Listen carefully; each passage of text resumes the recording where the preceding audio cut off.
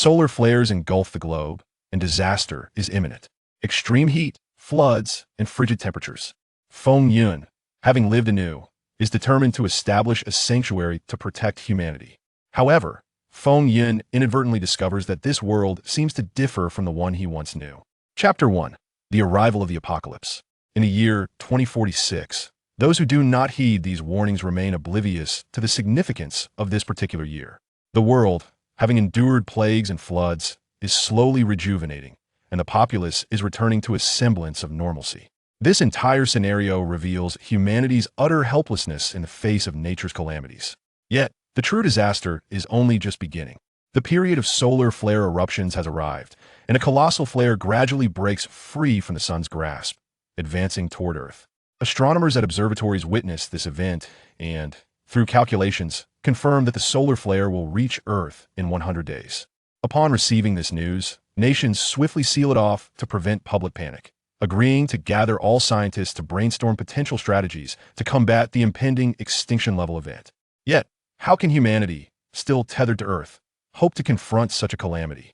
Thus, after extensive calculations and discussions, scientists propose a potential salvation for humanity: the construction of shelters. Large-scale refuges should be built underground or within mountains, as this is currently the only viable method of self-preservation. Nevertheless, several significant challenges arise. Can the shelters accommodate all of humanity? Do smaller nations possess the capacity to construct large-scale refuges? Is there sufficient time? This series of questions looms before everyone, troubling all minds. A video conference convened by the leaders of various nations is held in secrecy. Calculations indicate that the energy shockwave from the solar flare will directly impact the southern hemisphere of Earth, equivalent to the simultaneous detonation of 2 billion hydrogen bombs. This solar flare is expected to last 1 day, with subsequent effects potentially enduring from 10 to 50 years. Large shelters can be constructed underground, but they cannot accommodate all of humanity. The transportation and relocation of the populace will take too long. It is advisable to establish priority levels for entry into the shelters. Smaller nations lack the capability to build large shelters, and joint construction is recommended. This is the solution proposed by Nuwa and Zeus. Nuwa is the artificial intelligence of the Xia nation, while Zeus serves the Northern Alliance. It seems this disaster is unavoidable. It pertains to the survival of all humanity, remarked the leader of the Sea Nation, his expression grave. The proposal from the artificial intelligence is indeed difficult to accept. According to their calculations, if necessary, the majority of people must be sacrificed to preserve a small segment of human elites, awaiting the passage of the solar flare to allow humanity to rebuild civilization. "What shall we do?" inquired a well-dressed black man, beads of sweat forming on his brow. He understood the gravity of the situation, yet perhaps a miracle could occur. "Ladies and gentlemen, life and death rest in fate. This is our final opportunity," stated the chairman of the Northern Alliance before abruptly closing the video conference. The first to depart, he shattered the defenses within everyone's hearts. The video calls were subsequently terminated, leaving behind a few despondent leaders of smaller nations. The chairman of the Xia Nation ended the video conference and entered a grand meeting room. Everyone has arrived. Officials from all provinces and military leaders are present. Good, let us commence. Once the scientist's report was handed to the Grand Elder, orders were issued for all local officials to cease their work and board military transport planes to rush to the capital. Thus, the current meeting was convened. Those present whispered amongst themselves, none knowing why there was such urgency to summon all officials. As the Grand Elder took his seat, silence enveloped the room. "Ladies and gentlemen, humanity stands at its most perilous moment. The final 100 days have arrived. The shockwave from the solar flare will reach Earth in 100 days, and no one knows what the surface will become. Based on Nuwa's calculations, we aim to construct 50 large shelters within this time frame, each expected to accommodate 3 million people." The Grand Elder's words sparked an uproar. No one believed that the long-foretold apocalypse had arrived, and so soon, only 100 days away. The prospect that only 150 million could enter the shelters was even more astounding. "Grand Elder, do we really have to abandon the others? How can we forsake so many?" "Silence. I have stated that this is Nuwa's calculation. We will not abandon a single soul," the Grand Elder reassured, calming the crowd with fervent words. Orders were disseminated, and the machinery of the state began to operate. Although the news was sealed, the recent changes in the sun were observable through telescopes. In this digital age, nations' responses are difficult to conceal. Some hints leaked onto the internet, sparking intense discussion, but the news was swiftly deleted, inadvertently enhancing its credibility.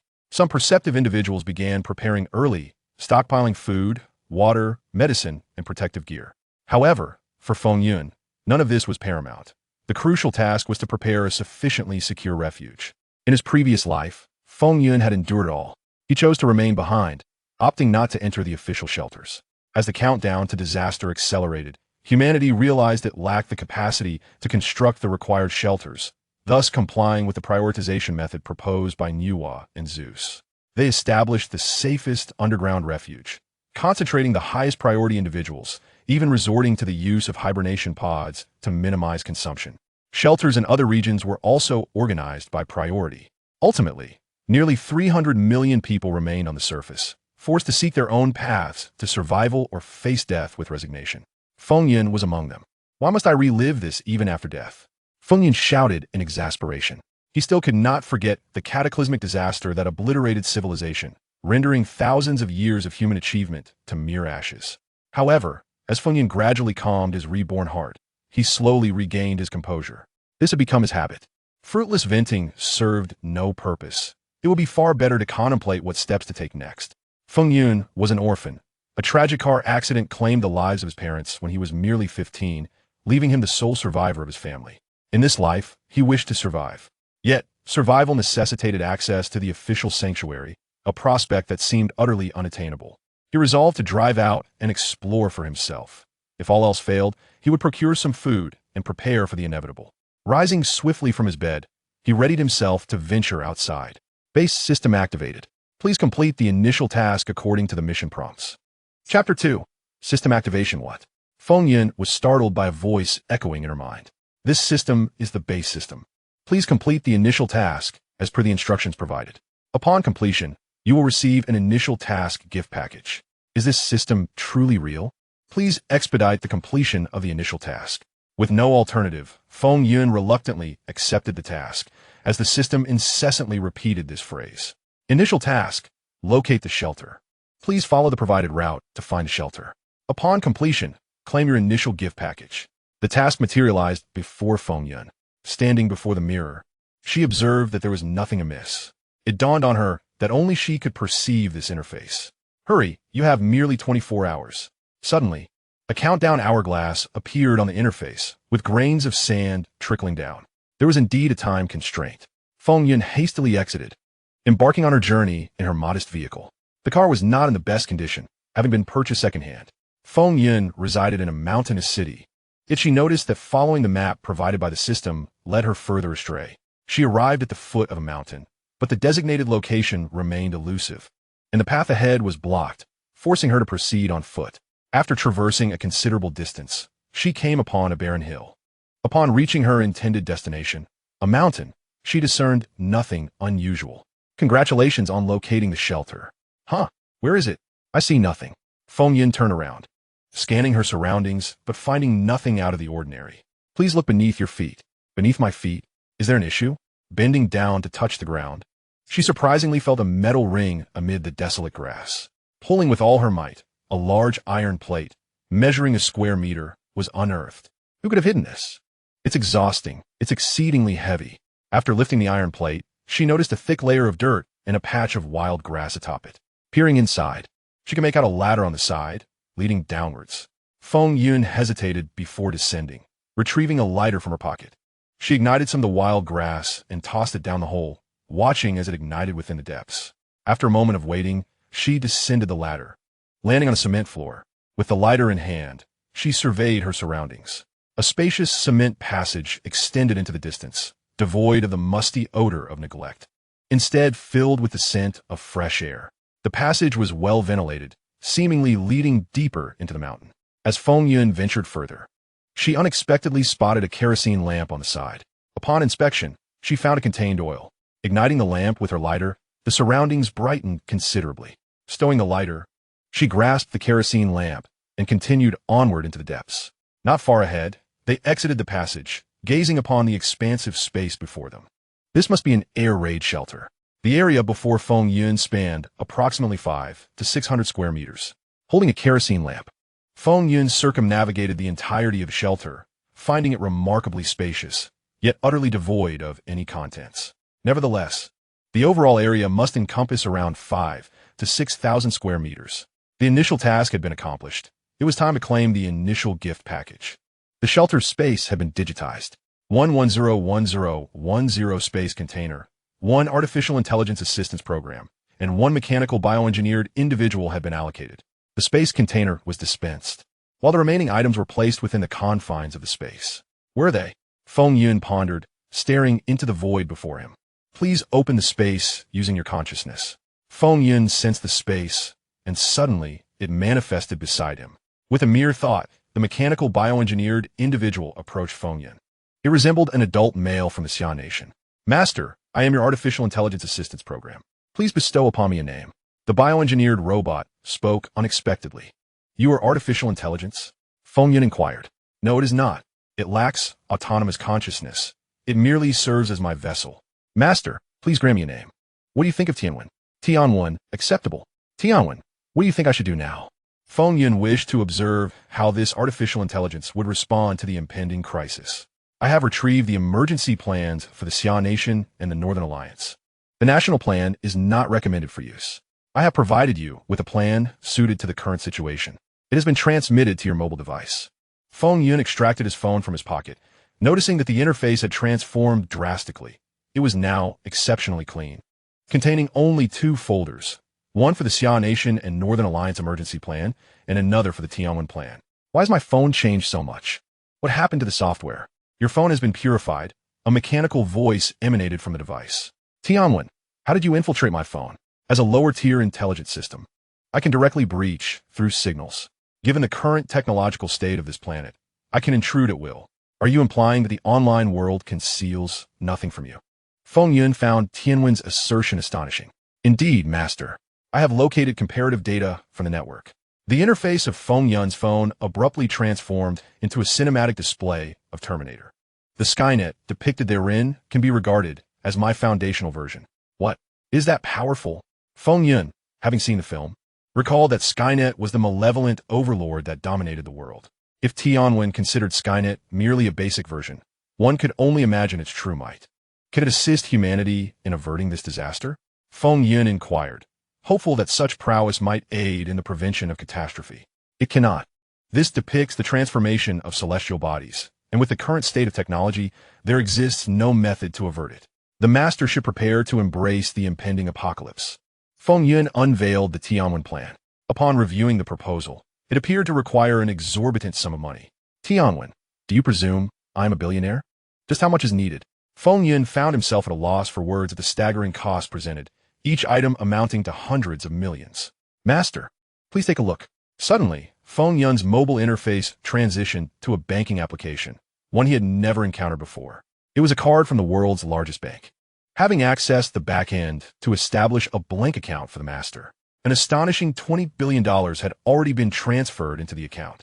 The interface then shifted back to a familiar one, the card he possessed for payroll purposes. The same empty account number now held $20 billion in funds. This won't be discovered, will it? For the first time, Feng Yun was astonished at how effortlessly wealth could flow, considering that a bank is deemed the safest haven. No, there'll be no issues. That's reassuring. Then let us proceed with the orders without delay. Understood, Master. A multitude of orders was dispatched, visibly diminishing the $20 billion displayed on the banking interface. Orders for long-term storable food, water, medicine, and various mechanical equipment were prioritized. Chapter 3. Resource Preparation.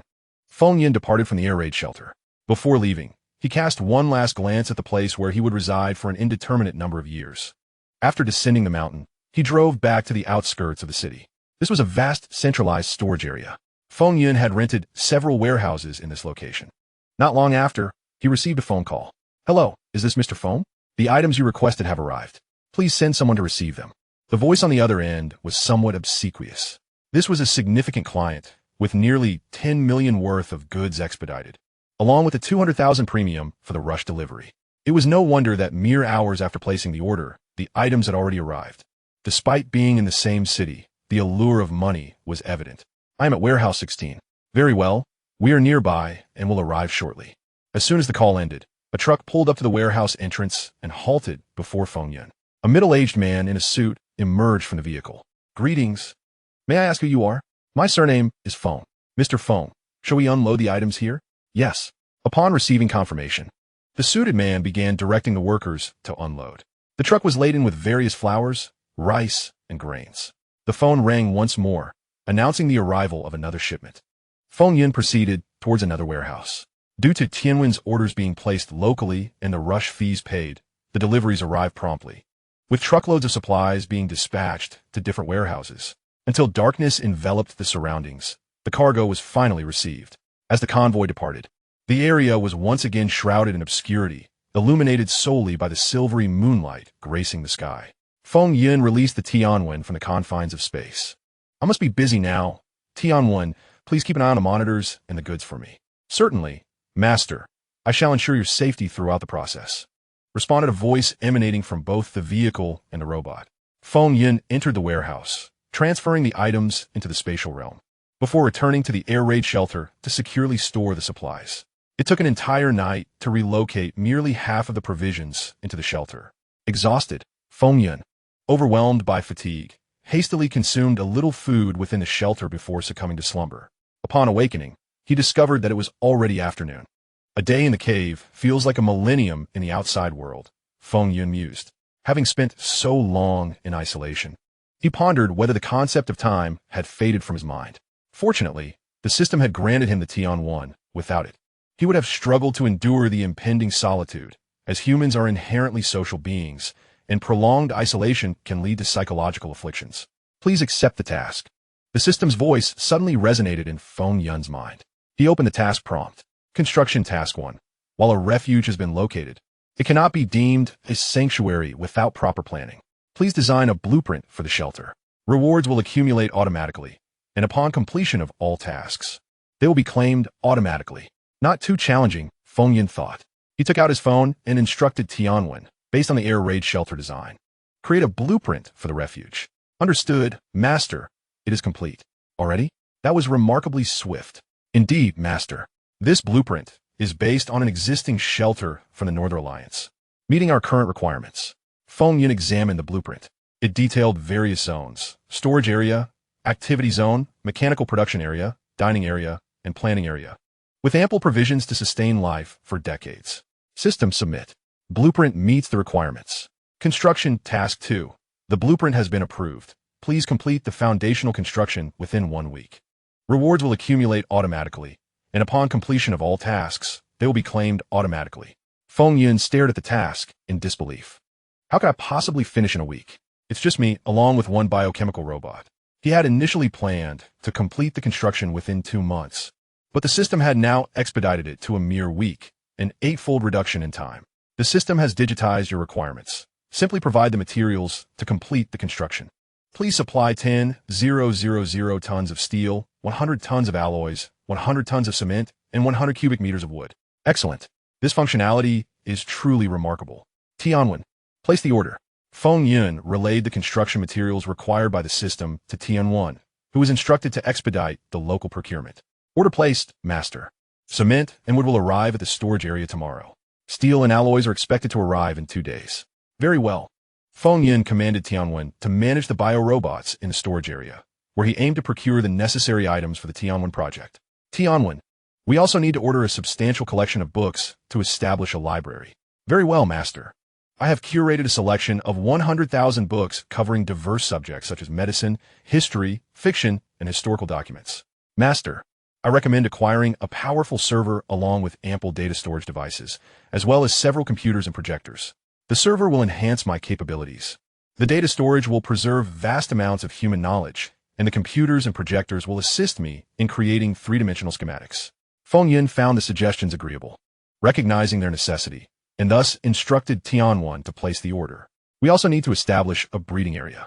Although we have procured a significant quantity of meat, raising some animals could enhance our vitality."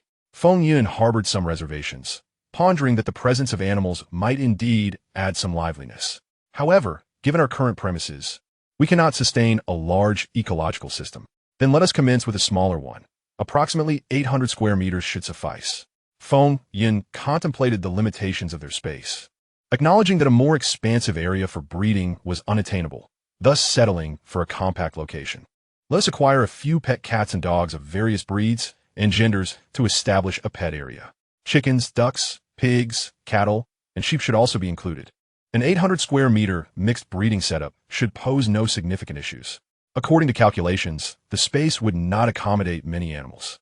Let us begin with what we can and proceed from there. Understood, I have arranged for the order.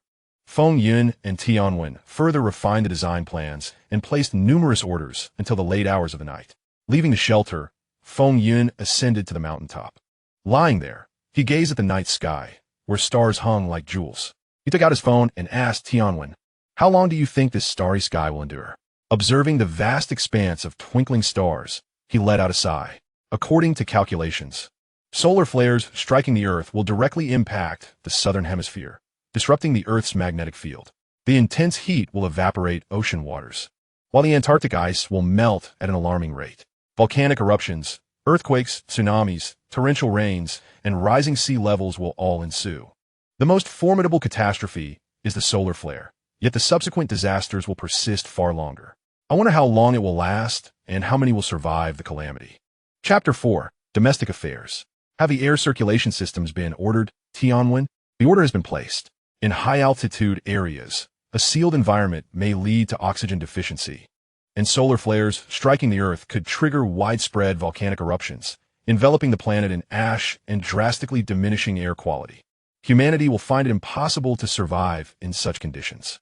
Once the refuge is established, it is imperative to completely isolate it from the outside world to prevent external air from entering. In the sanctuary, it is essential to establish an internal circulation of air to ensure the survival of its inhabitants. Having concluded the day, it is time for rest.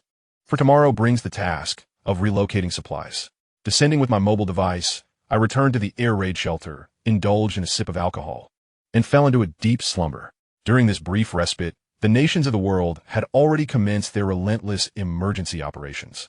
Yet in the summer country, a significant dilemma emerged. Constructing 100 large shelters within such a limited time frame was utterly unfeasible. After deliberation, it was determined to repurpose the subway systems across various regions. Subway stations will be transformed into expansive sanctuaries, utilizing the underground transit to expedite logistics. Concurrently, air raid shelters in different locales were activated. An abundance of mechanical exoskeletons was produced to assist in the construction efforts, and upon awakening, the labor commenced without pause. All reserve military personnel were urgently and discreetly summoned, engaging in identical tasks nationwide. Numerous scholars were also called upon to devise management strategies for the future inhabitants of these shelters. Meanwhile, museums were shuttered, their collections, testaments of history, preserved to accompany humanity into the sanctuaries. Factories received directives from the state to operate recklessly, prioritizing survival over environmental concerns. The machinery of the nation was truly set into motion. 2 days later, on a seemingly ordinary morning, despite the circulation of news online, it had yet to permeate the populace. At 8 o'clock, all devices connected to the network transformed to display a singular interface. This assembly was the culmination of discussions. Relying solely on the military was insufficient to construct the multitude of shelters and undertake the extensive preparatory work required. It became evident that faith in the people was paramount, and mobilizing the citizenry was essential to overcome this global catastrophe. No one could evade its grasp. Unity was imperative to weather this storm. Thus, a nationwide broadcast conference was convened. What is happening? My family's phones, tablets, and computers all display this same interface. Mine too. Even the building's screen outside reflects this. Is the Grand Elder? What has befallen him? His eyes are so red. An influx of comments flooded the screen. This was the first nationwide live broadcast, with the Grand Elder himself taking the stage. Citizens across the nation tuned in from the Capitol Assembly Hall, witnessing the state of those below, weary and fatigued. As the camera panned, it became apparent that the attendees, once vibrant, now bore the signs of exhaustion, their eyes reddened and disheveled. Though their garments appeared clean, it was clear that their owners were profoundly worn. Is that my teacher? Just days ago, the police took him away, and I thought something dire had occurred. Little did I know he had been brought to the assembly hall. Teacher, teacher. As the scene shifts, we find ourselves before the elder, who, along with his compatriots, has endured 2 sleepless days and nights. Their unwavering commitment to convene here is fueled by a singular purpose: the future of the people. Following extensive deliberations, the highest order has now been proclaimed. Henceforth, the national military shall assume control over all matters. The website is fully operational, and all individuals are required to log in and accurately submit their personal information. All reservists are hereby integrated into the regular armed forces, which have already been deployed across various regions to collaborate with the police in maintaining public order. The website has been installed on everyone's mobile devices. Adherence to its management protocols is now imperative. Individuals are urged to remain in their current locations and to comply with directives from local authorities. Those wishing to return home should refrain from carrying any belongings and should follow the transportation arrangements outlined by the website. Employment opportunities will be assigned based on individual work experience. All factories are transitioning to a continuous 24-hour operational mode, and compliance with the website's work directives is mandatory. The elder delivered a lengthy address, allowing the populace a moment to process the gravity of the situation. The website has been integrated with supercomputing capabilities. Yet an overwhelming flood of comments continues to inundate it. What is transpiring? Is there an impending crisis? Are we on the brink of a world war? Is the apocalypse upon us? The recent online reports appear to hold truth. What role can we, in the financial sector, play? Shall we resort to manual labor? The barrage of comments persisted. All banks have ceased operations and monetary assets have been converted into points within individuals' accounts on the website. All high-speed trains, railways, and flights have been suspended, with the government assuming full control. The military is overseeing all venues. Strict adherence to discipline is expected. No vehicles may obstruct city thoroughfares. The website, aptly named Hope, is under the direct oversight of NUWA. Citizens are urged to maintain discipline. Further wartime directives have been dispatched to every user's inbox. Temporary wartime legislation has also been issued and sent to personal email accounts. Ultimately, this situation pertains to the survival of humanity. The elder rose and bowed, his gaze piercing through the camera, his bloodshot eyes resonating deeply within every heart. As the video concluded, a palpable shudder swept through the viewers. In immediate response, many hastily logged onto the Hope website, especially those far from home, eager to secure tickets for the swiftest return to their families.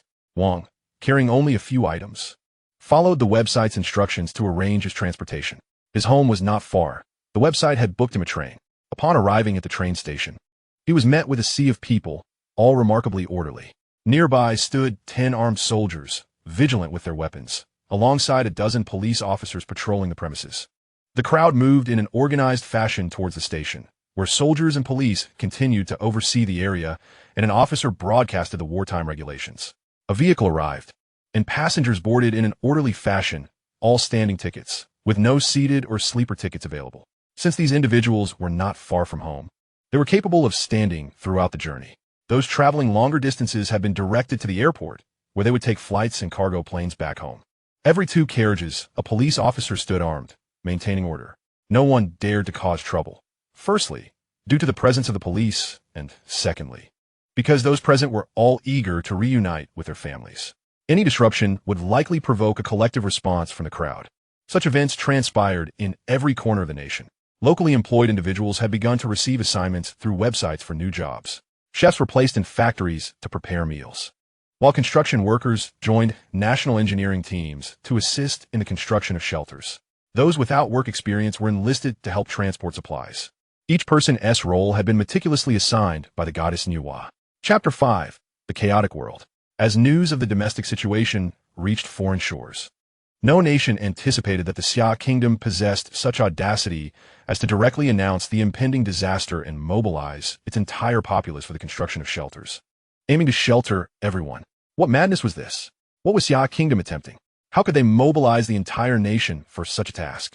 Why couldn't our own country do the same? Protests had already begun in our nation, yet it seemed the government only catered to the wealthy, neglecting the rest of us. Our streets were rife with robbery and murder. Just last night, I had stolen a considerable amount of goods, and with the government indifferent to our plight, we were left to fend for ourselves. On global platforms, citizens of various nations were refreshing their feeds with comments. Although the government sought to conceal the imminent disaster, many had observed the sun's anomalies through telescopes and swiftly disseminated the information online. Despite the government's attempts to delete these reports, the flow of information could not be staunched. Numerous countries, lacking the capacity to establish shelters to protect their citizens, were forced to abandon the majority of the populace, retaining only the elite to confront the forthcoming calamity, with hopes of rebuilding their nations post-disaster. However, no one could endure the feeling of being forsaken by their government, and their simmering anger swiftly transformed into action.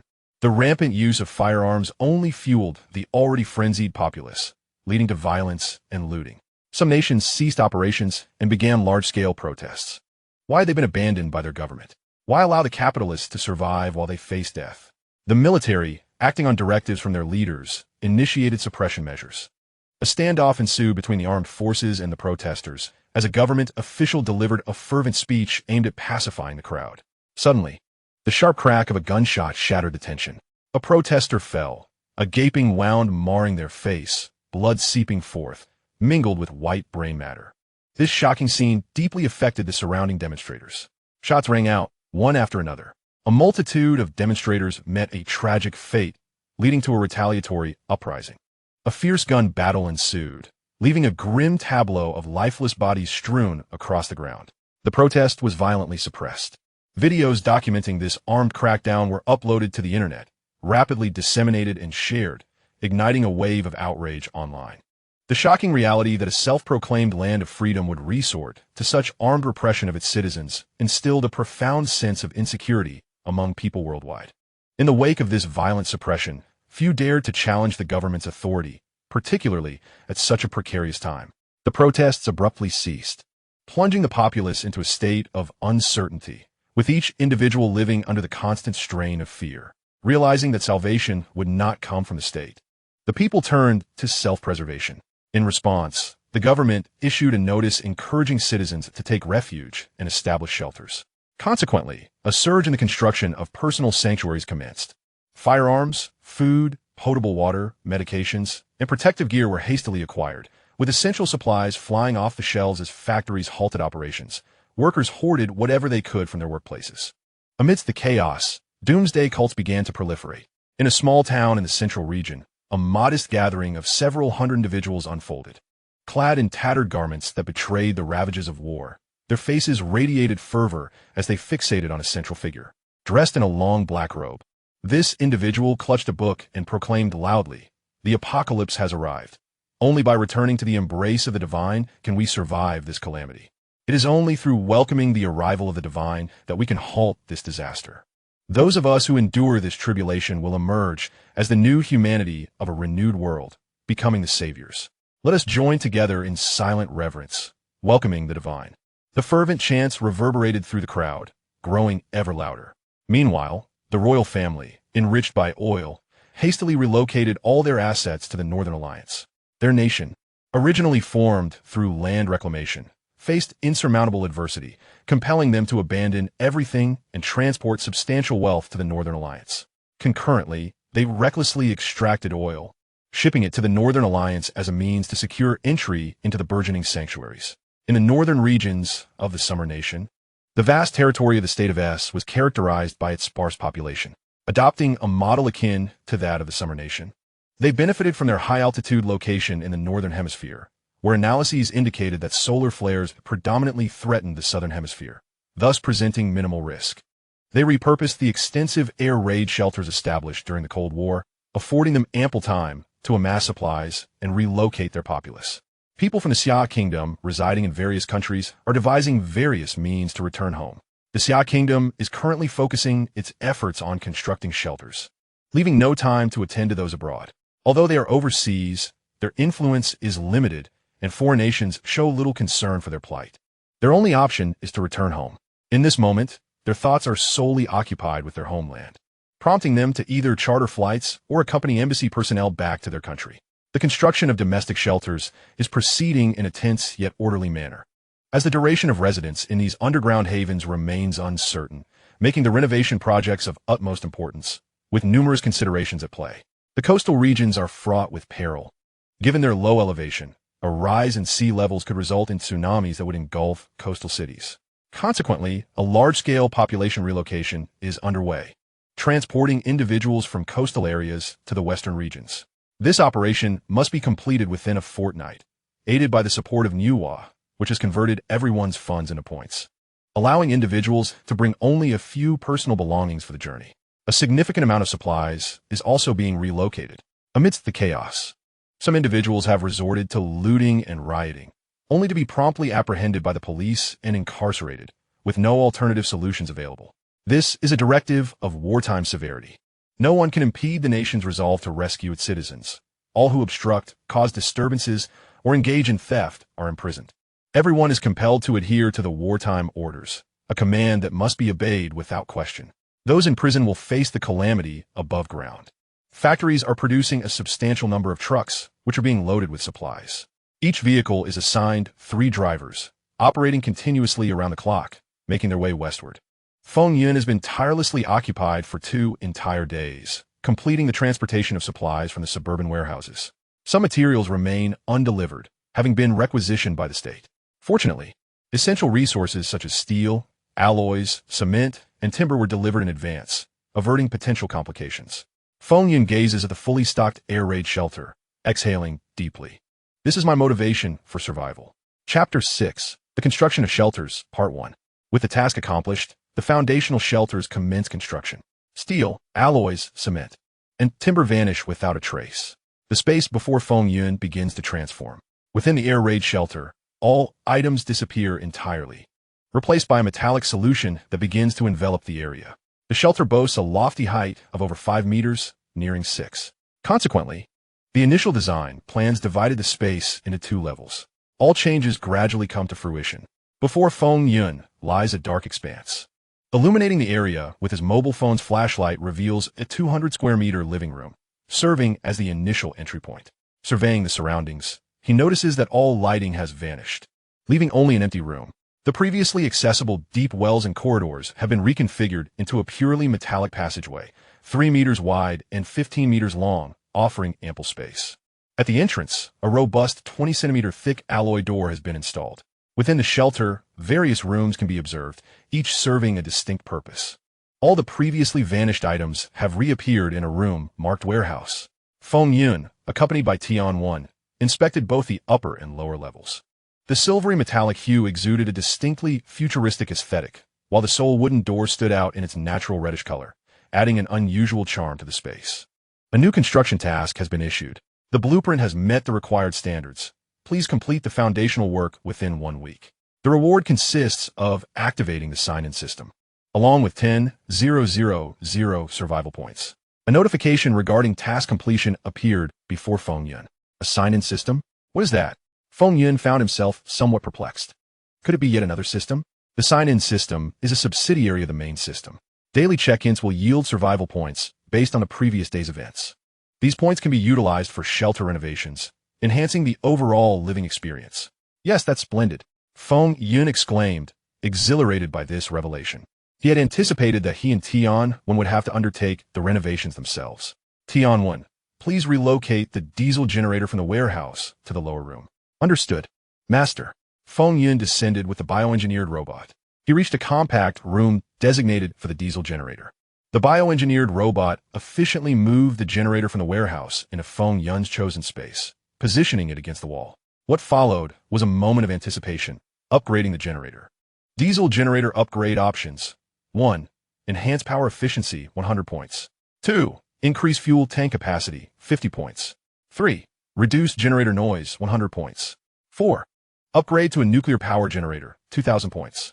Feng Yun was immediately captivated by the 4th option, given the scarcity of diesel and gasoline. Transitioning to nuclear power would indeed be advantageous, energy efficient, and capable of generating substantial power. 4th option, upgrade to a nuclear power generator. A radiant white light enveloped the diesel generator, and once it faded, the generator appeared transformed, its size reduced by half, now a blend of dark hues and silver. Shall we test it first? Feng Yun felt a surge of excitement. After all, such generators were typically the stuff of science fiction, with no successful prototypes existing in reality. Let us first establish all the wiring for the shelter, he instructed the system. Shelter electrical upgrade options. 1. Complete wiring and connections for all rooms, 200 points. 2. Establish a battery storage system, 150 points. 3. Build a distribution room, 100 points. That is quite expensive. The nuclear generator costs only 2,000 points. Yet these 3 upgrades total nearly 500 points. Feng Yun suddenly recalled a matter. Among the supplies he had stored were items that could potentially be procured at a lower cost. Tion 1, please bring over the electrical wires, distribution boxes, sockets, batteries, and the like. Yes, master. Shortly thereafter, a substantial array of items was brought forth and placed before Feng Yun. Upon reviewing the plans, he found, as he had anticipated, that the required survival points had indeed diminished. The upgrade proposal for the shelter's electrical system included 1. Completing the wiring and connections in all rooms, 100 points. 2. Establishing a storage battery, 100 points. 3. Creating a distribution room, 50 points. Splendid. All plans were executed. Feng Yun's survival points decreased by 250. Once again, a radiant white light emerged. Soon, the light faded, signaling the completion of the upgrades. Beside the nuclear generator, a battery appeared, designed to store electrical energy. Should the generator encounter any issues, it could supply power directly. Several distribution boxes materialized on the walls, each managing multiple rooms while leaving some spare capacity. Next, it was time to install the lights. Currently, illumination relied on the light emitted from the mobile phone in Feng Yun's hand. Tion 1, please install the lights. Feng Yun instructed Tion 1 to undertake the installation while he prepared to activate the generator. Moreover, climbing a ladder to install lights was unnecessary for a robot. This exemplified true resourcefulness.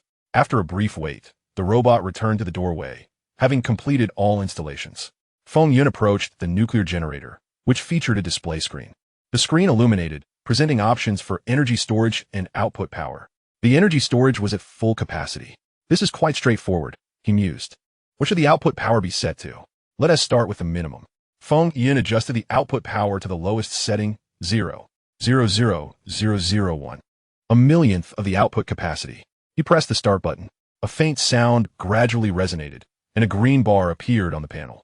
Suddenly, all the lights illuminated. Feng Yun shut his eyes, overwhelmed by the abrupt brightness, which was somewhat blinding. Slowly, he opened his eyes, acclimating to this illuminated world. The white light indeed complemented the metallic walls, imbuing the room with a distinctly sci-fi ambience. The red light on the battery lit up, initiating charging mode. It would automatically disconnect once fully charged and seamlessly integrate into the power supply when genuinely needed.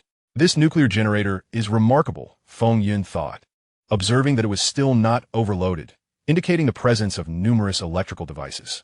As he watched the green bar on the generator begin to turn slightly red, he understood this signified that a significant amount of power was in use. When it turned completely red, the generator would automatically cease operation. Let us establish the network as well. Feng Yun directed Tion 1 to bring over a compact independent network base station. Upgrade the network base station. 1. Autonomous network, 100 points. 2. Enhanced signal strength, 20 points. Chapter 3. Expansion of signal coverage of course. All options were selected. The white light enveloped the small network base station, dispersing into the surroundings. Feng Yun connected the network base station to the power supply. Then picked up his phone once more to disconnect from the current satellite network and connect to the most potent network available. This network boasted a remarkable speed of 30 gigabytes per second, a veritable leap compared to the previous one. Feng Yun attempted to refresh a web page, and it transitioned instantaneously. Impressive. Give it a try, Tianwen. The network had transformed, achieving a speed increase of 50-fold compared to before. Next, it was time to prepare for downloads. Yes, master. Chapter 7. Construction of the Sanctuary. Part 2. Feng Yun turned away from the newly constructed distribution room and approached the entrance of another room. This room spanned approximately 1,000 square meters, an ecological park that Feng Yun had expanded upon after discussions with Tianwen. The lighting consisted of strip lamps, and the ceiling was adorned with several ventilation ports. The rest of the space was largely barren. Feng Yun had removed all the earth and trees that had previously been stored within. The originally empty room was now covered with a layer of soil around 70 to 80 centimeters thick. It appeared that reliance on the system was essential, as there was not much height remaining. The previous air raid shelter had been nearly 6 meters tall, divided into 2 layers of thickness, each about 2.5 meters. Now, after adding the 70 to 80 centimeters of soil, only about 1 meter and 70 centimeters remained. If Feng Yun were to enter, he would need to bend down. Upgrading the ecological park. 1. Area doubled, 600. 2. Height increased by double, 503. Air circulation system, 204. Perfectly planned zoning, 150. The air circulation system was unnecessary. It could simply connect to the overall air circulation system. However, It seemed prudent to postpone the ecological park for last. Otherwise, the other rooms would be compromised. All other proposals were essential. A burst of white light enveloped the entire room. Once the light faded, Feng Yun approached the entrance.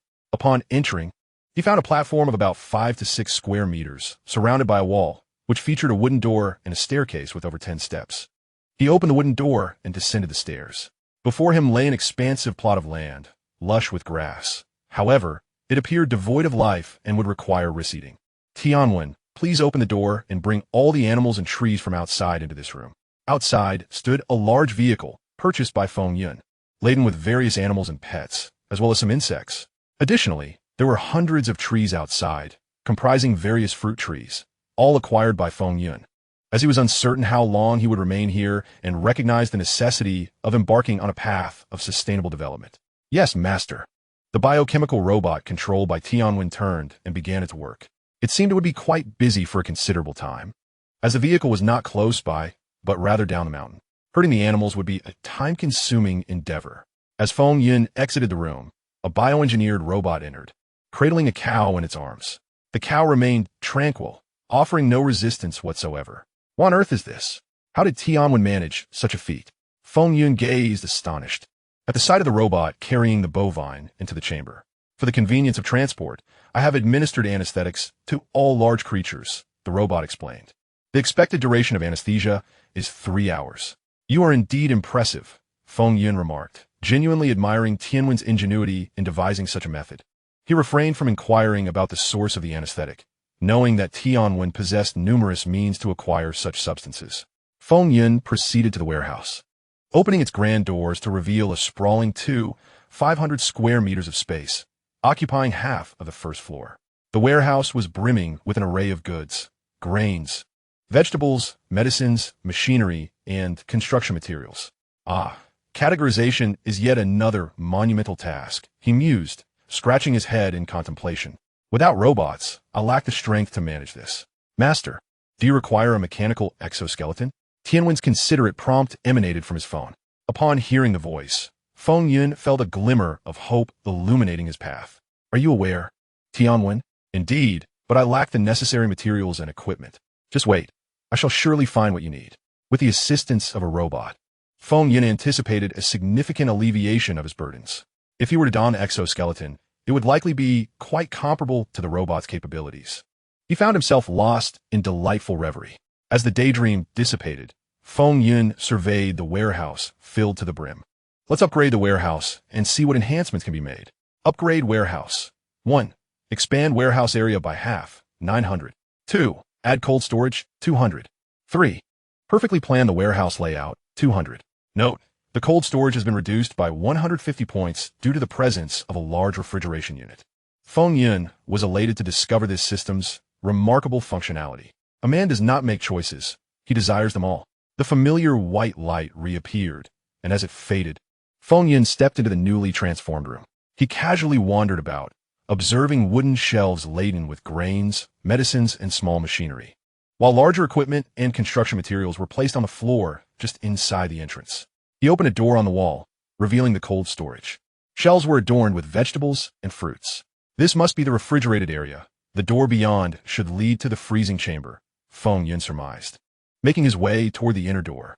Upon opening it, a rush of frigid air enveloped him. This was indeed the freezing storage, containing an assortment of meats. After closing the door, he departed from the cold storage. Another substantial power consumer. Splendid, he mused as he exited the warehouse and glanced at the power distribution room, where the green indicators on the nuclear generator's display were still gradually turning red. The power generation rate of this device is exceedingly high, isn't it, my dear master? This generator, when fully operational, is projected to supply the entire province's electricity. Indeed, that seems rather excessive. Let us proceed with our tasks. Feng Yun departed from the distribution room, pondering what was urgently needed at this moment: the air circulation system, the water source circulation system, and the geothermal system. These three aspects are currently of utmost importance. Let us prioritize upgrading the water source, for water not only facilitates oxygen production, but also serves for heating purposes. Thus, it is settled. Let us begin moving the equipment. Feng Yun ventured to the warehouse to commence the transfer of supplies.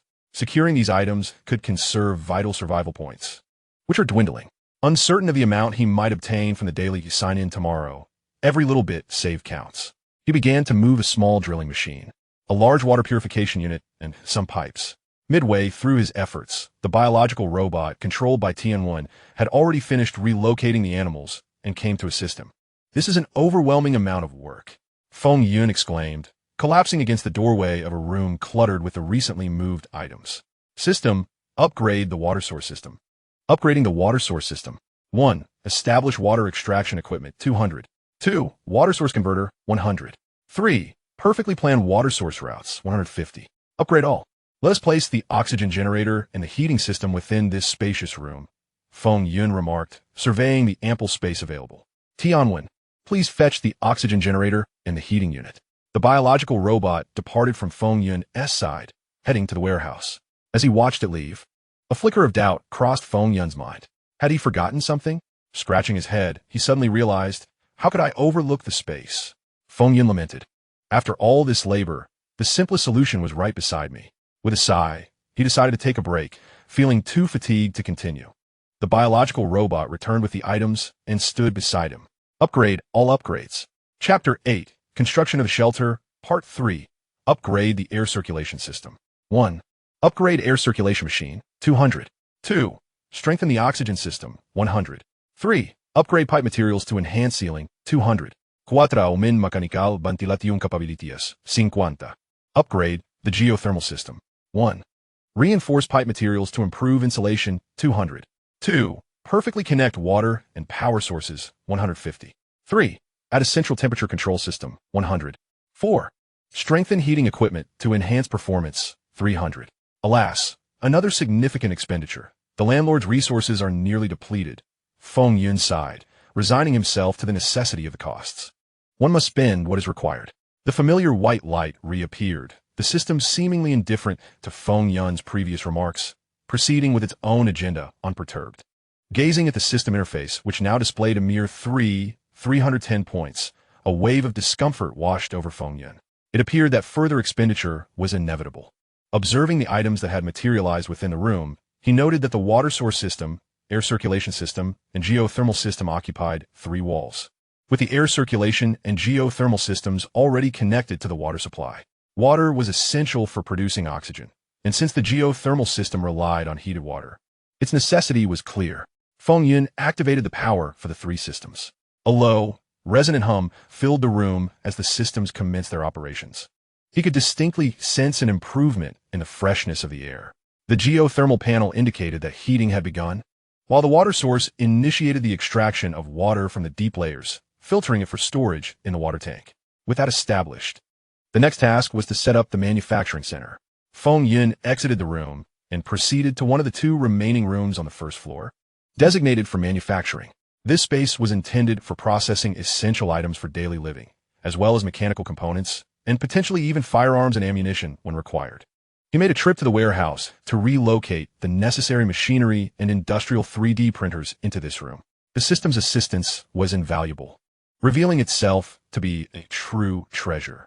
Prior to the system's existence, Feng Yun had contemplated installing these machines himself, believing that every man was a craftsman at heart. However, with the system now in place, the task became far more appealing. He contemplated upgrading the manufacturing workshop. 1. Enhance intelligent management mode, 200 points. 2. Increase manufacturing efficiency, 200 points. 3. Upgrade to a universal printer, 1000 points. Note, the third option is reduced by 800 points due to the provision of the necessary items. Feng Yun scrutinized the 3 options. The first, intelligent mode, was redundant since he possessed Tian-1, which rendered any additional intelligence unnecessary. The second option was straightforward and clear. As for the third, he already had a universal printer. Should he take a gamble to discover what the third item entailed? He decided to upgrade both the second and third options. A radiant white light enveloped all the machinery he had moved into the room. When the light dissipated, a massive machine, occupying an impressive 15 square meters, stood before him. What was this? Feng Yun approached the colossal device. It was a universal printer, a basic version of the machine, capable of manufacturing items directly from input design blueprints and corresponding materials. Suddenly, an electronic mechanical voice startled him. What a fright, Tianwen! Are you referring to this machine? Do you recognize it? Indeed, I have the model and data stored in the archives of the North Alliance's laboratory, though no finished product exists. Are you implying that this machine is merely a data model and has yet to be manufactured, and that this one is the first of its kind? Precisely. It seems we must venture out to gather some materials. Feng Yin turned to leave, devoid of any resources at hand. Upon reaching the hall, he surveyed his surroundings: the distribution room, the manufacturing workshop, the warehouse, the ecological garden, the water source room, and an empty chamber. His gaze briefly swept past the vacant room, which he had reserved for vegetable cultivation. Presently, he had a sufficient stock of fresh vegetables, enough to sustain him for 5 or 6 months. Within the warehouse, a vegetable vacuum dehydrator awaited, capable of dehydrating vegetables that had not been stored for long, thereby extending their shelf life. The only remaining area on the first floor was the main entrance. After undergoing significant renovations, the entrance had transformed into a formidable alloy door, 3 meters wide, 3 meters high, and 20 centimeters thick. However, whether this door could withstand a shockwave remained uncertain. He could only hope the system might offer a more effective solution. Walking along the corridor, he arrived before the grand entrance, which opened inward. Feng Yin exerted all his strength in an attempt to push it open, but to no avail. He stepped aside, allowing the biorobot to advance, and pull the door ajar. As the door gradually opened, the lingering twilight painted the sky, heralding the imminent descent of the sun. Feng Yin marveled at the picturesque view, pondering how many more days he might witness such beauty. Humanity had thrived on Earth for countless years, yet everything seemed poised to return to its origins. The fate of the surface and its remnants remained uncertain. Nature's creatures had existed for hundreds of millions of years. After this event, how many would remain? And how many new species might evolve to adapt to a transformed world? With a sigh of contemplation, Feng Yin returned his focus to his own existence. He did not consider himself particularly noble. Were it not for the system, he might still be living a precarious life. He resolved to live his life to the fullest. System, upgrade the door. The options presented were: 1. Add intelligent operation mode, 50 points. 2. Enhance the door's heat-resistant materials, 300 points. 3. Increase concealment, 200 points. He opted for all upgrades, relinquishing 500 survival points. The door commenced its upgrade process. Upon completion, the exterior of the door exhibited a marked transformation, resembling stone and earth. Feng Yin instructed the robot to remain outside as he stepped inside. After surveying his surroundings, he discovered a black button on the sidewall and pressed it. The door slowly closed, now equipped with 2 additional mechanical transmission devices on its reverse side. Feng Yin activated his phone, instructing Tianwen to access the biorobot's eye camera. Through the lens, he observed that the securely closed door blended seamlessly with the exterior, making it nearly undetectable to any outside observer. All set, Feng Yin reopened the grand door, allowing the robots to enter, and then closed it once more. He guided the robots to the ecological garden, where various animals frolicked joyfully. After a prolonged period of confinement, the sight of such an open space naturally brought a sense of delight. The previously anesthetized animals had regained consciousness. Pigs, cows, sheep, chickens, ducks, geese, cats, dogs, birds, along with a few released ants, squirrels, and earthworms, among others. Additionally, 2 unopened beehives were placed on the platform just inside the entrance. Tianwen, he instructed, let's plant grass seeds and fruit trees. Then procure some grass to feed them and place the beehives atop the trees, opening them thereafter. For the time being, the cats and dogs would remain in this space until the pet area was constructed, at which point they would be relocated. Chapter 9. Construction of the Sanctuary, Part 4. Feng Yin proceeded to the warehouse, gathering various necessary items from the second floor into his spatial compartment. Ascending to the second floor, he found it lacked expansive rooms, being predominantly comprised of smaller chambers, each ranging from 100 to 300 square meters. Feng Yin discovered the kitchen, extracting the items from his spatial compartment. The refrigerator, steamer, dishwasher, cabinets, and dishes were all meticulously arranged in their designated places. After leaving the kitchen, Feng Yin entered the bedroom. After toiling for 2 to 3 days, he finally had the opportunity to lie down and rest. The bed, measuring 2 by 2.2 meters, boasted a soft and resilient mattress. It was indeed a comfort. As he reclined on the bed, a satisfied sigh escaped his lips. Yet, there remained much to do. The tasks were far from complete. Struggling to rise from the bed, he retrieved the wardrobe along with some clothing. I need to use the restroom, he thought, having held it for quite some time. Feng Yin made his way to the bathroom. Upon entering, he was greeted by a 10-square-meter bathing area, complete with a shower system, toilet, and wash basin. The hot water required for the sanctuary was independently heated by a geothermal system, utilizing a source of water that had been purified through circulation, rendering it suitable for bathing. The toilet was equipped with intelligent features, its drainage connected to the ecological garden, allowing Feng Yun's biological waste to be directly channeled for the benefit of plant growth. This bathroom was quite spacious. Feng Yun surveyed the wide expanse of the restroom. After attending to his needs, he moved into an expansive room that would become the core area of his sanctuary. This space was destined to be the new abode of Tianwen. Feng Yun extracted all remaining equipment from his spatial compartment: computers, projectors, AR projectors, blade servers, storage devices, and a large LCD screen. The moment these devices emerged, they occupied a significant portion of the room, particularly the several blade servers that took up the most space. System, upgrade, he commanded. Upgrade the data center. 1. Upgrade to a small-scale supercomputer, 1000. 2. Upgrade the intelligent management system, 1000. In order to enhance the storage capacity, an expenditure of 200 points is necessary. However, I find myself lacking such resources with only a little over 500 points remaining. I almost forgot about Tianwen. Upon retrieving my phone, I noticed that the system had undergone some modifications. The options available for upgrading the data center are as follows. 1. Upgrade to a small-scale supercomputer, 1000 points. 2. Upgrade the intelligent management system, 300 points. 3. Enhance storage capacity, 200 points. These adjustments would reduce my expenditure by 700 points, which would suffice. After these upgrades, I would be left with less than 100 points, adequate for managing various tasks. Night has fallen, and I am uncertain how many survival points I might accrue upon signing in tomorrow. System, proceed with all upgrades. A brilliant white light enveloped the entire room as I stepped out. I observed similar luminescence emanating from other rooms, indicating a comprehensive upgrade of the entire shelter.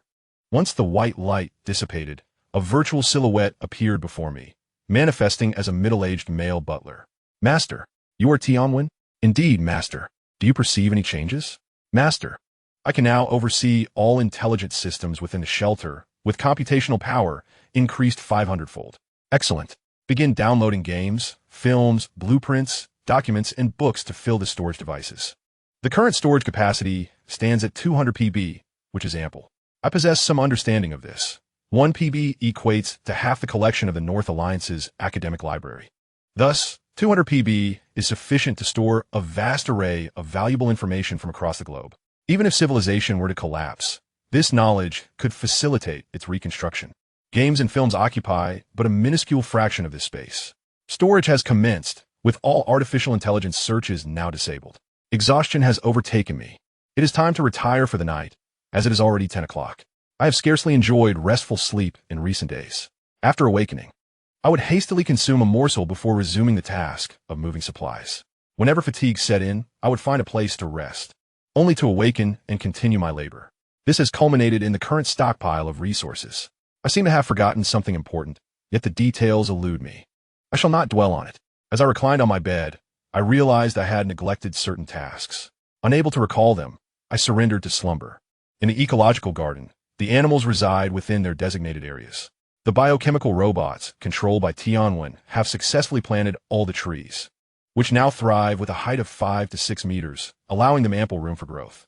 The lighting on the ceiling, regulated by Tianwen, simulates a day-night cycle, while sprinklers replicate the rain to assist in watering the trees. The steel plates beneath the surface of the ecological garden have vanished during the upgrade process, allowing water to permeate the ground completely, enabling the roots of the trees to anchor deeply into the earth. Under the diligent guidance of Tianwen, the robot has gathered an abundance of verdant grass from the exterior, while also retrieving 2 bags of corn along with some dog and cat food from the warehouse for nourishment. Within the ecological park flows a meandering river, meticulously regulated by the water source system. The bees have departed from their hive in search of sustenance, aided by nearby trees sourced directly from the surrounding mountains and the blossoming flowers that provide ample food for them. The supercomputers in the data center have commenced operations, initiating downloads under Tianwen's supervision. With a formidable download speed of 30 gigabytes per second, they are well equipped to handle the deluge of data. The more pressing challenge lies in locating the necessary information, a task Tianwen finds trivial. The current network presents itself as a vast, uncharted territory for Tianwen, imperceptible to both Niwa and Zeus, whose primary concerns are focused on the looming disasters. In the external world of the Xia kingdom, the entire western region has plunged into a phase of extensive construction. The incessant influx of population has rendered personnel management increasingly arduous, yet with Niwa's assistance, order is maintained. Originally constructed large-scale air raid shelters and tunnels in the mountains are undergoing expansion toward the depths of the hills, though primarily through renovation. Subway stations and underground parking facilities beneath buildings are also undergoing reconstruction. Niwa has assumed control of the national supercomputers to aid in the construction efforts. While personnel are moving in an orderly fashion, the relocation has encountered challenges, as some individuals are reluctant to part from their homeland, wishing instead to remain in their native villages. In consideration of these individuals, and upon Niwa's counsel, the state has provided blueprints for small-scale shelter construction, enabling those unwilling to venture far to create their own havens for self-preservation. This group includes a significant number of elderly individuals whose mobility is compromised, as well as critically ill patients in hospitals. They occupy the lowest tier in Niwa's rescue plan, which prioritizes the well-being of the populace. Thus, when necessary, Niwa may choose to relinquish those unable to contribute to the continuity of humanity. Niwa's human legacy plan is as follows. First tier, scientists, scholars, and key national officials. Second tier, social elites. Third tier, young and middle-aged adults. Fourth tier, children. Fifth tier, the elderly and the infirm. Exile tier, social offenders. Chapter 10, the city. The following morning, Feng Yun awoke leisurely from his slumber, experiencing one of the most restful nights in recent days. Master, please proceed to wash up. Mouthwash and face wash have been prepared for you. Breakfast is also being readied. The image of Tianwen appeared within the room, still adorned in the attire of a butler. Were it not for the impending disaster, this would indeed be the epitome of a blissful life. Feng Yun felt profoundly content with this existence, having a personal butler to attend to all his needs. He rose and began his morning routine. As he approached the kitchen table, the biomechanical robot brought forth breakfast, milk and sandwiches, a delightful fare indeed. Thank you for your commendation, Master, it replied. Perhaps we should stick to Chinese cuisine for the 3 meals henceforth. I find this fare rather unaccustomed. Upon uttering these words, Feng Yun suddenly pondered, am I being inconsiderate? How many remain unfed? With that thought, he fell into silence, quietly consuming his breakfast. After the meal, the biomechanical robot collected the cups and bowls, placing them into the dishwasher before standing beside Feng Yun. System, check in, he commanded. Establishing a shelter grants 500 survival points. Creating a perfect ecosystem awards 300 survival points. Establishing a complete water and electricity system rewards 300 survival points. Constructing comprehensive storage space yields 200 survival points. Implementing an intelligent management system provides 200 survival points. Daily check-in grants 50 survival points. Today's total check-in has amassed 1550 points. Quite a sum, yet I suspect this can only be claimed once. Tomorrow's yield will diminish. Feng Yun contemplated as he examined the system's check-in list. He could only hope to discover new means of acquiring survival points. Otherwise, he would be reliant on the fixed 50 points from daily check-ins. With a current total of 2,000 survival points, he realized it was time to venture out. The shelter was still lacking many essentials. Upgrading could wait for now, as it was prudent to conserve his survival points. Uncertain of the outside world's current state, Feng Yun had been confined to the shelter for 2 days, with conditions outside changing rapidly, gleaned only through his phone. His shelter still required various items, prompting him to seek them outside. Tianwen, manufacture a small crossbow, complete with 50 arrows. These would serve as a means of defense. For the unknown dangers that might lurk beyond were a constant threat. It was always wise to be prepared. Of course, firearms would be ideal, but without gunpowder, bullets are rendered useless. Without ammunition, what distinction remains between a gun and a mere stick? Moreover, firearms are prohibited domestically, despite the current tumultuous times. Possessing a weapon would only heighten tensions. He could not afford to be imprisoned at this juncture. Understood, Master. Completion is anticipated within 5 minutes, Tianwen responded. Overseeing all equipment within the shelter, including the universal printer, the biomechanical robot placed steel into the printer's feed, which would fabricate all necessary parts according to the blueprint, to be assembled by the robot. Once Feng Yun had donned casual attire and slung a backpack over his shoulders, he descended to the lobby where the biomechanical robot awaited. Upon receiving the crossbow, approximately 40 centimeters in size and somewhat weighty, he found it manageable with one hand. Stepping outside, he was greeted by the sun hanging high in the sky. He fitted the arrow onto the bow and aimed at a tree 50 meters away. With a sharp twang, the arrow veered off and struck a nearby tree instead. It seemed that this crossbow required further enhancement. Feng Yun glanced at the system interface, displaying over 2,000 points. It was a trivial matter. He decided to upgrade the crossbow. 1. Auxiliary infrared sighting, 20 points. 2. Rapid fire capability, 30 points. 3. Material enhancement, 50 points. He opted for all upgrades, for his safety was paramount and warranted meticulous attention. With a deduction of 100 survival points, the crossbow transformed into a sleek ebony hue, and a small black box, designed for arrow storage, appeared beneath the bow's arms. A cylindrical scope was affixed atop the bow. Feng Yun loaded 5 arrows and recalibrated his aim at the same tree. With a decisive release, one arrow struck true, embedding a third of its length into the bark. Then, with a flurry of presses on the trigger, the remaining 4 arrows found their mark as well. With everything in place, he prepared to set off. Retrieving the arrows from the tree, he proceeded down the mountain with the biorobot. The robot operated the vehicle, while Feng Yun occupied the passenger seat.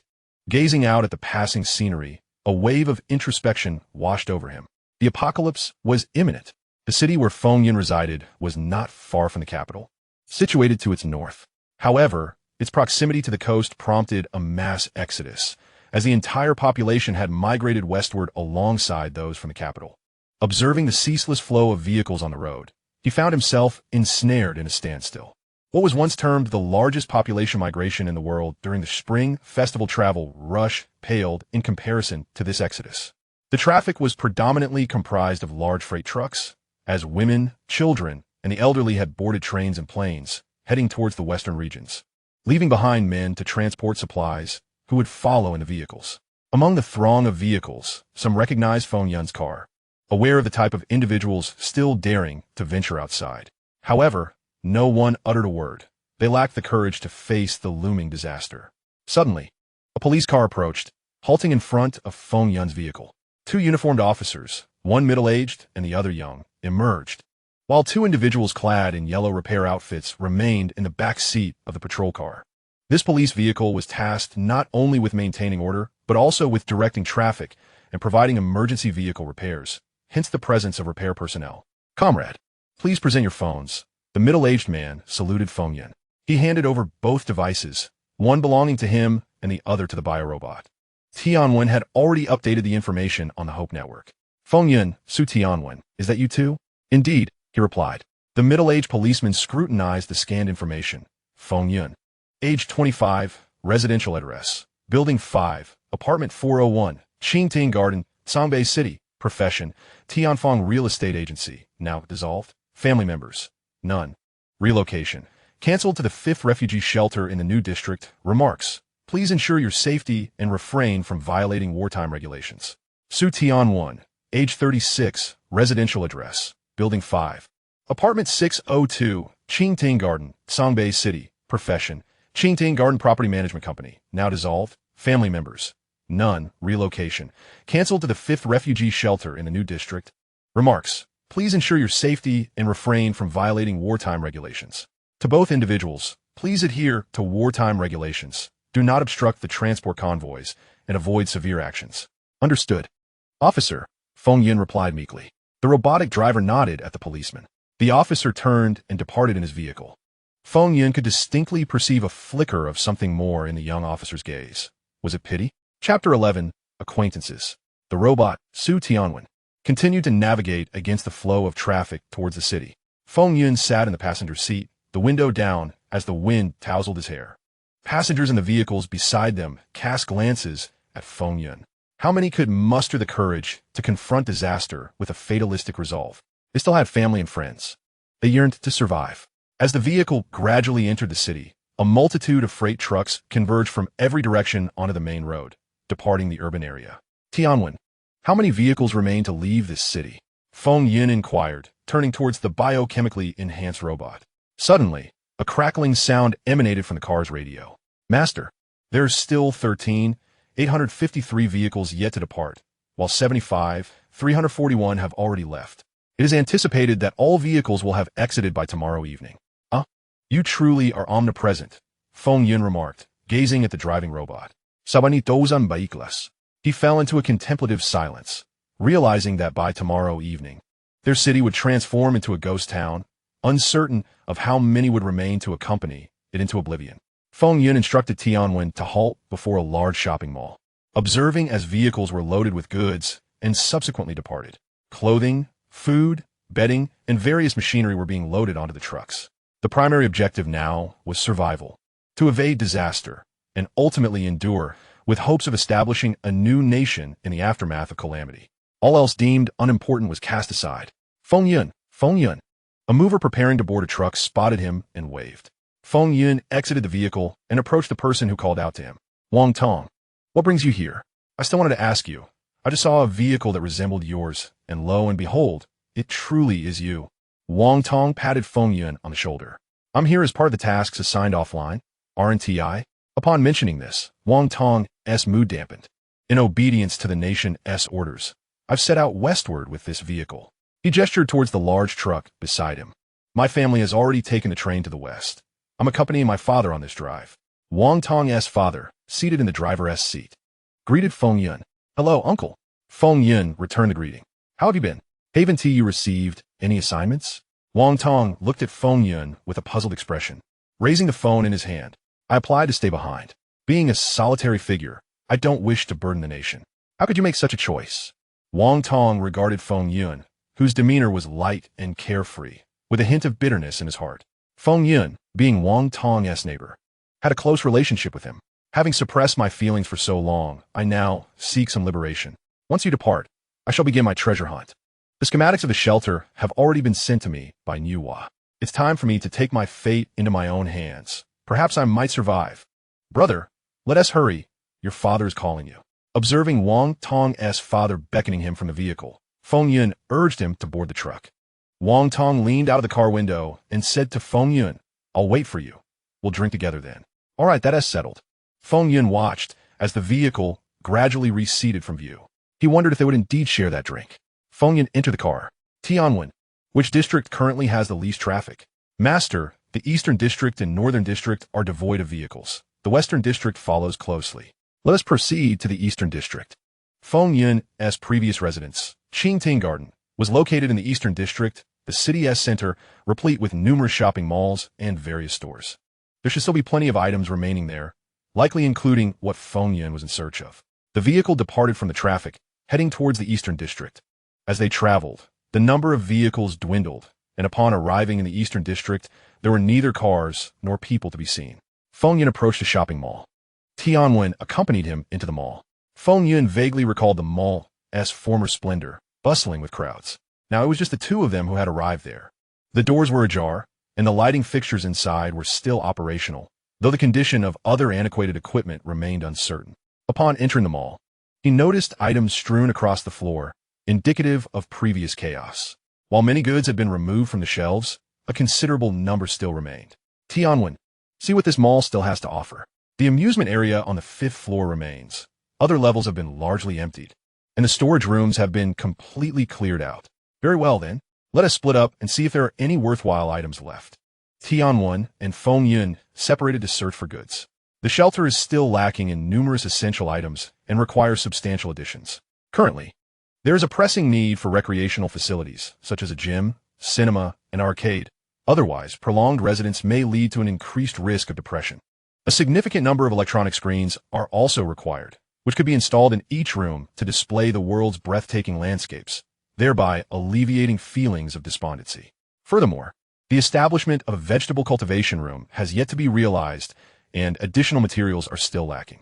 Although survival points could compensate for some of these deficiencies, it is prudent to conserve resources where possible. Feng Yun arrived at the supermarket and found that all food items had been completely depleted, leaving essential supplies entirely absent. The only remnants were some frozen foods, which had begun to deteriorate due to a power outage. Master, the inspection is complete, he reported, having discovered a few pieces of exercise equipment on the 2nd floor. The voice of Tianwen emanated from his phone, prompting Feng Yun to head towards its location. Ascending to the 2nd floor, he found it eerily vacant. He recalled that this level had once housed jewelry, skincare products, and fitness equipment. But now only the latter remained in abundance, while all other areas lay barren. At this juncture, it seemed implausible that the official large-scale shelters could accommodate such facilities. It would be far more prudent to use the space to house more individuals. Feng Yun collected several items from the remaining equipment and stored them in a space before departing the mall with Tianwen.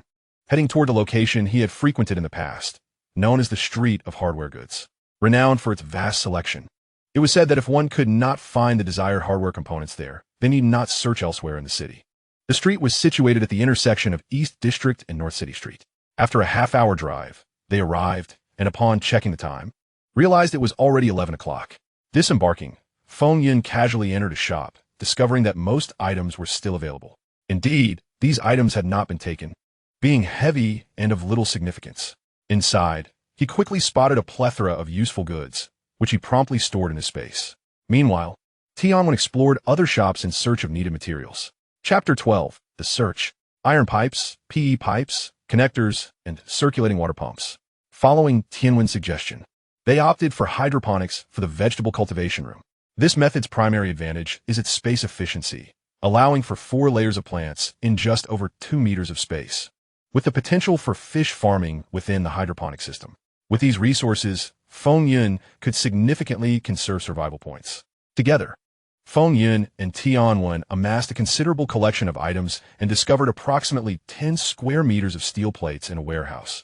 This was Feng Yun's most significant find thus far. The shelter still required a medical room, necessitating a visit to the hospital. Feng Yun took a portion of the useful items with him, leaving some behind in case there were others still present who might need to establish the shelter further. Tianwen drove, while Feng Yun remained in the passenger seat.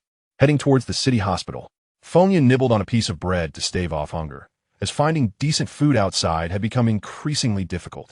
Nearly everything had been taken, with only a few small shops possibly still offering sustenance. The city hospital was situated in the Western District, where personnel could still be observed transporting supplies from various warehouses to vehicles. Upon arrival, numerous cars lingered at the hospital entrance. Inside, numerous essential medical devices awaited transportation. It was inevitable that the shelter would house patients in the future, and with patients comes the responsibility of care, necessitating such equipment. Furthermore, some patients would need to remain under supervision, as there were still over 90 days until the true onset of the disaster. Mildly ill patients could potentially recover and leave. Thus, only personnel and supplies could be retained. Some severely ill patients, after obtaining consent from both family and themselves, were left behind. This was an unavoidable circumstance, as these critically ill individuals would consume substantial medical resources, and whether they could endure the impending disaster remained uncertain. Those left behind would depart in 2 months for the official shelter in the West. Feng Yun gleaned this information from online forums.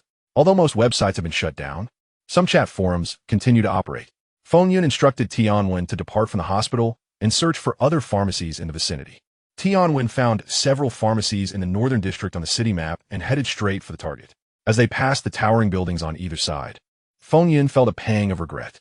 Millennia of terrestrial civilization now faced the necessity of retreating underground. Humanity had always believed itself to be the master of the earth. Yet only in the face of disaster did it truly comprehend its fragility. The broadcast period had commenced, marking noon in Beijing. Currently, 2 cities in the eastern region had completed their relocation, while the remaining cities were proceeding in an orderly fashion. The foundational construction of the new shelter was nearing completion, soon to transition into the fixed decoration phase. In the highland areas, the construction of shelters had also begun. The influx of personnel and supplies had caused a slight disruption in order, prompting all individuals to adhere to wartime regulations.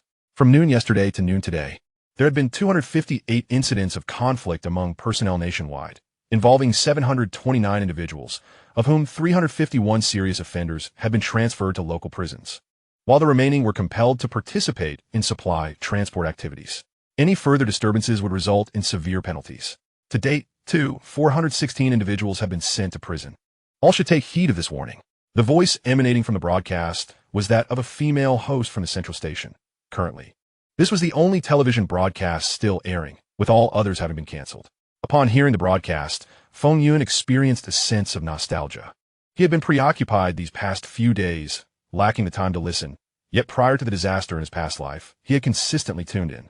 This broadcast had provided courage and encouragement to the nation in the face of calamity. However, this state of affairs was not destined to last long.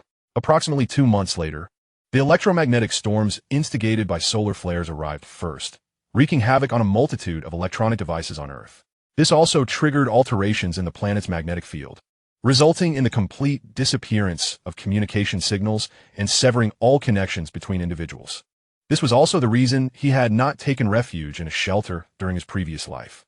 In that existence, he was also a transport worker. However, the electromagnetic storm rendered the electronic systems of their vehicles utterly inoperative, leaving them unable to advance. The loss of communication signals led to their true disconnection, marking them as one of the stranded individuals on the surface. It remained uncertain how many souls would find themselves similarly marooned in this lifetime. As Feng Yun reminisced, the vehicle arrived at a pharmacy that combined both traditional Chinese and Western medicine. Feng Yun alighted and entered the establishment. Within, a considerable stock of traditional Chinese medicine remained, while the supply of Western medicine was nearly depleted. Feng Yun promptly cleared the shelves of all available medications and even discovered a few seeds for traditional herbs tucked away in several drawers, which he also took with him. On his return journey, Feng Yun passed by several shops, gathering additional items. That should suffice, he mused, surveying the contents of his spatial storage. Let us depart for the shelter. The entrance to the refuge swung open, allowing the vehicle to enter. Tianwen, please attend to the feeding of the animals in the ecological garden. Certainly, master. The biochemical robot disembarked and made a beeline for the ecological garden. Feng Yun proceeded to the vacant room on the first floor. The gym, medical room, library, cinema, and plant cultivation room were all well stocked. This should be nearly sufficient. Let us construct the plant cultivation room first. In a few days, we shall enjoy fresh vegetables. Feng Yun entered the room and retrieved the materials required for the hydroponic setup. A significant pile of supplies lay before him. Upgrade the vegetable cultivation base, he declared. 1. Perfect base planting plan, 300. 2. Automation system, 200. 3. Double the area, 1,000. After a brief glance, Feng Yun dismissed the third option. The survival points at his disposal were limited, making expansion impractical. Moreover, with over 1,000 square meters of space and a 4-tiered hydroponic rack, the vegetables grown would suffice for his needs. System, upgrade options 1 and 2. A white light enveloped the room, and Feng Yun was expelled from the space. Once the luminous glow dissipated, he beheld an orderly array of hydroponic racks. The 4-tiered structure, with 50-centimeter intervals between each layer, was ample for cultivating most vegetables. The translucent, white hydroponic racks even allowed for fish to be raised within them. Ascending to the second floor, Feng Yun extracted all the items from his spatial storage. The gym and medical room were successfully constructed in succession. He then made another trip to the warehouse, retrieving all the books stored there, along with some sofas, coffee tables, a billiard table, a ping-pong table, gaming consoles, and more, all of which were also placed into his spatial storage. Upon returning to the second floor, the library, cinema, exercise room, and game room were all completed. Ding! The system's prompt resonated, drawing Feng Yun's attention to the interface. Basic shelter. Shelter level. 1. Shelter owner. Feng Yun. Shelter area. 13. 200 square meters. 2 levels. Lower level 7. 600 square meters. Upper level 5. 600 square meters. Height of 2. 78 meters. Ecological garden height 5. 5 meters. Shelter facilities. Warehouse. Ecological garden. Power distribution room. Water source room, vegetable planting room, manufacturing center, bedrooms, kitchen, gym, library, medical room, movie room, game room, data center, sports room. Overview.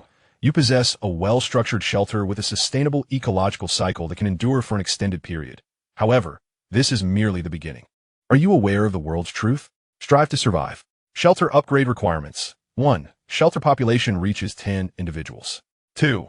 1,000 tons of iron, 3,000 tons of steel, 500 tons of copper, and 50 tons of other alloys. 3. 10,000 survival points. Chapter 13. System upgrade. Feng Yun gazed at the words displayed on the panel, realizing that a shelter, despite being classified as level 1, was already constructed to such a high standard. What must a more advanced shelter entail? The upgrade condition, surprisingly, hinged on population. Was he to actively recruit individuals? Acquiring such vast quantities of metal seemed implausible. especially since all the metal across the nation had been transported to the western regions.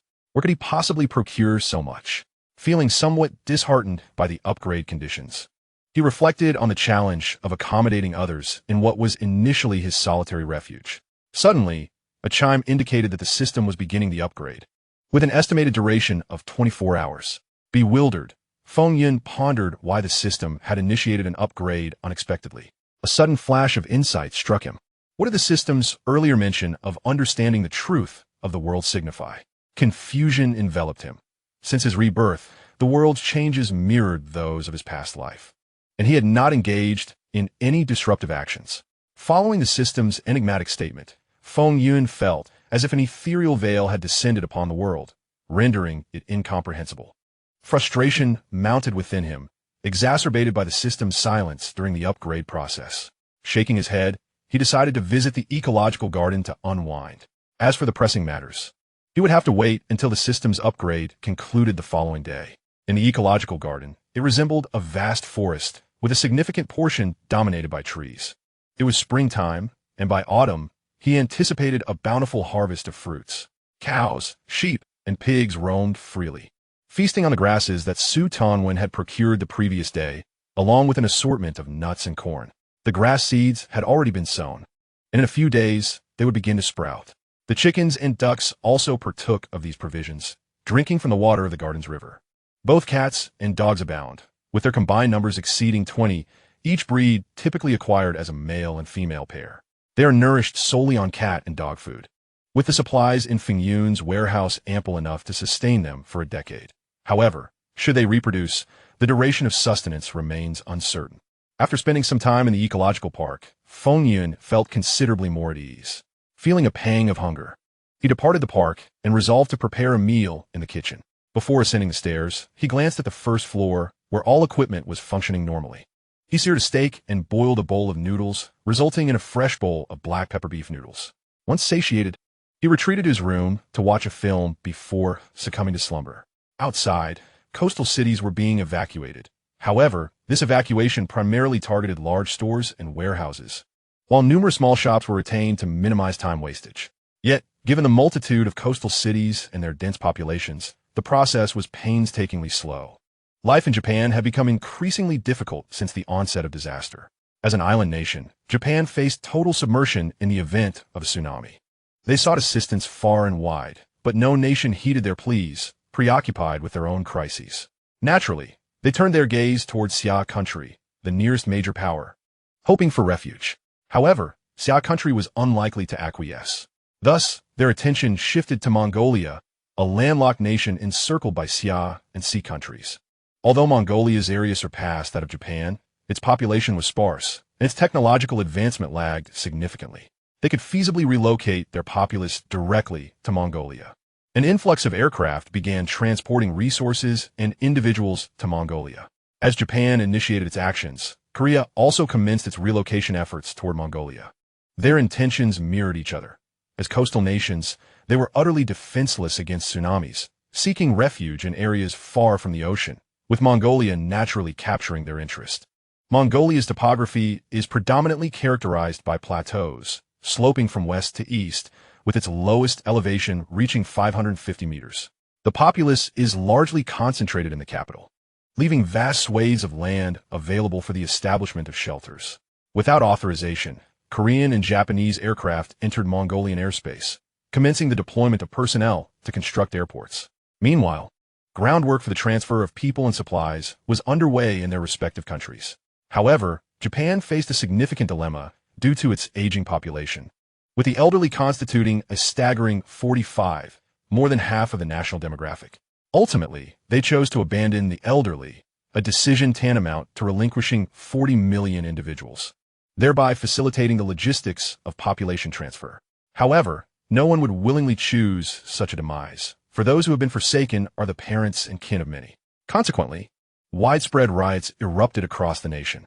Simultaneously, a similar unrest unfolded in the neighboring country, not against the government, but rather against the conglomerates.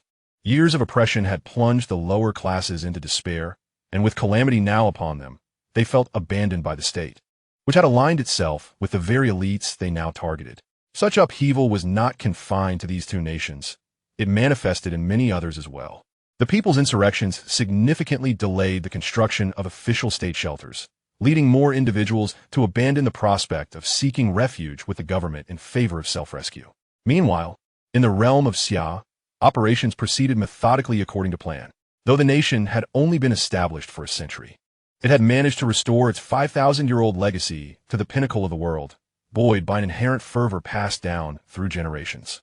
The populace placed their faith in the state, and the state reciprocated that trust. This synergy birthed the current reality. As Feng Yun awakened just past 5, he realized he was devoid of any engagements. The burdens of rising early weighed upon him, compelling him to the gym for some physical exertion. After working up a considerable sweat, he took a refreshing shower. Upon entering the kitchen, he found breakfast already prepared, freshly made soybean milk and pan-fried buns. What a blissful existence! After enjoying his meal, Feng Yun attempted to check in, but discovered he was unable to do so. Has the system upgraded as well? He pondered, suspecting that such an upgrade might render the functionality inaccessible. He called out upgrade towards the kitchen, but the system remained unresponsive. With a resigned expression, he concluded that he would have to await the completion of the system's upgrade. Deciding not to venture out today, he opted to wait. Feng Yun tried accessing his spatial capabilities, only to find them unavailable as well. Without the use of space, he could hardly retrieve much if he ventured outside, so it seemed more prudent to rest within the shelter for the day. Time passed swiftly. Ding! The system upgrade was complete. Chapter 14. New system features. The system update included the following. 1. The addition of a subsystem. The subsystem is a trading market, enabling the search for trading partners to engage in transactions. Feng Yun pondered the implications of this trading market. Could it be that others besides himself had acquired the system? System, search for trading partners, he commanded, realizing that understanding would require experimentation. Notification. System update complete. The first search is free. Subsequent searches will cost 10,000 survival points. Searching for trading partners. Trading partners found. Aurora, star domain, Farlight Galaxy, Fifth Sphere, Scardo. I require a substantial amount of food. Establishing trade. A virtual display screen appeared before Feng Yun. A creature adorned with a black mask emerged on the screen, the mask enveloping its entire head, while it donned crimson battle armor. Greetings, sir. A voice resonated from the screen, articulating a remarkably standard dialect of the Summer Nation. What? You speak my language? Sir, it appears this is your first encounter with the trading market. Indeed, it is my inaugural visit. I, of course, do not possess your language. It is the market's language conversion system. Ah, I see. So, you require a substantial quantity of food? Yes, I am in need of 1 ton of sustenance, and I can exchange it for 1 ton? What is a ton? Feng Yun expressed his bewilderment, questioning how such a vast quantity of food could be measured in tons. I apologize. I forgot that you are new to the trading market. A ton is a measurement unit provided by the system. You may place the food before you, and the system will convert it into tons. Stuka patiently elucidated Feng Yun's queries. Feng Yun remained puzzled, his mind rife with questions. 1 ton of food has been prepared for you. How will you pay with your ore? Prepared? Excellent. I have 150 tons of iron ore ready. What do you think? Stuka's voice grew notably animated, seemingly valuing that ton of food greatly. That is acceptable, but could you refine the ore on your end? Certainly. How about 100 tons of iron? All right. I am prepared. Feng Yun retrieved 1.5 tons of rice from his warehouse. The rice vanished, replaced by neatly arranged blocks of iron. He stored them directly in his space, wary of the potential collapse of his shelter, considering it was 100 tons of iron. You have given me an excess of half a ton. I will promptly send you 50 tons of iron ore.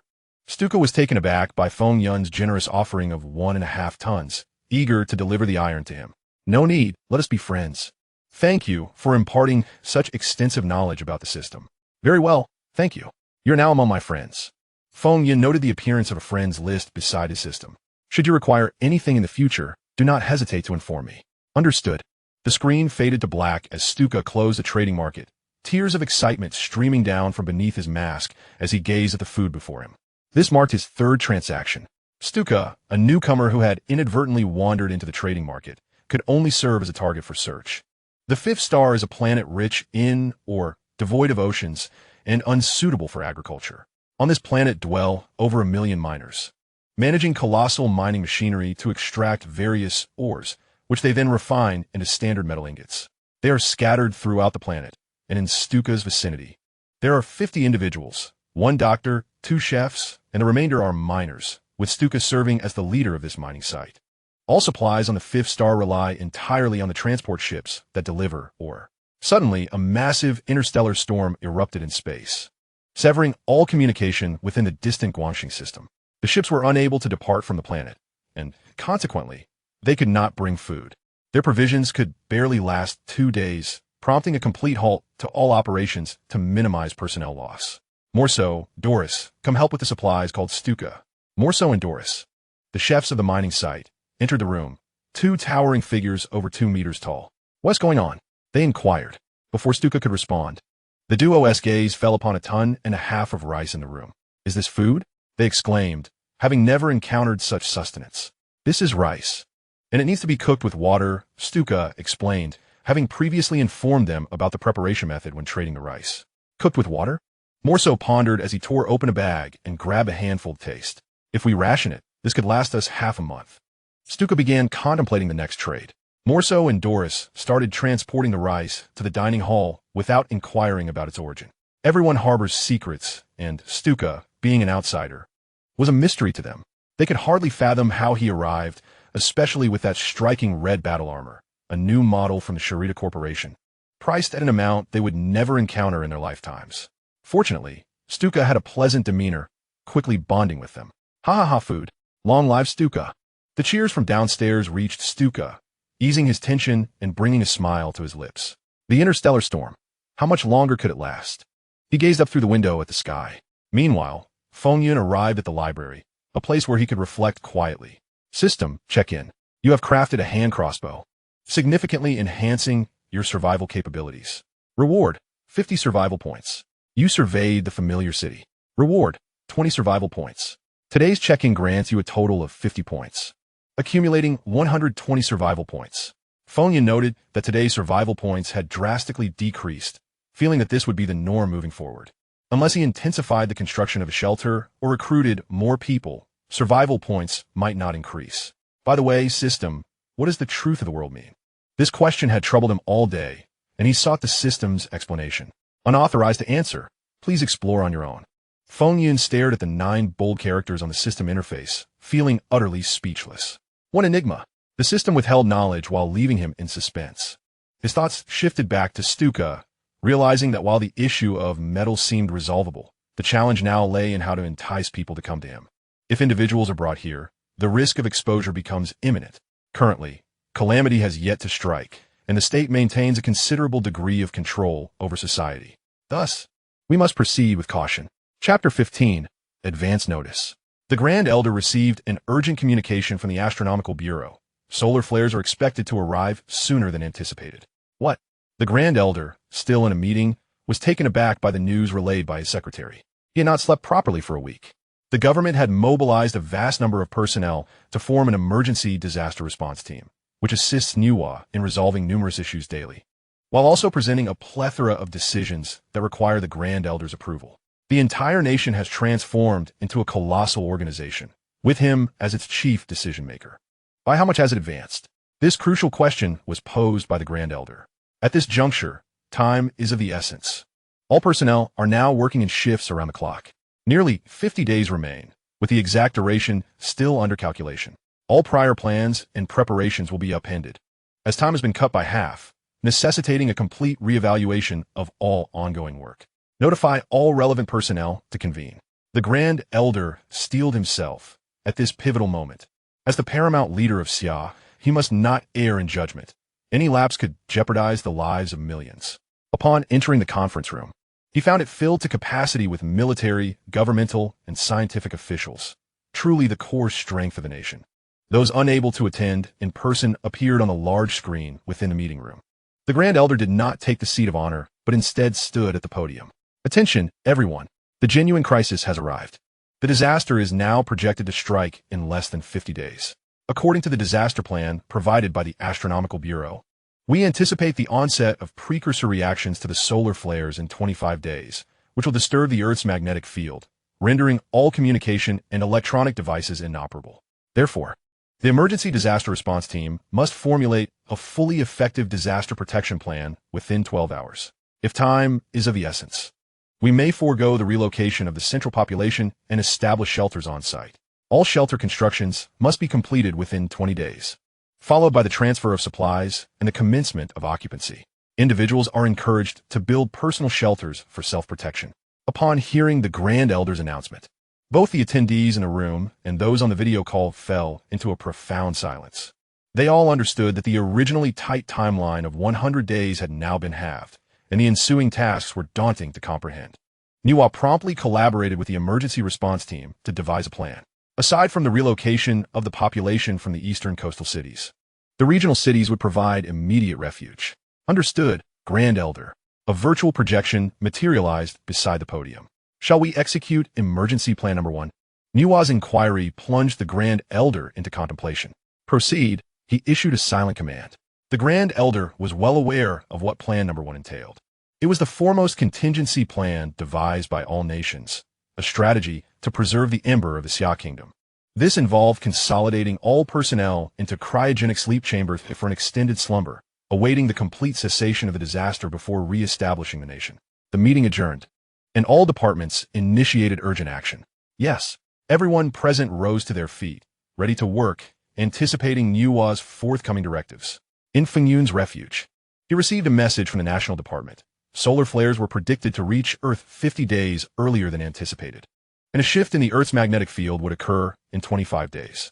Central Command had issued orders to establish shelters at various locations, while individuals were also permitted to construct personal refuges.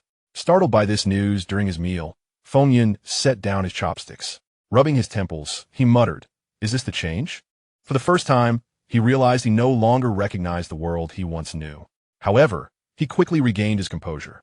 With the disaster arriving ahead of schedule, preparations for supplies must commence anew, stocking provisions sufficient for 100 individuals to reside for a decade. Fengyun summoned Tianwen to present the structural blueprints of the refuge, which manifested as a three-dimensional projection before him. Observing the 2 layers of the shelter, he decided the second level required reorganization into designated areas for accommodation, dining, recreation, and meetings. The first level needed all entrances fitted with smart doors to prevent unauthorized access, necessitating the replacement of all wooden doors. As Fengyun discussed the redesign of the refuge with Tianwen, he recognized that planning was no longer solely his responsibility. The increase in personnel would inevitably introduce a myriad of challenges. Thus, he resolved to strategize meticulously. By the time he completed the schematics for the shelter, night had fallen. System, upgrade the refuge. 1. Enhance overall earthquake and flood resistance. 12,000. 2. Install weaponry to bolster the shelter's defensive capabilities. 3,000. 3. Reconstruct the shelter. Design provided. 10,000. 4. Add an additional layer to the shelter. 10,000. That's a total of 10,000 survival points. Yet, I currently possess less than 2,000. It is insufficient. Can I rely on daily check-ins? How many days would that require? It appeared he would have to take each step as it came. The current facility was habitable, so upgrading the doors of all rooms would be the prudent first step. Fengyun turned his gaze towards the kitchen door. The system upgraded all the doors of the shelter. 1. The main door was transformed into alloy steel, 200. 2. An intelligent locking system with facial recognition was added, 500. Note, materials have been provided. How exorbitant. This is considering that materials were supplied by Fengyun. One can only imagine the cost if survival points were used instead of steel. Fengyun, aware that only the portions he could not accomplish should be managed by the system, resolved to procure the remaining materials independently to avoid excessive expenses. The upgrade commenced. The former wooden door was enveloped in a soft white light, as the iron and other metals within Fengyun's space gradually began to dissipate. This was a result of his experimentation. By placing the required materials in the space, the system would directly draw from it. As the white light faded, the kitchen door had transformed into a silvery metallic entrance, having taken control of all intelligent doors. The voice of Tianwen resonated in the room. As Fengyun stepped outside, the grand door opened automatically when he was merely 2 meters away. The other rooms had similarly been fitted with the same silvery metallic doors. It was completed. He decided to retire for the night, intending to address the remaining matters in the morning. Back in his room, he lay on the bed, yet sleep eluded him. The day's revelations had been overwhelming, necessitating deep contemplation. Chapter 16. The Chaotic Network. While Feng Yun slept soundly, the outside world had erupted into chaos. The results of the Elder Council's meeting had spread like wildfire. In the Hope Network's forum, discussions had escalated into uproar. Why were they allowed only to relocate? Were they to be abandoned? What? The timeline was moved up. What was the point of relocating if it meant awaiting demise? Even if they did relocate, survival was uncertain. What did this mean? Were they to remain stationary? After much effort convincing his patriarch to prepare for departure from their hometown, now they were not leaving? Establishing a shelter on-site with merely 20 days left. Could that even be accomplished? It seemed implausible. With over 1 million people, how many shelters would be necessary? Even renovations might not suffice. Perhaps I should undertake the modifications myself. We have a spacious basement at home that could accommodate my family of 3. Thus, self-rescue became the mantra. The government might not be able to assist promptly. Indeed, I shall construct it myself. Fewer people means less work. Yet, I still have faith in the government. We must unite to weather this calamity. The forum was inundated with comments favoring self-rescue and the establishment of makeshift shelters. Meanwhile, the Elder and the Second Elder, along with several high-ranking officials, observed the frenzied messages surging on the forum from a small conference room. Niwa projected her image, accompanying them. Elder, a significant portion of the populace desires to create their own shelters. Should the official shelters still be established? One individual inquired, looking quite troubled. Construction must proceed, albeit at half the original plan due to time constraints. However, we must ensure that our supplies are adequately stocked, stated the Second Elder. There are still numerous citizens who place their trust in the nation. If we abandon our efforts, will the shelters in the West ever be established? Do you truly believe that personal refuges can be constructed in such a limited time frame? It is not sufficient to merely hide away at home. Even if one survives the initial wave of impact, what about sustenance? What about water? Such defenses cannot be sustained for long. Very well. I shall oversee the establishment of large-scale shelters. The production lines for mechanical exoskeletons have remained operational, with over half of the military now equipped. This will significantly expedite the construction of shelters nationwide. Food, water, sanitation, and medical supplies are fundamental. The Astronomical Bureau has already provided explanations for the early solar flares. Niwa, the Grand Elder, quietly remarked. Indeed, Grand Elder. Another large solar flare cluster has detached from the sun, yet it is not directed towards Earth. However, its shockwave has accelerated the advance of the existing flares. Simultaneously, the sun has entered a brief dormant phase, signaling that the Earth is about to experience a mini ice age.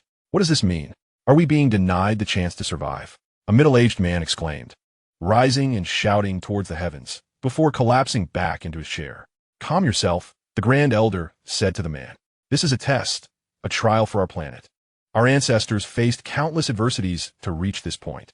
Shall we yield to disaster? We must endure and prove our resilience. Yes, Grand Elder, I understand, the man replied, straightening in his chair. We must prepare for long-term survival. Shelters must stockpile ample cold weather clothing, develop insulation measures, and accumulate sufficient food and water sources. We need to dig deep wells to ensure a reliable water supply. Indeed, food processing plants are operating around the clock, prioritizing the production of long-lasting items such as compressed biscuits. Meats, vegetables, and fruits are being canned or dried for extended preservation. We have also planned the demolition of mid-rise buildings to shield underground shelters from the initial shockwaves. Wells are being excavated to ensure that each large shelter has 3 to 5 sources of emergency water, with bottled and barreled water available for daily consumption. Let us proceed with this plan. Pay special attention to constructing earthen mounds in coastal and central regions to mitigate the impact of tsunamis, while simultaneously reinforcing the seals of the shelters. Yes, Grand Elder, construction efforts have commenced vigorously across all regions. While many individuals are undertaking the construction of personal shelters, a substantial number of workers are also participating in the establishment of official refuges. A vast array of resources has been centralized and distributed in an orderly manner across various regions. However, instances of robbery and fierce competition for supplies continue to plague numerous areas. Law enforcement has responded by apprehending offenders and incarcerating them, alleviating concerns for their future well-being. Abroad, official shelters have been largely abandoned by many, who have begun to construct their own refuges, often in collaboration with family or acquaintances. Some of these shelters have even commenced recruiting individuals to survive together in the face of impending doom. Gunfights, death, and theft are daily occurrences. Desperate individuals, believing they have no escape, resort to violent retribution against society. Feng Yun has embarked on a quest for resources, as there remains ample space in his warehouse that he must quickly fill, given the dwindling supplies available outside. Fortunately, the majority of resources in Songbei City have been successfully relocated, with only a small number of individuals yet to depart. Although the remaining populace is limited, inquiries through the Hope Network have revealed that approximately 200,000 inhabitants still reside in Songbei. The relocation process has now ceased, and efforts to establish shelters on-site have commenced. While official shelters are under construction, numerous personal refuges have also begun to take shape. These personal shelters, being smaller in scale, naturally require fewer resources. Feng Yun must now compete with personnel from these individual shelters for supplies. However, his ample storage space alleviates many complexities. No one is aware of the extent of his resources. They can only observe what is visible on his vehicle. Unfortunately, Feng Yun's vehicle is nearing the end of its usability, as fuel is scarce. Most of it has been collected by the authorities, leaving only a few scattered gas stations with remaining supplies, which have also been seized by individuals lacking the storage space Feng Yun possesses. For them, their vehicles are their sole means of transportation, making fuel a necessity. Thus, Feng Yun is in search of an electric vehicle. He discovers an electric SUV in a residential complex, abandoning his previous gasoline-powered car in favor of this new acquisition. His search for resources continues, as the city is now bustling with individuals and vehicles all seeking supplies. As the sun begins to set, casting a golden hue across the sky, Feng Yun drives towards the shelter. "Master, there are 2 vehicles trailing us about a kilometer behind," comes the warning. "Let us discuss this after we exit the city. It's not prudent to linger here." Feng Yun has encountered such situations before. There are those who toil diligently, and inevitably, there are others who seek to gain without effort. As the vehicle gradually leaves the urban area, the pursuing cars accelerate past Feng Yun's vehicle, forcing it to a halt. 4 individuals disembark. The leader, clad in a black tracksuit, cannot conceal his robust physique beneath the fabric. The other 2 individuals share a similar build, while one appears somewhat leaner. Stepping out, the leader demands, "You two, having traveled such a distance, where do you think you're going?" They brandished baseball bats and daggers, exuding an unmistakable aura of menace. The leader, wielding a metallic baseball bat, raised it and pointed it at Su Tianwen in the driver's seat. "Hurry up, speak up, haven't you heard?" One of them approached, intending to open the car door. Feng Yun and Su Tianwen promptly opened the door and alighted from the vehicle. "Damn it, just lay low. We merely wish to borrow a few things," the leader observed as Feng Yun and his companion exited the car. "Curse it, lay go, there's nothing in the car." One thug opened the door to reveal an empty interior and exclaimed loudly, "What? Damn it. If there's nothing, why did you run? Driving so fast is just wasting my fuel." Lei Go cursed, gripping the baseball bat. "Take both the people and the car, bind their hands, and toss them in the back for the trip to the shelter." He commanded the 2 men behind him to assist in restraining Feng Yun. "I just got out of prison with great difficulty. It's only been a few days, and already I'm uncomfortable." He turned to head back to the vehicle. It hurts. Brother, spare me. I can't take it anymore, it hurts." Upon hearing a familiar cry, Lei Gu turned to see one of his underlings sprawled on the ground, clutching his thigh in agony. Feng Yun held a crossbow aimed at him. The other 2 thugs lay unconscious on the ground, having been dispatched by Su Tianwen. As a biomechanical entity, Su Tianwen's body was composed entirely of metal, and even a casual punch from him was beyond the capability of an ordinary person to withstand. In the vehicle behind, witnessing Feng Yun's decisive action, the occupants scrambled to start the engine. However, in their panic, they found the car would not ignite. With a swift motion, Feng Yun struck, puncturing one of the tires. Lei Go had not anticipated encountering such formidable resistance. Their weapons paled in comparison to those of their adversaries. With a slight twang, the bowstring snapped, sending a crossbow bolt deep into Lei Ji's thigh. The bolt embedded itself with considerable force. Its effects were predictable, though it did not cause a through-and-through injury. The muscle's resilience kept the bolt lodged in his leg.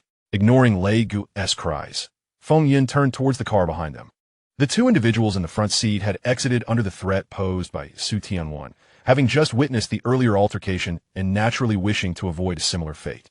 Get out without waiting for me to say another word. With that, 3 individuals, 2 women and 1 man, all seemingly youthful, tremblingly descended from the vehicle. Brother, I am not with them. We were captured and forced into the car, the young man declared. Is that so?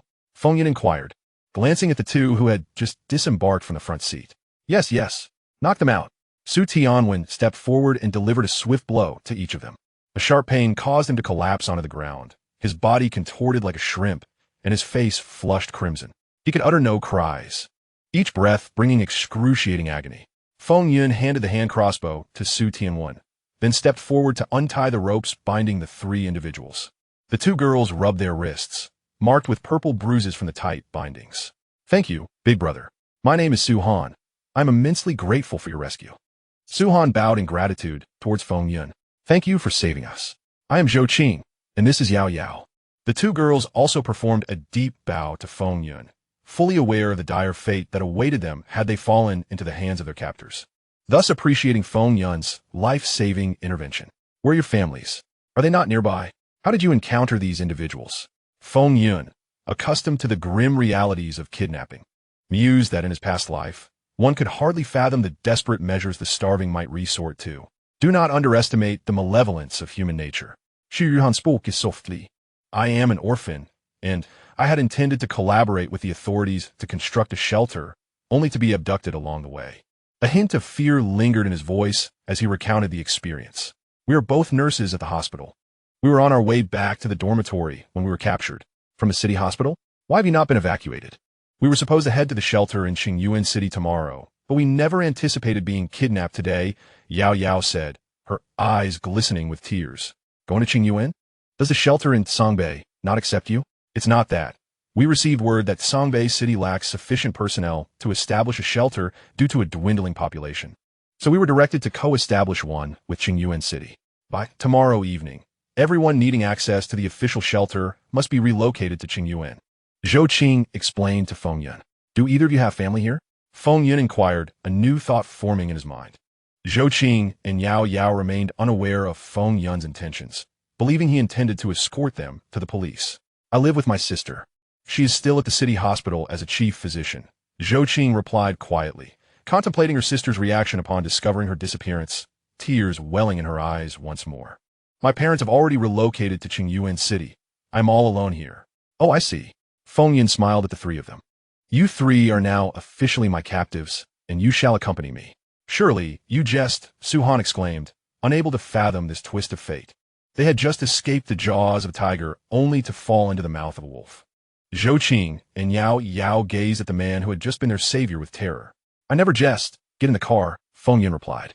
Su Tianwen aimed the crossbow at them, leaving the 3 no choice but to enter the back seat of the vehicle. Feng Yun and Su Tianwen followed suit, and the rear doors and windows were securely locked. Call the police. Let them deal with them. I have no time for this. The police department has been notified. Let's return home. The vehicle made its way toward the shelter. Su Han and his companions gazed out at the retreating scenery, feeling a profound sense of desolation. As the vehicle distanced itself from the urban landscape, it ventured into the mountains. Stop the car. Feng Yun casually produced 3 garments. Get out, cover your eyes, and place your hand on my shoulder. Follow me.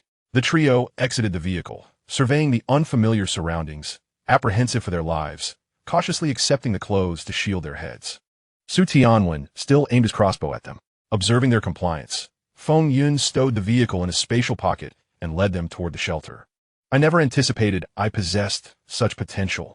A faint smile crept across Feng Yun's lips as he regarded the trio he had deceived.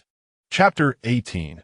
New arrivals. Feng Yun guided the 3 individuals into the shelter. All right, we have arrived. Su Han cautiously lifted the garment, the bright lights momentarily blinding. Zhou Qing and Yao Yao followed suit, removing their coverings. The walls were made of gleaming silver metal, illuminated by vibrant lights. This place was entirely unlike their expectations. They had envisioned a dark room where they would be held captive by a group of strangers. Follow me. Feng Yun led them to the 2nd floor, where they trailed closely behind him. This room is yours. This one is yours. He indicated the 2 available rooms, noting that the 2nd floor housed many vacant spaces, ample for habitation.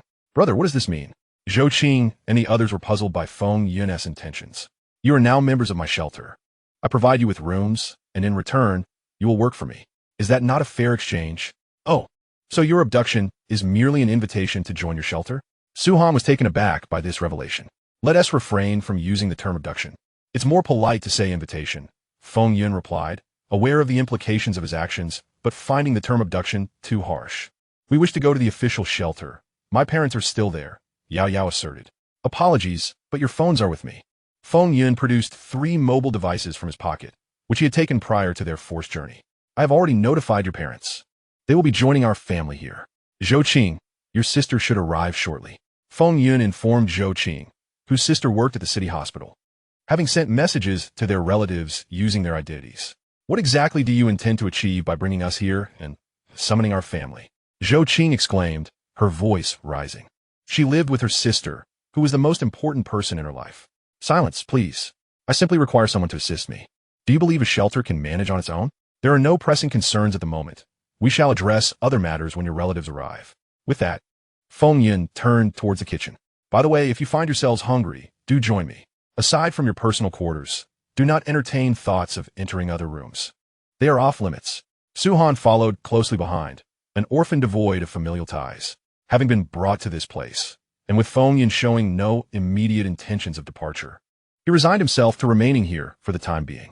Zhou Qing and Yao Yao trailed after him, their stomachs having grumbled in hunger for the better part of the day. Lacking the ability to resist, they accepted their circumstances. Upon entering the kitchen, the expanse of over 100 square meters astonished them. Having not yet ventured into their own rooms, they were unaware of their conditions. Witnessing such a vast kitchen for the first time, which also served as a dining area, they were taken aback by its sheer size. Feng Yun donned an apron, retrieving ingredients from the refrigerator, and commenced cooking. Before long, a delightful spread of 4 dishes and a soup, accompanied by rice, was ready. The enticing aroma wafting from the dining table tantalized their taste buds. Where's that older brother? Xu Yuhan inquired, noticing the absence of the man who had wielded a crossbow earlier. Tianwen, what is the status? Have the individuals arrived? Feng Yun glanced towards the empty space beside him, and Tianwen's figure materialized. The individuals have been retrieved and will soon reach the shelter. As he spoke, a 3-dimensional representation of a woman appeared before him. Sister, what have you done to my sister? Zhou Qing glared at Feng Yun, who appeared somewhat taken aback. Zhou Shi is your sister? How do you know her name? Zhou Qing's anger gradually dissipated, as Feng Yun's words imparted an unexpected nuance. Well, let's discuss this further once your sister arrives. We can all dine together. With that, he turned back to the refrigerator, resuming his culinary endeavors. Qing, I can't shake the feeling that something is amiss. Does he know your sister? Yao Yao whispered into Zhou Qing's ear, having noticed Feng Yun's peculiar demeanor. I'm not certain. I've never heard my sister mention any other men. It seems her life revolves solely around work.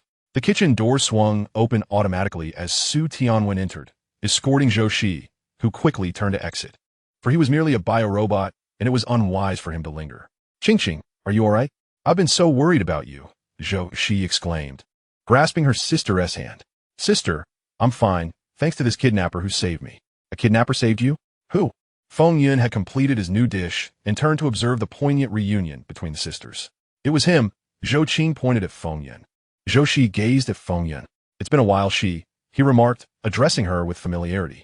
The military uniform, resplendent in its crispness, perfectly showcased Zhou Shi's graceful figure. This would certainly be the case if it weren't for the pistol strapped to her waist. Feng Yun, what are you doing here? Resorting to kidnapping? The most infuriating part is that you've taken my sister. Zhou Shi charged at Feng Yun, landing a punch squarely on his chest. Feng Yun seized her fist, stating, this is not kidnapping, it is a rescue. Releasing her hand, he added, and while you question me, I have my own inquiries. Why are you not at the military hospital? When did you arrive at the Songbei City Hospital? The 3 bystanders were becoming more familiar, having endured trials together. Qing, I sense that your sister and this Feng Yun have some sort of issue, perhaps even an affair, Yao Yao remarked, draping her arm over Zhou Qing's shoulder. Yao Yao, do you even know how to speak? What do you mean by affair? Zhou Qing retorted, brushing off Yao Yao's arm. Suhan chimed in, it's quite evident. Based on my years of observing people, it is clear that there is something amiss between them. Meanwhile, Zhou Shi and Feng Yun had fallen silent. Zhou Shi found a chair at the dining table and sat down. Feng Yun approached, placing 2 dishes in front of her. Your favorite, Kung Pao chicken and jade shrimp. No, I don't like them anymore. I've long since changed my preferences. Joshi pushed the plates back toward him. You? Huh. Just disperse already. Feng Yun, unfazed, understood her well. A person who could neither cook nor decide easily would not casually change their culinary favorites. What about the elder brother who brought me here? Isn't he eating? Joshi inquired, looking at Feng Yun. Tianwen? He doesn't care for this. He dining in his own room. Joshi ate her bowl of white rice, watching Feng Yun savor the two dishes. The other three dared not touch the plates and contentedly consumed their own meals. Take your time. I'll take my leave. Once you're done, just call out to me from this room, Feng Yun said as he stood to exit, casually taking the gun with him as he passed Joshi. Eat well. Do you still need a gun here? That habit needs to change. With that, he left the room. Joshi promptly occupied Feng Yun's former seat, indulging in the kung pao chicken and jade shrimp. Sis, what is your relationship with him? Zhou Qing asked, looking at her sister. Relationship? Ex-husband. Chapter 19, Arrivals in Succession. What? Sis, he is my brother-in-law. Why have I never heard you mention him before? Zhou Qing stared incredulously at her sister, astonished that this was the first time she had seen her sister acknowledge a man, and even refer to him as her husband. Having lived together for over a decade, she had never witnessed her sister speak of any man, despite the many suitors who had pursued her, none of whom her sister had ever accepted. What is there to say about him? There is nothing to discuss. We broke up 6 months ago. 6 months? How long were you together before breaking up?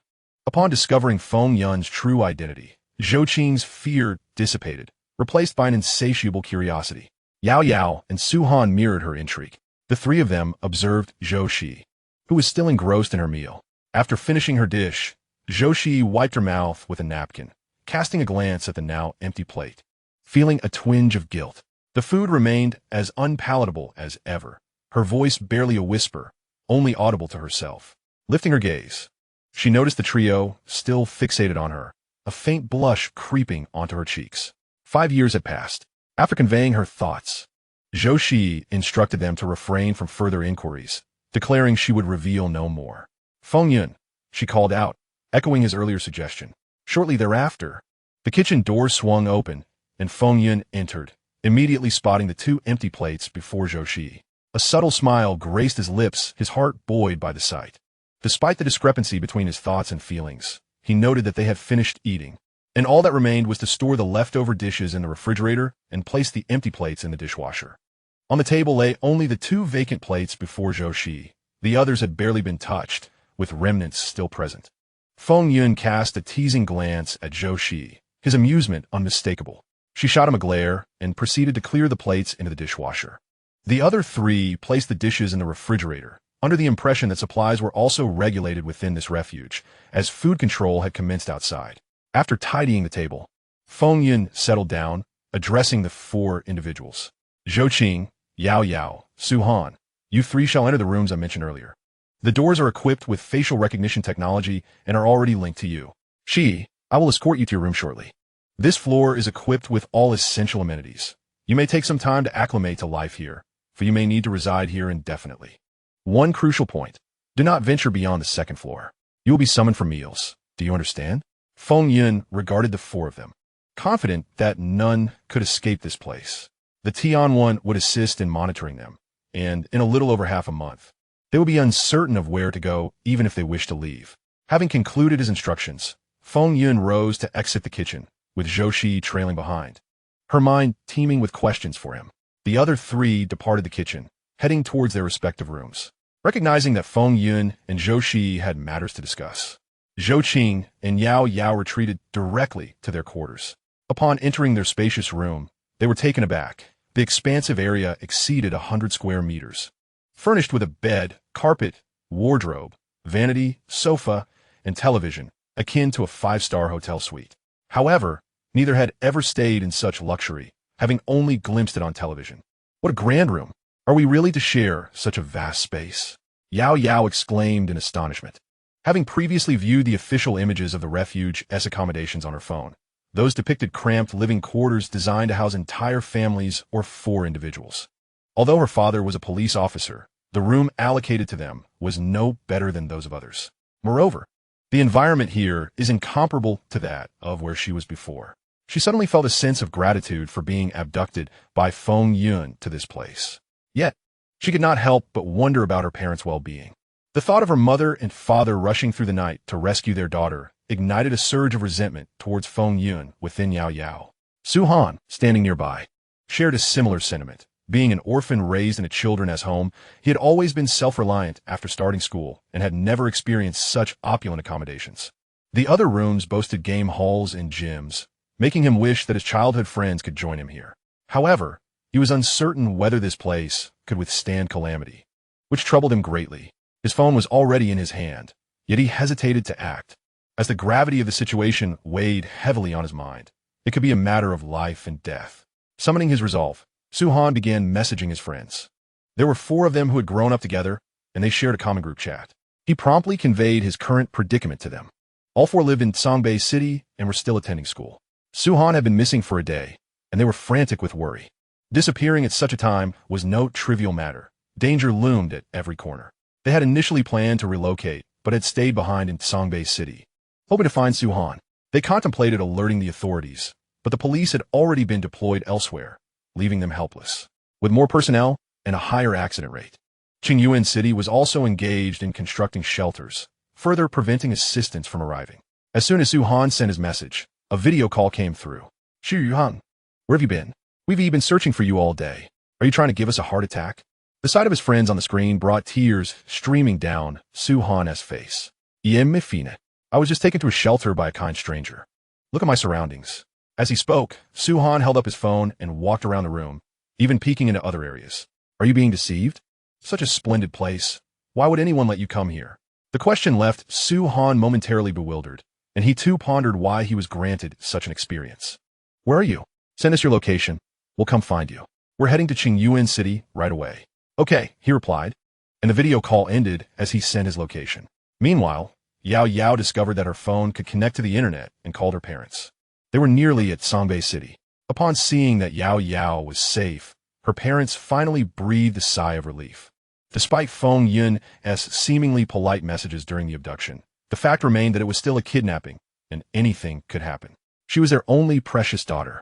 With Zhou Qing beside them as a witness, the couple felt reassured. They mentioned that they should arrive by dawn. All these events were relayed to Feng Yun's room through Tianwan, who also had sent out the location. In the current refuge, the more people, the better. He is in urgent need of personnel. Although the requirements for upgrading the shelter are numerous, it is the acquisition of personnel that proves to be the most challenging. Everything else is comparatively manageable. Ding ding. The doorbell of Feng Yun's room rang. It was Zhou Shi. Feng Yun opened the door, and Zhou Shi stepped inside, still clad in military attire, having not donned the clothing Feng Yun had prepared for her in the room. Zhou Shi settled onto the sofa, gazing at this long-absent figure. Though her expression remained calm, deep within her, turbulent waves surged. Feng Yun poured her a glass of water and took a seat on the sofa as well. I will do my utmost to explain, he began. What does utmost mean? Does everyone harbor secrets? Some secrets are perhaps best left undisclosed for now. I shall share them with you in due time. Feng Yun regarded Zhou Shi with a serene demeanor. Chapter 20. The personnel assemble. Zhou Shi discerned Feng Yun's meaning through his gaze. She refrained from further inquiries. After 5 years together, they had naturally come to understand one another. When Feng Yun was ready to speak, he would do so. First and foremost, I apologize for forgetting your birthday a couple of days ago, and thus failing to prepare a cake for you. I will make it up to you tomorrow. Feng Yun looked at Zhou Shi, recalling that he had been preoccupied with supplies recently and had neglected this detail. No need. Zhou Qing celebrated it for me. Zhou Shi waved her hand dismissively, thinking to herself, who knows if you forgot on purpose?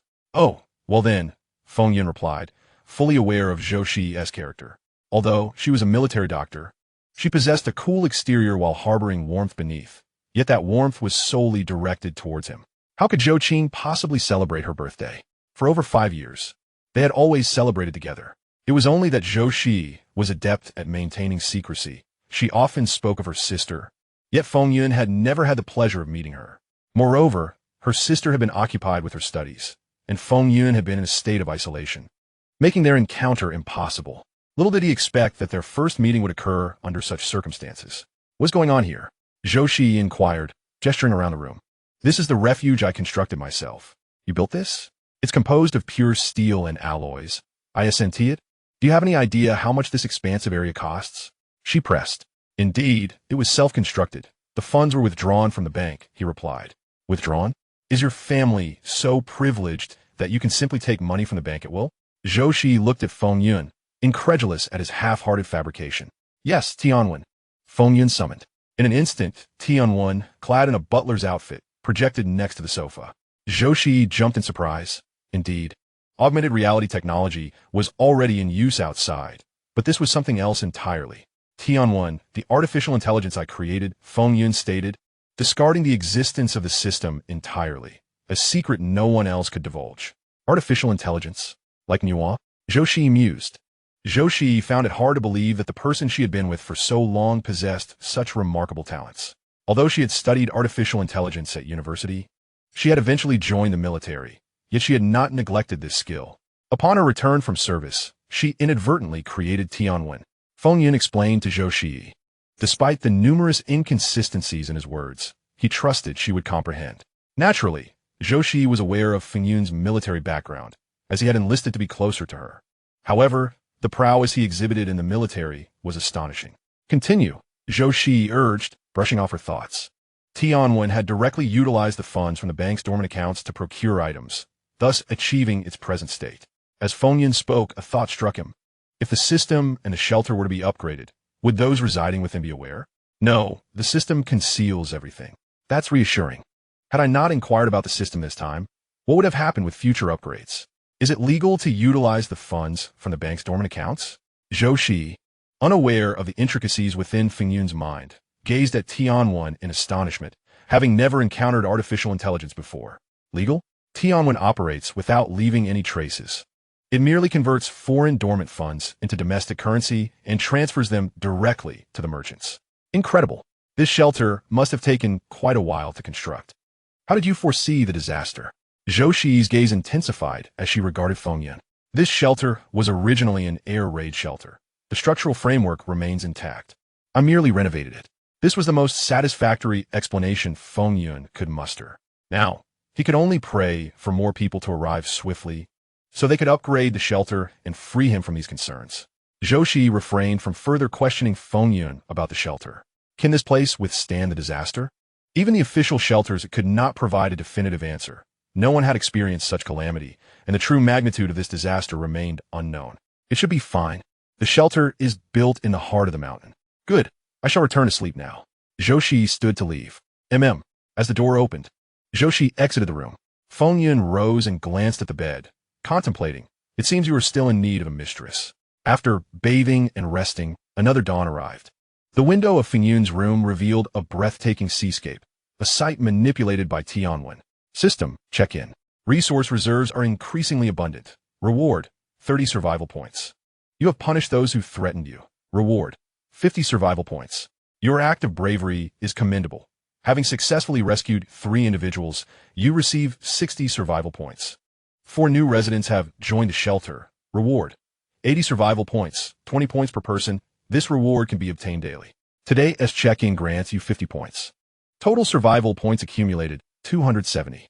It appears that population truly is a significant factor.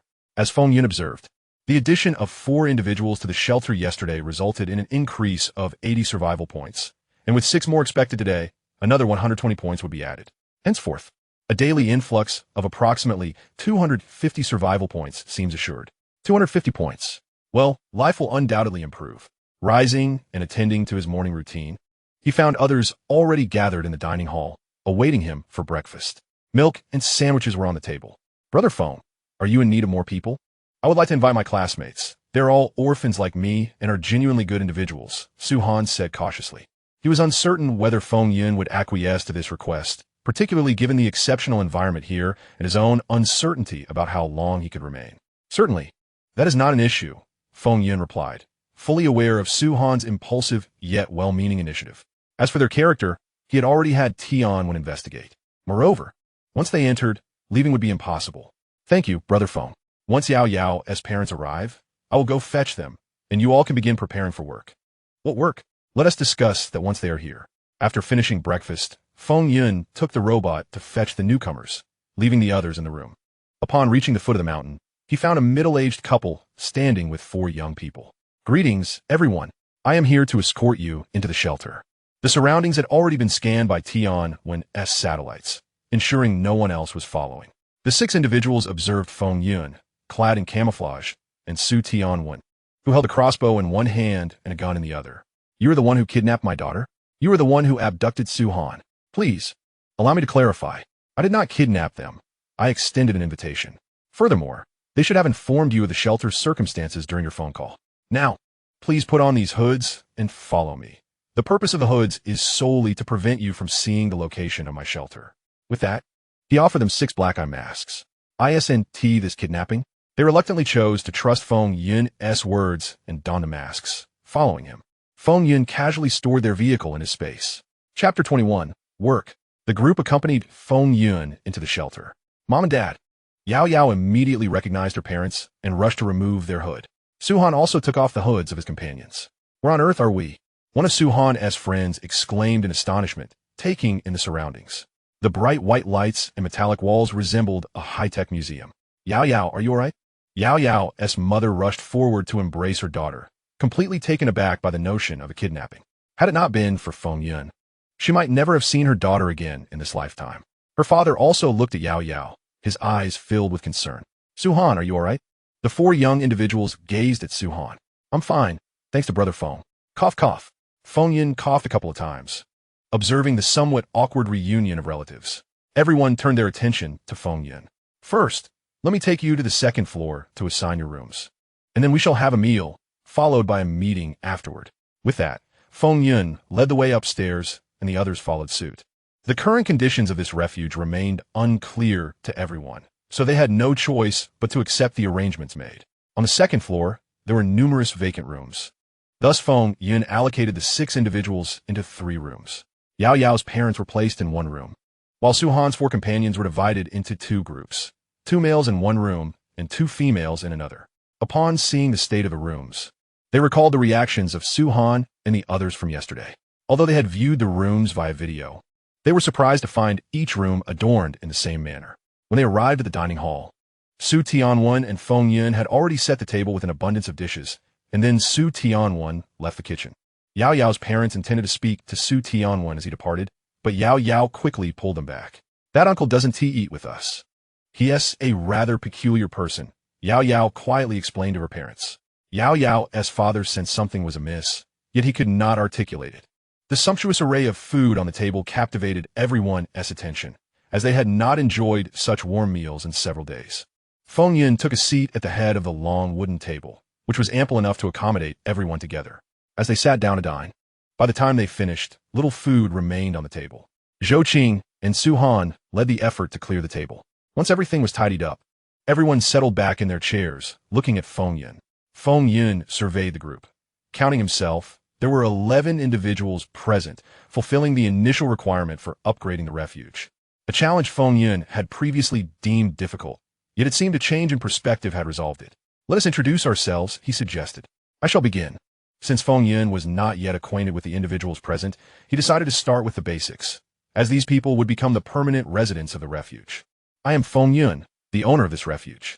Zhou Shi, formerly a chief physician at the city hospital. Zhou Qing, a nurse at the city hospital. Yao Yao, also a nurse at the city hospital. Su Han, a student pursuing a graduate degree in mechanical engineering.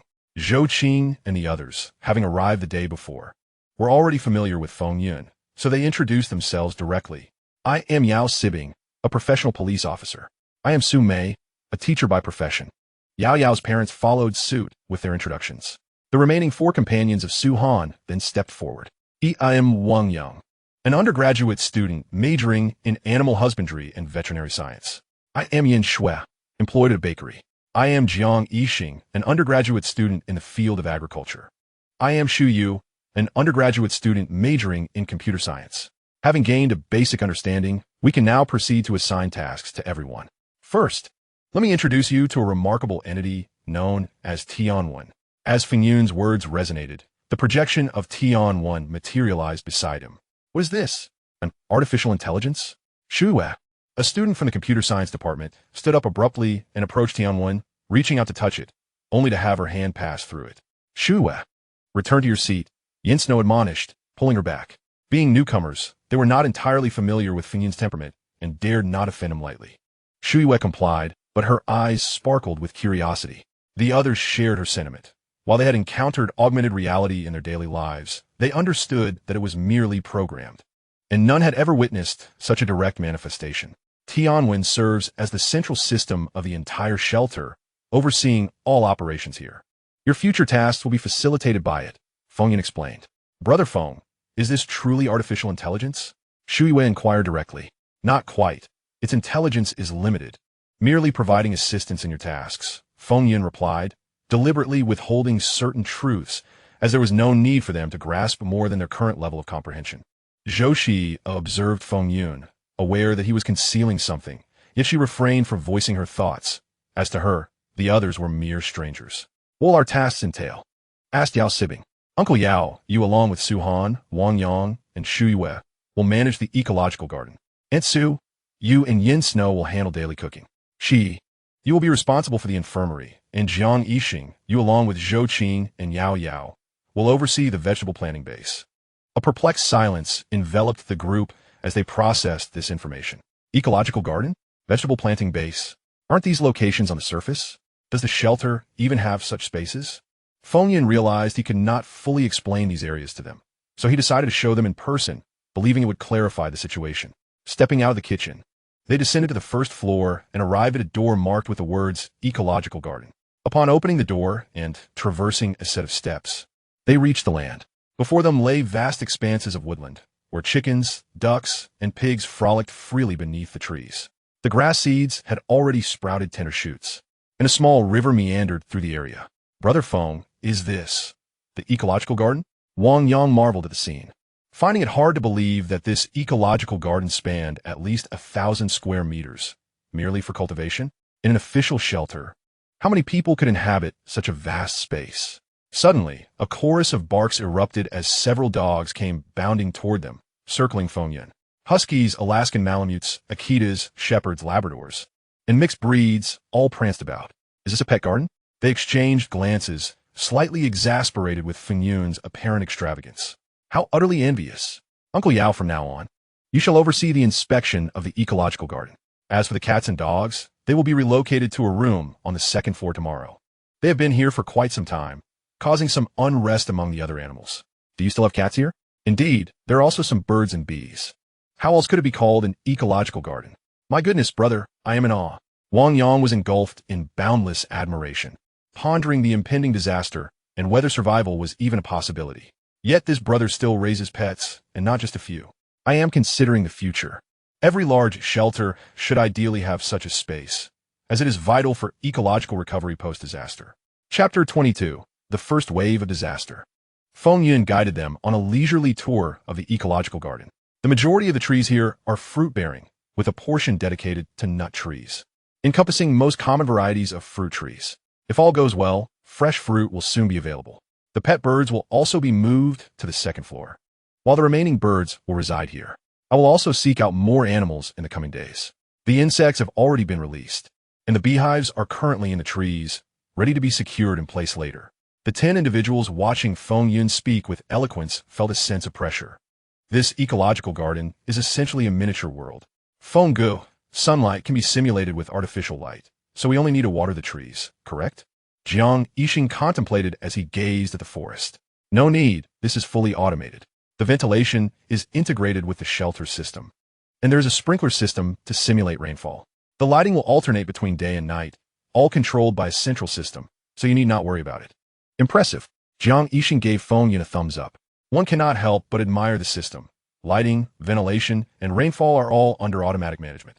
Let us proceed to the vegetable cultivation base. Fengyun led them away from the ecological garden toward the vegetable cultivation area. Zhou observed Fengyun at the front of the group, a slight smile dancing on her lips, her eyes sparkling. He had regained his former charisma. Is this the hydroponics base? For stories high? Jiang Yixing remarked, surveying the orderly arrangement of hydroponic racks. But isn't the water a tad deep? He approached the hydroponic troughs, and the others began to explore as well. No vegetables have been planted here yet, but the water flow has been set up. There are approximately 5 tons of various seeds in the warehouse, all suitable for hydroponics, while those unsuitable will be planted in the ecological garden. In a few days, Fish fry will also be raised here. Ah, I see now. The hydroponic troughs are deeper for fish cultivation, Jiang Yixing said, patting Su Han on the shoulder. You truly brought us to the right place. Other shrimp and crabs will also be raised here, ensuring a bountiful supply of food for the entire sanctuary. Feng Yun spoke as he stepped outside the room, with others following suit. You must now cancel the placement of the Hope Network, so that they can no longer interfere with you. While I could modify it for you directly, I would prefer that you handle it yourselves. Once modified, Tianwen will take control of your phones, altering your system. Henceforth, you will simply need to speak to Tianwen directly through your devices. As for other matters, they will be addressed in due time. After speaking, Feng Yun gazed at everyone. Zhou Shi promptly altered the information on her phone, waving it at Feng Yun, and Zhou Qing followed suit. Observing their actions, the others also made the changes. I trust that no one will regret today's decision. Zhou Shi's phone vibrated, followed by the ringing of Yao Sibing's, Su Mei's, Yao Yao's, Zhou Qing's, and Su Han's phones. Feng Yun ascended the stairs, and while he could easily conjecture the content of the calls, he chose not to intervene, knowing that Tianwen would oversee their communications, safeguarding the sanctuary's information from leaking. Zhou Shi requested to enter the room. The door to Feng Yun's chamber opened, and she stepped inside. Feng Yun stood before a large table displaying a three-dimensional projection of the entire sanctuary structure. As more individuals gathered, he needed to redesign the layout of the refuge. What is the matter? Feng Yun inquired, observing Zhou Shi seated on the couch in her white casual shirt and black trousers, which elegantly accentuated her delicate figure, captivating him. This outfit was chosen by him. Are you not curious about who called me? Zhou Shi sought to discern any expression on Feng Yun's face. Yet he maintained a gentle smile, revealing nothing. One could easily guess it was some admirers from the hospital, right? Aren't you angry? Zhou Shi suddenly wished to see a hint of jealousy on Feng Yun's face. Of course, there is a tinge of it, but that feeling has faded, he replied. Why? Because you can no longer leave this place. Feng Yun's smile relaxed slightly. Zhou Shi realized this as well and rose to leave, heading toward the door, without any intention of departing. After stating this, she exited. Feng Yun watched her leave, noting the blush that crept upon her ears. He then resumed working with Tianwen to redesign the sanctuary's structure.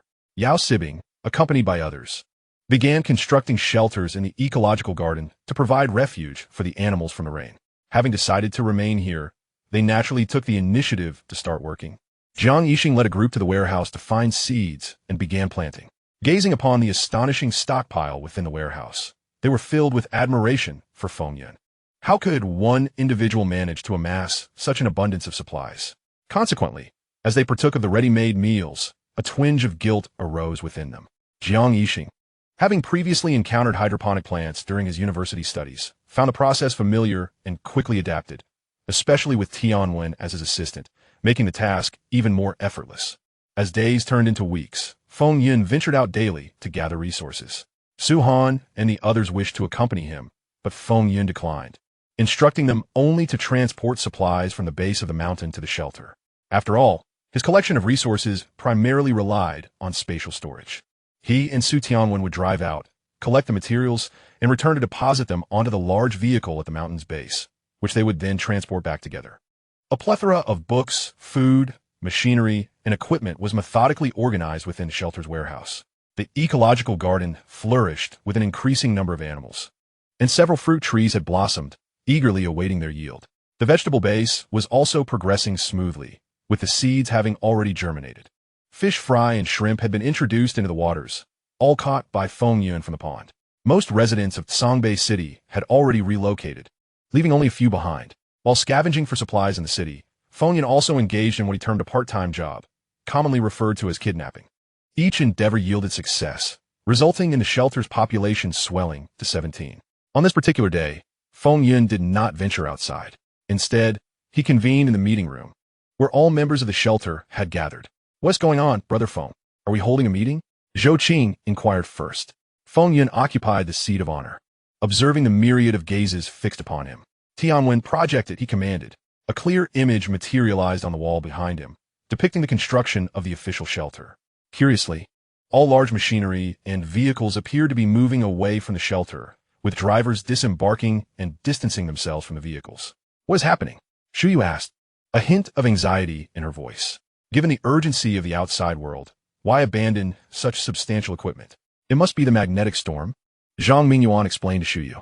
He was one of the individuals Feng Yun had encountered while scavenging. Once a science fiction writer, he elaborated, the electromagnetic storm is caused by solar flares, resulting in intense fluctuations of the Earth's magnetic field, which can lead to the destruction of all electronic devices. However, the duration of this magnetic storm remained uncertain. If it persisted for too long, the consequences could be dire. After Zhang Mingyuan's explanation, they all turned their attention to Feng Yun, aware that they possessed a considerable number of electronic devices within the shelter. Feng Yun, perceiving their unspoken concern, reassured them. The shelter will remain safe. Although comforted by his words, no one could definitively ascertain that calamity would be averted, and the expressions of worry lingered on all their faces. Please observe for a while. A magnetic storm is expected to occur in approximately an hour. Once it arrives, your opportunity to witness it will vanish. Without further explanation, Feng Yun exited the room and proceeded to the distribution room. Zhang Mingyuan was left to elucidate Feng Yun's words to the others. Prior to the magnetic storm's arrival on Earth, it first interacts with satellites in space, through which most of our signals are transmitted. If the satellites are destroyed, we will naturally lose our ability to watch. Upon entering the distribution room, Feng Yun found everything operating normally. The system was set to upgrade the electromagnetic interference protection of the entire shelter. Enhance the shelter's electromagnetic interference protection, 2,000. The upgrade plan was singular and quite costly, 2,000 survival points. Feng Yun gazed at his meager sum of over 5,000 survival points, realizing now what it meant to be a significant spender. The 5,000 points he had painstakingly accumulated over the past days were initially intended for bolstering the shelter's seismic resistance, but now they must be expended. With the upgrade completed, a radiant white light enveloped the entire shelter, only to vanish shortly thereafter. This luminescence was visible solely to him. Still over 3,000 points remaining. There is time. It should suffice. Currently, Feng Yun could earn approximately 370 survival points daily. Excluding himself, there were a total of 16 individuals in the shelter, each accruing 20 points daily, along with a fixed allocation of 50 points. With over 20 days remaining until the solar flare reward, if there were no additional expenses, you should be able to save the remaining required 8,000 survival points for upgrading the shelter's seismic resilience. Feng Yun returned to the conference room as time steadily ticked away. Suddenly, the video feed on the wall vanished. It has arrived. The signal had disappeared. The electromagnetic storm was upon them. He wondered about the situation outside. Upon witnessing the video fade, a sense of panic washed over everyone. Checking their phones revealed that the already scant signal had entirely vanished. All devices were affected. Fortunately, the phone still had wireless capability. With the signal lost, the next consequence would be circuit failure. Everyone, please return to your rooms. The shelter will be safe. Feng Yun stood to reassure them. Although some remained skeptical, they reluctantly complied and retreated to their rooms. Big brother, would you like a lollipop? Eating candy brings happiness. A delicate little girl, exquisitely crafted, offered her lollipop to Feng Yun. Thank you, Bing Bing. He accepted the candy and affectionately patted her head. Seeing him accept her treat filled Bing Bing with joy as she turned to leave with her parents. Bing Bing's family was among those whom Feng Yun had brought here. Is the pressure overwhelming?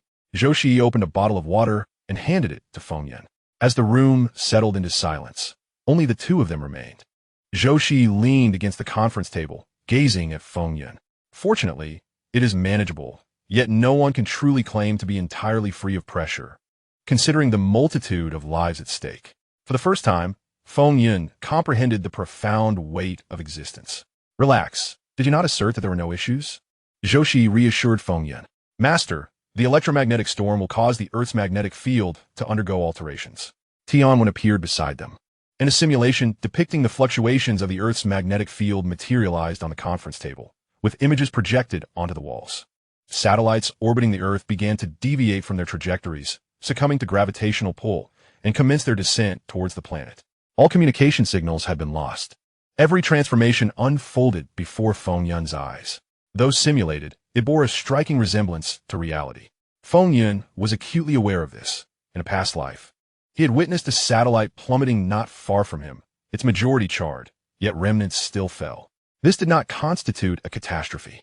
The most dreadful calamity lay in the disappearance of communication and electricity. Although circuits could be swiftly restored, communication remained irretrievable. An era of isolated worlds had descended. Feng Yin closed his eyes, concentrating on envisioning the developments of the shelter to come. Zhou Shi approached from behind, extending her hands to massage his temples. Feng Yin seized her hands. She, please allow me to quiet my mind and contemplate. Perhaps you could indulge in some reading? Her touch stirred a tumult within him, rendering it difficult to focus. He had no choice but to let her depart. The time was not yet ripe. All right. Zhou Shi extricated herself from his grasp and exited the room. The world outside had descended into chaos. Without electricity, nothing could be accomplished. Human civilization is fundamentally built upon the foundation of electricity. Within the underground shelter, the lighting circuits were damaged and computers and servers erupted with sparks. Darkness enveloped all those within the subterranean refuge. Everyone was confined to their positions, patiently awaiting the restoration of illumination. And hunger compelled them to consume whatever provisions lay at hand. The absence of communication rendered each shelter an isolated island amidst a vast ocean. In the western shelter, the elder and a few state officials found themselves ensnared in anxiety. Presently, all shelters had fallen silent, and they could scarcely fathom the conditions prevailing in others. What they could envision was the emergence of long-buried, ambitious individuals, poised to instigate unrest. The situation abroad grew increasingly tumultuous, with the loss of electricity. The Western Hemisphere plunged into utter darkness, stripped of its previous brilliance. Everyone armed themselves for self-defense, anxiety palpable in the air. Some had already glimpsed the monumental shifts in the world and commenced inciting rebellion among the masses. Before the calamity struck, the various states of the Northern Alliance were already exhibiting signs of disunity. Now, certain affluent families are seizing this opportunity to declare their independence from the alliance. At this juncture, however, no one has the luxury of attending to others. Everyone is preoccupied with their own survival. The nations of Japan and Korea, which had initiated population relocations, now find themselves utterly bewildered. Deprived of electricity, they possess no means to evacuate their territories. After more than 20 days, they have managed to relocate only 1/3 of their populace, which tragically implies that the remaining individuals are left to await their demise. In the central region, the spread of religious fervor has accelerated amidst this disaster, with many fervently beseeching divine salvation. Chapter 24. Tentative Development Plan. Feng Yun has begun contemplating the deficiencies of the current refuge. The shelter is in dire need of self-defense weaponry. Firearms can be fabricated directly using a universal printer, yet the primers for ammunition lack the necessary raw materials. Thus, this avenue must be temporarily abandoned, leading to the question of what alternative weaponry to pursue. One by one, various weapons appeared upon the conference table, and Feng Yun quickly honed in on a particular choice: the electromagnetic gun. This weapon can directly fire solid projectiles without the need for primers, and its reliance on electrical energy is an additional advantage. Feng Yun decisively opted for this armament, and Tianwen promptly transmitted the design schematics to the universal printer. With the input of materials, the final product could soon be produced. With weaponry secured, the need for protective gear became evident. Tianwen presented the schematics for exoskeletal equipment before Feng Yun. Although the exoskeleton is functional, its protective efficacy leaves much to be desired. As Feng Yun gazed upon the three-dimensional rendering of the exoskeleton, he pondered whether it could be manufactured and subsequently upgraded using survival points to observe any enhancements. Upon contemplating this, he glanced at the meager survival points reflected in the system. Alas, he reluctantly decided to shelve this ambition for the time being. The most expedient means of acquiring survival points currently lies in population growth, which is both stable and sustainable. However, an influx of individuals necessitates an improvement in the management scheme of the refuge. The existing two-story shelter cannot accommodate such a large number of inhabitants, thereby compelling the construction of an additional floor. Yet, the addition of a new level would require a reconfiguration of the prior architectural plans for the refuge, all of which would demand a significant expenditure of survival points. Upon arriving at this conclusion, Feng Yun found himself at a loss for words. It truly echoes the adage that wealth begets everything. Survival points are in constant demand. Resolutely, Feng Yun determined that if construction were to commence, it would be designed as a 10-story edifice with plans to house 2,000 individuals. As he contemplated this population target, he mused on where he might source such a multitude. To accommodate this many residents, each level of the shelter must be distinctly designated for specific functions: living quarters, recreational areas, dining zones, cultivation sectors, experimental spaces, and training facilities. Thus, a 10-story structure emerged on the conference table, and Feng Yun began delineating the purpose of each floor. After a prolonged period of deliberation, what ultimately manifested before Feng Yun was a nearly complete 10-story shelter, each floor spanning an impressive area of 11,000 square meters. This information had been relayed to Feng Yun by the system, which indicated that enlarging the area of an entire floor would require 5,000 survival points for a single doubling, and an additional doubling would necessitate a corresponding increase in cost. However, Feng Yun deemed such an option prohibitively expensive. To expand 8 floors would demand a staggering 80,000 survival points, while a 10-story expansion would amount to 50,000 survival points, culminating in a total of 130,000 points. Furthermore, when accounting for the internal structure, the system projected the cost to be around 200,000 survival points. This figure did not even encompass the necessary upgrades for all the equipment within. After performing a rough calculation, Feng Yun realized that he would require over 300,000 survival points in total. At this juncture, he felt disinclined to continue his calculations, as the gap was insurmountable. Additionally, a considerable quantity of metal was required. Previously, he had engaged in a trade with Stuka, exchanging some food and drinking water for 5,000 tons of various metals. However, based on his calculations, he was still far from meeting the requirements. According to the design blueprints, at least 200,000 tons of metal were needed. Consequently, Feng Yun made a decisive choice to abandon the design plans for the time being, postponing further considerations until a more opportune moment. Currently, Feng Yun was primarily focused on contemplating how to resume his previous endeavors. After all, population growth was, to his knowledge, the swiftest means of acquiring survival points. It seemed prudent to enlist a few men to accompany him. Alone, he could not gather a significant number of individuals in one go. Thus, the more companions he brought, the greater the potential yield of survival points, allowing for a gradual accumulation akin to a snowball effect. He also required a vehicle, along with some weapons and protective gear. Feng Yun exited the conference room and made his way to the entrance corridor on the first floor. There he found his electric car, which he had carefully maneuvered back after a lengthy search for a relatively gentle route.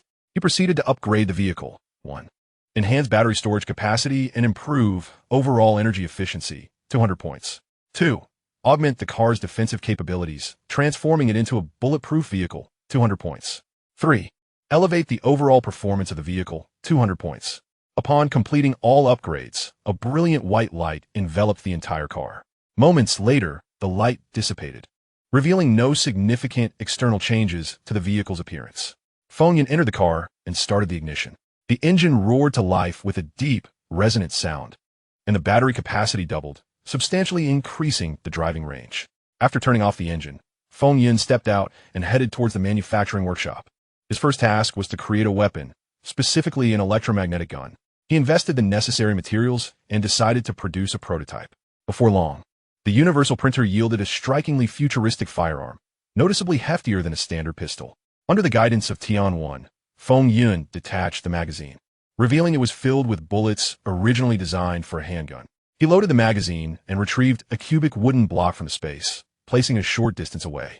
Steadying himself, he fired. The recoil was virtually imperceptible.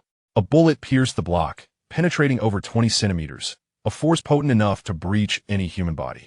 Tianwen, is it possible to integrate an intelligent shooting assistance system while simultaneously locking in the user? Feng Yun's shooting proficiency was undeniably exceptional. However, the firearm's range exceeded that of a rifle, necessitating the installation of an auxiliary shooting system, especially for individuals unaccustomed to firearms who might struggle to operate it effectively. Additionally, Feng Yun had to guard against the potential loss of the weapon. Very well, I shall directly amend the design to incorporate the shooting assistance system and a fingerprint recognition management system. Understood. Let's first manufacture 5 units as backups, along with 1,000 rounds of ammunition. Agreed. Feng Yun then allocated additional materials. With the firearms secured, the next step was to procure protective gear. He summoned 5 complete sets of Special Forces attire from the space, high-priced acquisitions expedited by arms dealers. In fact, he possessed more than 5 sets. His warehouse housed a total of 500, each set averaging close to $1 million in cost, with transportation fees constituting a significant portion. He retrieved 1 set. System. Upgrade the combat suit. 1. Lightweight 20. 2. Protective 50. 3. Breathable 30. 4. UV resistant 100. 200 for a set. Upgrade. Feng Yun noted the most expensive feature, recognizing its significance. The solar storms had compromised the ozone layer, allowing ultraviolet rays to directly scorch the Earth, posing a severe threat to skin. Preventing UV exposure was imperative. The degradation of the ozone layer could lead to an unprecedented rate of global warming, especially as solar flares approach the Earth, accelerating the temperature rise. The equipment was nearly complete. Feng Yun stored the produced electromagnetic guns and ammunition within the spatial storage. Gazing at the multifunction printer, an idea sparked in his mind. Chapter 25, Outing. I wonder if it can scan the blueprints of biochemical robots? If it can, I could assemble an army of robots. Feng Yun instructed Tianwen to summon the robots for scanning. The robots approached the multifunction printer, but after scanning, the printer indicated that the level was insufficient to process the data. This multifunction printer is only level 0. I wonder what level it must reach to decode the information. After seeing this outcome, Feng Yun reluctantly shelved the thought. Master, it's time for dinner. All right. Feng Yun made his way to the dining hall on the second floor, where the others had already gathered, awaiting his arrival. Let us dine. Afterward, I have an announcement to make. Having spoken, Feng Yun took a seat beside Zhou Shi. Su Mei presented a dish to Feng Yun. Thank you, Aunt Su. The layout of the restaurant had undergone considerable changes. With the increase in personnel, it was no longer suitable for communal dining, leading to the addition of several tables and a transition to a buffet style. Once Feng Yun finished his meal, the others remained seated, awaiting his next move. Today's electromagnetic storm has passed without incident for us, but other areas may not be as fortunate. Therefore, I have decided to venture out tomorrow to assist those nearby, bringing them here for refuge. I will be taking 4 men with me. The rest of you shall continue your work. Uncle Yao, Zhang Mingyuan, Su Peng, and Li Xian. You will accompany me. All right, sounds good. They were all individuals Feng Yun had brought back, having experienced the benefits of this sanctuary. Naturally, they were eager to join him in rescuing those outside. Feng Yun, are we just going out like this? Although Yao Sibing was willing to help, he wondered what would happen should they encounter danger. I have prepared everything. Firearms and tactical gear are all set. Firearms? Tactical gear? Li Xian inquired, Brother Feng. What kind of guns and gear are we talking about? Li Xian, a bank employee, was an enthusiast for military equipment. The tactical gear is from the Northern Alliance Special Forces. As for the firearms, you will see them tomorrow. None of you have likely encountered them before. Special Forces gear? I've only seen it in pictures. I hear a full set costs as much as a house. Guns? Haven't seen them? I've seen images of almost every firearm. Li Xian exclaimed, excitement evident in his voice. After all, who in their daily life had the chance to see real guns, especially those worth hundreds of thousands? Oh, are you sure you've seen an electromagnetic gun? Feng Yun stated the name of the weapon, glancing at the group. Only Bing's father pondered for a moment before saying, I recall that was merely an experimental model, not successfully developed, right? I watched videos of it. It is a prototype, but its power is several times that of ordinary firearms. Li Xian became even more animated. Feng Yun promptly played a video of the trial shots from the experimental weapon. The sci-fi pistol showcased terrifying power, exuding an indescribable allure. What terrifying power? Surely, a person would be reduced to fragments. Li Xian felt a twinge of fear upon viewing the video. Feng Yun, how long can the battery of this gun last? Zhang Bo, Bing's father, posed the question, being a former senior engineer at a battery company and naturally interested in this aspect. Approximately 100 shots. That's astonishing. Who developed this? 100 shots? That implies such a large battery must be equipped with a remarkably efficient power conversion system. Zhang Bo found it difficult to fathom the implications of possessing such formidable batteries in the absence of calamities. It would undoubtedly revolutionize the battery industry and trigger seismic shifts within the global energy sector. Secrecy loomed over the origins of this technology, which Feng Yun could not elucidate. I have prepared crossbows for your use, along with firearms for emergencies. There are a few matters to address. Feng Yun needed to outline the tasks for the personnel in the shelter over the coming days. Jiang Yixing, the vegetables in the cultivation base are nearing maturity. Once harvested, they will be processed into dried vegetables for long-term preservation. Additionally, please tend to the vegetables and fruits in the cold storage, ensuring they are vacuum sealed. Wang Yang, have the enclosures for all the animals in the ecological garden been completed? Yes, they have been finished. Wang Yang stood up to respond. Good. Leave one person for daily management, while the others follow Zhou Shi. Feng Yun instructed, turning to Zhou Shi. Shi, there's still several beds in the warehouse. Move them into the rooms and arrange them properly. The incoming personnel to the shelter will not be few. There are a total of 41 rooms on the second floor, with 25 currently unoccupied. Reserve one room as a dining area, and arrange the remaining rooms with 4 beds each. Isn't that a bit too many people? Zhou Shi expressed her confusion regarding the rationale for accommodating such a number. While the shelter could indeed house some individuals, accommodating 100 seemed excessive. Let us save as many as we can. Besides, whether there are truly 100 people in Songbei City remains to be seen. Feng Yun could not divulge the intricacies of the system to Zhou Shi. The more individuals present, the more survival points accrued, thus ensuring greater safety within the shelter. Very well, everyone, return and rest well tonight. We shall set off early tomorrow. With a wave of his hand, Feng Yun dismissed them. Morning arrived. After breakfast, everyone gathered on the first floor. Feng Yun retrieved combat uniforms, crossbows, and electromagnetic firearms from his quarters. Zhao Xiving, San Mingjuan, Su Ping, and Li Xian began to don their gear. Feng Yun also equipped himself. Upon completion, the 5 stood before everyone, resembling a well-equipped special forces unit. Li Xian jumped in place, while Su Peng felt the fabric of his attire. It's so light and breathable. Su Peng immediately recognized the distinct quality of the uniform. Is this what special forces wear? It surpasses our usual garments by far. After all, these outfits cost several $100,000. Li Xian, an enthusiast of the military, was donning such attire for the first time, his excitement mounting as he held the crossbow and firearm. Yao Sibing, having served as a police officer for 20 years without encountering such equipment, felt a long-dormant fire within him reignite. Zhang Mingyuan found himself in a similar predicament. The crossbows and firearms were all fitted with auxiliary shooting systems, while the electromagnetic guns featured a recognition system, operable solely by the designated user. Furthermore, the crossbows were semi-automatic, with each individual allotted 50 bolts. The electromagnetic gun's magazine contains 25 rounds. I hope that this time we can venture out without firing a single shot and return safely. Feng Yun stood before the 4, articulating the precautions to be taken once they ventured outside, as none knew the exact situation that awaited them. Caution was paramount. Chapter 26, The Hospital Robbers. Departure. Feng Yun turned and entered the vehicle, followed closely by the other 4. The gate slowly opened as Su Peng reversed the car out. Feng Yun, seated in the passenger seat, gazed at the crowd ahead, particularly at Zhou Shi. He raised a thumb in a single-handed gesture, signaling for a safe return. Zhou Shi cupped her hands into a trumpet shape and called out, "Daddy, come back safely. Darling, be careful," shouted Yao Sibing's wife and daughter. The vehicle rolled out through the gate, which then closed behind them. Orderly operations commenced within the shelter. As the car descended the mountain, its occupants felt an unusual warmth enveloping them. Although it was still summer, the temperature seemed excessively high. Zhang Mingyuan retrieved a thermometer from the car, observing the numbers rise until they finally stabilized at 33 degrees. Is it already 33 degrees at the onset of summer? Typically, the temperature in Songbei City doesn't reach such heights. Li Xian remarked, puzzled by the reading.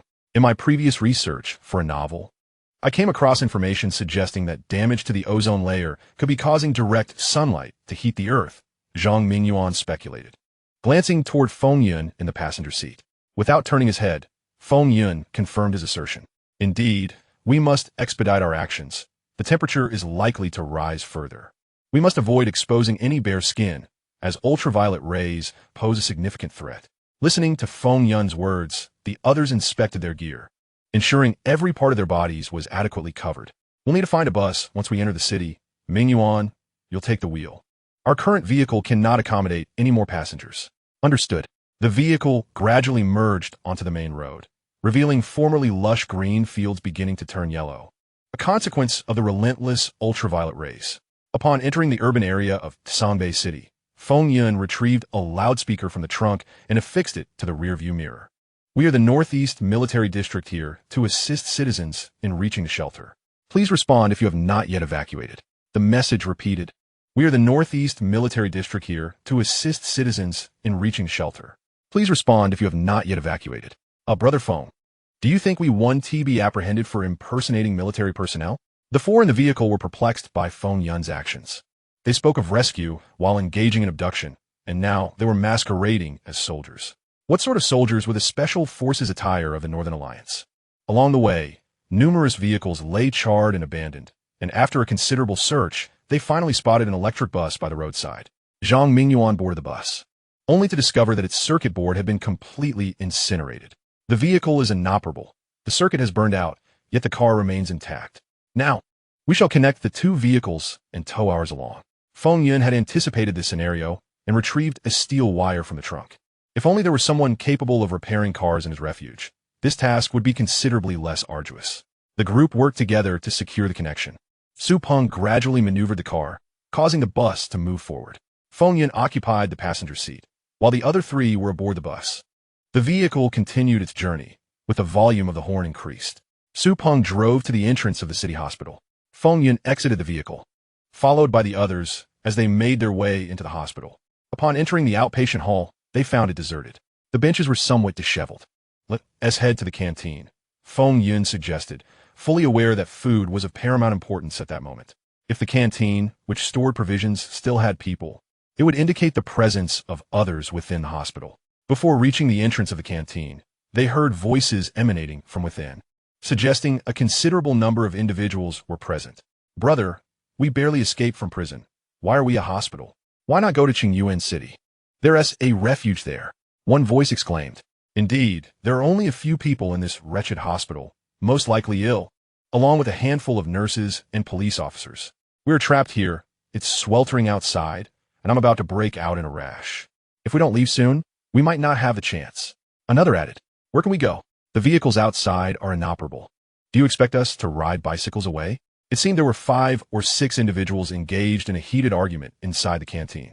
Feng Yun instructed the others to remain in place and signaled for him to approach and observe. He quietly made his way to the entrance, peering inside.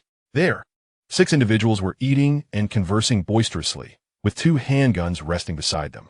Not far away lay 2 individuals, covered in police uniforms, seemingly unconscious. 5 doctors and nurses were gathered near the officers, alongside approximately 10 patients. Feng Yun retreated, and the other 4 drew closer. Inside, there are 6 individuals, presumed prison escapees, who have taken 2 police officers hostage, along with 5 doctors and around 10 patients. 2 of them are armed, and it is unclear if they possess any additional items. He explained the situation. This configuration resembled that of 2 hospital transport vehicles. Yao Sibing, having previously participated in personnel transfers, was well aware of such setups. What should we do? He inquired. I will go out and talk to them. You target the 4 armed individuals. If any issues arise, eliminate them immediately. ISNT, that's somewhat risky? Another questioned. It's manageable. I have encountered numerous situations like this before. Standing tall, Feng Yun, with an electromagnetic gun in hand, entered the canteen. The other 4 individuals promptly activated their auxiliary firearms, positioning themselves strategically to aim at the people inside. 4 utterly inexperienced individuals, upon arrival, were intent on committing murder. Zhang Mingyuan and his companions, having never taken a life, felt a twinge of trepidation at the prospect of such violence. Yao Sibing, despite being a police officer, had never killed anyone. His experience was limited to apprehending criminals. Feng Yun merely intended to instill some courage in them. Upon seeing Feng Yun, fully equipped, enter the cafeteria, the occupants felt an immediate sense of unease. The 4 hastily grabbed their weapons, directing them towards Feng Yun. The doctor and patient crouching on the ground suddenly brightened at the sight. Aid had come from the state. Yet why was there only one person? Furthermore, this individual boldly walked in. Could there be additional reinforcements? They were not alone in this speculation. Those wielding firearms shared similar thoughts. The audacity of these 2, armed and brazenly entering, was indeed striking. One burly man spoke up. What do you intend to do? Assaulting an officer, brandishing firearms, detaining hostages. You're guilty of serious crimes. Feng Yun replied with conviction. It is imperative to subdue the opposition. Moreover, due to the domestic gun ban, it is unlikely that many within the prison have encountered firearms. The moment one of them heard Feng Yun's words, fear overcame him, prompting him to toss his weapon aside. Observing the effectiveness of his previous statement, Feng Yun continued, I have come to escort you to safety. Relinquish your weapons and follow me, or face immediate consequences. With a gesture, Yao Sibing and his team emerged, their firearms still trained on the original targets. Chapter 27. Ambushed Murder. The anxiety among the group intensified. Initially, they had only entered for petty theft, with relatively short sentences ahead of them. Now, having escalated their crimes, their predicament was dire. The 4 guns aimed at them shattered their final psychological defenses. Without hesitation, they placed their weapons aside and instinctively crouched, covering their heads in submission. Such fragility of spirit was disheartening. Feng Yun promptly summoned the 4 individuals behind him to advance, instructing Yao Sibing and Zhang Mingyuan to keep their weapons directed at the 6 captives. Feng Yun approached the group of doctors. What has happened to these 2 officers? A young male doctor stood and responded. They were injured in an explosion from a vehicle. Injured by an explosion? Feng Yun inquired. Yesterday, a car unexpectedly detonated. We had not yet boarded. They had just ignited the engine when the vehicle caught fire and subsequently exploded. Fortunately, they reacted swiftly. They were only rendered unconscious by the shockwave. However, they have yet to regain consciousness. How are the others? Feng Yun asked, gesturing towards the individuals clad in hospital gowns. They're all stable. That's good to hear. Are there still people in the building? Feng Yun sought to ascertain the current situation within the structure, hoping to identify any remaining occupants. There are no others remaining. Only we, the few, are left in this building. The male doctor spoke with unwavering confidence, revealing that there had once been more patients, but they had since been relocated, leaving us as the last group to encounter this unfortunate turn of events. He lamented our ill fate, recalling the car explosion and the hijacking. Such tales could easily grace the silver screen. Go to the wards and gather some sheets and blankets to shield ourselves from the ultraviolet rays. Then proceed directly to the outpatient hall. We shall assemble at the entrance. Feng Yun and his companions were bundled up tightly, unperturbed by the situation, while the others needed to find something to wrap themselves in. 2 doctors escorted several patients to the wards in search of linens, while the remaining individuals sought out 2 stretchers to carry the 2 officers away. Yao Sibing was inspecting the 6 individuals for any concealed weapons. On the table lay a collection of knives they had produced themselves. After completing his search, Yao Sibing picked up a handgun from the table and gestured for Zhang Mingyuan and the others to accompany him as they prepared to board the vehicle. Once everyone was settled in the car, Yao Sibing remained with Li Xian, watching over the 6 individuals at the back of the bus, while Zhang Mingyuan kept an eye on those seated in the front. Su Peng drove the electric vehicle towards the shelter, with Feng Yun in the passenger seat, listening to the rescue announcements emanating from the nearby loudspeaker. The haul was substantial this time, totaling 23 individuals, surpassing the original number at the shelter. As Feng Yun contemplated the future management of personnel at the refuge, a sudden bang shattered the atmosphere. A gunshot rang out, followed by the sensation of the vehicle being struck. Feng, are you all right? It came from the side. There are 3 of them. I see them. Stay in the car and remain still. I will handle this. Through the window, Feng Yun spotted the 3 assailants emerging from the adjacent building. He swiftly exited the vehicle from the opposite door. Uncle Yao, keep a close watch on the people in the car. Have everyone crouch down. I will take care of the rest. Feng Yun called out to Yao Sibing at the rear of the bus. At that moment, he realized a pressing issue. They had no communication devices and could only rely on shouting. It seemed a matter to address upon their return. Creeping towards the rear of the vehicle, Feng Yun peered around the corner to observe the 3 men sprinting towards them. A warning shot. This is an attempted robbery, he thought, noting the firearms they wielded, 2 handguns and a rifle. As they drew closer, Feng Yun took aim and fired, striking the man with the rifle in the knee, shattering it and causing him to cry out in agony. The cries were deafening. The other 2 men, caught in panic, crouched nearby, firing wildly at the vehicle. Having not anticipated the presence of firearms on this bus, Feng Yun fired again, hitting another assailant, the bullet piercing through his calf. The last man, unable to bear the pressure any longer, turned to flee, only to be brought down by a single shot from Feng Yun. The cries of the trio harmonized into a perfect trio of despair. Feng Yun cautiously approached, keenly observing the 3 individuals sprawled on the ground, as well as the building from which they had just emerged. Suddenly, a chilling sensation washed over him. He felt targeted. With a swift roll, he concealed himself in the nearby underbrush and hurried toward the building. Alas, special forces, what misfortune to encounter such formidable foes. From above, an armed assailant unleashed a torrent of curses, followed by a spat to the side. This marked their 3rd attempt, and they had not anticipated confronting such tenacious resistance. The 4 of them had escaped from prison.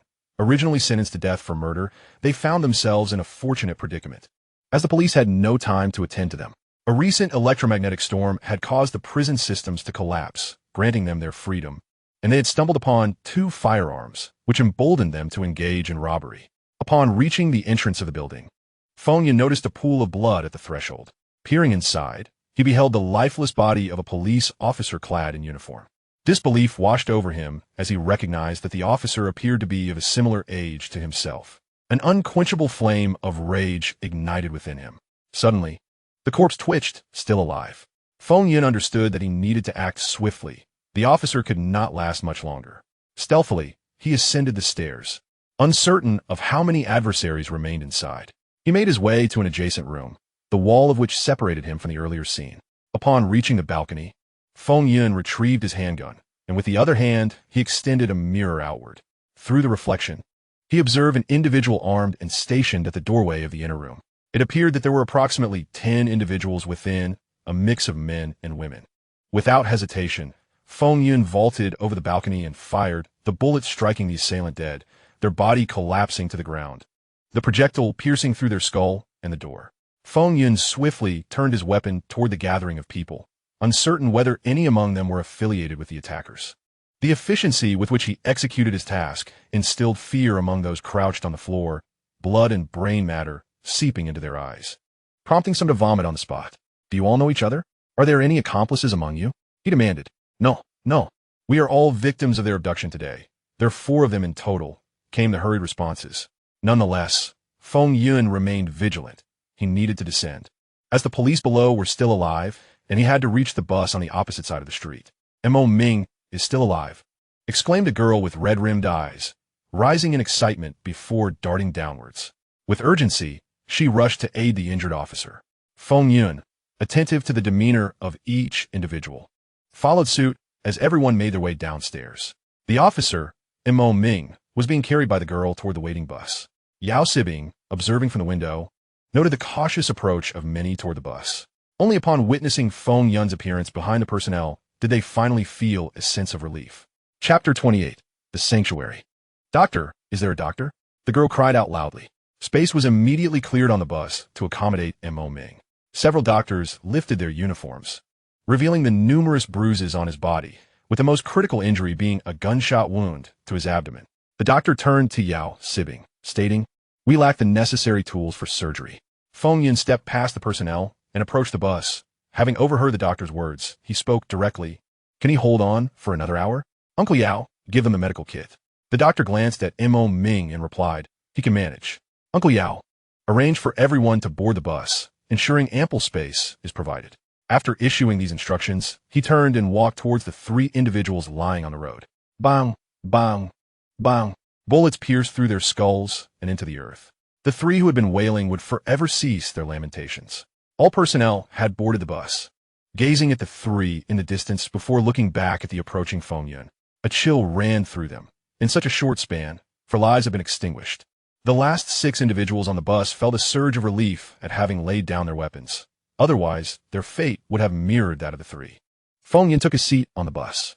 Su Peng promptly started the engine, having noticed the injured on the bus, driving at a swift pace.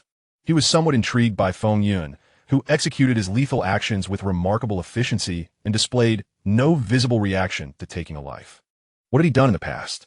How had he managed to construct such a vast sanctuary and acquire abundant supplies, now even daring to kill? Su Peng felt an increasing aura of mystery enveloping Feng Yun. The vehicle sped along, reaching the foot of the mountain shelter in less than 40 minutes. "Stay in the vehicle. Drive that policeman to the sanctuary," Feng Yun instructed Su Peng before alighting. At this point, Mo Ming could no longer be carried. "Uncle Yao, Ming Yuan, Li Xian, take them back to the sanctuary. Leave one doctor and the girl to assist in transferring Mo Ming to my vehicle. Let the vehicle take him up." After giving his orders, Feng Yun unloaded the towing equipment from the back of the vehicle. The personnel began to disembark, with Li Xian leading them towards the sanctuary. Zhang Ming Yuan followed the crowd, while Yao Sibing supervised the 6 individuals.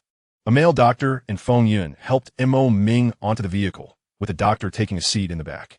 The girl occupied the front passenger seat, constantly glancing back at Mo Ming. Su Peng drove the vehicle, ascending the mountain along the descent route. Feng Yun then caught up with Yao Sibing and the others. The crowd arrived at the entrance of the sanctuary. Had the gate not been open, they would have been oblivious to its location. The people inside had received the notification from Tian 1, aware that those who ventured out had returned, though they did not anticipate such a large group. Poised, they prepared for surgery. Feng Yun directly instructed individuals to assist Mo Ming down from the vehicle. Those accompanying Feng Yun were taken aback to encounter Zhou Shi at this location. They were certainly aware of the city hospital's most exquisite physician. Zhou Shi, have you been here all this time? Hurry and help save him. Zhou Shi disregarded her inquiry and led them to the medical room on the second floor, where minor surgeries could be performed. The doors of the refuge closed. Some recognized that this was not an official sanctuary. However, due to Feng Yun's earlier assistance to Mo Ming and their own rescue, they decided to stay for the time being. Zhou Qing, Yuan Su, and Yin Shui will help assign rooms to them. Follow those three. They will guide you to your accommodations. After distributing the rooms, take a shower, and once finished, lead them for a meal. After dining, we will gather in the conference room. With a wave of his hand, Feng Yun sent Zhou Qing and the others upstairs. Uncle Yao, please follow them. They will share a room. Feng Yun pointed to the 6 individuals. Understood, Uncle Yao responded, accompanying the 6 upstairs. Feng Yun collected the clothing, weapons, and crossbows from the other 3, allowing them to rest. Su Tianwan emerged from the manufacturing center room, carrying all the items inside. Feng Yun entered as well, removing his gear. Tianwan, oversee all personnel. Yes, master. Having completed these tasks, Feng Yun returned to his room and laid down on the bed. Unbeknownst to him, he drifted into slumber. He suddenly awoke, sitting up to realize only an hour had passed. After changing his attire, he exited the room and made his way to the kitchen, where around 60 individuals were dining. He had not anticipated such an eventful day or to bring back so many people. The kitchen door swung open once more, and Zhou Shi entered with several doctors. Zhou Shi paused beside Feng Yun while the others were beckoned by Su Mei to join the meal. How is he? Feng Yun inquired.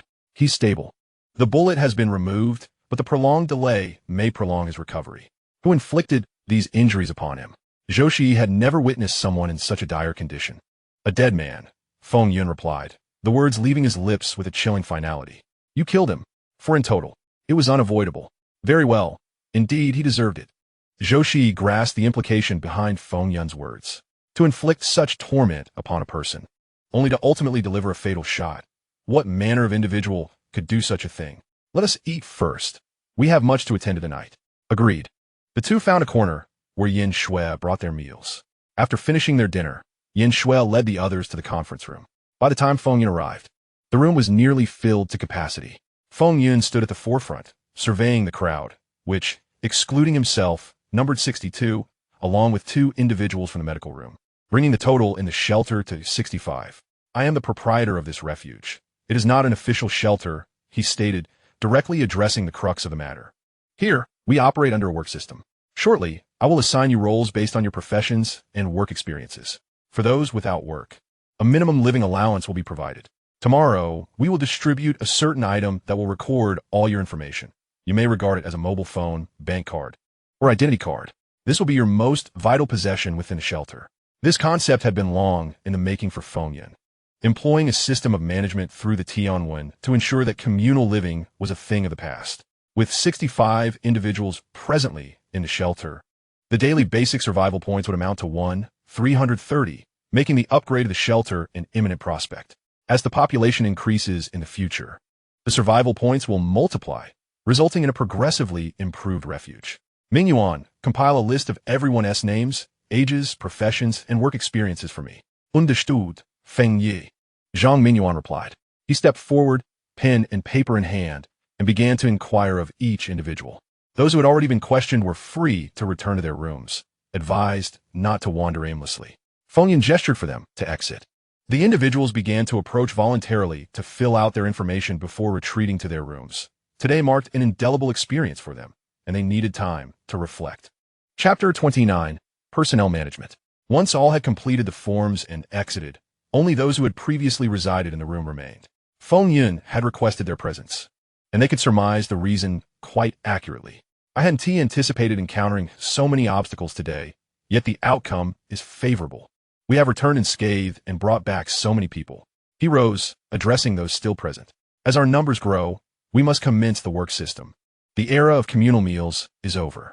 I have retained you here to ensure better management of future shelter inhabitants. First, Uncle Yao Sibing immediately stood up, thoroughly impressed by Feng Yun's conduct today.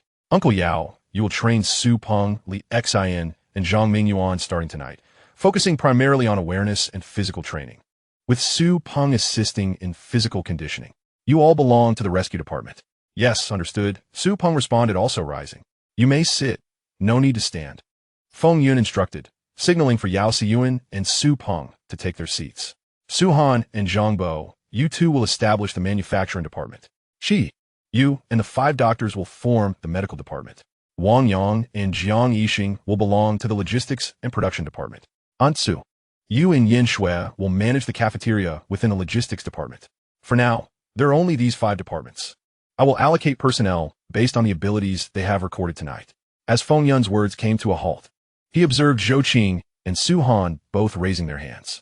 Su Han, do you have a question? Han Bo's expression mirrored his confusion. The manufacturing workshop on the first floor will be open to you starting tomorrow. As for what will be produced, Tian will notify you directly in due course.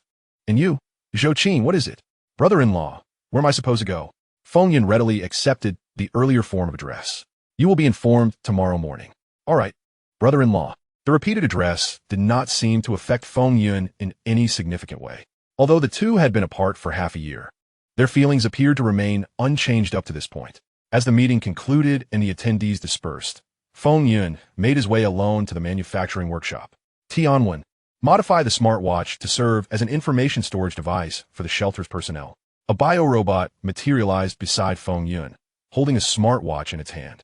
A holographic image of the smartwatch emerged in midair. Clear all smart programs, establish an identity card system, develop communication software, and create a banking transaction system. All systems possessed readily available templates, allowing Tian to make adjustments to the underlying data for immediate use. Feng Yun took the watch from the biorobot's hand. A simple swipe revealed that the once crowded array of software icons had been reduced to 3. Upon opening the identity card, Feng Yun's information appeared. Name, Feng Yun. Identity, Master of the Shelter. Age, 25. Date of birth, August 13th, 2022. Occupation, veteran. Current employment, none. The work history was concise and succinct. Feng Yun then accessed the communication and banking functions, both of which were streamlined versions akin to Fei Xin and Jifu Bao. Given the limited resources within the shelter, most of the supplementary software had been eliminated, retaining only the essentials. Additional features such as location tracking, shopping, personal assistant, 3D projection, photography, and Bluetooth capabilities were incorporated, along with support for wireless charging. Very well, all functions have been added except for the 3D projection capability. However, implementing the 3D projection requires additional hardware and a redesign of the schematics to integrate the projection components without compromising the original design. The schematics have been completed. Should the casing material be altered, the watch glass can be replaced with bulletproof glass, and the casing can be changed to a metal shell. Understood. The design has been transmitted to the universal printer. Material input is required to commence production. The biorobot turned and exited the room, only to return shortly thereafter, cradling 2 pieces of bulletproof glass and a titanium alloy, along with a paper bag in hand. It deposited the materials into the intake port and placed the contents of the paper bag, comprising the smartwatch and various components, inside. The versatile printer commenced its operation, meticulously crafting the designs envisioned by Tianwen. After a brief wait, the first newly redesigned smartwatch emerged, slightly heavier than its predecessor. The entire watch body was completely sealed, devoid of any external ports. With a double tap on the dial, it powered on, and, barring any unforeseen circumstances, it would remain perpetually operational. Tianwen's voice resonated appropriately within the room. Feng Yun deftly double-tapped the screen, and a 3-dimensional projection materialized above the watch.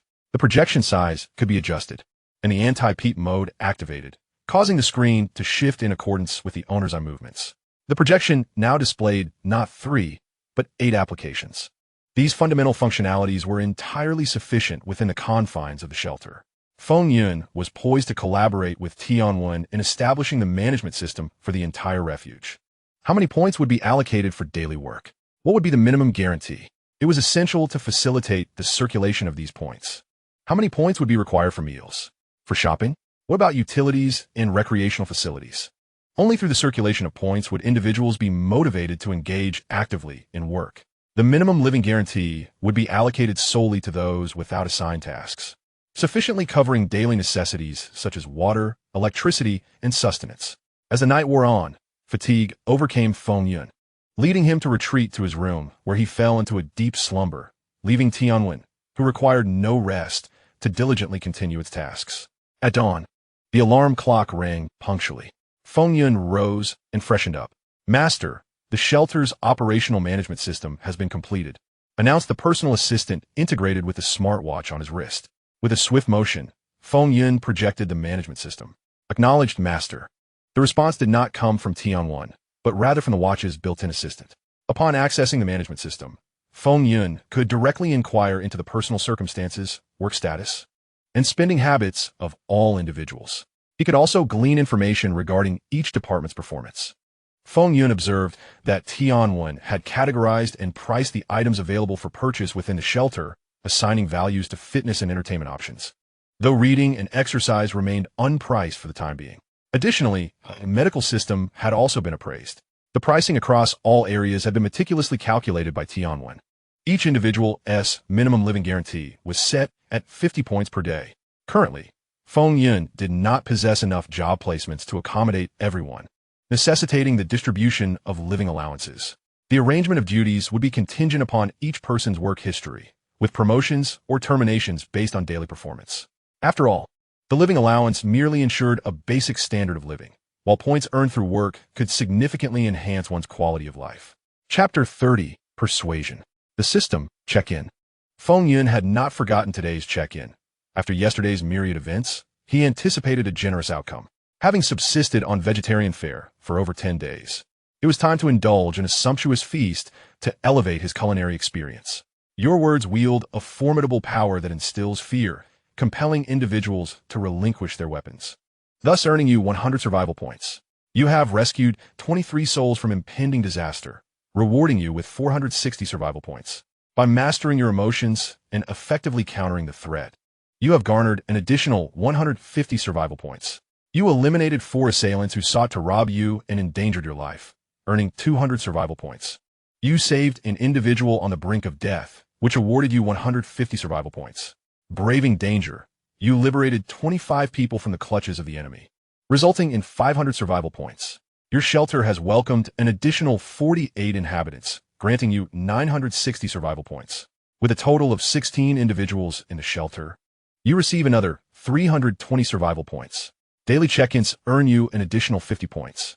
In total, you have accumulated 790 survival points. As Feng Yun gazed at the numbers displayed on the system, an exclamation escaped his lips in Mandarin, reflecting his astonishment. He had not anticipated accruing such a substantial amount of survival points. The total, combined with his previous balance, surpassed 6,000 points, achieving half of what is required to upgrade the shelter's defenses against water and seismic threats. He anticipated a daily influx of at least over 1,000 survival points, which filled him with excitement. A bountiful wave indeed. With approximately 20 days remaining, Feng Yun began contemplating the upgrade of the shelter to level 2 before the impending catastrophe. Currently, the shelter was sufficiently populated and had already amassed more than half of the necessary survival points. At the current pace, he could upgrade within 3 to 4 days. A slight deficit remained in the metal reserves, specifically in alloys, necessitating another transaction with Stuka.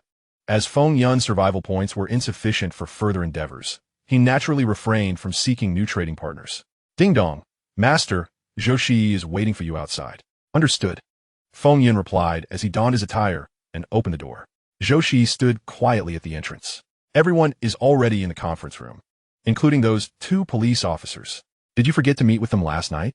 Feng Yun scratched his head awkwardly, admitting, I was too busy last night and forgot. Please address their situation.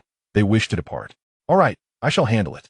Feng Yun proceeded directly to the conference room, with Zhou Shi trailing behind. Upon reaching the door, a biorobot stood at the entrance, cradling a cardboard box.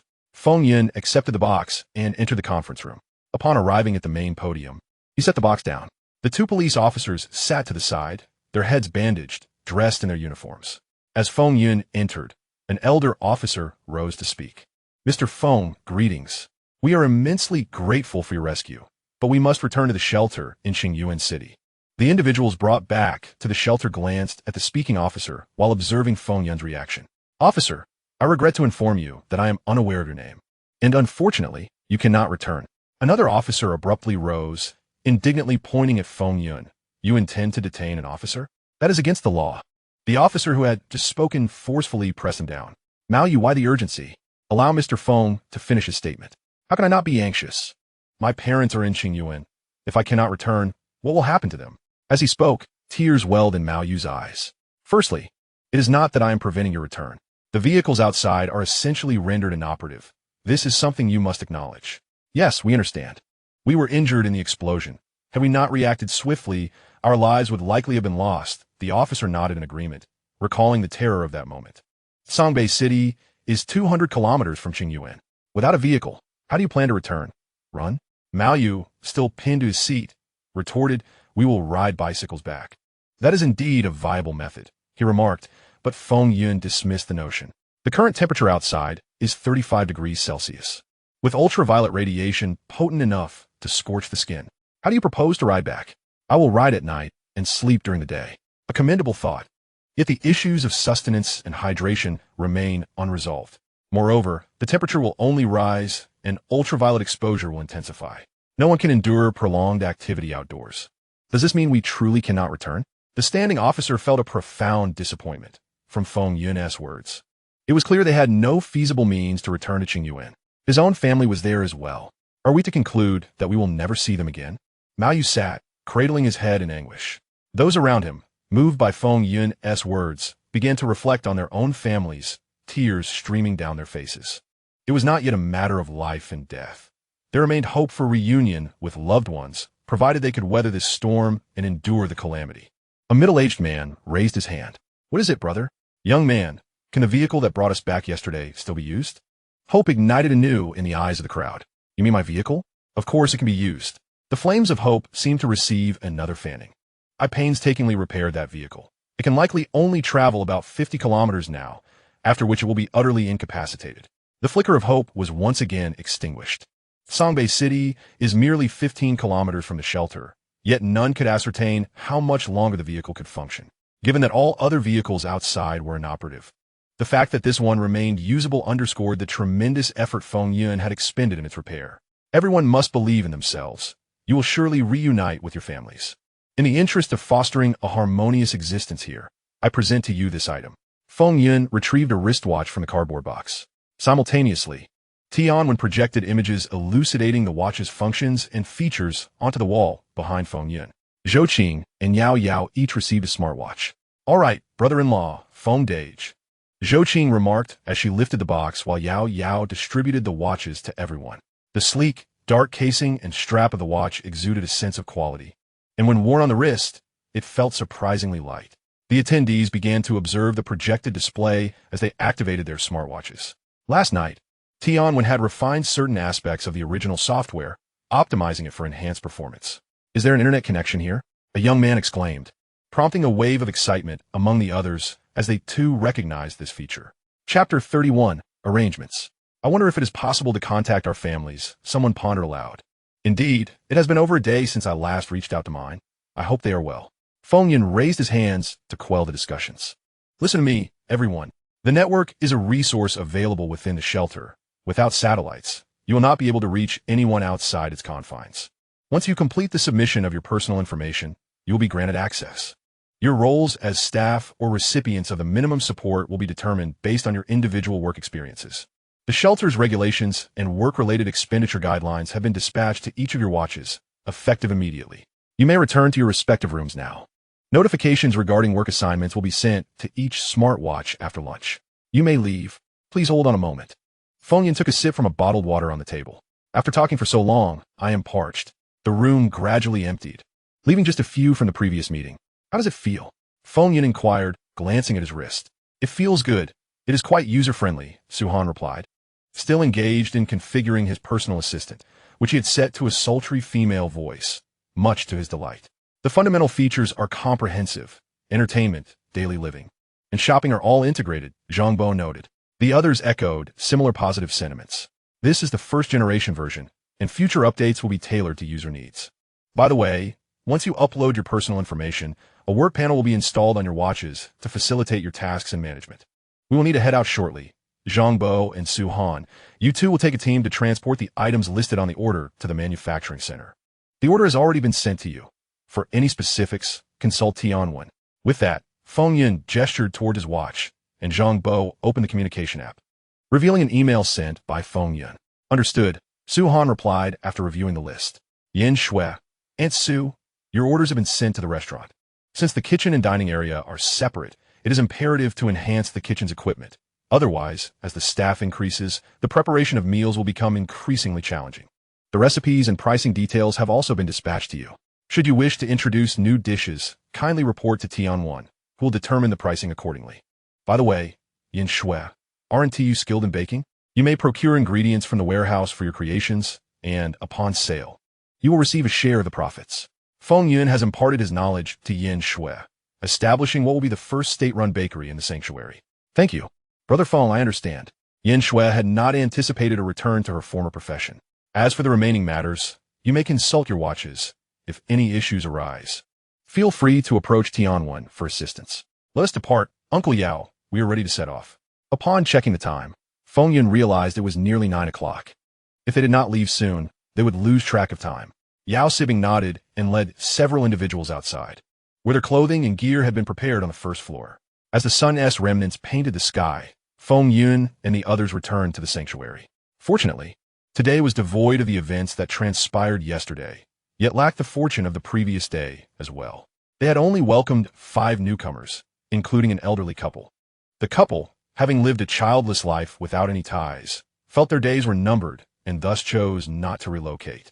I must say, Xiaofeng, your environment here is quite pleasant, the elderly gentleman remarked as he surveyed the sanctuary. After conversing during their journey, Feng Yun realized he had underestimated the couple. The gentleman had been a retired state official, though he never disclosed his exact position, while the lady was a renowned architectural designer. Feng Yun found it perplexing that the state had overlooked such hidden gems. The other 3 newcomers were a family of 3, discovered by Li Xin while searching for items in a marketplace. They entered the sanctuary cautiously, in stark contrast to the composed demeanor of the elderly couple. Uncle Yao, we have completed our search in the West District today. We aim to cover the entire city within a week. The afternoon temperature has already reached 37 degrees, and I estimate it will soon exceed 45 degrees. Therefore, we must expedite our efforts, Feng Yun stated while removing his clothing. I feel the same. If the temperature rises further, there will be no one left outside, Yao Sibing acknowledged, fully aware of the situation. In such heat, anyone venturing outside would risk heat stroke, compounded by the intense ultraviolet rays. Xiaofeng, it seems your electromagnetic guns are not standard issue for the state, are they? The elderly gentleman inquired, having scrutinized their weapons. Not yet. They are only available at the Bayman laboratory. For any issues, we can always defer to the Bayman lab, as they have numerous facilities. Oh, but how did you come to acquire them, as well as your attire? Dressed in the attire of the Northern Alliance Special Forces and wielding a firearm from the Northern Alliance laboratory. One might question the claim of being a veteran of the Summer Nation. Such formidable energy for a retired soldier is indeed remarkable. As one ages, inquiries multiply. After all, it was young Feng who rescued you, and here you are, probing into his background. The elderly lady gently patted the old gentleman. Oh dear, I cannot thank you enough. My dear lady, you saved my life. I have been rather preoccupied on this journey and neglected to ask for your names. I am Zhang Pingjun, but you may call me Old Zhang. My surname is Hua, and I am Huang. The elderly couple introduced themselves. Ah Feng, you have returned. Jiang Yixing stepped out of the vegetable cultivation base and spotted the individuals standing in the hall. How are things on your end? All is well. Many vegetables have ripened. We have set aside a portion in the warehouse, while the remainder has been processed into dried vegetables. The specifics have been documented by Tianwen in the work log. Excellent. Let us dine. Jiang Yixing beckoned Li Xin and the others to join for a meal. Yao Sibing escorted Old Zhang and the 5 others to the dining hall. Feng Yun instructed Tianwen to tidy up the clothing and then ascended the stairs for a shower. As Yao Sibing pushed open the dining hall door, the old gentleman was genuinely taken aback. They were led to a table where Yin Shui distributed a set of utensils to each person. Young lady, how does one partake in a meal here? Grandfather, since today is your first day here, you may have anything you desire. It is a self-service style, whatever you wish. I shall assist you. Although Yin Shui was just over 20, the man before her had graying hair, so referring to him as grandfather was indeed fitting. There is no need for your assistance. Young lady, we can manage on our own. Very well, Yin Shui replied before attending to another family's needs. The elderly couple approached the table laden with dishes and noticed 5 or 6 options, along with fruits. They casually selected a few dishes and returned to their table. Listening to the conversations around them, there was an atmosphere devoid of the impending sense of disaster. Chapter 32. The Veil of the World. Fortunately, I had previously worked at the ranch. This afternoon, I spent half a day at the ecological park, tending to the cattle and sheep, and collected some manure, earning 60 points for the afternoon. Tomorrow, I shall accumulate 120 points. So do I. I can now purchase some items. I noticed the market has ham and various snacks. I envy you. I was not assigned a task and earned only 25 points in half a day. After dinner, I will be nearly out. I opted for the cheapest meal and have 15 points remaining. I discovered cigarettes and alcohol in the market. With my 15 points, I will have 5 points left as a reserve. Tomorrow, I can buy cigarettes. As he spoke, he made a gesture as if to smoke. The elderly couple, listening from a distance, felt as though this place bore no difference from the outside world. Employment was available, money to be earned, and shops to explore. Hello, may I inquire if there are any shops here? Zhang Pingjun tapped the individual seated at the adjacent table, who happened to be Su Han and Wang Yang. Old sir, since you have just arrived today, it is perfectly normal for you to be unaware of the circumstances here. Wang Yang extended his left arm. Xingjiang, master, what is your command? The originally dark screen on his wrist illuminated, revealing a drowsy robotic cat hovering above the watch. Open the marketplace. Of course, master. Are you planning to purchase dorayaki for me?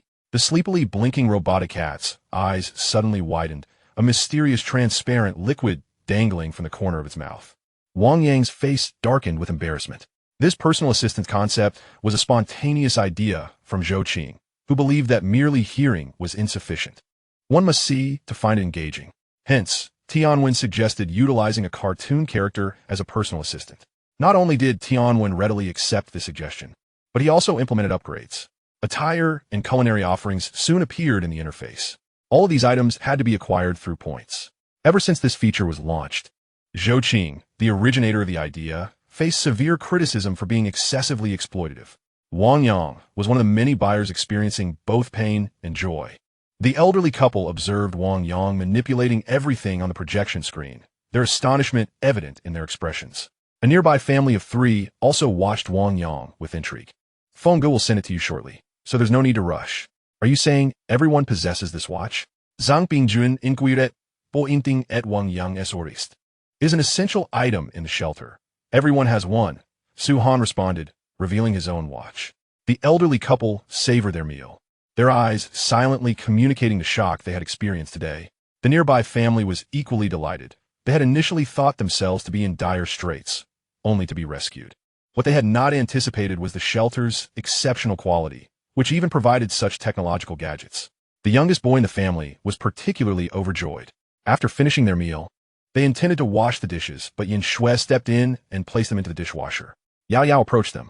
Come with me. I will show you to your future accommodations. Yao Yao arrived at Tianwen's instruction to escort them to their rooms. This is your wristwatch. Double tap the surface to power it on. As for the usage instructions, detailed guidelines will be provided once activated.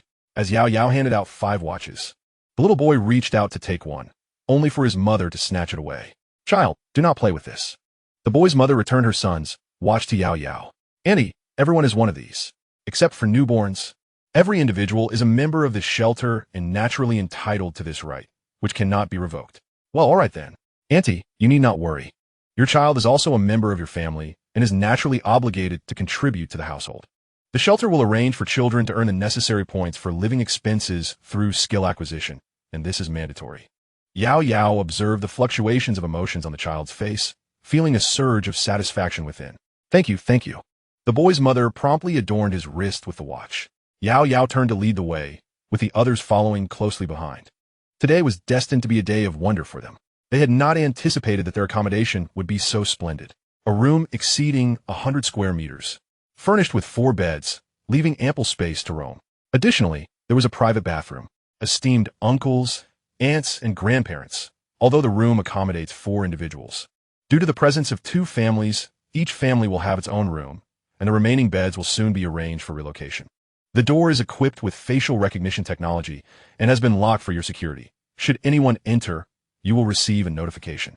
Each guest is provided with a set of amenities. Should you require anything, you may begin purchasing from the marketplace starting tomorrow, with personnel dedicated to delivering your orders. As for other operational matters, they will be addressed once the watch's information is activated. Please complete your personal information promptly for your convenience. After Yao Yao delivered the guests to their respective rooms, she departed. By 8 p.m., the points were secured. Upon submitting Task 1, the points were credited to her account. Stuka, it has been a while. Upon returning to his room, Feng Yun commenced trading with Stuka, intent on amassing sufficient metals before calamity struck. Mr. Feng Yun, long time no see. Stuka maintained his familiar attire, seemingly unchanged. This time, I have prepared 50 tons of food, 2 tons of fruits and vegetables, and 100 tons of water. What? Has Mr. Feng acquired prophetic abilities? Stuka's voice wavered slightly. The prophetic ability was indeed the most enigmatic of powers. What prophetic abilities? I merely wish to engage in a substantial transaction with you. I am in need of a considerable quantity of metal. I thought you had foreseen the increase in personnel here, hence your preparations. Stuka gradually regained his composure, discerning from Feng Yun's words that he seemed entirely oblivious to the prophetic abilities. 2 more miners from the base arrived yesterday. Not only food, but also our water source is now scarce. I have ample supplies of food and water prepared this time. Allow me to present our inventory list. It consists of various common metal alloys. With that, Stuka retrieved a panel and displayed a list. Feng Yun examined the items on the list. Iron, steel, copper, aluminum, an extensive variety. He decisively requested 4,000 tons of iron, 1,500 tons of steel, 200 tons of copper, and 100 tons of silver. Then he turned his attention to the alloys interface. This was his first transaction involving alloys. Stuka, could you kindly provide a brief overview of the functions of each alloy? Feng Yun found himself utterly perplexed by the nature of these alloys.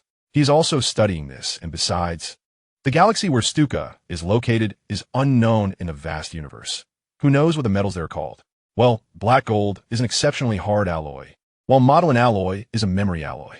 As Stuka introduced these materials, he simultaneously presented samples for Feng Yun to observe. Feng Yun gained a general understanding and promptly placed an order for 500 tons of various alloys. He transported food, water, and vegetables into the space, replacing them with a space filled with metals. Stuka also received the items. Chapter 33, Super Energy Particles. Mr. Feng, wait a moment. Just as Feng Yun was about to exit the trading interface, he heard Stuka's voice raised in excitement. Is there something else, Stuka? Feng Yun was somewhat surprised. Stuka had never been this animated during previous transactions. I wish to inform you of something. In the food and water you traded with me last time, we detected super energy particles. What are super energy particles? Are they a virus?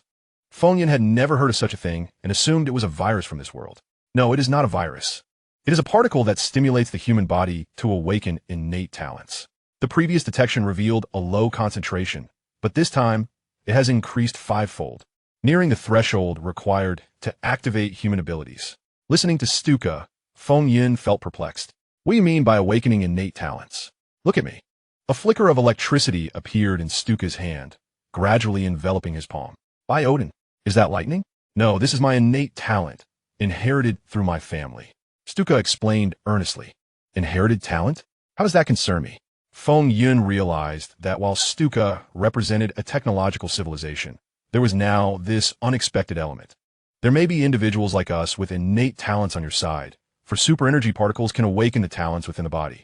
The concentration you sent this time has essentially reached the required standard.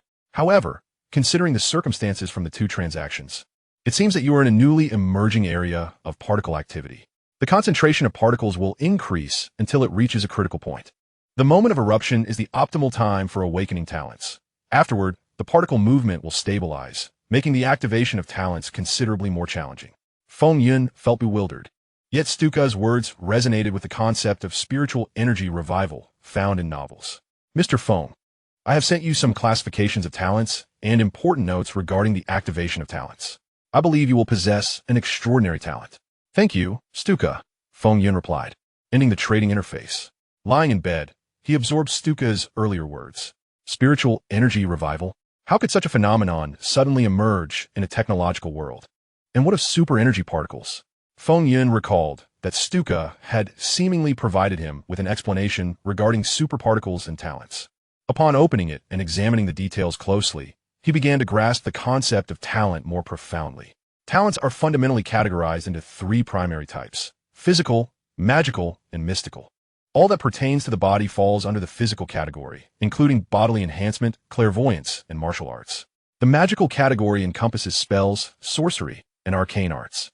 The delineation within the mystical category is less precise. Anything that does not belong to the physical or magical categories is classified as mystical. The mystical side exhibits varying degrees of strength, lacking a definitive inheritance method. A father may possess prophetic abilities, while his son could belong to a different system altogether, such as the elemental or magical. While the mystical side is not exceedingly rare, there are indeed many formidable practitioners within it.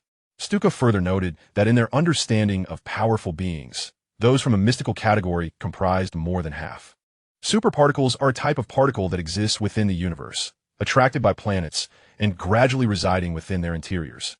Once fully activated, they manifest in an explosive manner, followed by a gentle release. Feng Yun perused the document 3 times before finally closing it. As a citizen of the Xian nation, he was aware in his heart that some records might be fictional, yet he chose to believe in their authenticity. Now, confronted with the undeniable reality that had come to him, he found it a bit hard to accept. Well, I shall ponder this tomorrow. The following morning, he activated the system for check-in. You have saved 5 individuals, sparing them from death in a disaster. Reward: 100 survival points. Your resource reserves have increased again. Reward: 50 survival points. Your shelter has gained an additional 5 inhabitants. Reward: 100 survival points. The total number of individuals in your shelter is now 69. Reward: 1,380 survival points. Your shelter's vegetable harvest has been abundant. Reward: 200 survival points. Daily check-in reward: 50 points. Total survival points gained: 1880. With a sigh of relief, he noted that his survival points had reached a total of 8,200. This was excellent. He resolved to accumulate more survival points in the coming days, allowing for a significant upgrade of the shelter. Feng Yun selected 2 vacant rooms to place the metal ingots from his space.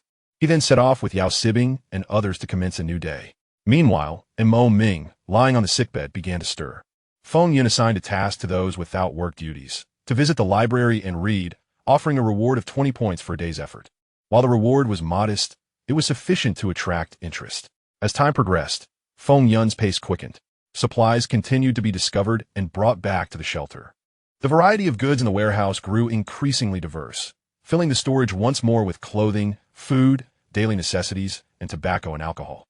The bus had only returned with a small portion, while the majority was accumulated through Feng Yun's spatial abilities. A week remains until the solar flare reaches Earth, prompting the cancellation of all outdoor activities. With temperatures soaring above 50 degrees, the outside world has become inhospitable for exploration. The moment the metallic door of the shelter swings open, a wave of heat rushes in, sealing everyone within its confines. The management of the shelter has now settled into a steady routine, with the population reaching 93 individuals. This translates to a daily accrual of 1,890 basic survival points, nearing 2,000. Currently, Feng Yun possesses over 40,000 survival points, and before the calamity strikes, this number is expected to approach 55,000. As the days pass, Feng Yun can sense the increasingly palpable tension within the shelter. Yet, there's little he can do but wait for the disaster to pass before they can truly breathe easy. Having resided in the shelter for numerous days, they have grown accustomed to its atmosphere. The work schedule is not overly demanding. They merely need to fulfill the tasks assigned by the heavenly question.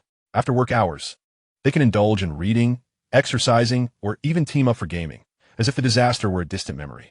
However, the impending calamity remains, inching closer with each passing moment. With little else to occupy his time, Feng Yun spends his days designing blueprints for the shelter and calculating the survival points at his disposal. He also keeps abreast of the operational status of various departments. The venerable Zhang Pingjun has joined the team, along with several others identified as talents through evaluations and the heavenly question as assessments, thereby expanding the management team. With just 1 day remaining, Feng Yun's design plans have finally been perfected. The redesigned shelter now boasts 4 levels. The living quarters have been modified, with each room now having in size to approximately 50 square meters, complete with a 10 square meter bathroom. Each room accommodates only 2 inhabitants, ensuring a spacious environment. Chapter 34. The Advent of Calamity. The vegetable base has been relocated to the 3rd level, while the ecological garden has moved to the 4th. The vacated space is repurposed as a personnel training facility. In the dead of night, as all have succumbed to slumber, Feng Yun fills the space with metal ingots. Concerned about potential shortages, he heads to the warehouse, which still holds a considerable stockpile of metal. System, expand the shelter downwards by 2 levels. 2,000 survival points have been deducted. System, reconfigure the shelter. The design plans have been received, and 10,000 survival points have been deducted. System, upgrade to a level 2 shelter. Personnel count, 93, meeting the requirements. Metal storage meets the criteria. 10,000 survival points have been deducted. Feng Yun promptly issues 3 commands, aiming for a comprehensive advancement. He primarily sought to take a gamble, as this time the metal consisted of numerous special alloys he had traded from Stuka, hoping to enhance the seismic resilience of the shelter. The 3rd and 4th levels of the shelter had been expanded, with the ecological garden relocated to the 4th tier. This level had been meticulously divided into pens for cattle and sheep, pigsties, chicken, duck, and goose coops, as well as a produce area, a pet room, and a designated space for slaughtering.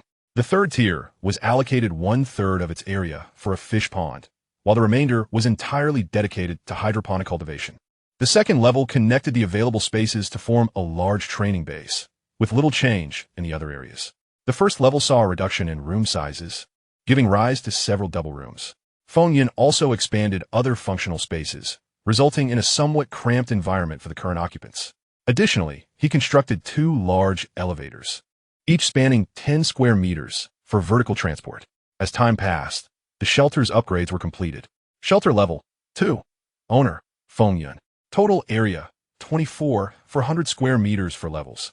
The 2nd and 4th levels each covering 600 square meters, and the 1st and 3rd levels at 600 square meters, with a height of 278 meters and the ecological garden reaching 55 meters.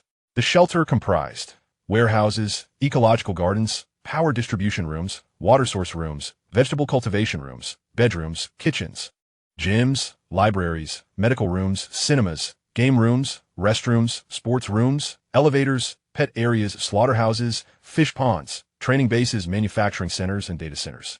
The well-established societal structure rendered the shelter vibrant, with ample resource reserves sufficient to sustain its inhabitants for many years. It had the potential to evolve into a small city. Upgrade conditions for the shelter. 1. The population must reach 1,000 individuals. 2. Accumulate 100,000 survival points. 3. The shelter's area must expand to 100,000 square meters. Upon returning to his bedroom, Feng Yun reclined on his bed, feeling the weight of the recent upgrade that had entirely depleting his metal reserves, leaving him with less than 2,000 tons of iron and 20 tons of alloy, with all other metals integrated into the shelter. System. What is the seismic resilience of the shelter? This was the foremost concern for Feng Yun at that moment.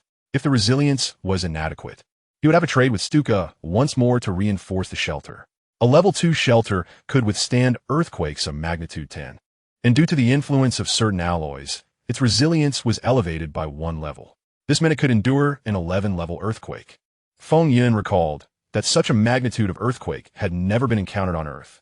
City of Songbei was not situated in a seismic zone, so there should not be significant issues. Ding, ding, ding. A noticeable tremor was felt from outside, suspected to be the impact of a solar flare on Earth. Suddenly, a voice resonated in Feng Yun's room. Thud.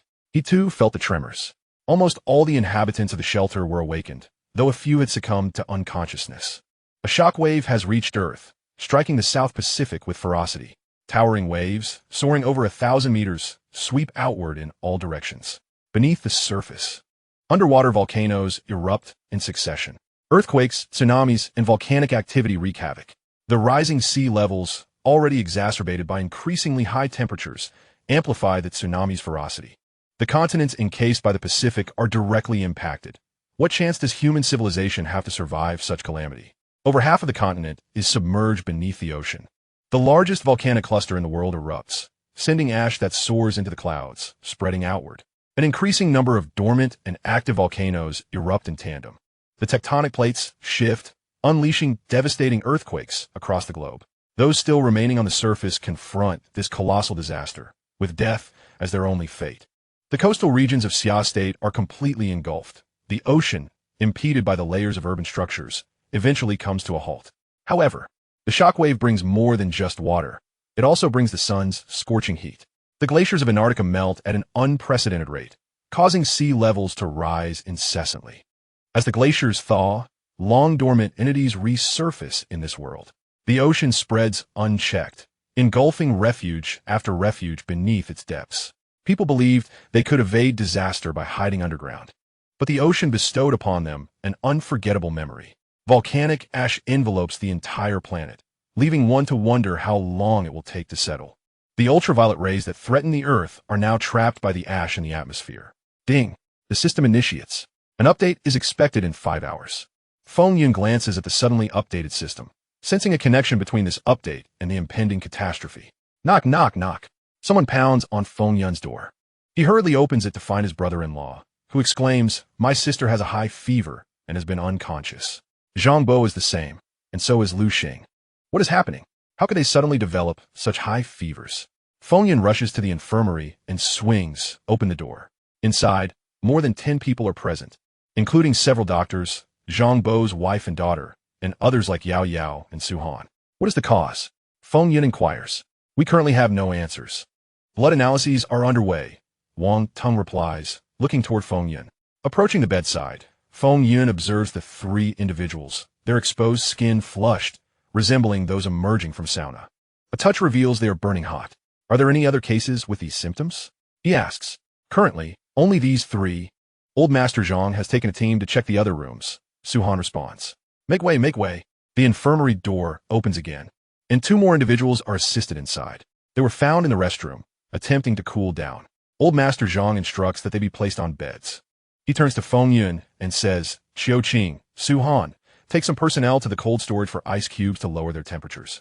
If this heat persists, it could be detrimental. Understood. Upon finishing their conversation, the 2 individuals, accompanied by 3 or 4 others, proceeded to the warehouse to retrieve ice. Suddenly, Zhang Pingjun inquired, by the way, what has happened to the stairs in the shelter? What is the situation with the elevator?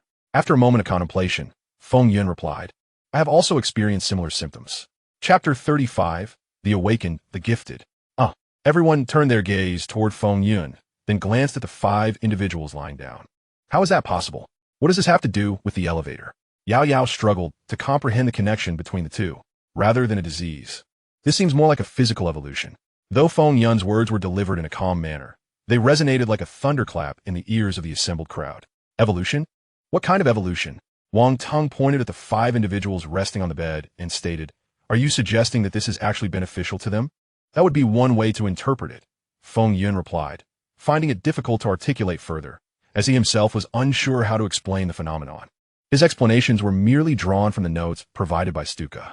Feng Yun had momentarily forgotten about the situation when he saw Zhou Shi burning with fever, only to be reminded when Zhang Pingjun entered the infirmary with 2 others. This symptom was indeed a reaction triggered by the absorption of super-energy particles, aligning his ability to upgrade the shelter with the concept of talent. After all, the powers of the mysterious side remained elusive to everyone. How else could he elucidate? What is your ability? Before Yao Yao could inquire further, Su Mei swiftly covered her mouth. Yao Sibing, slightly irritated, cast a glance at Yao Yao and admonished. What are you asking for? Those are secrets. It's fine. Uncle Yao, my ability is construction. Feng Yun hoped for someone to inquire, as it would be more challenging to explain later. Construction? What sort of ability is that? Zhang Pingjun connected Feng Yun's ability with his earlier question and realized, is the elevator a creation of your ability? Indeed, that is the essence of my construction capability. Remarkable. To conjure an elevator out of thin air, you could potentially fabricate a nuclear bomb. As Feng Yun listened to their astonished remarks, he felt the conversation straying from the point. You are overthinking. It is not so extraordinary. One must have seen the physical object, possess materials, and understand the structure. Feng Yun wisely curtailed their flights of fancy. Zhou Qing and Su Han had returned with their group. Wang Tung and his team began to cover themselves with ice, while Feng Yun wheeled Zhou Shi into an operating room, with Su Mei and Yin Shui placing ice on her. The individuals who had just stepped out to retrieve ice were momentarily bewildered when informed of Feng Yun's comments.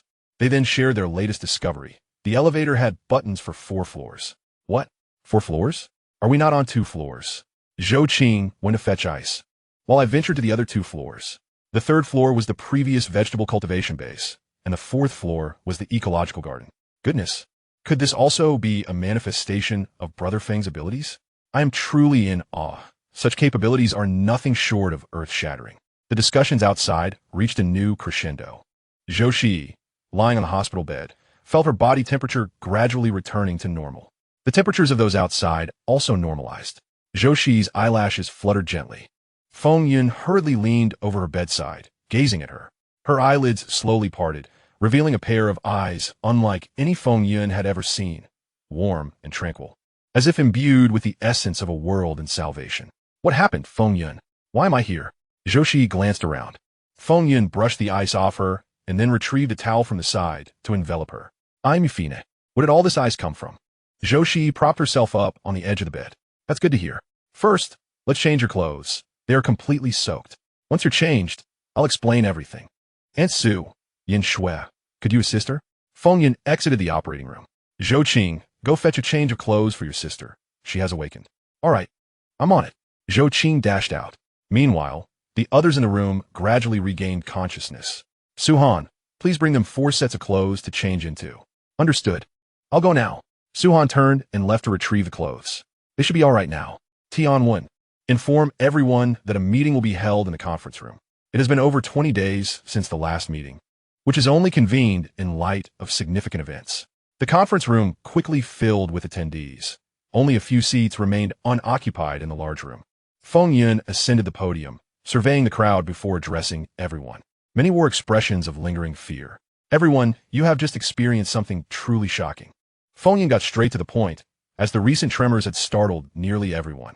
The crowd nodded in agreement. This is the calamity brought on by solar flares. Fortunately, we have survived the initial, most intense shock. Feng Yun spoke with a hint of excitement. Oh, do we truly survive this disaster? Was this indeed a disaster? It didn't seem that severe. Can we go outside now? Many wore expressions of relief, with some eager to venture out and rebuild their lives. However, those seated at the front maintained a more somber demeanor, as they understood that the true magnitude of this disaster had yet to unfold. Silence, please. Everyone must understand that the external environment is currently uninhabitable for humans. I invite you to watch this short film. The short film was a disaster piece created by Feng Yun, showcasing the potential calamities triggered by solar flares impacting Earth. Feng Yun slightly turned, casting a projection onto the wall. Although the film was brief, lasting merely 5 minutes, it captivated the audience, leading them to contemplate whether, had they not been brought here by Feng Yun, they might have evaded such a disaster. The answer was disheartening. But what about our loved ones? A young man seated at the back spoke up. Upon hearing his words, others turned their gaze to Feng Yun, seemingly seeking a glimmer of hope from him. However, Feng Yun shattered this illusion with stark honesty. I am powerless in this situation, he admitted, acknowledging his inability to combat the impending disaster. At least we are still alive, and I believe it won't be long before we can rescue our families. Observing the despondent expressions around him, Feng Yun endeavored to ignite a spark of hope. Indeed, we are alive, and we must find our families and bring them here. The sanctuary had bestowed upon them an abundance of surprises. Their confidence was entirely derived from their faith in this refuge. There is one more matter, Feng Yun interjected, halting their musings about the future. I have an important announcement for everyone. Please read it carefully, as it pertains to our future. Chapter 36, New System Features. The wristwatches of the group vibrated in unison, prompting them to open the announcement. What is this? Someone exclaimed, having read it first, but struggling to comprehend its meaning. How could a civilization so advanced in technology fall prey to such a disaster? Superparticles? Gifts? Abilities? Or these terms? Feng Yun, where did you obtain this information? Zhou Qi inquired, for the details in the announcement perfectly mirrored their experiences. I'm afraid that's a secret, Feng Yun replied, gesturing with his finger. The others understood. This might very well be a manifestation of Feng Yun's innate abilities. But hadn't he claimed that his power lay in construction? Could he be a dual ability wielder? Feng Yun's gesture left the group, lost in speculation. Feng, is this an innate awakening, or can it be developed later? Old Zhang Pingjun pondered aloud. Currently, this phenomenon has just emerged. We cannot assert that it can be triggered later. For now, it is classified as an innate awakening, Feng Yun responded. Equally concerned about the implications of this answer, he would need to consult Stuka to ascertain the truth. If it is indeed an innate awakening, then problems may arise. Old Zhang declared gravely. When immense personal power concentrates within one individual, it could lead to the nation's potential collapse, giving rise to ambitious rulers. The old man contemplated the various independent sanctuaries outside, realizing that if such abilities were to manifest, it could result in the establishment of competing dominions. Old sir, there is no need for concern at present. Once we are able to venture outside, clarity will naturally come. Although Feng Yun spoke thus, he silently affirmed this conjecture within his heart. Sure, Zhangbo, and the others may familiarize themselves with their abilities. Tianwen will also augment your personal interfaces with this information. I shall reassign your roles based on your capabilities. Do not employ your abilities recklessly within the shelter. Any violations will result in confinement. Feng Yun surveyed everyone present. One last note. The shelter has now expanded and will welcome new personnel, so please take heed. The meeting is adjourned. Others departed the room, needing time to process the surprises and shocks of this assembly, leaving only Feng Yun and the 5 who had just awakened their latent powers. Feng Yun, my ability is a healing spell, akin to a support character in a game. Sure, he spoke first. My strength seems to have increased. It corresponds to the physical enhancement mentioned in the description. I possess eagle vision. I'm a fire mage. As demonstrated, with palms raised, a sphere of fire materialized, gradually expanding until it reached the size of a human head and then quietly shattered. My spirit is somewhat strained. I wield telekinesis. Zhang Bo controlled the cup before Feng Yun, making it levitate momentarily before gently lowering it. Very well, Sure Zhang Bo, Wang Shua Jiang Hai. Pan Yu, from today onward, you shall train. I will have Tianwen devise the most suitable training methods for you. While we may not fully understand how to strengthen our abilities, we can harness knowledge to control them. Your daily points will now amount to 500. But what about our work?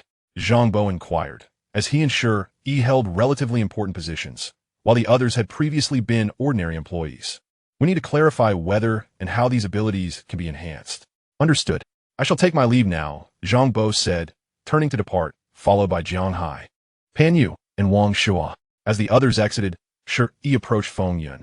Weren't you particularly worried about me? Feng Yun did not respond. His gaze fixed on Sure and he leaned in to kiss her.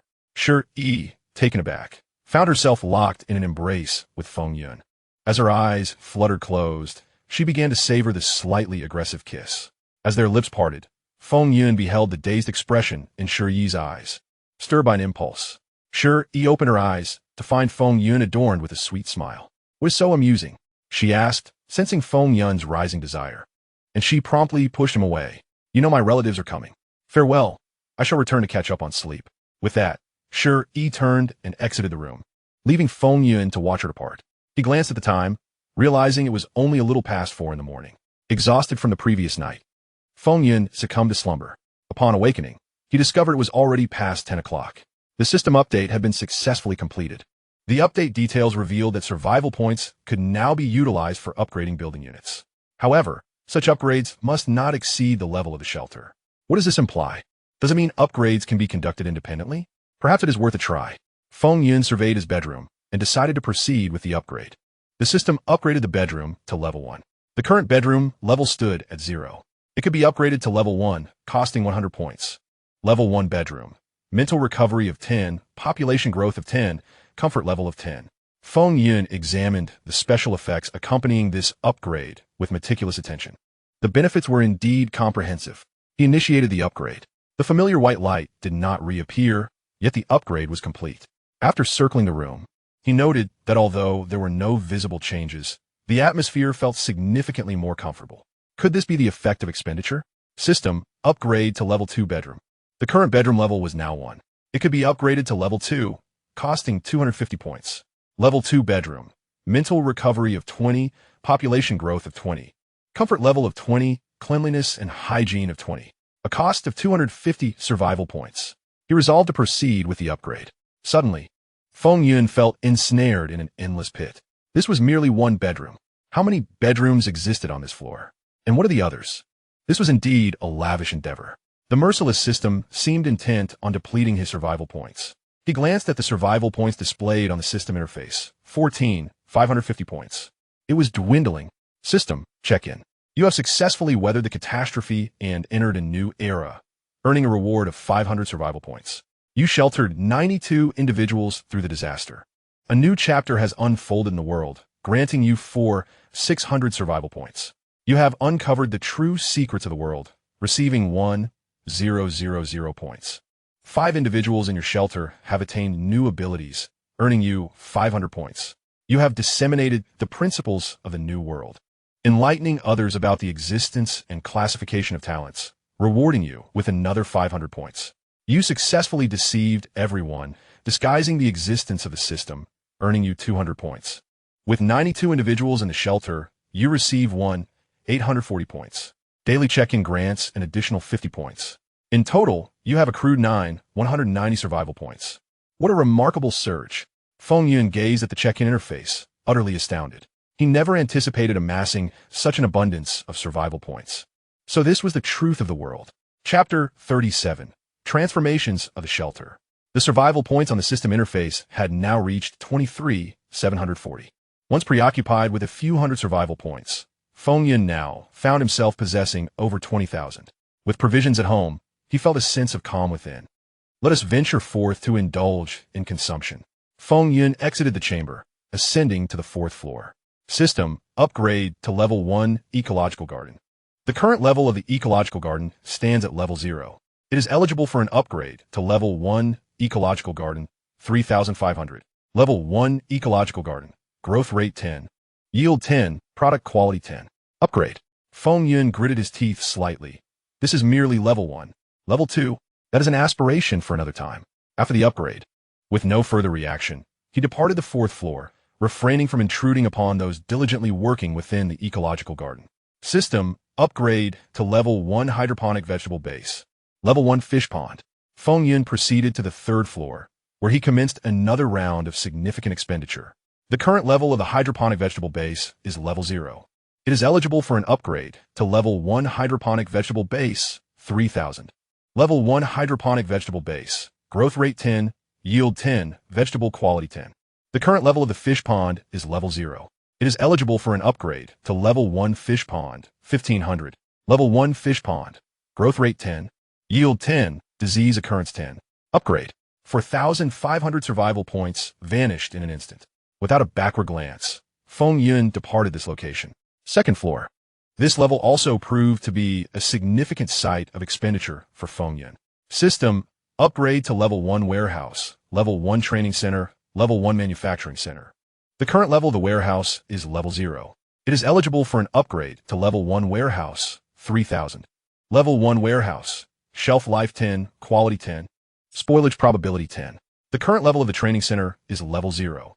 It is eligible for an upgrade to level 1 Training Center, 1,000. Level 1 Training Center, Discipline 10, Learning Ability 10, Recovery Ability 10. The current level of the Manufacturing Center is level 0. It is eligible for an upgrade to level 1 Manufacturing Center, 2,000. Level 1 Manufacturing Center, Product Quality 10, Mutation 10, Yield 10. Another 6,000 survival points were expended. In a short span, Feng Yun found himself with a reduction of 14,000 survival points. Yet, the tangible improvements were evident. Feng Yun approached the elevator, preparing to ascend to the 1st floor. The restaurant, kitchen, infirmary, library, gymnasium, exercise room, and data center on the 1st floor had all been upgraded to level 1 structures. The disappearance of 5,500 survival points yielded a plethora of beneficial attributes. At present, all fundamental building units of a shelter had been elevated to level 1. The remaining structures would not be upgraded for the time being, as Feng Yun intended to retain a portion of survival points for unforeseen circumstances. Feng Yun returned to his quarters. Tian 1 materialized in the room, presenting an overview of the current state of the shelter. The expansion of the shelter had led to a surge in job opportunities, resulting in nearly every individual within the shelter being engaged in work. The development of the entire shelter had decisively entered a phase of stability and progress. Inquiries arise regarding the extent to which the current network signal can reach, a matter of paramount importance for Feng Yun. Should he lead a team beyond the confines of the shelter to explore the outside world? The ability to communicate among team members and maintain contact with the shelter becomes critical. The nature of the external environment remains shrouded in uncertainty. Only by venturing forth can one attain clarity. Additionally, the range of the signal directly influences the operational distance of unmanned reconnaissance drones, which serve as an invaluable means of surveying the surroundings, ideally within a radius of 1 kilometer. The implications of potential upgrades remain ambiguous, only to be elucidated post-enhancement. Feng Yun is already cognizant of the construction capabilities at his disposal, thus he comprehends the significance of such upgrades. He contemplates the current food reserves in the warehouse, seeking to engage in trade with Stuka to acquire knowledge on the utilization and evolution of his innate abilities, necessitating the preparation of urgently needed provisions, 150 tons of various grains and 10 tons of dried fruits and vegetables. Taking a deep breath, he reassures himself that this should suffice.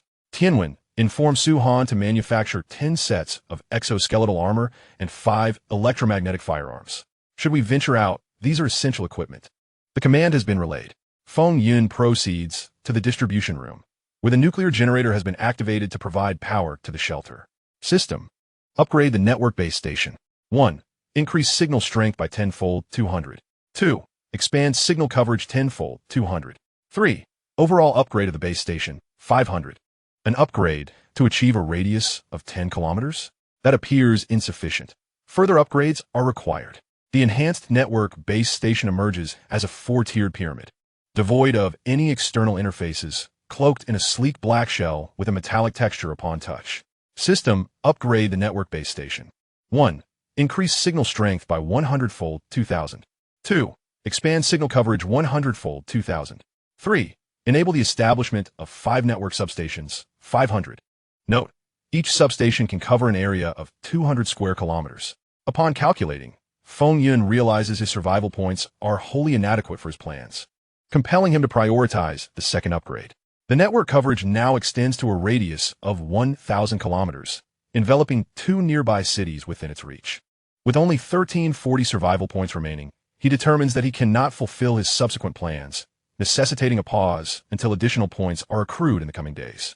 Feng Yun heads to the warehouse to collect 30 tons of grain and 2 tons of dried fruits and vegetables before returning to his quarters. System. Open the trading interface. At this moment, the trading interface reveals only Stuka as a contact, and Feng Yun has not yet considered seeking new trading partners. The video interface activates. Stuka remained adorned in his crimson armor, his black mask obscuring his features. "Greetings, Stuka," he said. "Hello, my friend. I have been anxiously awaiting your arrival," Stuka replied, his voice tinged with urgency. "The bounty of food here has attracted an influx of miners, and now our supplies of food and water are critically low. This tempest has persisted far too long, rendering our starship incapable of departing the planet for the void of space. An increasing number of miners are flocking to my location." Stuka lamented, visibly distressed. "Your planet hosts 500,000 miners, does it not? How do you intend to sustain such a multitude?" Feng Yun questioned, contemplating whether his meager supplies could suffice even for a single meal for 50,000. "The food you sent is rich in energy particles. We require only a minimal amount to sate our hunger. Well then, I have prepared 30 tons of sustenance and 2 tons of fruits and vegetables for you. Additionally, we possess 250 tons of water, stored in a large reservoir we have constructed. How much metal do you require this time?" Feng Yun pondered the items he desired. He sought knowledge on innate abilities and methods of evolution, as well as anti-gravity technology, nuclear fusion technology, and communication technology. In total, he needed 7,500 tons of various metals. Stuka appeared puzzled upon hearing Feng Yun's requests. Chapter 38. A Devious Scheme. "I can only provide you with some general knowledge about innate abilities and methods of evolution. I can also include 5 vials of potions, along with their descriptions and usage instructions. As for anti-gravity technology, nuclear fusion technology, and communication technology, those have long been rendered obsolete here." Feng Yun was well aware of this. Yet the advanced technologies were beyond the current capabilities of their level of science, making them unusable. Thus, he had no choice but to request these outdated technologies. "Outdated is acceptable. No issues there," Stuka replied. "All right, please wait a moment while I initiate the transaction." Feng Yun departed to prepare the 250 tons of water. As items vanished from the space, they were replaced by an abundance of metal ingots, a chip, 5 vials of potions, and a piece of leather. What is this? Feng Yun inquired, examining his wrist device. This is a light brain. It is an essential tool here, containing the knowledge you seek, Stuka explained. Thank you. I will trade you 100 survival points. If you require anything, feel free to spend a point to contact me. Feng Yun spent some time navigating the trading interface until he finally found the chat feature. However, it came at a cost. 1 point for each character. Thank you immensely. I have received it, Stuka replied, marking the first time since acquiring this trading market that he could initiate contact. You're welcome. Please attend to your matters, Feng Yun concluded, abruptly ending the video call. Stuka, upon seeing the call disconnected, removed his mask, revealing a visage that was nothing short of terrifying. Ha! This is the third and final time. Feng Yun picked up the chip, examining it from every angle, utterly perplexed by its usage. He retrieved a piece of paper that detailed the operation of the optical brain, instructing him to affix it to the lower part of the back of his head, where it would automatically implant into the central nervous system, assisting the human brain. Feng Yun positioned the chip accordingly. A sharp pain surged through his body, rendering him incapable of touching it again. Greetings. The 3017th generation optical brain of the Sharita group is at your service, now connected to your brain. Artificial intelligence. Feng Yun began to explore the vast array of data stored within the optical brain. Upon reaching the medication manual, just after the last vial, an excruciating pain suddenly struck his head, akin to being struck by a heavy blow to the back of his skull, the sensation of mental disintegration overwhelming him. He collapsed to the ground, clutching his head and rolling in agony. A needle seemed to pierce through all of Feng Yun's cerebral defenses, causing his body to freeze. And he slipped into unconsciousness. Foreign virus detected. Cleared. No residual traces detected. Consumed 1,000 survival points, automatically deducted. When Feng Yun awoke, he found himself in a medical room, lying on a bed. You're awake. Are you all right? Zhou Shi sat beside him, attentively monitoring his condition. Zhang Pingjun and Hua Ying were also present, along with Zhou Qing, Yao Yao, Su Han, Yao Sibing, Zhang Bo, and others, all waiting for Feng Yun to regain consciousness. As soon as they saw him awake, they gathered around. What time is it? How long have I been unconscious? It's 6 in the afternoon. You've been out for over 6 hours. Feng Yun slowly sat up, rubbing his head. How are you feeling? Zhou Shi leaned against him, gently massaging his temples. I'm fine now. Xiao Feng, you scared us half to death, Hua Ying remarked, holding Feng Yun's hand. Tianwen notified us immediately. We rushed you to the medical room. However, neither Wang Teng nor the others could find a cause, even after she used her extraordinary abilities. You were simply unconscious. Thank you all for your concern. I merely overexerted my abilities, leading to my fainting. Feng Yun nodded at everyone. I'll make you some soup tonight to help you recover, Su Mei said, looking at Feng Yun. Thank you, Aunt Su. Seeing that Feng Yun was all right, the others began to leave, with Wang Teng and his companions heading to the library to study. The room was left with only Zhou Shi and Feng Yun. Feng Yun stood up from the bed. Look, I'm truly fine now. Please don't worry. He embraced Zhou Shi, gently patting her back. Do you know how frightened I was? I thought Zhou Shi's words trailed off as Feng Yun sealed her lips with a kiss. Are you no longer worried? Feng Yun casually remarked to Zhou Shi. Worry about what? I am off to make soup with Aunt Su.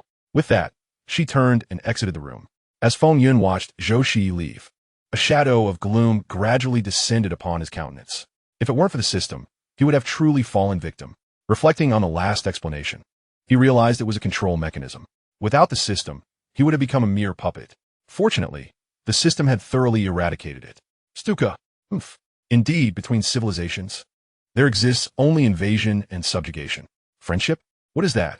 This experience would forever be etched in Feng Yun's memory. However, he currently lacked the means to retaliate against Stuka, as the disparity in civilization levels was far too great. He had no choice but to abandon the notion of revenge and exile Stuka instead. Future transactions must be approached with utmost caution. At present, the neural interface on the back of his head was a blank entity. Feng Yun manipulated the interface to connect to the network. Upon establishing a connection, it integrated into the neural interface, enhancing computational power by a staggering 100 million times, fully restoring all processing capabilities. Tianwen directly accessed the interface, liberating all computational power that had been suppressed by hardware limitations. Now, Feng Yun and Tianwen could be considered inseparable companions. All smartwatches underwent an upgrade. With the neural interface at its disposal, Tianwen swiftly upgraded everyone as smartwatches. resulting in a significant increase in smoothness. Upon arriving at the analysis chamber, Tianwen directed the biorobot to analyze the superparticles present. Feng Yun retrieved 5 vials of serum from his space. The biorobot accepted the vials and placed them into the analyzer. Tianwen commenced the analysis of the 5 serums. 4 of them were beneficial to the human body, while 1 posed a threat.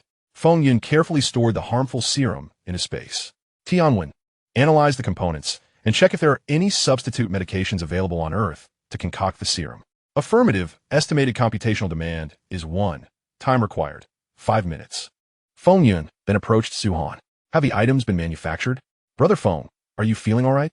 The items are ready. Suhan inquired with concern upon seeing Feng Yun. I'm fine now. That's good. They will be needed in a few days. Indeed, thank you. With that, Feng Yun returned to the biorobot. The analysis is complete. We can find substitutes for 3 serums, but the exact efficacy can only be tested post-manufacture. Which 3? The talent awakening serum, the mental enhancement serum, and the physical enhancement serum. Chapter 39, Departure. Tianwen, can the serums be manufactured? The robot picked up the 3 vials and responded, yes, they can be produced. The primary raw materials are extracted from traditional Chinese medicine. There are some substitutes in the medicine warehouse, but the stock is limited. Feng Yun pondered for a moment. How many can be produced? The talent awakening serum can yield 4 doses, the mental enhancement serum 4 doses, and the physical enhancement serum 3 doses. Commence the fabrication process, starting with simulated experiments before proceeding to actual production. Due to the scarcity of raw materials, we must first conduct these simulations. Fortunately, a quantum computer is at our disposal, which will facilitate the physical manufacturing in a timely manner. Tianwen, please inform Wang Yang to commence the cultivation of raw materials in the ecological garden. Understood.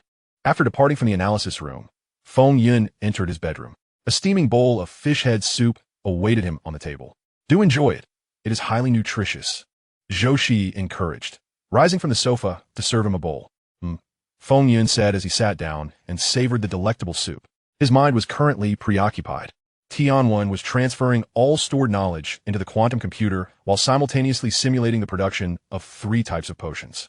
The information transfer was complete, occupying storage unit 1, and the simulation of the potions had successfully concluded with an impressive success rate exceeding 99. Commence manufacturing. Feng Yun set his bowl down, eagerly anticipating the outcome of the production. Zhou Shi watched with satisfaction as Feng Yun finished the soup and promptly offered him another bowl. Let us have another. Drink more. Oh, very well then. Feng Yun, reluctant to consume more, initially hesitated, but upon seeing Zhou Shi's eager expression, he swallowed his protest. He tilted his head back and finished the bowl in 1 gulp. Meeting time. No more soup, he declared, seeking an excuse to leave. The ensuing meeting was attended by only a handful of individuals. Feng Yun, Zhou Shi, Yao Sibi, Zhang Pingjun, Wang Yang, Jiang Yixing, Zhang Bo, and the 3 newly endowed with extraordinary abilities. The sudden assembly left many puzzled. I have decided to venture outside in 5 days, intending to bring 6 individuals, Feng Yun announced, surveying the group. Zhang Pingjun regarded Feng Yun with skepticism. Are you certain? The external conditions are uncertain, and such a hasty departure could pose significant risks. Moreover, without external communication, we may lose contact entirely. While others remained silent, they too were curious about the suddenness of Feng Yun's decision. I will address Zhang Lao's concerns, Feng Yun replied. I am in the process of manufacturing eagle-shaped unmanned aerial vehicles, with plans to produce 100 units. Within these 5 days, 80 of them will be deployed to monitor conditions within 1,000 kilometers. 1,000 kilometers? Without a network signal, how will we control these drones? Zhang Bo questioned, clearly perplexed. I have upgraded the network base stations. They can now cover an area of 1,000 square kilometers, Feng Yun explained, leaving Zhang Bo astonished. An upgrade? A modification? Is it even possible? Zhou Shi suddenly pondered if having a network would enable communication with personnel from other shelters. Could individuals from external shelters connect to our network? Feng Yun dispelled that notion. Certainly, but you lack any software to contact them, as all the servers have long ceased operation. Zhou Shi slapped his forehead, realizing his oversight regarding the necessity of software. If there are no further inquiries, let us finalize the matter for now. The group pondered briefly and found no additional concerns to address. I have a question, said Yao Sibing, raising his hand to present an issue. What about personnel? Who will venture outside? Uncle Yao, This leads directly to what I wish to discuss next. Feng Yun had already devised a plan regarding the personnel who would go out. Tianwen has produced the talent awakening potion, the mental enhancement potion, and the physical enhancement potion, all of which have undergone simulated human trials. As he spoke, Tianwen projected the 3 potions onto the wall. These potions have been subjected to over 1 million human trials, demonstrating remarkable adaptability and potential for widespread use, though their production is challenging due to insufficient raw materials, with only 3 doses of each potion available. Tianwen's figure appeared on the wall, elucidating the details to the audience. Is this the power of artificial intelligence? Just yesterday, innate awakeners emerged, and today, evolution potions can be manufactured. So, it seems our refuge will soon gain 3 new awakeners. Pan Yu and the others were quite elated during the day at the prospect of awakening superpowers, only to be informed in the evening that they might soon be created. I have already contemplated the matter of who will take the potions. This is the most pressing concern at present. Who wouldn't desire to be among the fortunate few to possess superpowers, now that they are no longer confined to the realm of television? San Mingjuan, Su Bing, and Li Xin shall be the ones. After they consume the potions, I will lead them, along with Pan Yu, Zhang Hai, and Wang Shuo, on an exploration. Feng Yun solemnly announced the personnel designated for the expedition. Us? Pan Yu pointed to himself, inquiring, can we really go now? Although we are currently training as per the schedule, the result had been rather minimal. Zhang Hai felt a sense of shattered illusions. He had believed himself to be destined for greatness, only to gradually realize that he was nothing of the sort. Wang Shuo and Pan Yu shared this sentiment. In the coming 5 days, your primary focus will be on learning. Learning? Oh no, brother. How long has it been since I left school? Wang Shuo lamented loudly, expressing his grievances. Not just you, but everyone must understand how to utilize their abilities, while others must prepare through learning to acquire powers in the future. Information on the types of talents and methods of enhancement has already been uploaded to the electronic library. Feng Yun paid no heed to Wang Shuo's wails, directly issuing this directive. The knowledge contained therein has been provided by Stuka and has been verified by Tianwen, though it only includes methods for advancement from levels 1 to 9. In his previous discussions with Stuka, Feng Yun learned that reaching level 9 only allows one to navigate freely within the planet. To physically traverse outer space, one must attain planetary status. As for the subsequent levels, Stuka did not reveal them.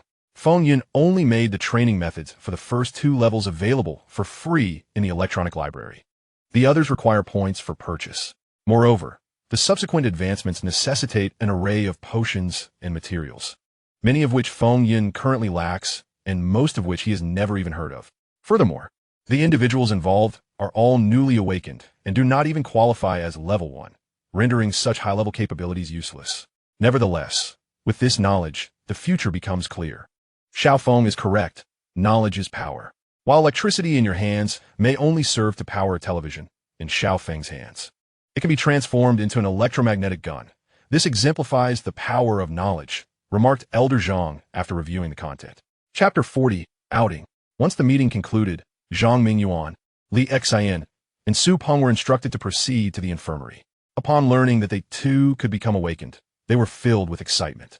After consuming the awakening potion, they settled into an ice tub, while others stood by to observe, with Tian when meticulously recording their conditions. Their bodies flushed and heated. They were fully immersed in the ice tub. Unlike Zhang Hai and the others, Li Xian and the others did not fall into a trance after taking the potion.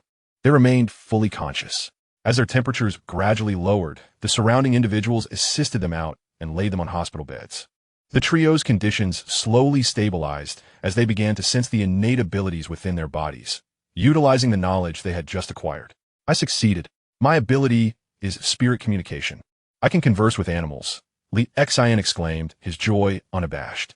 After living a mundane life for over 20 years, he was now awakening superpowers. The other 2 were equally exhilarated. My ability is Iron Fist, Su Peng declared.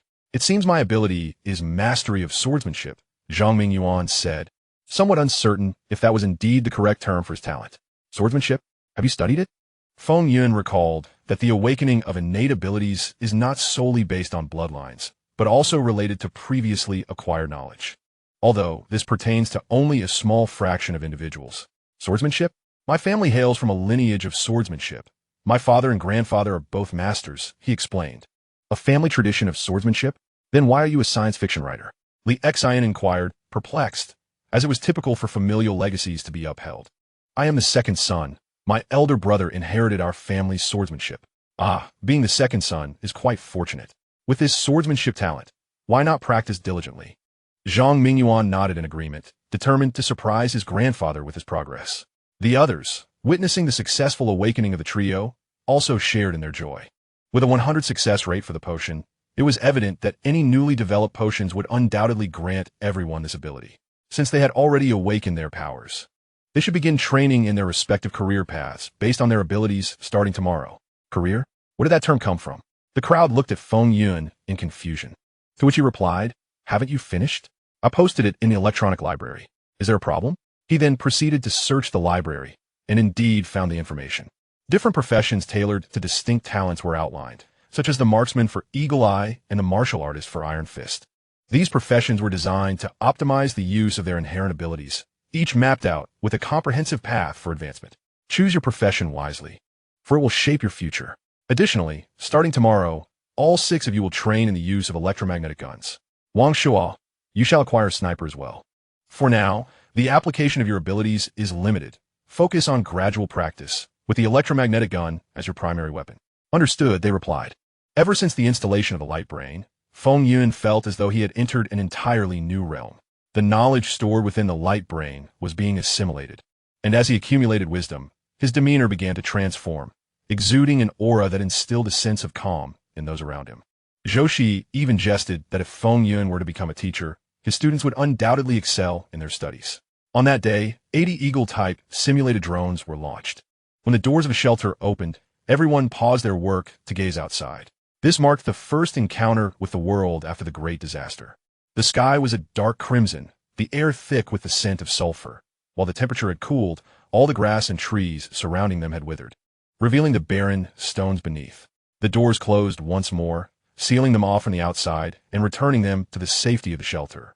In that moment, they realized how well the refuge had served them. The drones, controlled by Tianwen, flew in various directions, while the inhabitants could observe the world through their wristwatches.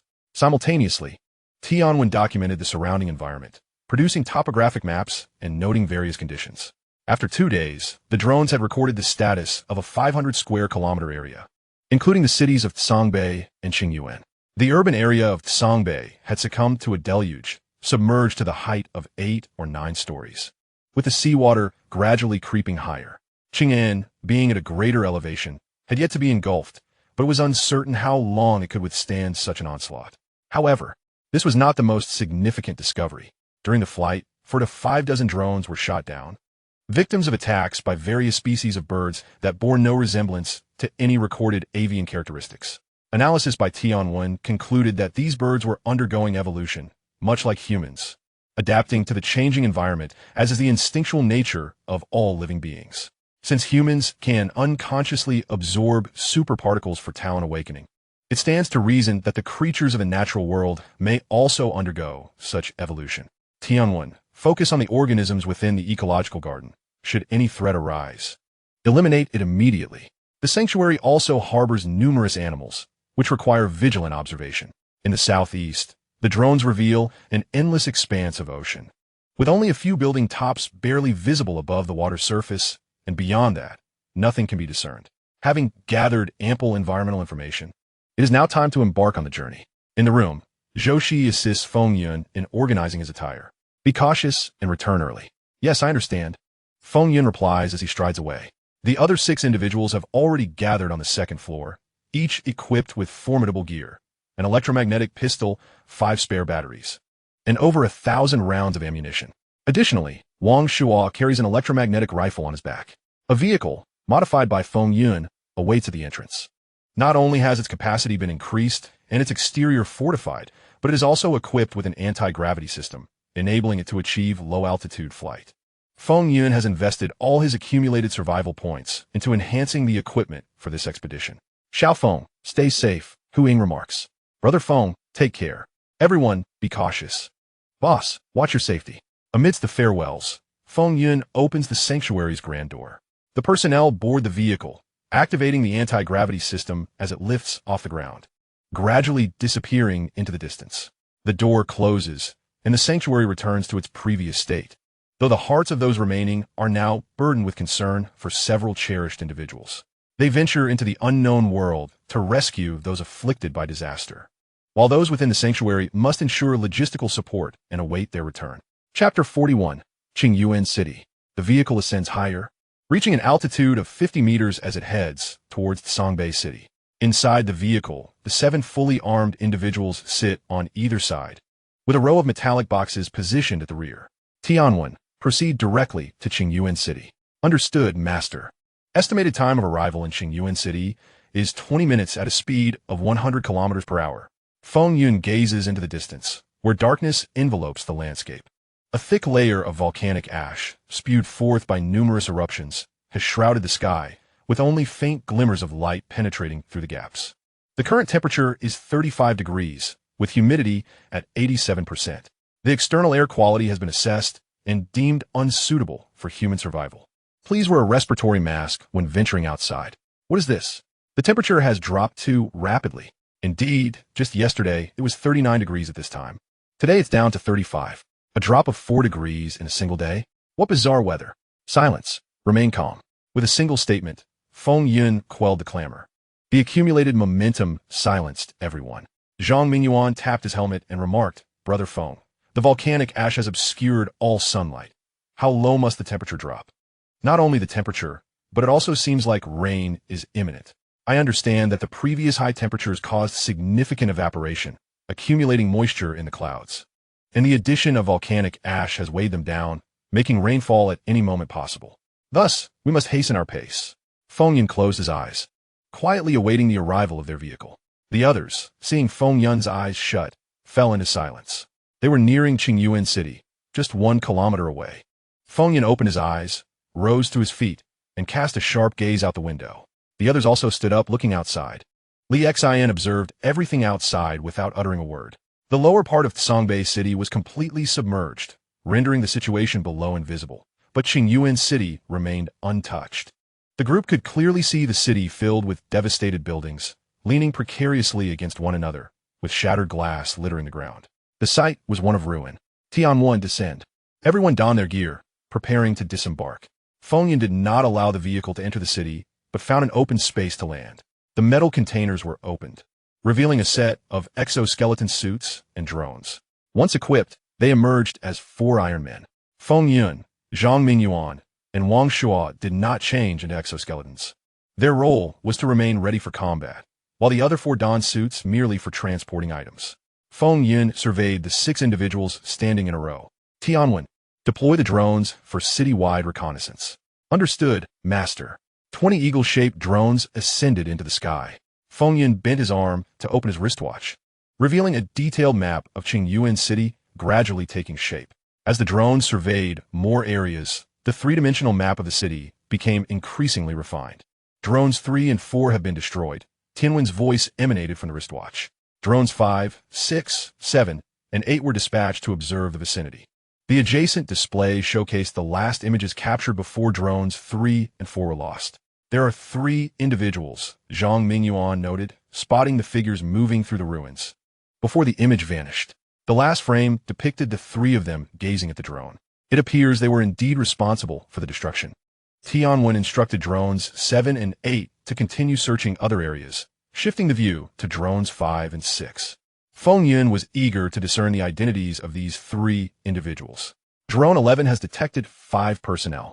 Drone 15 has identified 8 personnel. Drone 20 has found 2 personnel. How could Brother Feng have so many people? These individuals must be awakened ones, considering the ratios within our refuge. This number is not particularly high.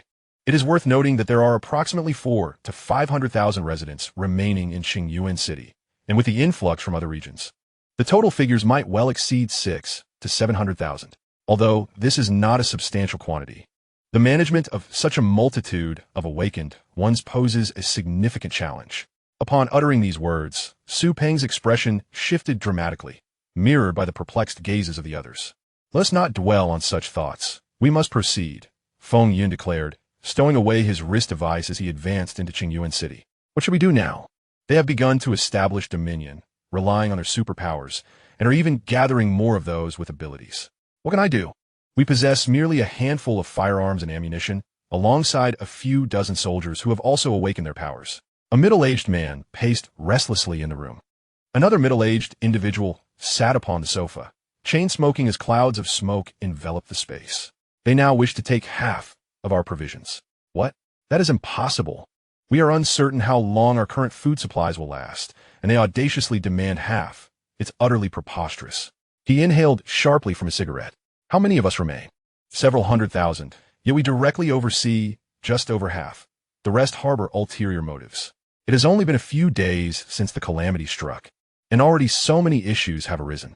Ah, the chaos of these times, he lamented, reaching for a cigarette himself.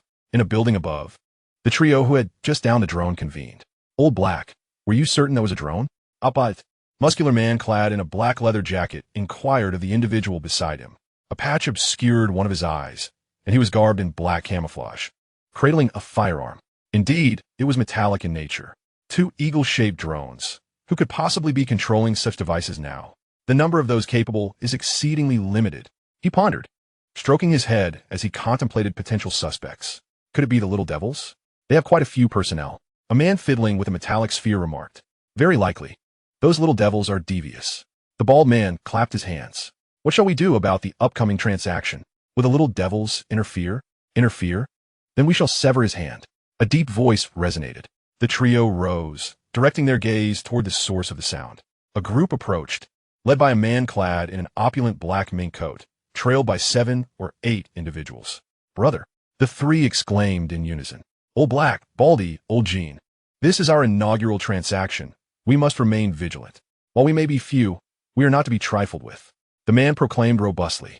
The equilibrium among the factions in Qingyuan City is not something that can be easily disrupted. The military, Zhu 1, the group of little devils from the Dazihui Society, and ourselves have maintained a precarious balance. Should it be disrupted, significant issues may arise. Although Zhu 1 is cunning, he is not oblivious to this reality.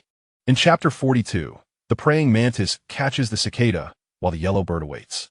Feng Yun and his team began their advance according to the map. Suddenly, a series of gunshots erupted nearby. Feng Yun signaled for everyone to halt. A drone soared towards the source of the gunfire. Through the camera, they observed. Fujita. What is that?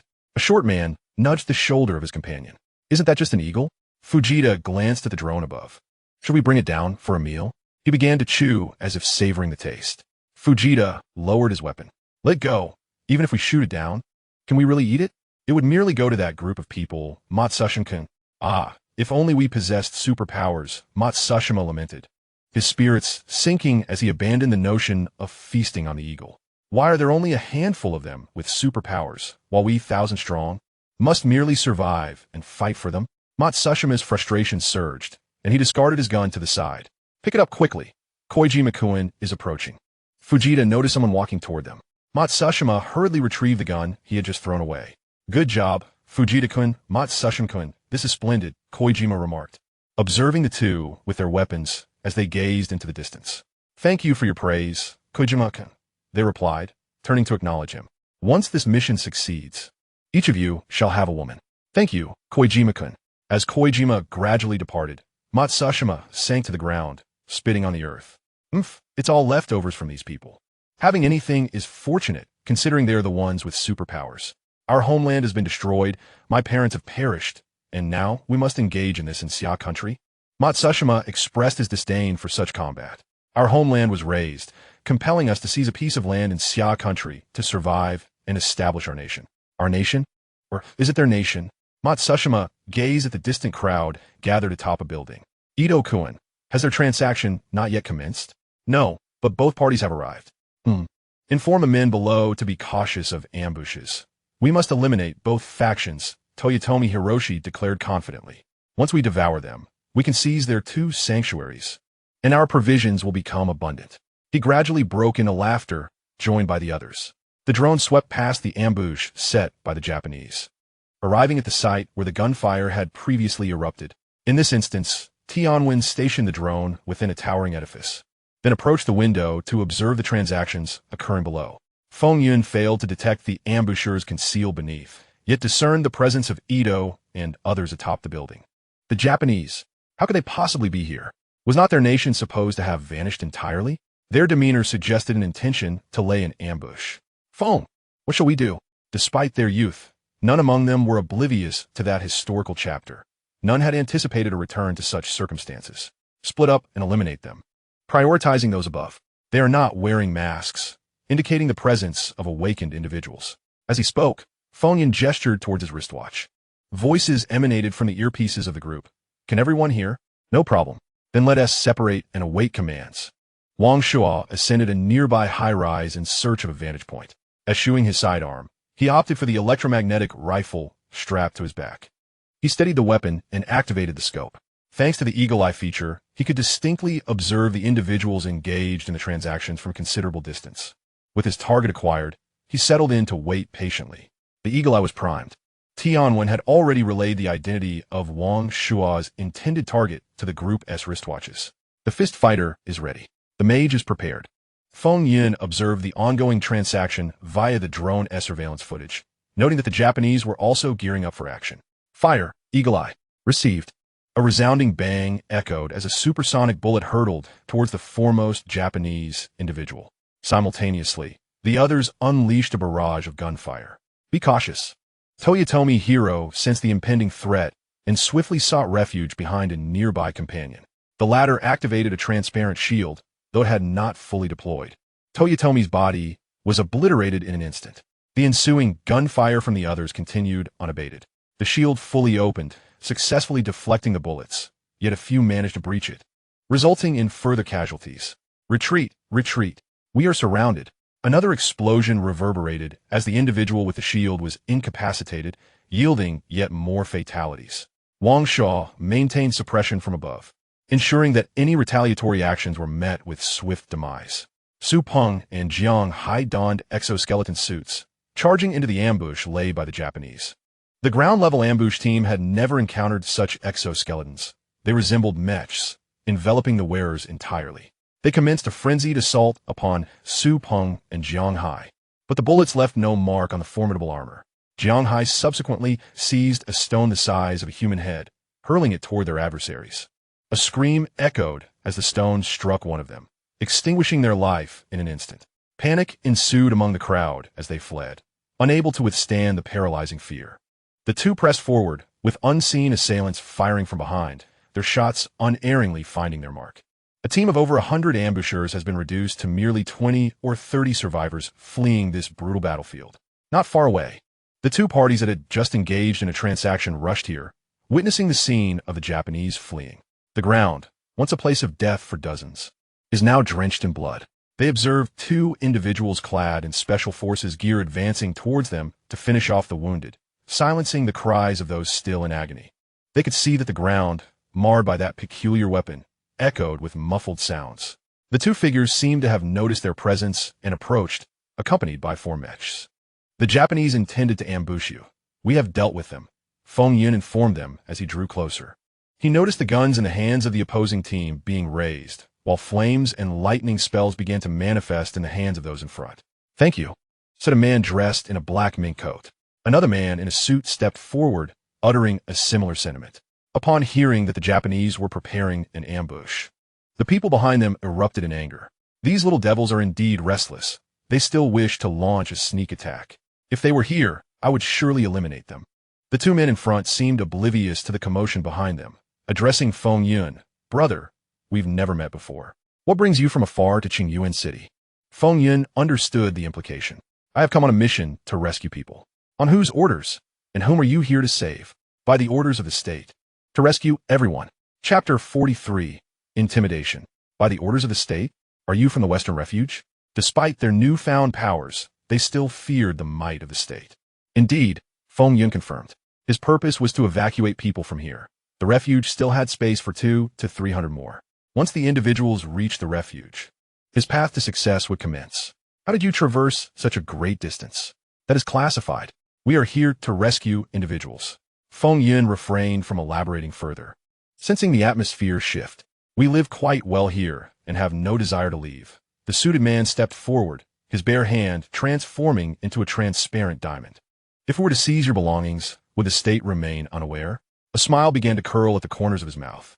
The man in the black mink coat stepped aside, clearly sensing something amiss with Feng Yun and his companions. Brother Sure, are we certain we want to engage them in battle? This situation is unfavorable for us. It seems Brother Hu and the others aim to reap the benefits. A companion tugged at Shure's sleeve. Shure turned to look, noting another group standing aside, evidently uninterested in joining the fray. He then glanced back at Feng Yun, the petrification in his hand dissipating. Could this brother reveal his true visage? No need to hide behind a mask. With a grin, he approached. Suddenly, a resounding thud echoed as a massive pit materialized before Brother Shure. He halted, his expression darkening as he inquired, "What does this mean?"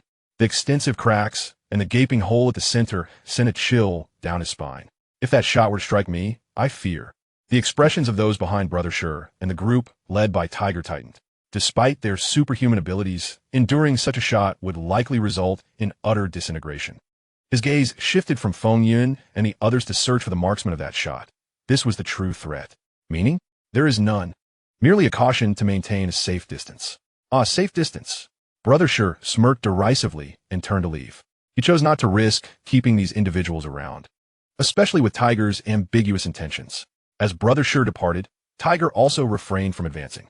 Brother, I am Li Hu, a figure of some significance around here. No need to mention the favor just rendered. Should you require assistance, seek me out. With that, he too took his leave. Feng Gu, Tianwen has located the official shelter. Zhang Mingyuan relayed through the earpiece. What did you observe? Feng Yun did not respond to his query, but instead pointed towards the departing groups. What? The others turned their gazes to the factions weaving through the ruins. Division and conflict. We must hasten our pace. He uttered these cryptic words without further explanation. His eyes fixated on those individuals. Zhang Mingyuan and the others discerned various implications from his statement. Let us proceed to the official shelter. The directional arrow from Tianwen appeared, guiding Feng Yun and his companions towards their destination. Meanwhile, Wang Shuo ventured from another direction. Feng Yun and his group arrived before a collapsed building. They had reached their destination. The base of the structure was originally a civil defense facility that had been repurposed and expanded into the official shelter of Qingyuan City.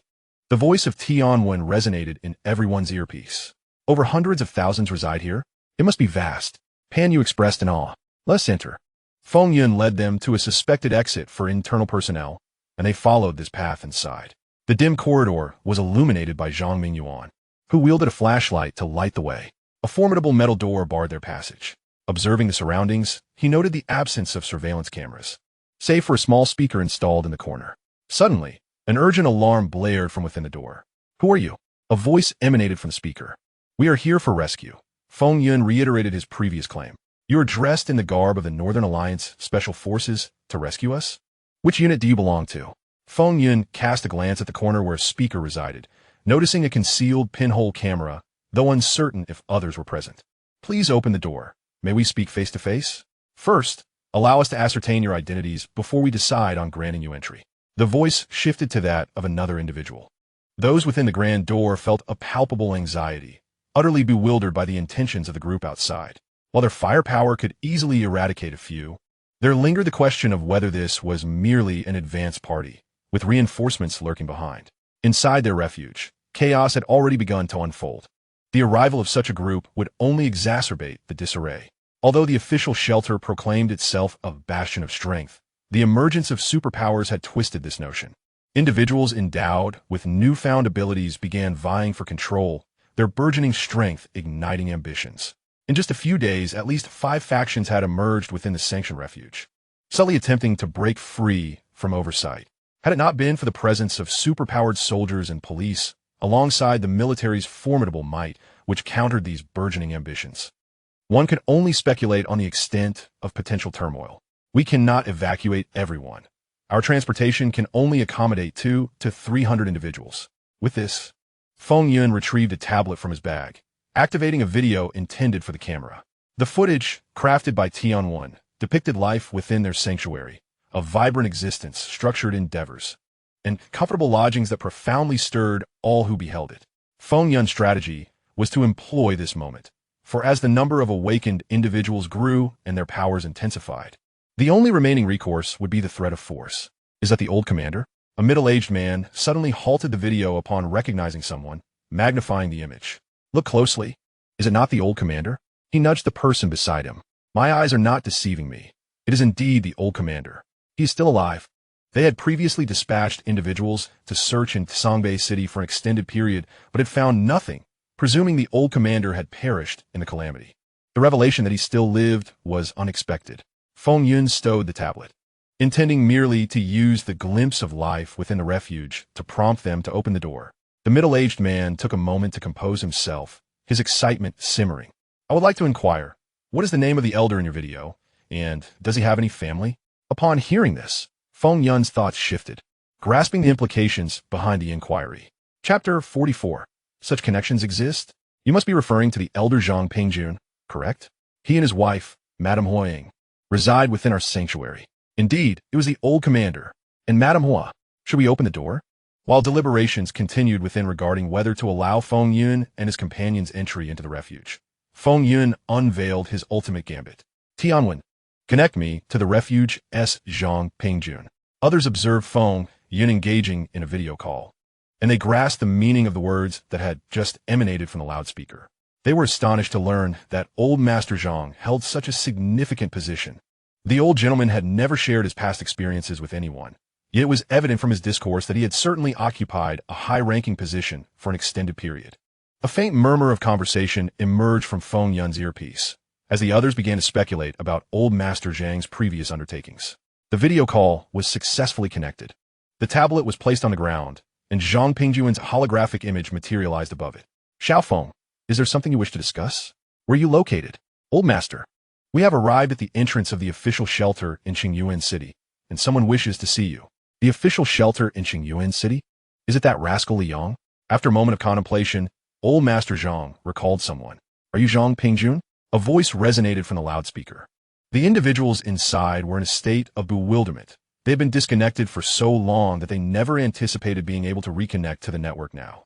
Furthermore, although they had seen three-dimensional holographic calls before, they had never been utilized so casually. Could it be that technological advancements had progressed at such a rapid pace? Liang, you scoundrel, did you think I was dead? Ha ha ha. Upon hearing the familiar voice, Zhang Pingjun surveyed his surroundings. When did you learn to be so elusive? You never hid away when smoking and drinking. It's the old commander. It's the old commander. The voices from the loudspeaker grew increasingly animated. The main gate gradually opened, revealing 6 or 7 individuals clad in sealed protective suits. 2 approached, while the others raised their guns, aiming them at Feng Yun and the others. Old commander, I truly did not expect you to still be alive. I sent people to retrieve you, but they couldn't find you. I thought you. As Liang spoke, tears began to fall. Why are you crying? I'm perfectly fine and alive. With that, Zhang Pingjun playfully swatted at Liang, the holographic image passing right through him. I almost forgot this was a video call. If you were standing before me, I would have knocked you out. Stop acting like a mourner. Yes, sir. The tears ceased, and Liang stood at attention, saluting. The others nearby also saluted the old gentleman. Old commander, I am Luo Yuan. You're here too. I can't believe you too remained here, Zhang Pingjun remarked, his expression indicating that the situation was far from favorable. It seems there's a problem. ISNT there? A problem? What do you mean by awaken ones? The two were somewhat puzzled by old Master Zhang's reference to awaken ones. I mean those individuals you refer to as superpowered beings, Feng Yun interjected. Indeed, there are quite a number of awakened civilians in the shelter, relying on their abilities to vie for control. Damn it. How long has it been since they dared to act this way? What purpose do the weapons in your hands serve? The elder's temper flared instantly. The shelter is overcrowded, and the abilities of the superhumans are unpredictable. We truly find ourselves at a loss. The two lamented their frustrations, having bottled them up for several days. Alas, what is this? How many individuals can you manage at present? The elder grasped their predicament. There was no way around it. Once suppression occurs, it could incite panic and casualties. We are uncertain of the exact number of people in the shelter, but it is likely over 400,000, and we can only directly manage approximately 250,000, just over half. How many residents are there in Qingyuan City now? The elder understood the situation. The emergence of superpowers had indeed created a stark hierarchy among the populace, revealing ambitions in their raw form. Qingyuan City currently has around 500,000 to 600,000 residents. including roughly 60,000 to 70,000 Japanese nationals. How come there are Japanese nationals? They were relocated here before the disaster. The entire northeastern region should have quite a few Japanese and Korean nationals. Their ambitions remain undeterred. With their homeland lost, they seek to establish a new nation here. The elder, having experienced war through his forebears, understood the Japanese well. Xiaofeng, how many individuals can you bring back this time? We will stay behind, one per vehicle, estimating about 20 individuals at a time. Then do your utmost to bring people back, and give each of them a wristwatch. I will prepare accommodations for the personnel on my end. Li Yang and Luo Yuan were somewhat perplexed by the elders and Feng Yun's conversation. They were well aware of the distance to the Western shelter, transporting 20 individuals at a time, with the shelter harboring 300,000 to 400,000 people. When would the relocation ever be completed? Uncles, since the elder has decided to provide them, I shall hand over the items to you. Feng Yun retrieved 2 wristwatches from his backpack. These are spares, and handed one to each of them. If the elder calls you Xiaofeng, then I shall follow suit. Is this a smart wristwatch? They had certainly used such devices before, but now, without a network or software, the smartwatches could only function as ordinary watches. Upon activation of the wristwatch, the two donned them. What is this? They had seen 3-dimensional projections before, but never had they witnessed something that seemed to leap from the realm of science fiction into reality. Input your personal information, and you will become a member of the shelter. The software inside is for daily use. Feng Yun instructed them on how to operate it. Only then did they realize that the video they had just seen was indeed genuine. Uncles, I plan to bring the first 50 individuals to the shelter, prioritizing scholars and scientists. This is feasible, but our shelter does not have that many scientists available. No worries, priority is given to the researchers, as the shelter must expedite weaponry and scientific studies. Very well, with the old commander present, I place my trust in you. With that, Luo Yuan instructed several soldiers behind him to search for individuals within the shelter. What is this behind you? Liang inquired as he approached Feng Yun, gazing at the mech behind them. That is one of our research projects. The exoskeleton has been upgraded into a fully enclosed mech. This is truly a remarkable piece of technology. Liang moved closer to Pan Yu's mech, scrutinizing it with great interest. Such ignorance, the old man concluded, subsequently ending the video call. Chapter 45, Population Relocation. Feng Yun picked up the tablet and returned it to his backpack, reporting to the commander. A group of over 20 individuals has arrived at the gate. Commander Luo, is there something you need us for? We must bring our families along. An elderly man with a head of white hair remarked.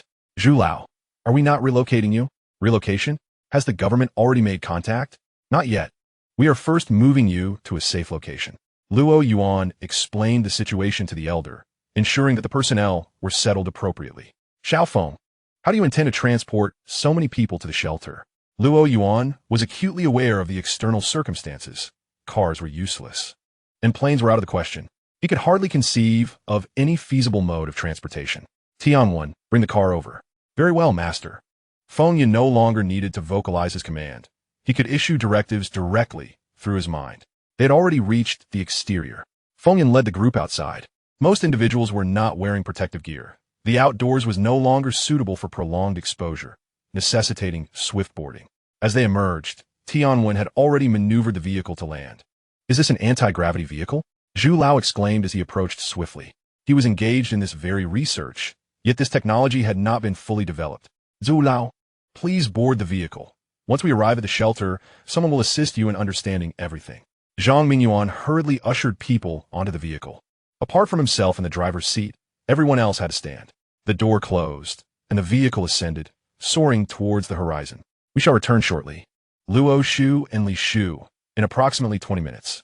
20 minutes? Just how far is the shelter from here?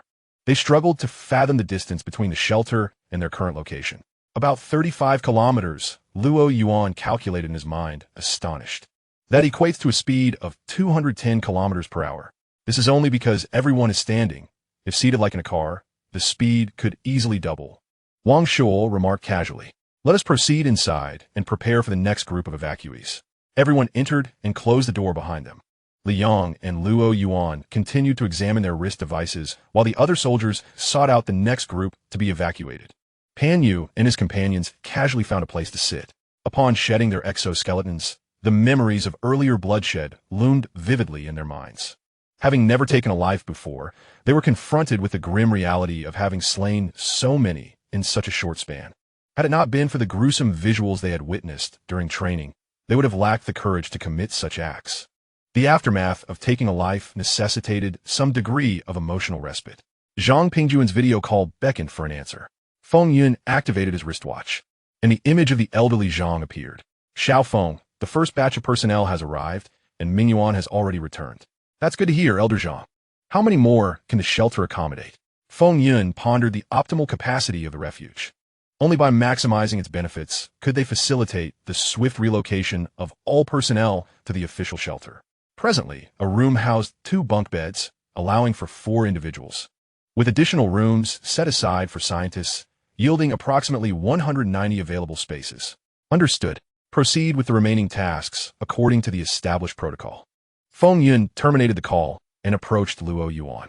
Uncle Luo, we need to transfer 150 scholars of various disciplines along with 40 soldiers today. Soldiers? For what purpose? Luo Yuan was perplexed by Feng Yun's intentions. Arm them, just as you would with them. Feng Yun indicated towards Jiang Hai and the others. You mean, all right. I understand. Yang Jun, come here. In an instant, Yang Jun grasped Feng Yun's intent and was eager to lend his full support. A man standing nearby jogged over. Report. Commander, what is your command? His military attire accentuated his upright stature, a clear indication of his seasoned experience. Bring 39 individuals for the transfer shortly. Commander, what about the safety of this location? Yang Jun expressed hesitance towards the directive. This is an order. Then, Feng Yun addressed Yang Jun, Brother Yang. You will return tomorrow. For this transfer, only those who have not acquired superpowers should be included. That's reassuring. Yang Jun exhaled in relief. Commander, I'll go select the personnel. With that, he turned to leave.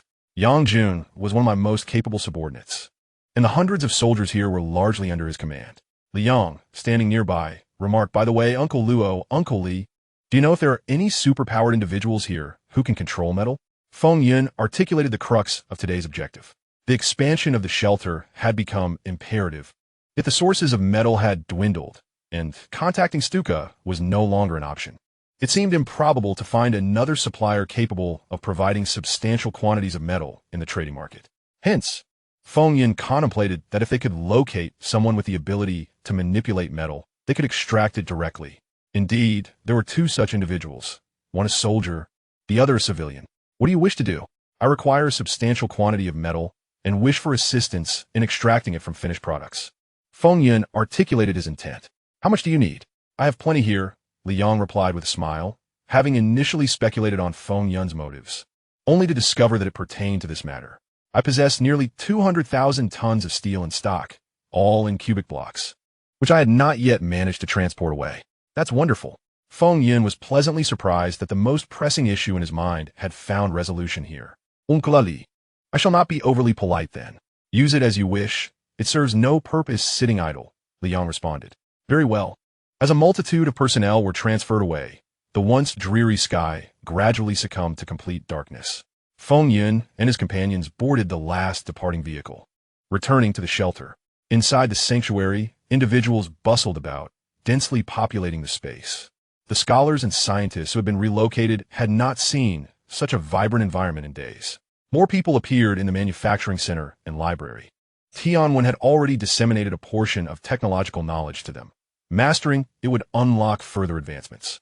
You have returned, Xiao Feng. Several individuals awaited them in the hall. Do not linger here. Go eat first, as you Haven Tea had much to eat today. All right, the cafeteria has increased its offerings today in celebration. Really? At last. We can enjoy a decent meal. I crave braised pork. The newcomers felt a sense of nostalgia in this place, and the oppressive tension of recent days dissipated at that moment. Chapter 46, Future Planning. Welcome, everyone, to this gathering. Seated in the conference room were the prominent figures of the shelter, including both prior members and newly arrived scientists, scholars, and some military personnel. According to Tianwen's observations of external weather conditions, the rate of temperature decline is expected to accelerate, accompanied by prolonged heavy rainfall. Feng Yun stood at the podium as a 3-dimensional projection from Tianwen materialized before them, showcasing the latest data searches and trends in future weather fluctuations. Is it truly this swift? Gu Xiaoqiu, seated in his place, gazed at the projection, his astonishment growing. As a meteorologist, He was exhilarated by such remarkable predictive visuals. Yet he had not anticipated the rapidity of the impending climatic disasters. Others shared in the collective shock. The data provided by Tion-1 was undoubtedly precise, implying that severe cold and torrential rain could arrive at any moment. Beginning tomorrow, the shelter will officially establish 4 main departments: logistics, combat and rescue, research, and the awakened. Zhang Pingjun will oversee the logistics department, which encompasses the kitchen, cafeteria, warehouses, medical facilities, ecological gardens, vegetable cultivation bases, and all recreational amenities on the first floor. Yang Jun is in charge of the combat department, while Zhang Mingyuan oversees the rescue department. It is imperative that you maintain effective communication with Commander Luo and Commander Li. The esteemed Zhu Jingwen is responsible for the research department. I oversee the awakened department, with Zhou Shi providing assistance. The specifics pertaining to each department have been dispatched to your respective inboxes. Do any of you have questions? All these ideas have been meticulously crafted by Feng Yun and Tion-1, with Feng Yun responsible for the overarching framework and Tion-1 for the intricate details. I have no objections, Zhang Liaoyizuo said first. Neither do I nor I. Zhou Shi and Zhang Mingyuan echoed in agreement. Feng Yun, I have a question, Yang Jun interjected. Rising to his feet, we're tasked with combat. What kind of combat? All individuals obstructing personnel transfers and those inciting disorder are to be expelled, with severe cases warranting execution.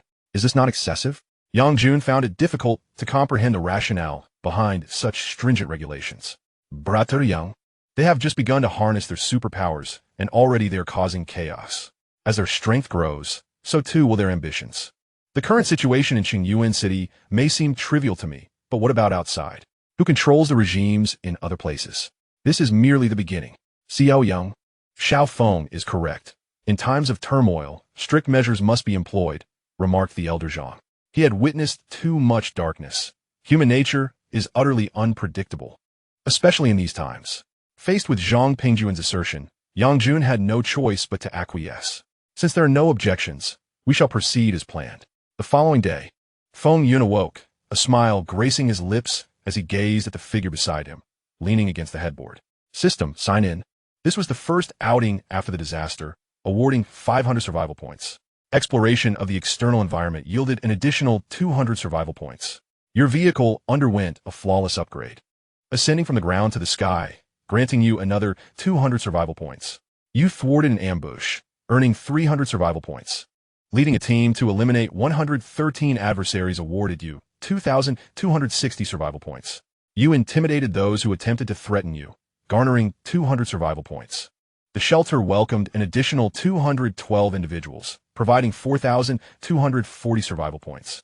With a total of 304 individuals in the shelter, you received 6,080 survival points. Daily sign-in rewards amounted to 50 points.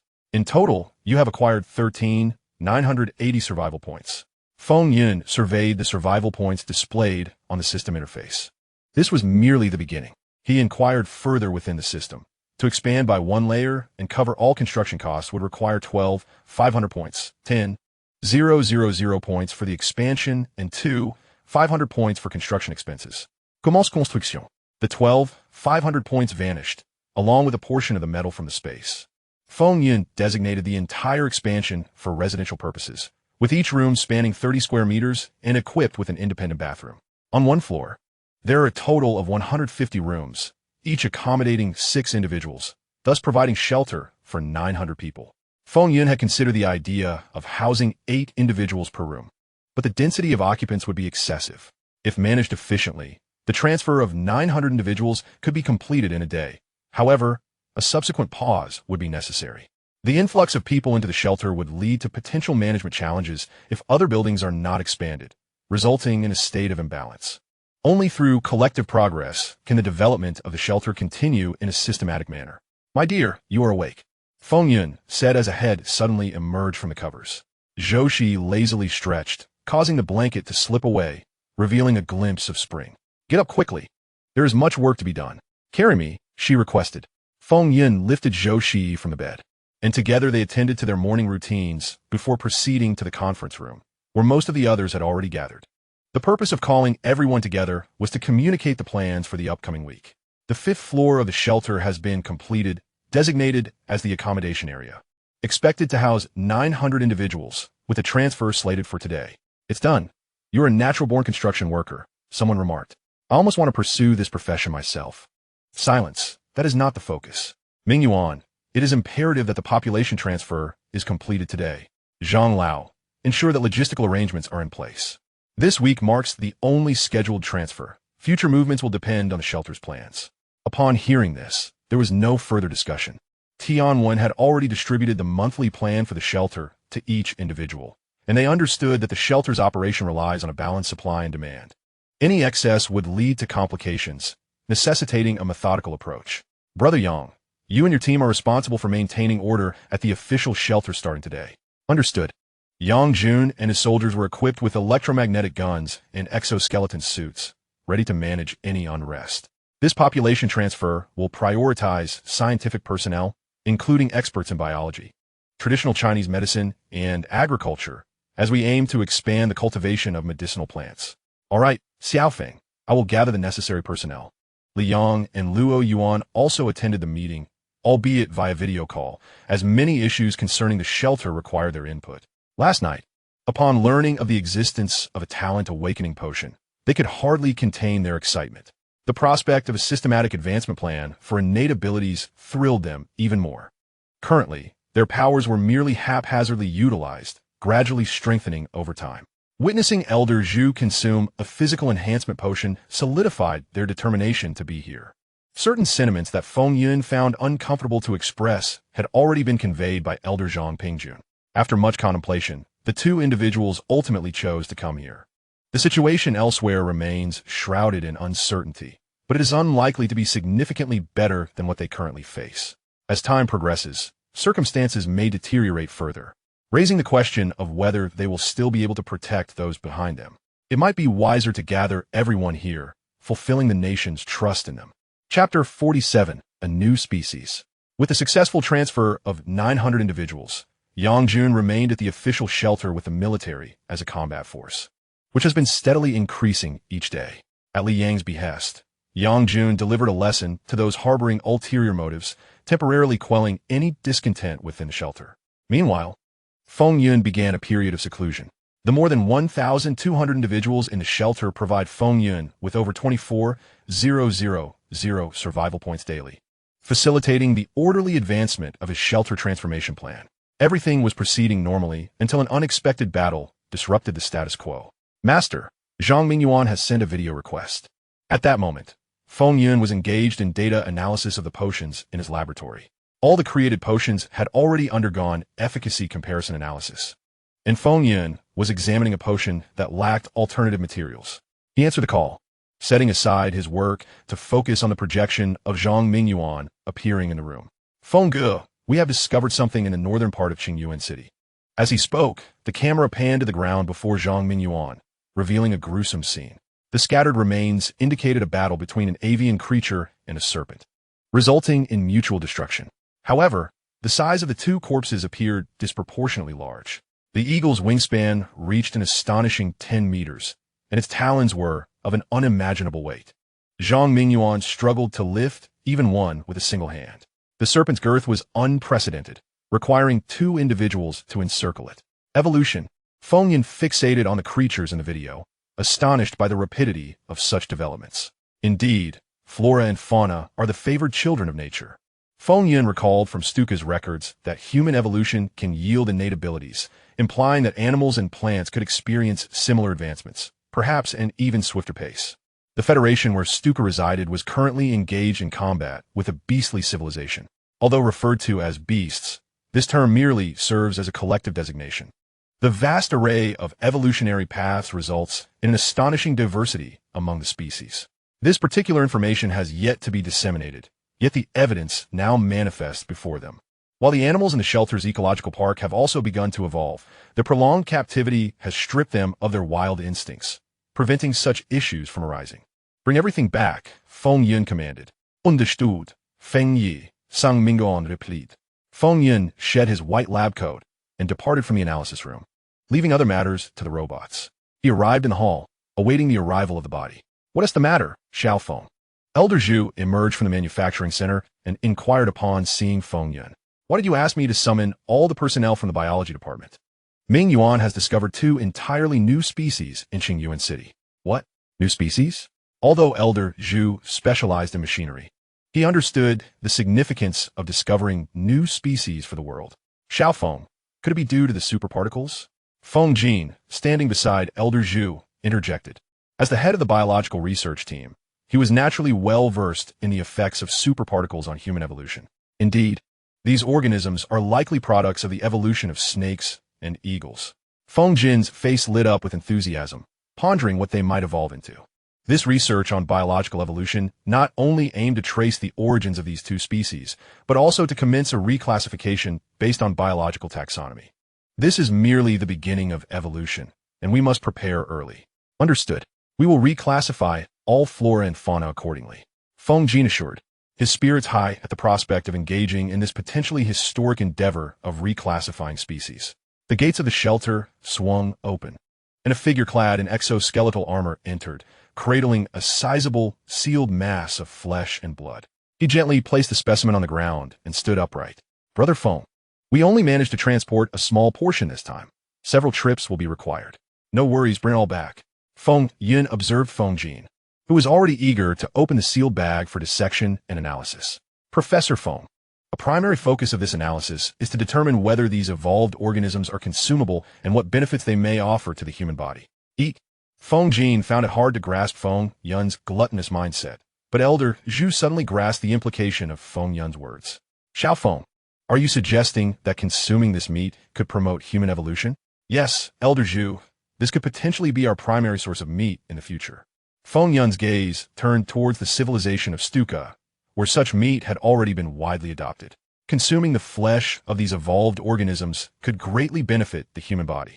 Understood. We will be able to test this quickly, but for now, we require extensive space and advanced machinery. Although Tianwen has addressed many deficiencies, the lack of hardware remains insurmountable. Feng Jin lamented, noting that they were not yet in the pre-disaster phase. Current research equipment was largely inadequate, and the facilities were insufficient for extensive experimentation. The manufacturing center was already overcrowded. Elder Zhu, halt the production of exoskeletal armor and smartwatches, and instead redirect efforts towards manufacturing research equipment, prioritizing the needs of the biological research department. Certainly, a sufficient number of items have already been manufactured, over 100 sets of mechs and thousands of smart wristwatches, which are ample for current needs. Zhu pondered briefly before responding. As for the issue of space, there is no need for concern. The replanning of the shelter has been completed, and the manufacturing center is adequately spacious. Thanks to the cerebral light brain, Feng Yun possesses an intimate understanding of all conditions within the shelter. Xiaofeng, will the shelter undergo further expansion? Zhu approached Feng Yun, marking the first expansion since his arrival at the shelter. The elder Zhang Pingjun had also mentioned Feng Yun's innate abilities, yet he remained unaware of the toll that such expansions would exact. Other awakened individuals face limitations in their powers. Upon reaching these limits, they experience excruciating headaches. During the last expansion, Feng Yun had succumbed to a 6-hour coma, but this time, during the 5th-level expansion, he did not lose consciousness, leaving the extent of his capabilities a mystery. Indeed, this expansion is expected to greatly enhance the shelter's capacity, Zhu cautioned. You should take care of your health and avoid overexertion. I will be mindful, Feng Yun replied.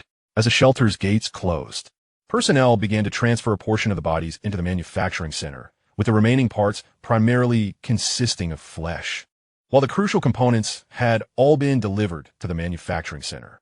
Once the results are obtained, the meat will be processed into food for the cafeteria. Chapter 48. Further expansion. Midnight had just passed. System sign in. You have discovered a new species. You are awarded 400 survival points. Current shelter population, 1164. You receive 23. 280 survival points. Daily sign-in reward, 50 points. Total survival points acquired, 23,730. Gazing at the surging survival points on the system panel, Feng Yun felt an overwhelming indifference. The substantial increase in personnel had catalyzed an explosive growth in survival points, signaling early success for Feng Yun's snowballing plan. At this moment, he held a remarkable 170,000 survival points. Let the consumption begin, Feng Yun declared as he uploaded the completed architectural blueprints, embarking on the path of expenditure. System, reconstruct the 5th level. doubling the area of all floors except the first. Construct the 7th level, costing 70,000 survival points. Expand to the 11th level, costing 55,000 survival points. Total expenditure, 125,000 survival points. System, reconfigure the layout according to the design, with missing components filled using survival points. Reconfiguration costs 30,000 survival points. And material supplementation costs 12,000 survival points. Total expenditure, 42,000 survival points. In a moment, he found himself back at square one, staring at the meager sum of just over 2,000 survival points in his possession. Feng Yun felt a pang of sorrow. The income never seems to keep pace with the expenditure. The substantial depletion of survival points, however, resulted in a significant upgrade for the entire shelter. The shelter now boasts 12 stories, each spanning an impressive 11,000 square meters. At the very bottom lies the ecological garden and waste treatment center, with a layer above dedicated to vegetable cultivation and fish ponds. Following this, there are 6 consecutive floors designated for accommodation, 5 of which are designed as 6-person rooms, while the topmost floor features double rooms. Notably, both the double and 6-person rooms share the same area, each measuring 30 square meters. The occupants of the double rooms are primarily researchers, whereas other management personnel and awakened individuals reside on the topmost 12th floor. Above the accommodation area, there is an entire floor allocated for dining. The 10th floor serves as the storage area for the shelter, while the 11th floor, which previously housed the main entrance, has been divided into research and training zones. The power distribution and water supply rooms have been relocated to the 12th floor. The number of elevators has been expanded from 2 to 6. This massive expansion has caused the 11th and 12th floors to emerge from the mountainside, fully exposed to the outside world. Exhausted, Feng Yun could hardly resist the allure of sleep once more. "Wake up, Feng Yun, wake up." He was roused from his slumber, bleary-eyed as he turned to Zhou Shi. "What is going on?" he murmured. "You've expanded again. Haven't you? No wonder I feel so drowsy." Feng Yun pulled Zhou Shi closer, surrendering to sleep again. Nestled in his embrace, Zhou Shi savored the charm of her partner. Glancing at her watch, she noted the forum of the shelter was abuzz with activity. Feng Yun's grand undertaking had astonished everyone, rendering the entire shelter almost reborn. His formidable prowess began to be revered almost as mythic. Although he may not radiate the same brilliance as other awakened individuals, this uniqueness constituted Feng Yun's own allure. Everyone began to aspire to become awakened, captivated by such transformative power. When Feng Yun finally awoke, he found himself alone in bed. "Rise and shine. Everyone is waiting for you," Zhou Shi said as she approached the bedside. "Waiting for me? For what?" Feng Yun was puzzled, wondering what he might have missed. "The shelter has been expanded. New tasks need to be assigned. Don't you remember? Stop dawdling, get up." He complied, dressing and washing up. Upon arriving at the conference room, he found it filled to capacity with hundreds of attendees, including Yang Jun and Luo Yuan, who had traveled from Qingyuan City. This was Luo Yuan's first visit to the shelter, and he was astonished by its impressive construction. Feng Yun took his seat at the head of the table. Let each department report on the past week's developments. Feng Yun was already aware of each department's circumstances. The reports were not solely for him, but also for interdepartmental collaboration. "I'll go first," announced Elder Zhang, leading the charge. "The logistics department has accrued 150,000 points in profit this week, primarily from the marketplace and cafeteria. We currently have a food stockpile of 100 tons, with 5 tons of fruits and vegetables and 20 tons of various seasonings, though other daily necessities are somewhat lacking." The elder stated his understanding of the significant consumption of resources which was anticipated. Subsequently, supplies would be transferred from the Qingyuan City shelter to the surrounding areas. Feng Yun had initially prepared enough provisions for one person to sustain themselves for a century. However, with the continuous increase in personnel, the consumption of resources naturally escalated. Currently, supplies could only be relocated from the official shelter in Qingyuan City. "There are no issues in this regard, Uncle Luo," he confirmed. "However, will transferring such a large quantity of supplies be time-consuming?" came the inquiry. "There are no problems. I will handle it," Feng Yun assured. He had already heard from Zhou Shi that others believed they possessed 2 talents, leading to the revelation of spatial abilities. This talent was not unique to him. There were others within the Qingyuan City shelter who shared this gift, though none had a space as vast as his. The Awakeners Department was currently engaged in theoretical learning and training according to their respective professions. Presently, Zhang Minguan, Ban Yu, Zhang Bo, and Wang Shua had all advanced to the second level, while the remaining personnel remained at the first level. Zhou Shi stood to report on the status of the Awakeners Department. As Feng Yun had been occupied with other matters, he could only command remotely, with Zhou Shi managing the specifics. As the number of Awakeners gradually increased, every position would eventually be filled by an Awakeners, whether in logistics or research. Shi, we must begin to cultivate personnel in this area now, categorizing those unfit for combat according to their talents and professions. Awakeners are the future, and you shall be the pioneers, tasked with learning and innovating based on your gifts. He added, we can also draw inspiration from novels and short films. The fantasies that existed before the disasters have now become our reality, perfectly suited for our needs. The professional information Feng Yun conveyed contained merely hundreds of types. Yet the boundless talents could not be confined by professions. One must forge their own path. Understood, came the response. Yang Jun and Zhang Mingyuan began to report on their activities over the past week. Upon concluding their reports, Elder Zhu emphasized their research achievements. They had successfully completed the research on the anti-gravity system and had commenced investigations into nuclear fusion. This sensation was one that Elder Zhu and his research team had never before experienced, like driving along a broad, illuminated road, with the destination clearly in sight. All they needed to do was reach it. With all departments having concluded their reports, Feng Yun began to issue the tasks for the upcoming week. Chapter 49. The Transfer Exposed. Everyone witnessed the appearance of the shelter following its expansion. As Feng Yun spoke, he raised his hand, and a three-dimensional model of the shelter manifested in the air beside him. The entire structure now comprised 12 levels, with the 3rd and 8th floors designated as accommodation areas, expected to house 600 individuals. Presently, our shelter accommodated 200 people, meaning the number of individuals to be transferred was approximately 500.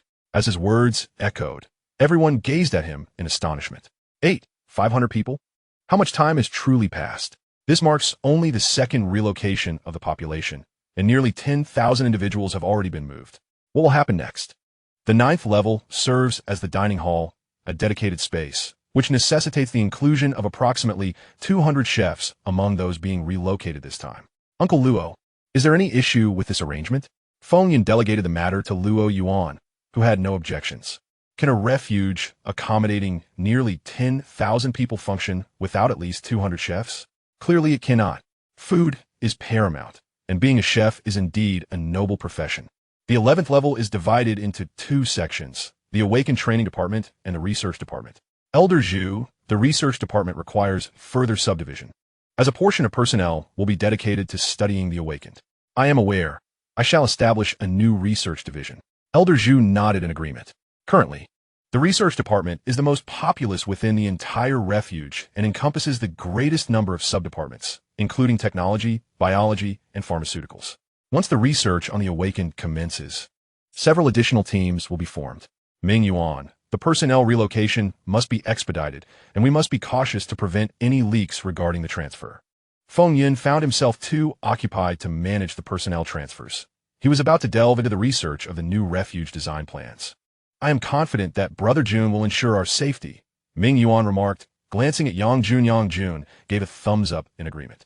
You must also remain vigilant against attacks from evolved animals. Ming Yuan was acutely aware of this, having witnessed an evolved tiger create a massive crater with a single strike. Moreover, the northern part of Qingyuan City is enveloped by a forest, concealing countless evolved flora and fauna. Their current task is the relocation of personnel, leaving little opportunity to explore the mysteries within. Well, let's commence our work.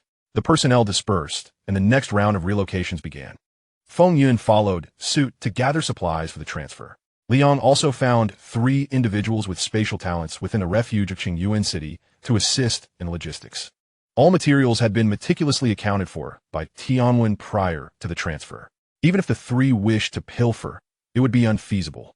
Feng Yun, accompanied by the trio, took an entire day to complete the transfer, fully stocking the storage area. Along with the supplies, a substantial number of bunk beds were transported, with 3 beds allocated for each room, followed by personnel scheduled for bed assembly. Wengu, a significant discovery has been made. The door to the room swung open, and Shurgu, disregarded the provocatively dressed woman standing nearby, directing his attention to the young man seated on the couch. What? The individual known as Wen-gu cradled a woman clad in lingerie, playfully caressing her. It seems the official refuge is conducting personnel transfers. Personnel transfer? Wen-ji's gaze shifted from the woman to Shurga. Were they being relocated?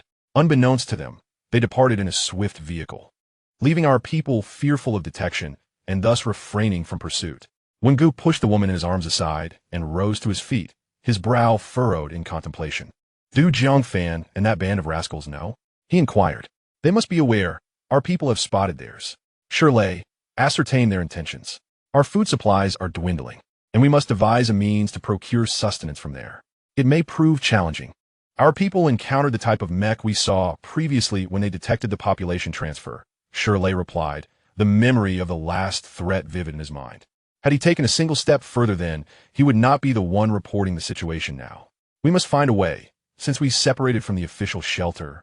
We did not bring much food, and we cannot endure for many more days.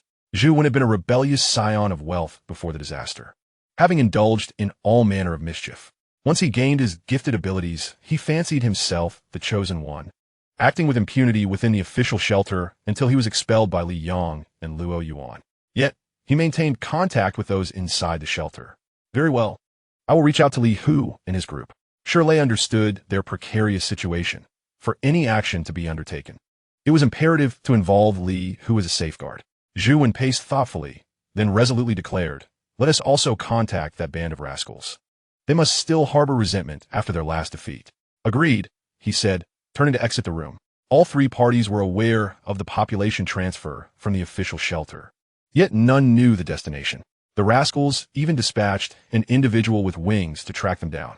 However, his newly acquired abilities were insufficient for sustained flight, and the speed of the anti-gravity vehicles rendered pursuit futile.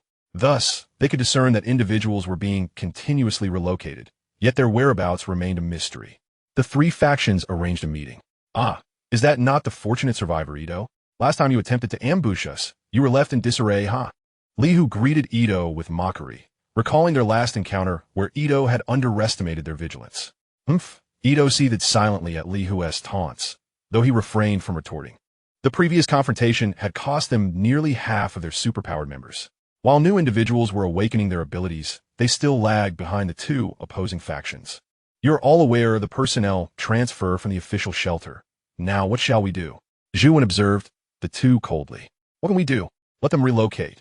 What else can we do? Li Hu conjectured that the population transfer might be connected to the few individuals they had encountered previously. What are your intentions? Ito queried in fluent Mandarin.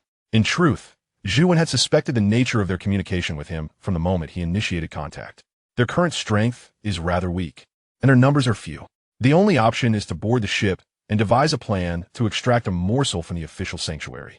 The injuries inflicted by Feng Yun and his companions linger, yet they are merely 6 or 7 in number, while the three factions combined boast over 100 superpowered individuals. They could easily eliminate them, subsequently invading the official sanctuary to divide its inhabitants and resources. Chapter 50, Ambush. Tomorrow presents a significant opportunity. We must eliminate them and seize the official sanctuary. Zhu Wen declared. I concur. Ito, who had been anticipating this moment, naturally agreed. Both turned their attention to Li Hu, who was contemplating whether to join them. Their food supplies were dwindling, and should they miss this opportunity, they could not foresee when they might acquire sustenance again. Resolutely, Li Hu made his decision. Zhu Wen and Ito erupted in laughter, each returning to prepare. The superpowered individuals would take the lead, while ordinary people armed with firearms would join as well. Zhang Mingyuan's population transfer continued, successfully relocating over 5,000 individuals throughout the day. Zhu Lao had commenced the production of anti-gravity aircraft, though no finished products had yet emerged. They were still in the assembly phase. The aircraft's sizable components could only be printed by universal printer, requiring manual assembly thereafter. Following the transfer of supplies, Feng Yun also moved nearly half of the metal stockpile. The sanctuary lacked space to accommodate these metals, necessitating their temporary placement in the mountainous terrain outside the sanctuary. Gazing at the sprawling expanse of metal, Feng Yun murmured to himself, uncertain whether this quantity would suffice. The upcoming expansion of the sanctuary would be the most monumental in history. As time gradually passed, the temperature steadily dropped, now reaching a chilly 12 degrees Celsius outdoors. Feng Yun looked up at the sky. The intertwining hues of black and red evoked a sense of oppression, with a pungent scent of sulfur still thick in the air. It was time to hasten their efforts. The humidity in the air continued to rise, leaving an ominous portent of an impending downpour. The following day, the personnel transfer persisted. Master, the anti-gravity vehicle has been ambushed and forced to land on the outskirts of Qingyuan City. The voice of Tian resonated, just as Feng Yun's wristwatch rang. Brother Feng, we have been attacked. The assailants are the same groups we encountered previously. I understand. I have already informed Yang Jun and the 2 division leaders. Yang Jun has dispatched individuals to assist you. I'm on my way. Feng Yun promptly ended the call and proceeded toward the gate. By this time, the news of the ambush had spread throughout the sanctuary. Upon reaching the entrance, he found Zhu Lao, Zhang Leoi, Zhou Shi, and others awaiting him. Zhu Lao, has the assembly of the anti-gravity aircraft been completed? Feng Yun maintained his focus, undeterred by the ambush. It has been completed. In a poetic fervor, 100 awakened warriors embarked upon the aircraft, ready to face the bloodshed ahead. I informed them of our mission. Feng Yun emerged from the sanctuary, where the newly assembled vessel awaited at the entrance. Its exterior, a striking interweaving of black and red, bore resemblance to a transport aircraft. This vessel was devoid of any weaponry, serving solely for transport. Its singular feature was its remarkable speed, surpassing the current craft by more than double. With a capacity to accommodate up to 150 individuals. I shall go first. You follow closely, Feng Yun declared as he retrieved a suit of armor from the void. The armor seamlessly conformed to his body, its obsidian hue adorned with crimson patterns. Is this the Iron Man suit? Old Zhu gaped in astonishment at the sight of Feng Yun's formidable attire. Old Zhang was equally taken aback, having never before witnessed such a marvel. The thrusters behind the suit erupted with a cerulean flame as Feng Yun ascended, heading straight for Qingyuan City. By the time Zhou Shi and the others emerged, Feng Yun had already vanished from view. Old Zhang, where's Feng Yun? Zhou Shi inquired, scanning her surroundings. The others had already boarded the aircraft. You would do well to hasten. Otherwise, you'll find yourselves cleaning up the battlefield. Old Zhu gestured towards the sky. Uncertain of the implication, Zhou Shi boarded the vessel, which promptly lifted off, also en route to Qingyuan City. In the car, Zhang Mingyuan recognized the language spoken by those opposite him and deduced their identities. He was no longer himself, surrounded by numerous individuals, and thus opted to close the car door. However, to his dismay, an adversary with the ability to manipulate metal breached the door, leaving them vulnerable to capture. Tension filled the air as sweat dripped from the others. Despite their confidence in Yang Jun, they lamented their unfortunate predicament. Yang Jun had not traveled far before encountering the awakened warriors. The peculiar array of superpowers presented challenges to his 40 companions. The sound of gunfire echoed, bang, bang, bang. The military snipers, wielding electromagnetic rifles for the first time, reveled in the unparalleled power and minimal recoil, aided by a shooting assistance system that made their task considerably easier. From a distance, the awakened warriors began to suffer casualties. Suddenly, one sniper felt a tightening at the back of his neck, instinctively abandoning his rifle to roll sideways, drawing forth an electromagnetic pistol. The other snipers, honed by extensive training, reacted with acute sensitivity. An invisible awakened one was detected through thermal imaging. With a decisive crack, a shot found its mark. The cloaked figure was rendered visible through the thermal lens, unable to evade detection. After scanning the vicinity again and finding no further threats, 3 remained vigilant while the others continued their sniping. The battle raged on, marking the first losses for Yang Jun's team. A person endowed with the talent of lightning conjured a sphere of thunder in their hands, which subsequently detonated, obliterating a mech and leaving its occupants uncertain of their fate. At that moment, Yang Jun heard Li Yang's voice through his headset. Chaos erupted within the shelter as intruders commenced a ruthless slaughter. Curse it, they're doomed. Yang Jun's eyes instantly filled with blood, turning a fierce crimson. All the electromagnetic guns, mounted on the mechs, aimed at the opposition, unleashing a relentless barrage that thoroughly suppressed the awakened ones before them. Is this what you refer to as mechs? Weren't there only 4 or 5? Zhu Wen lowered his gaze toward Shirley and Li Hu beside him. The overwhelming firepower rendered them incapable of approaching, let alone showing their faces. We had no idea they possessed such numbers and such formidable firepower. Shirley shouted loudly. Each bullet from the electromagnetic guns detonated like cannonballs, wreaking havoc upon their surroundings. Has that little rascal Ito finished? Hurry and pressure those people into negotiations. If this continues, we're all going to perish. Who knows? That little rascal is unreliable. We should prepare to retreat.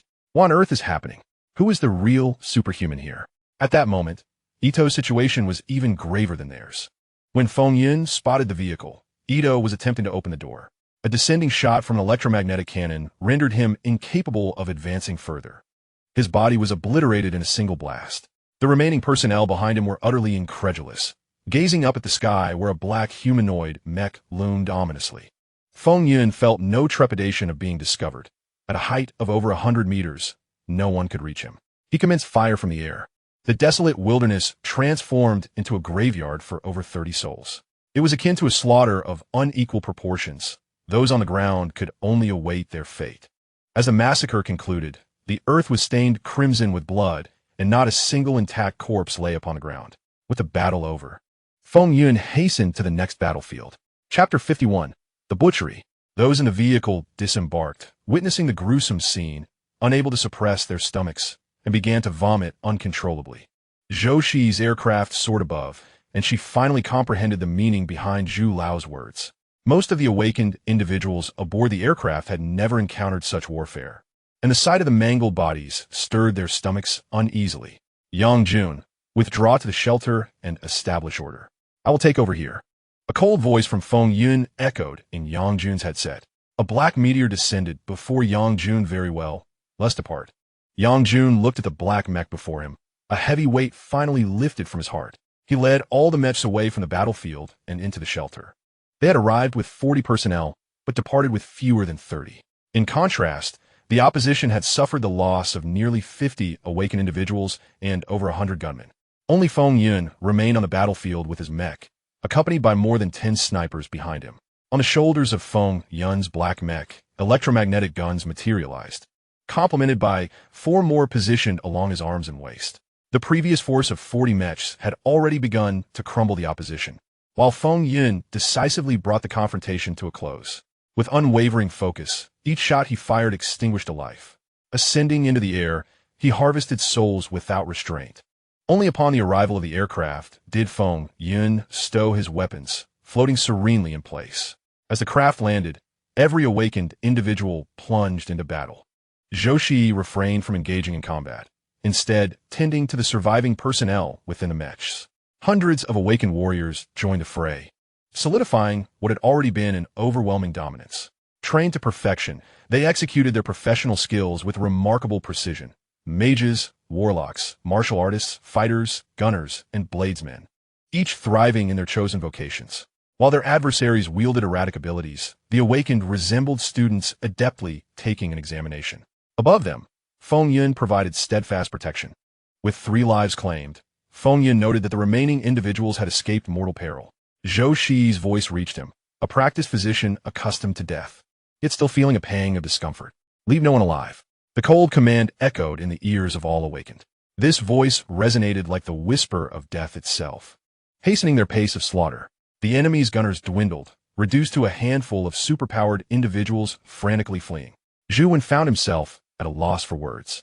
The defeat was absolute, the battle having devolved into a one-sided massacre from the outset. His resentment for sure lay in Li Hu festered. How could they possess such a misguided sense of information-gathering capability, recklessly challenging a formidable foe? Surely, only death awaited them now.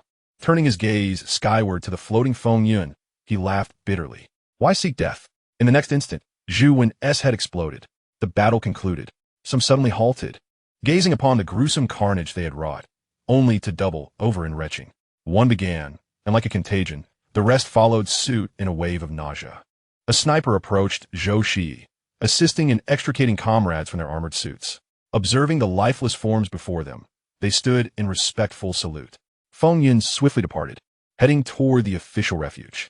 Upon reaching the entrance, he encountered Yang Jun, Li Yang, and Luo Yuan, all stained with blood, as were the soldiers behind them.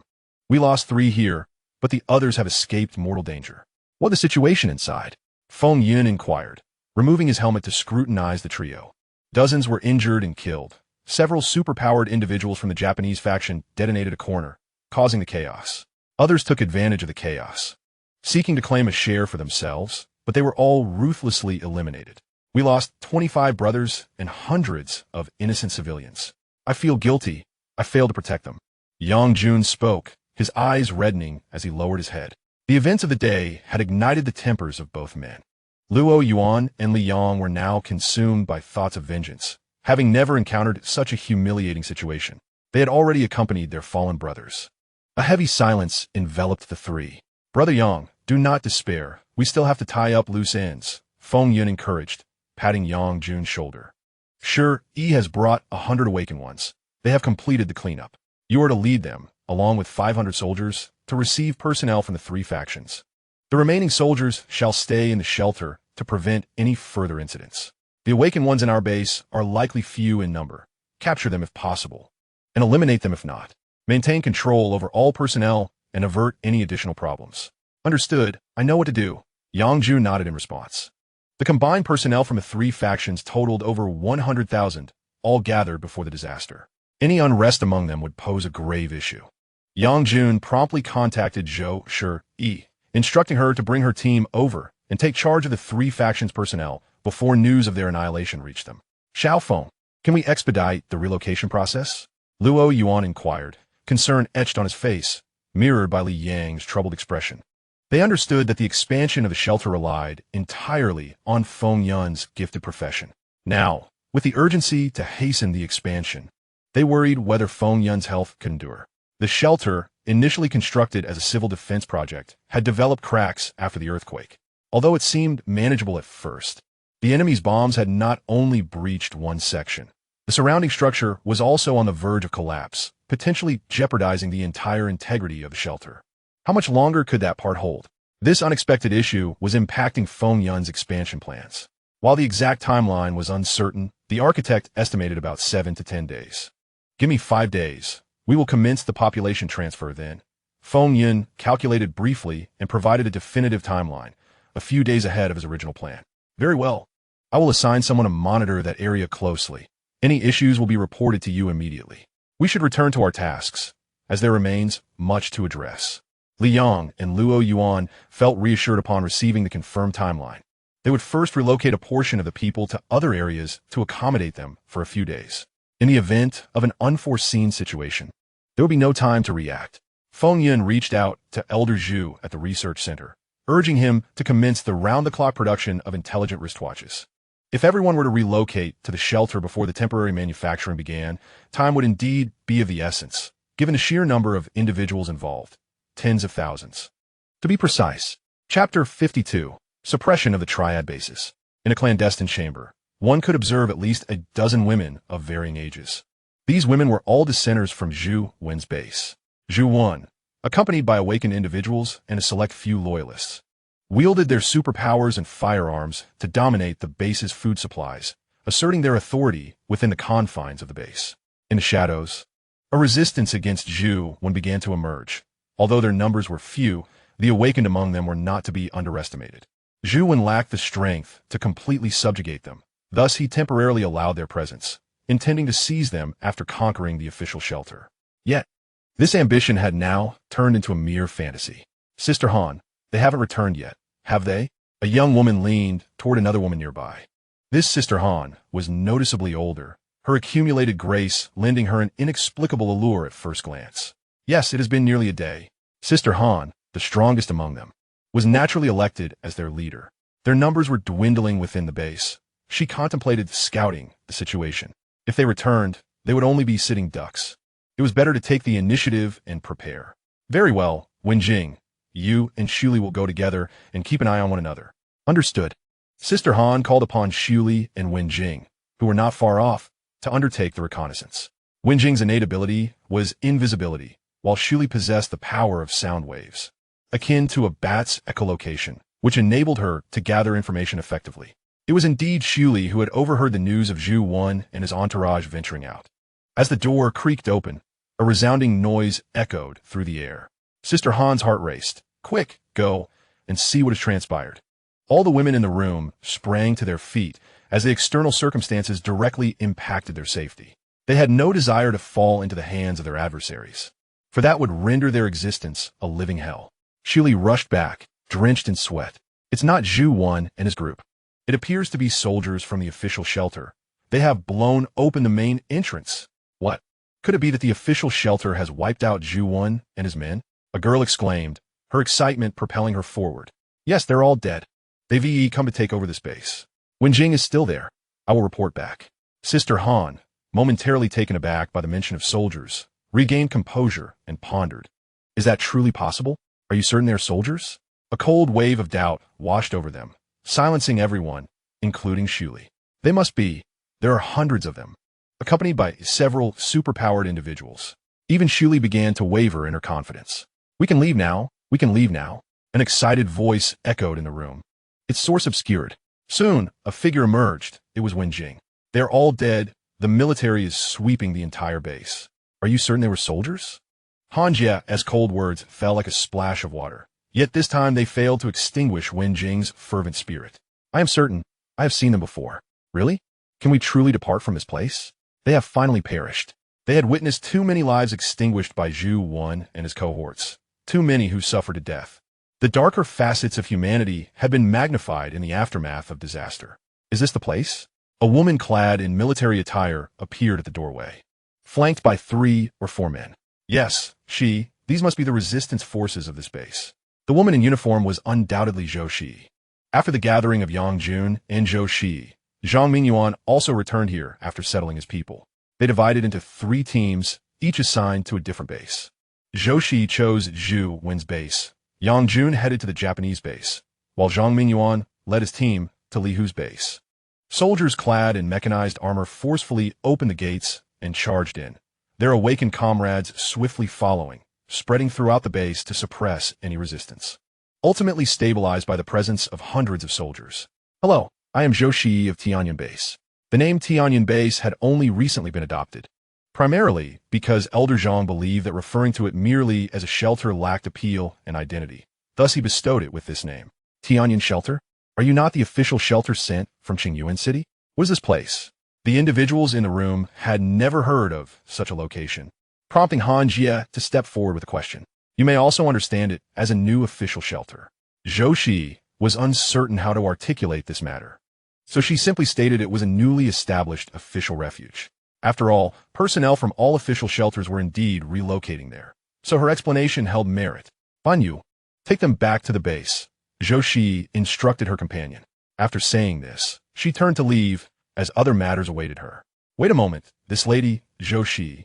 Han Jie faltered, unsure how to address her, ultimately opting for her full name. Is there something else? Zhou Shi halted her steps. Could you assist the women who have been taken by them? As Han Jie's words left her lips, the atmosphere in the room shifted, growing agitated. Yes, sister. Please help them. They are in such distress. Do assist them. Where are they? Take me to see. Zhou Shi observed the room, filled with women pleading for her help. A wave of foreboding washed over her heart. The individuals in the room escorted her to the threshold of another chamber. Upon the doors opening, Zhou Shi beheld an unprecedented scene. A naked woman, her hair disheveled, sat vacantly in place, while many others bore collars akin to dog leashes tethered to the pillars. Numerous bodies were marred with scars, and in the corners lay several women, their fates uncertain. This harrowing sight pierced not only Zhou Shi's soul, but also deeply affected Pan Yu and the others, who had never before witnessed human depravity to such an extent. This place was theirs, and these women were merely vessels for their release. Before the words could fully escape her lips, tears cascaded down Han Jie's face. Overcome with weakness, she collapsed onto the ground, mirrored by the sorrow etched on the faces of the other women. It was Wen Jing who had first discovered this place.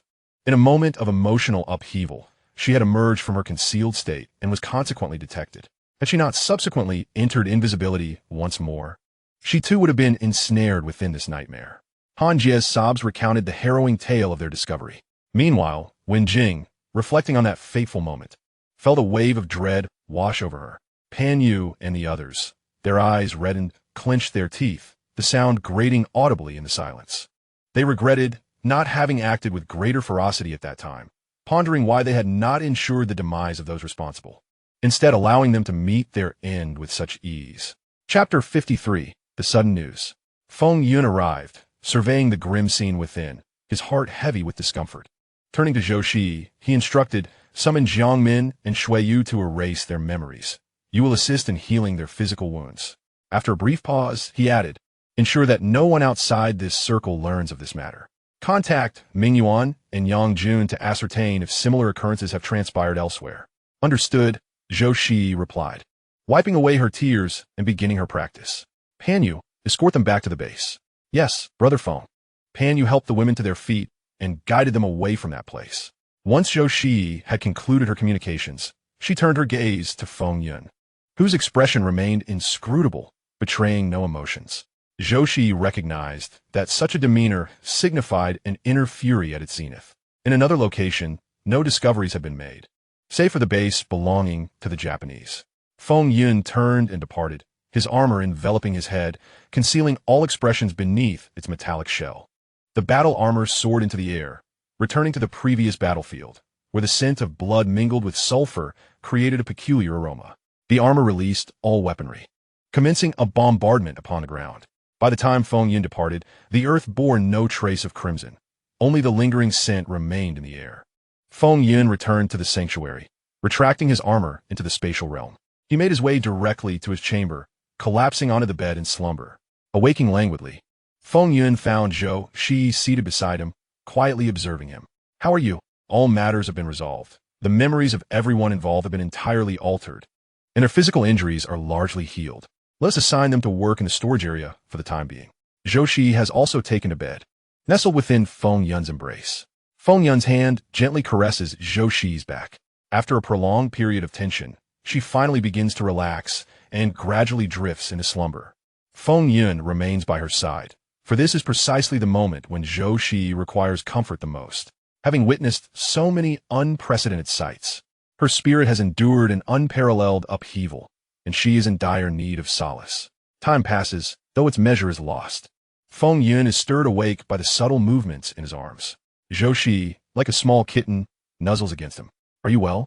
Feng Yun inquires, brushing aside her short hair that obscures her face. Much better, she replies, shifting to find a more comfortable position. Buzz, buzz. Feng Yun's smartwatch vibrates softly. Another meeting, is it? Although Zhou Shi cannot see the contents, she surmises its purpose. Yes, it is now past 9 in the evening. They are awaiting us. This meeting involves only a few key individuals, a far smaller assembly than usual. Shi, how are you holding up? Elder Zhang observes as Feng Yun and Zhou Shi enter the room, noting her still pale visage. The others present are already aware of the situation. When Zhou Shi returned, it was Elder Zhang and Grandma Hua who greeted them. The fewer who know the details, the better. I am much improved. What of Jiang Min and Shui Yu? Elder Zhang? A flicker of concern crosses Zhou Shi's face for her companions. Although their memories have been erased from others, they alone must endure the weight of their recollections. I have temporarily assigned them to work at the library to help shift their mood. Feng Yun responds, surveying those present. Elder Zhu, Elder Zhang, Yang Jun, Luo Yuan, Liang, Zhou Shi, and Zhang Ming Yuan. There are only 8 of them in this room, including Feng Yun himself. Yet they represent the true management of various departments within this refuge. Though Luo Yuan and Liang are not yet fully integrated into these roles, their ascendance is imminent. This matter is sealed. They will remain in the storage area temporarily, without exception. Understood, Elder Zhang acknowledges, recognizing that this is the only way to minimize their secondary trauma. Elder Zhu, please expedite the production of the intelligent smartwatches and anti-gravity aircraft. The timeline for the transfer of personnel from Qingyuan City has been established. The process will commence in 5 days. There are no issues on my end. We have manufactured 150,000 smartwatches, and we can assemble 3 aircraft daily. By the 5th day, we will be adequately prepared. Elder Zhu's team has expanded further in light of this population transfer. However, the increase in personnel has rendered the venue crowded once again, compelling us to temporarily maintain the current state of affairs. The meeting did not last long. Today's events have posed a test for everyone, revealing the darker facets of human nature in their entirety. Such occurrences are undoubtedly destined to proliferate in the future. They can only choose to confront them. Feng Yun and Zhou Shi returned to their room. What is the matter? Tian Wen's voice resonated from the light brain. The external temperature has dropped to 10 degrees, with expectations a decline of 2 degrees daily. Are you suggesting that the ice age is upon us? Temperatures below 0 will commence the freezing of water. However, the ocean's saline content and vast expanse result in a lower freezing point. According to the Astronomical Bureau's observational report prior to the disaster, following the detachment of the second solar flare from the sun, the sun's luminosity will enter a period of diminished fluctuations, gradually reducing its radiation output, thereby initiating a cooling phase for Earth, potentially ushering in an ice age. Yet, due to volcanic eruptions enveloping the Earth's atmosphere with ash, the onset of the ice age has been accelerated. Environmental forecasts predict that the ice age will commence in 13 days. 13 days. That should be about right. Zhou Shi, however, found herself perplexed. 13 days? What does that mean? Tianwen indicated that in 13 days, as temperatures plummet, the moisture accumulated in the atmosphere will coalesce into falling snowflakes, gradually blanketing the Earth in snow. Does that mean we will be unable to leave? Zhou Shi's concern was not for the safety of the base, but rather for the fate of other shelters. With no means of escape, they could only resign themselves to fate. The following morning, system check-in. Your shelter has increased by 3,045 individuals, rewarding you with 6,900 survival points. Your team encountered an attack and successfully retaliated, earning 1,000 survival points. You and your team eliminated 389 enemies, garnering 780 survival points. You quelled the personnel of 3 new shelters, rewarded with 3,000 survival points. You perfectly rescued 32 injured women, ushering them into new lives, earning 1,600 survival points. The shelter now houses 255 individuals, awarding you 100 survival points. Daily check-in rewards 50 points. In total, you have received 430 survival points. Phew, over 400. 000 survival points in just 2 days.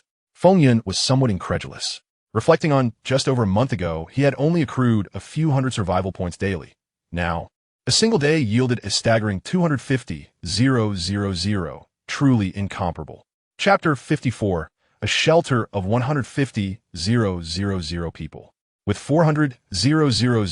Survival points in hand, Feng Yun felt an overwhelming sense of confidence. System upgrade the artificial intelligence. This had been Feng Yun's aspiration for quite some time, yet he had refrained from proceeding due to insufficient balance. Now, with substantial resources at his disposal, he felt it was finally time to move forward. Enhancing intelligence 50. 2. Augmenting artificial intelligence capabilities 100. With a fleeting glance, Feng Yun observed the staggering figures but closed the system interface before fully comprehending the zeros. It seemed prudent to first diligently upgrade his shelter. Oh, Tianwen, it is not that I am reluctant to elevate your capabilities. Rather, the prospect of expenditures in the tens of millions to billions leaves me somewhat apprehensive. As the temperature outside plummeted to the freezing point, Feng Yun found himself alone in his room, silently awaiting the clock to strike 2. By then, all the occupants of the shelter were in slumber. Over the past 5 or 6 days, Feng Yun had amassed a substantial reserve of survival points, surpassing the million mark for the first time, reaching a remarkable total of 137 million. System expand to 15 levels. The expansion to 15 levels would require 150. Survival points. System enlarge the area of the 27-level shelter to 44,000 square meters. The total expenditure for expanding the 15 levels amounted to 75 survival points, while expanding the 27 levels to 22,000 square meters cost 270,000 survival points, and further enlarging it to 44,000 square meters required 540,000 survival points, culminating in a grand total of 85 million survival points. System submit the design plan and reconfigure the shelter. The cost for reconfiguring the shelter was 100,000 survival points, with materials necessitating an additional 200,000 survival points, bringing the total to 300,000 survival points. After executing these operations, Feng Yun realized he had a little over 30,000 survival points remaining. Fortunately, every investment yields its rewards. The newly reconfigured shelter is projected to accommodate 155 million individuals. Moreover, Feng Yun would receive over 3 million survival points daily. Contemplating this, he became indifferent to his earlier expenditures. Merely a little over 1 million. A trivial matter. It was just the earnings from a little more than 8 hours. A night's rest would replenish it. Having accomplished this step, Feng Yun began to strategize the next phase. The current shelter had become rather cumbersome, and as all personnel transitioned into it, it would inevitably become even more unwieldy. Concurrently, a significant number of idle personnel would emerge, prompting Feng Yun to plan further expansions to meet the shelter's evolving demands. In the past, a population of 500,000 to 600,000 would have constituted an entire county. Now, they were concentrated within a single edifice. It was evident how much was required. Previously, in the official shelter, their existence was limited to mere sustenance and sleep, akin to stagnant waters. Now, Feng Yun aimed to infuse vibrant life into their routine, guiding them onto a path of normalcy. This vision was gradually taking shape in Feng Yun's mind, and only by drafting blueprints and subjecting them to computational analysis could it come to fruition. A brilliant white light enveloped the entire shelter, infusing the metallic structures within the clouded space, while the surrounding mountains were similarly infused with metal for expansion. As the radiant light dissipated, the original mountain landscape vanished, replaced by a square, metallic edifice. From the outside, no discernible layers were visible, only a height of over 10 meters, with a significant portion deeply buried within the mountain range. How has the path changed? Wang Kuan pondered, feeling somewhat bewildered. Having only recently transferred here, he had yet to familiarize himself with the work route. This morning, he discovered he could not locate the original path. Thus, he resolved to activate his wristwatch to enable navigation and ascertain his location. What is this? How has the area of the shelter expanded? Wang Kuan gazed at the map, which had indeed quadrupled in size since yesterday, leaving him utterly perplexed. Did I sleep and dream this? Two individuals emerged from the room, noticing Wang Kuan's confusion. Hey, Kuan, aren't you in a hurry for work? Why haven't you left yet? Wang Kuan, on the verge of tears, turned to them and exclaimed, I must be hallucinating. How has the shelter expanded? Wow, it's been expanded again. One of them hastily opened the shelter's map, confirming the increase to 4 times its original size. Director Feng is impressive. What is going on? Do you know anything about this? Wang Kuan inquired, his unfamiliarity with the situation apparent. I only heard from my brother that Director Feng is an awakened one, possessing unique abilities for construction. It seems he exerted his power last night. It appears the population of the shelter will surge dramatically, Wang Kuan observed, counting the newly added 15 floors, each with an area quadrupled. I wonder how Director Feng's abilities have grown so formidable. His efforts are becoming increasingly grand. The trio continued their conversation as they proceeded to their workplace. They were not alone in their astonishment. Others in the shelter shared their bewilderment over such an unprecedented expansion. The shelter's forum buzzed with praise for Director Feng's prowess. The transformative power of the awakened ones had manifested tangibly in their midst, leaving everyone in awe.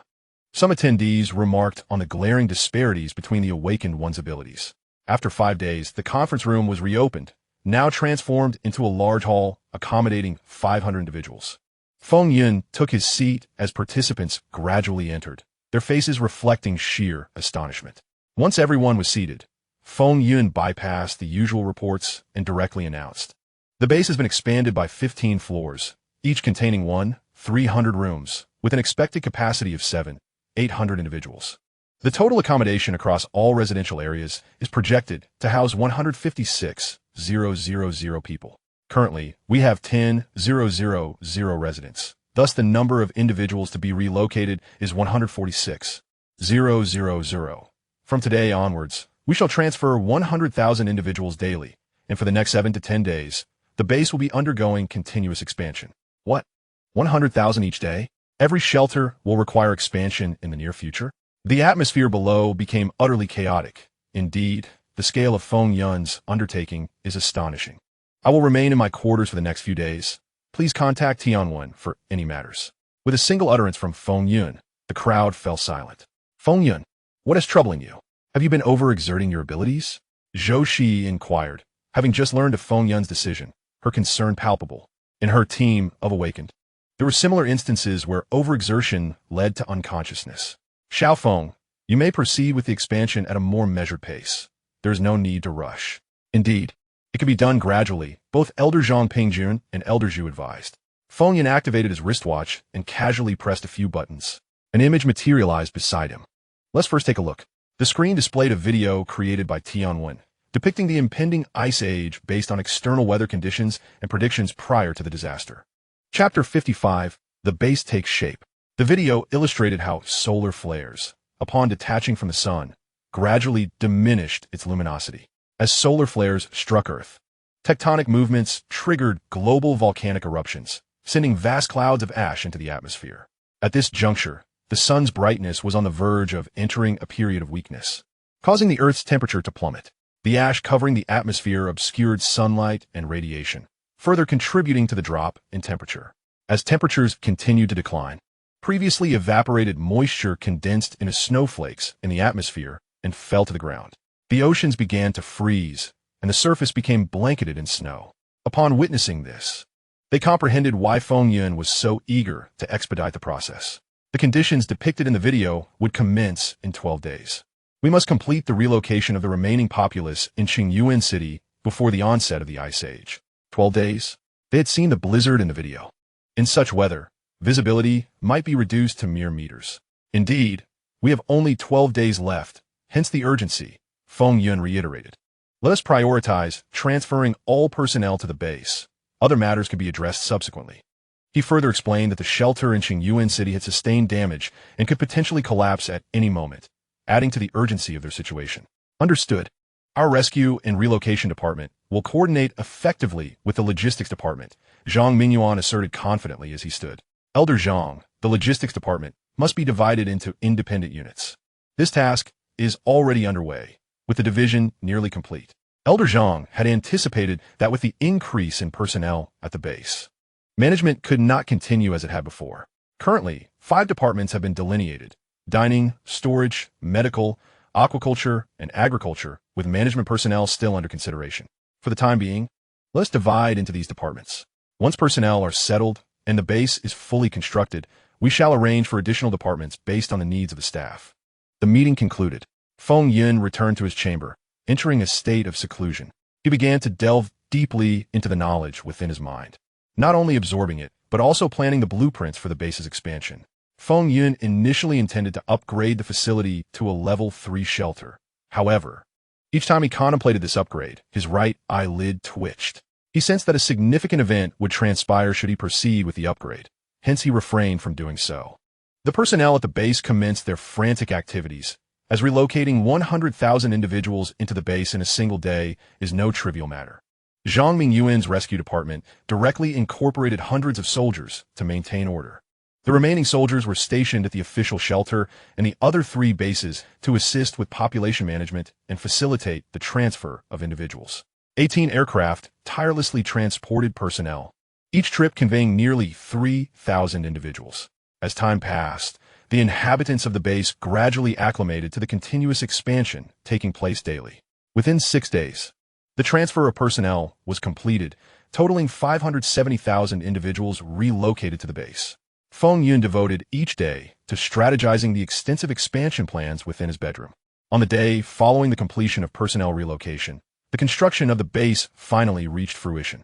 The 8-day expansion resulted in a superstructure comprising 100 floors, covering an area of 1.76 million square meters, with each floor reaching a height of 3 meters. The ground level houses not only a sewage treatment area and a prison, but also features a supersized water extraction and purification system, an air manufacturing and conversion device, and a geothermal system. Above this lies a continuous 10-floor ecological garden and vegetable cultivation area, which also includes several slaughterhouses and fish ponds. The area from the 12th to the 72nd floors comprises a vast complex that integrates large accommodation quarters, a dining hall, and entertainment facilities. Every 12th floor contains 1 dining area and 1 entertainment section.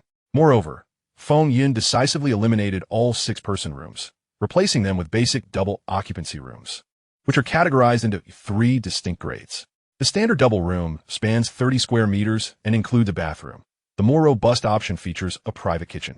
Feng Yun also designed a 70 square meter 2-bedroom apartment and a 100 square meter 3-bedroom apartment on 1 floor, although occupancy requires a certain number of points. Naturally, these residences are available for rent only, not for sale. The 73rd floor is designated as a large-scale school. which imparts not only conventional knowledge but also educates awakened individuals about their talents and professions. The 74th floor is allocated for a supermarket, accommodating a wide array of necessities. This supermarket occupies less than 1/10 of the space, with the remainder designated as storage areas. The 75th to 79th floors serve as the storage area, where the materials were so plentiful that it took Feng Yun an entire day to transfer them from Qingyuan City to the base. A workforce of over 1,000 individuals was organized in the storage area to transport and categorize these supplies. They have been working tirelessly for 2 consecutive days and have only completed half of their tasks. The 80th floor has become Feng Yun's residence, alongside other management personnel. This floor also houses the data center, nuclear power generator, and network base stations. From the 81st to the 90th floors, the training grounds for the awakened are located. Each individual is assigned to different floors based on their awakening talents and career choices. Feng Yun and Tian have devised an extensive array of career paths inspired by games, novels, anime, and film from Earth. While Stuka's transmitted information only encompasses slightly over 100 professions, Tian has identified thousands. Each career choice bears significant implications for the future. There are no inherently superior talents, nor are there the most powerful professions. Rather, it is the individuals who exhibit true strength. The topmost floors, from 91 to 100, are reserved exclusively for research departments. Feng Yun has even installed a retractable metal ceiling on the 100th floor to facilitate the entry and exit of aircraft and future research materials. Numerous research departments have been established, including mechanical engineering, biological research, and weaponry development, all embarking on the exploration of the new world's potential. A new calendar has even been instituted, marking the day of the disaster as the first day of the new year, which operates concurrently with the calendar used prior to the catastrophe. As the base upgrade concludes, Feng Yun finds himself in possession of a substantial number of survival points, which continue to increase at a rate exceeding 10 million daily. Consequently, his focus has shifted towards upgrading the base's facilities, such as water extraction and purification systems, air circulation systems, geothermal systems, electrical systems, network systems, and data centers. Not only do these systems require enhancement, but the construction units also need upgrading. The construction units permitted in the second-level shelter are still at the second level, meaning there are many units yet to be upgraded. Feng Yun even aspires to elevate all construction units to the second level, ultimately transforming the base into a new third-level shelter. Chapter 56. Major Upgrade of Construction Units. The following day, Feng Yun lies on the large bed, gazing at the beautiful woman beside him, filled with a sense of contentment. Perhaps his gaze was too intense. As the lady opened her eyes, meeting his fervent stare. "I'll get up and make you breakfast," she said. Feng Yun rose from the silk quilt and got out of bed. After enjoying the lovingly prepared breakfast, Zhou exited the room to commence her work, leaving Feng Yun alone. System sign-in. Your shelter has undergone a significant expansion. You are awarded 10,000 survival points. The number of personnel in the shelter has reached 573,401, yielding a total of 11,468,020 survival points. The daily sign-in rewards grant an additional 50 survival points. The solitude is palpable. Currently, the population alone can generate over 11 million survival points daily. Feng Yun stepped out and made his way to the data center.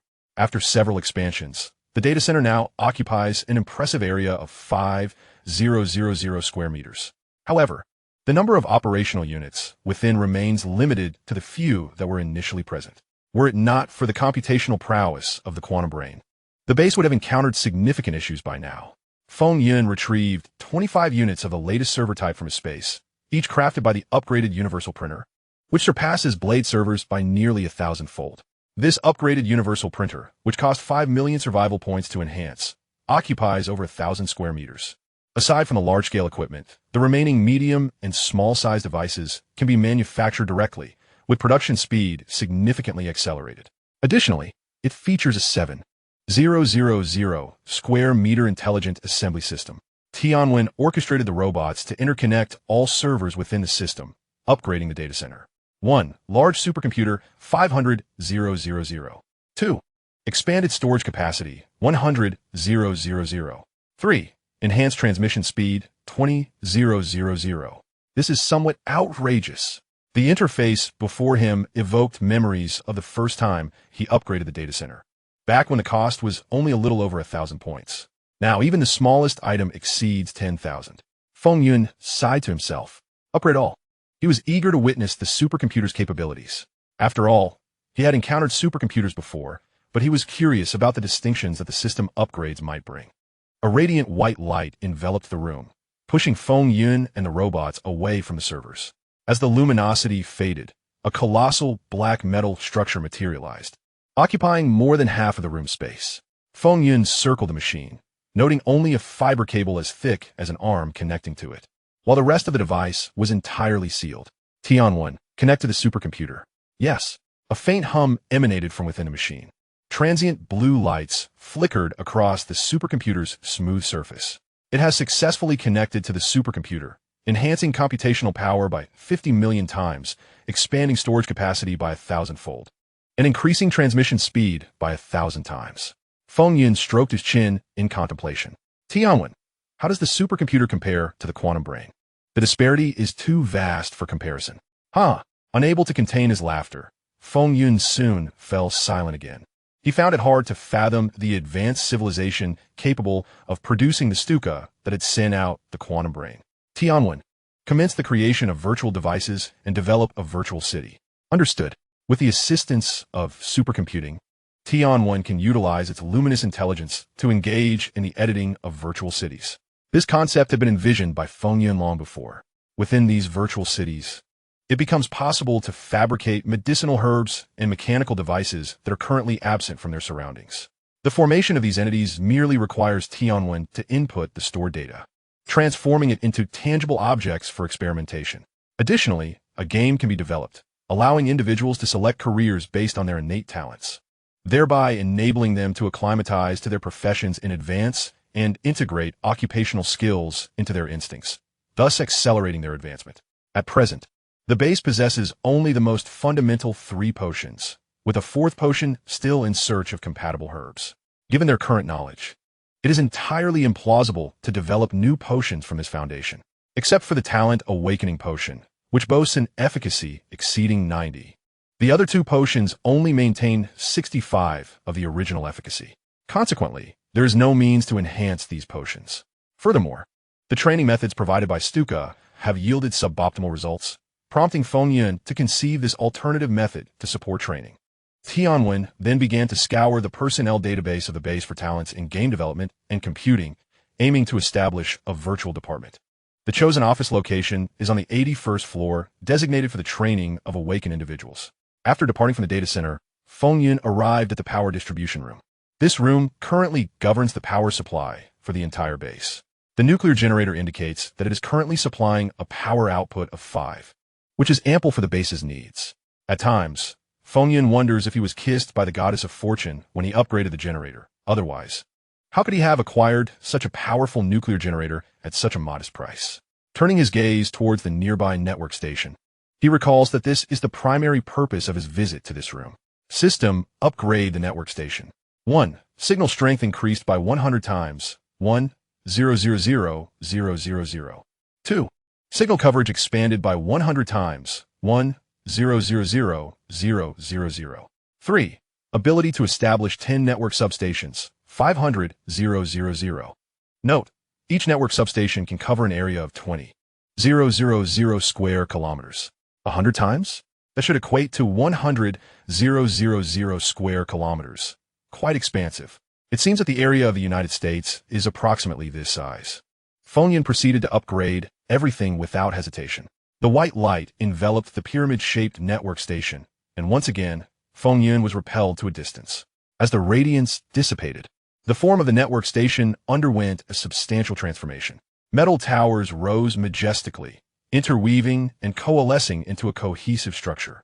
In front of these towers stood 10 independent towers placed upon the ground. What is this? Feng Yun found himself utterly perplexed by this construction, as such a network station had never existed within his mental framework. Truly, this is a marvel I acquired for the price of 2.5 million survival points. Wait, 2.5 million? Feng Yun turned and exited the room, taking the elevator down to the ground floor. The elevator gradually descended. Should it be upgraded? Feng Yun contemplated this sudden thought as he gazed at the elevator. System, upgrade the elevator. 1. Double the speed, 10,000. 2. Reduce the elevator's stopping buffer 50,000. 3. Overall system upgrade 50,000. 4. Anti-gravity elevator 50,000. Note, anti-gravity technology is already available, reducing by 150,000 survival points. Upgrade all. The entire base operated with 100 elevators. Only Feng Yun witnessed the radiant white light enveloping the elevator. As the light dissipated, Feng Yun distinctly sensed the transformation. The elevator became remarkably smoother, devoid of any noise. The passengers within the other elevators felt the difference even more acutely.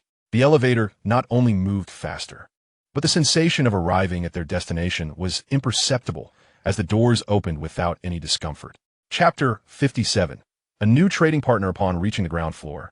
He encountered a considerable number of individuals, many of whom were inmates reflecting on their actions, alongside personnel responsible for waste management. The waste processing system comprised automated devices. Human oversight was merely required to clear the remnants of incineration and set them aside. Feng Yun approached the water extraction and purification apparatus. System commence upgrades. 1. Enhance overall purification speed 10,000. 2. Accelerate water extraction power 10,000. 3. Comprehensive enhancement 50,000. System upgrade all. Feng Yun paid no heed to the emergence of white light, proceeding to upgrade the geothermal system and the air circulation system as well. Once the upgrades were complete, the footprint of each system had exponentially increased.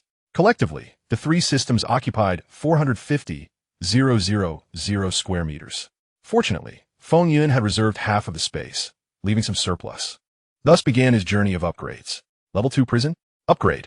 Level 2 waste management center? Upgrade. Level 2 ecological park? Upgrade.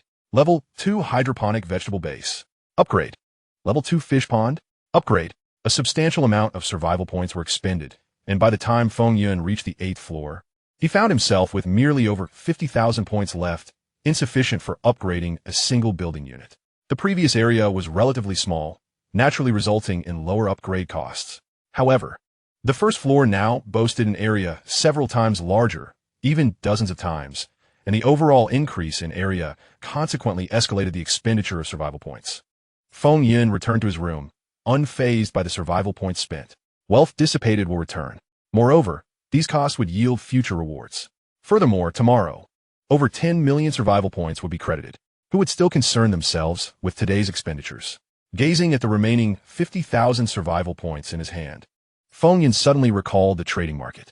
The only trading counterpart, Stuka, although nearly led to his demise, also provided him with an abundance of information, which ultimately gave rise to the current Awakener Training Center. 10,000 survival points for a new trading counterpart. Let us begin with 5. However, this time, Feng Yun has become exceedingly cautious. Such transactions could lead to catastrophic consequences at any moment. System, search for new suggested counterparts. 10,000 survival points have been deducted. The search commences. The search concludes, revealing a trading counterpart from the Radiant Sun continent, Myris. 20,000 survival points have been deducted. The search begins anew. The search concludes, identifying a trading counterpart from the Eternal Continent, Dream Sansheng. Insufficient survival points. Search halted. This is a geometric increase. I had thought it was merely 10,000 each. Feng Yun gazed at the trading counterparts this time. They were no longer celestial bodies, but rather continents. Continents in the universe? Yet another realm beyond comprehension. Feng Yun initiated a trade invitation to the first counterpart, Myris of the Radiant Sun continent. The video call interface connected, revealing a visage of unparalleled beauty. One Feng Yun had never encountered before. Cascading light green hair flowed down effortlessly, resting upon her shoulders. Her pointed ears tucked the silky strands behind them. Judging by her appearance, she seemed to be merely 17 or 18 years old, her petite face exuding a tranquil dignity, with dark green pupils radiating a natural aura, embodying classical beauty. Is this an elf? Greetings, fellow refugee facing calamity. I am Myris. Hello, I am Feng. This time, Feng Yun approached with caution. Upon witnessing her countenance, he discerned that Myris was her name, albeit not her full name. Hence he refrained from divulging his own surname. In the vast ocean, we have found one another. As fellow refugees, we ought to support one another. Myris spoke softly, her lips parting slightly as her words floated forth. Refugee? What does that mean? Is this your first search? It seems the apocalyptic disaster has just emerged on your side. Her expression remained serene, as if she had already anticipated this. Feng Yin pondered briefly and began to feign. This is indeed my first search. A great calamity has recently struck my world, and we are about to enter a harsh winter. A well-honed habit of deception, 9 truths and 1 falsehood. Myris seemed particularly attuned to the concept of a harsh winter. A harsh winter? Have your human kin also encountered the curse of the twilight of the gods? The twilight of the gods? Does Myris' world harbor deities? I'm not quite certain if this is the curse you speak of. The curse of the twilight of the gods signifies that when the deities slumber, the radiance of the world will fade, darkness enveloping all, and a frigid wind will sweep across the continent, while white snowflakes bring forth eternal frost. That sounds about right. The temperature here has already plummeted. Myris appeared to have grasped the underlying cause. It seems this human is merely a minor figure, naturally unaware of the situation concerning the deities. What do you wish to trade, human? At this thought, her inherent pride naturally returned. I wonder if it is possible to exchange knowledge of spiritual energy. Spiritual energy? You mean magical power? How could you be unaware of such a fundamental concept? Myris expressed her reluctance to engage in the trade, as it appeared that he had nothing of value to offer. Magical power? Are there mages and knights? Human, are you toying with me? Do you think you're alone in this world? Indeed, I am but a solitary individual. As a forerunner, I advise you to protect your fellow humans, for only then can your base ascend to greater heights, rather than squander your time here. May I inquire how many have you sheltered? Feng Yin posed the question that weighed heavily on his mind, eager to ascertain the level of his sanctuary. Within my city, nearly 100,000 elves reside, Myris replied, a hint of pride gracing her delicate features. 100,000. That is quite a multitude. Of course, she retorted, her satisfaction evident. She then retrieved various seeds from her space, eager to negotiate. I wish to trade these seeds for knowledge concerning magical power. Feng Yin promptly exchanged the seeds, uncertain if the elf truly needed them. What is this? Myris observed the pile of seeds before her, having never witnessed such a method of trade. With a flick of her wrist, she cast a levitation spell, causing the seeds to float before her eyes. With a growth spell, all the seeds began to sprout. Feng Yin marveled at the enchanting scene. Although some in his base had awakened talents akin to accelerating plant growth, none could achieve such swiftness. These are orchids, Taro. As Myris watched the seeds gradually take form, she recognized the many species surrounding her. Suddenly, her dark green eyes narrowed slightly. Is this glory grass, star whisper flower, blood silk green? Chapter 58, The Ice Age. Do you have many of these?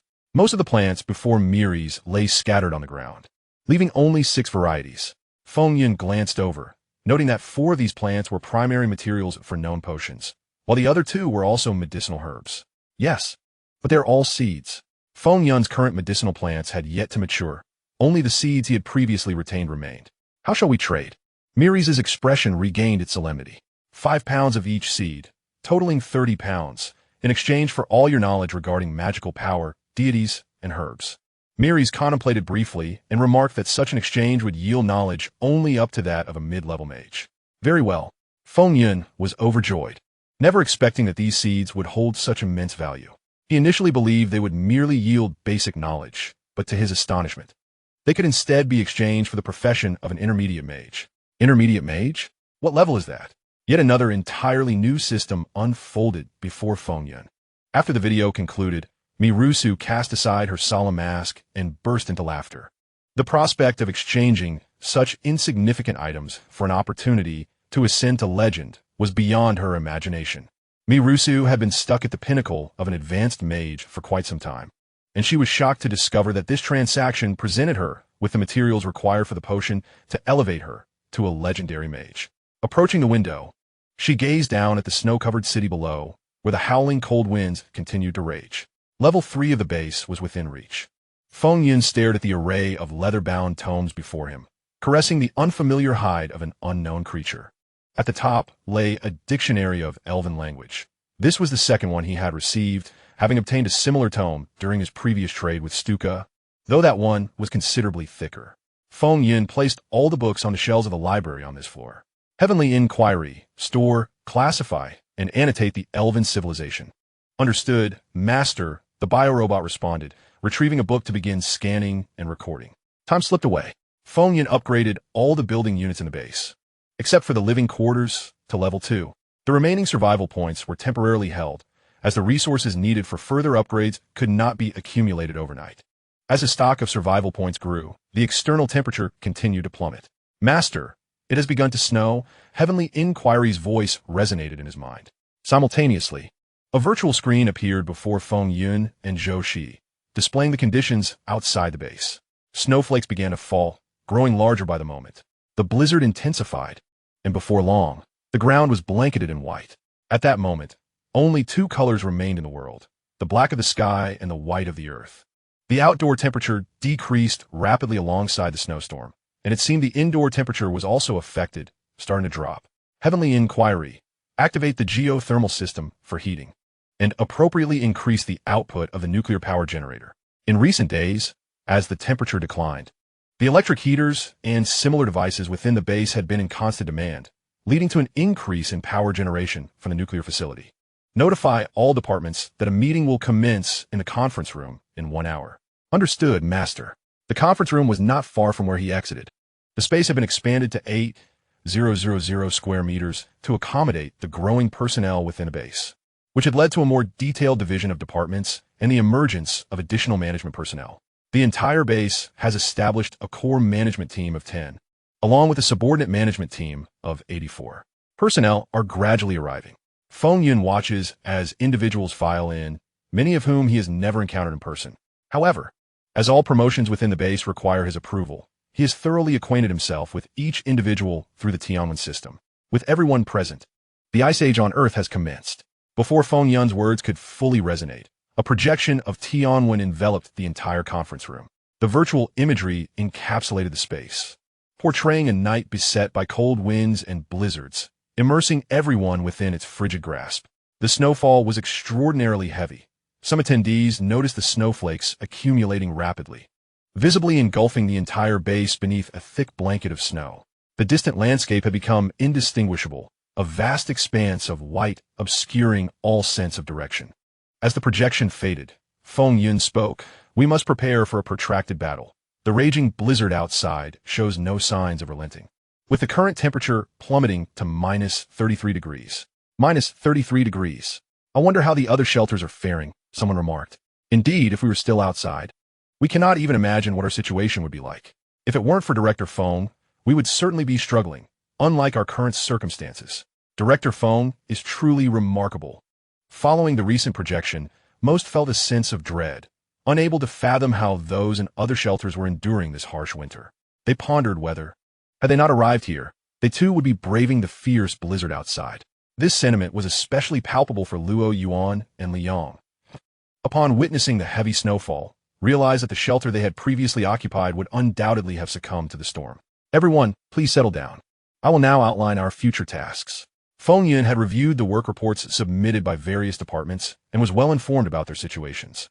The so-called work arrangements were merely a means to convey the direction of their efforts. The base resembled a grand vessel, with Feng Yun at the helm, steering the course while others managed the particulars. At present, his focus must remain on the awakened, as this is of paramount importance. Jiang Yixing, Wang Yang. You are currently responsible for the 5 levels of the ecological garden, correct? Yes, the two replied, casting puzzled glances at Feng Yun. "ISNT, this your expansion project?" However, some of the elder members regarded Feng Yun with thoughtful expressions. "From tomorrow's meeting, you will only oversee 3 levels of the ecological garden, with 2 levels designated for various grain crop sowings. This is to expand the area for traditional Chinese medicinal herbs." Elder Zhang discerned Feng Yun's intentions immediately. Feng Yun directly overlooked the bewildered gazes of the two individuals and turned to Zhou Shi. "Shi, there are currently 412 awakened individuals in the base, correct?" "Indeed. Starting tomorrow, the awakened will be divided into 4 departments based on personal interests and talents: logistics, combat, research, and medical. The logistics department will take over the remaining 2 levels of the ecological garden and engage in designated herb cultivation. Concurrently, it will merge with the biological research department of the research center to conduct studies on flora and fauna." Chapter 59, Daily Life in the Shelter. Jiang Yixing and Wang Yang finally comprehended Feng Yun's intentions. their previous confusion dissipating as they nodded in agreement. The research department will merge with the research center's Awaken research division to explore vocational talents. The medical department will amalgamate with the medical service to expand its medical capabilities. Feng Yun's swift restructuring astonished the personnel at the research center. With such a division, only the manufacturing and research departments remained. Xiao Feng, now that personnel have been allocated, what shall we do? Elder Zhu stood, gazing at Feng Yun. Although he understood that the Awaken were the future, he still felt a twinge of reluctance. Elder Zhu, you will always be the most vital department of the entire base, without exception. This statement deeply inspired both Elder Zhu and the members of the research center. What do you mean by that? What else can we do? Research and manufacturing. For instance, this. Feng Yun retrieved his mech from storage. Isn't this the battle armor you wore previously? The emergence of the battle armor left the attendees utterly astonished. Only 4 or 5 had seen Feng Yun's mech before, while the rest had merely heard of it. This represents one of the future research directions of the research center. It is an early version of the Iron Man suit I created, aimed at empowering non-awakened soldiers to suppress rebellious, awakened individuals. In the coming period, you will collaborate with Tianwen to explore research directions inspired by films and comics to upgrade the battle armor. Moreover, with anti-gravity technology and nuclear power generators now in research, the genuine space and aerial vehicle research plan must also be scheduled. The development of laser cannons, railguns, and electromagnetic cannons must commence as well. Feng Yun's ambitious vision left everyone present in a state of bewilderment. It was overwhelmingly grand. Elder Zhu seemed to grasp the path Feng Yun intended to pursue, a harmonious coexistence of technology and awakened individuals, each complementing the other. All right, I understand now. Ha ha ha. Elder Zhu cast aside his worries and laughed heartily. Yang Jun, you will integrate all soldiers into the Awakened Combat Department. Once the potion is prepared, you will be the first to partake. Understood. Yang Jun had long envied the Awakened, regrettably not being one himself. Uncle Yao, you will establish a police department to manage the accommodation issues within the shelter and oversee the prison. As an experienced police officer and one of the first members of the base, Yao Sibing is entirely qualified to undertake this role. Uncle Luo, you will oversee the dining department in the accommodation area, while Uncle Li, you will manage the warehousing sector and the supermarket. You may express your opinions, and both of us shall comply. Lu Yi, you are appointed to take charge of the school. Having previously served in the education department, and having been a middle school principal, Lu Yi will naturally find himself at ease in this role once more. With all arrangements at the base now concluded, only Zhang Pingjun remains without an assignment from Feng Yun. The old gentleman's expression remained unchanged. He was fully aware that Feng Yun would not neglect him. Indeed, Feng Yun exhaled and turned his gaze towards Zhang Pingjun. Old sir, you will be responsible for my newly established virtual department. Is a virtual department focused on researching the virtual? The old gentleman inquired, somewhat puzzled. However, the eyes of other younger individuals gleamed with anticipation. The virtual department is dedicated to the study of virtual worlds and immersive gaming, primarily aimed at facilitating various experiments and, secondarily, helping everyone to simulate choices for their gifted professions and futures through gaming. Hail to Director Feng. Hail! The cheers from the audience reverberated endlessly. They had yearned for this for so many years, and now it was finally within reach. After a day or two of allocation and adjustment, all departments at the base successfully found their footing. Feng Yun resumed his quest, scattering millions of survival points and discovering 5 new trading partners: the Elven civilization of Miris, the martial arts civilization of Meng San Sheng, the rune civilization of Turiai, and the card civilization of Aiden. Each civilization expanded Feng Yun's horizons immensely. Yet, he noticed that each trading partner appeared to be more formidable than himself. Some even shut off their video feed upon being discovered, completely avoiding communication with him. He inquired about this with Miris, only to be met with system restrictions and a deduction of 100,000 survival points.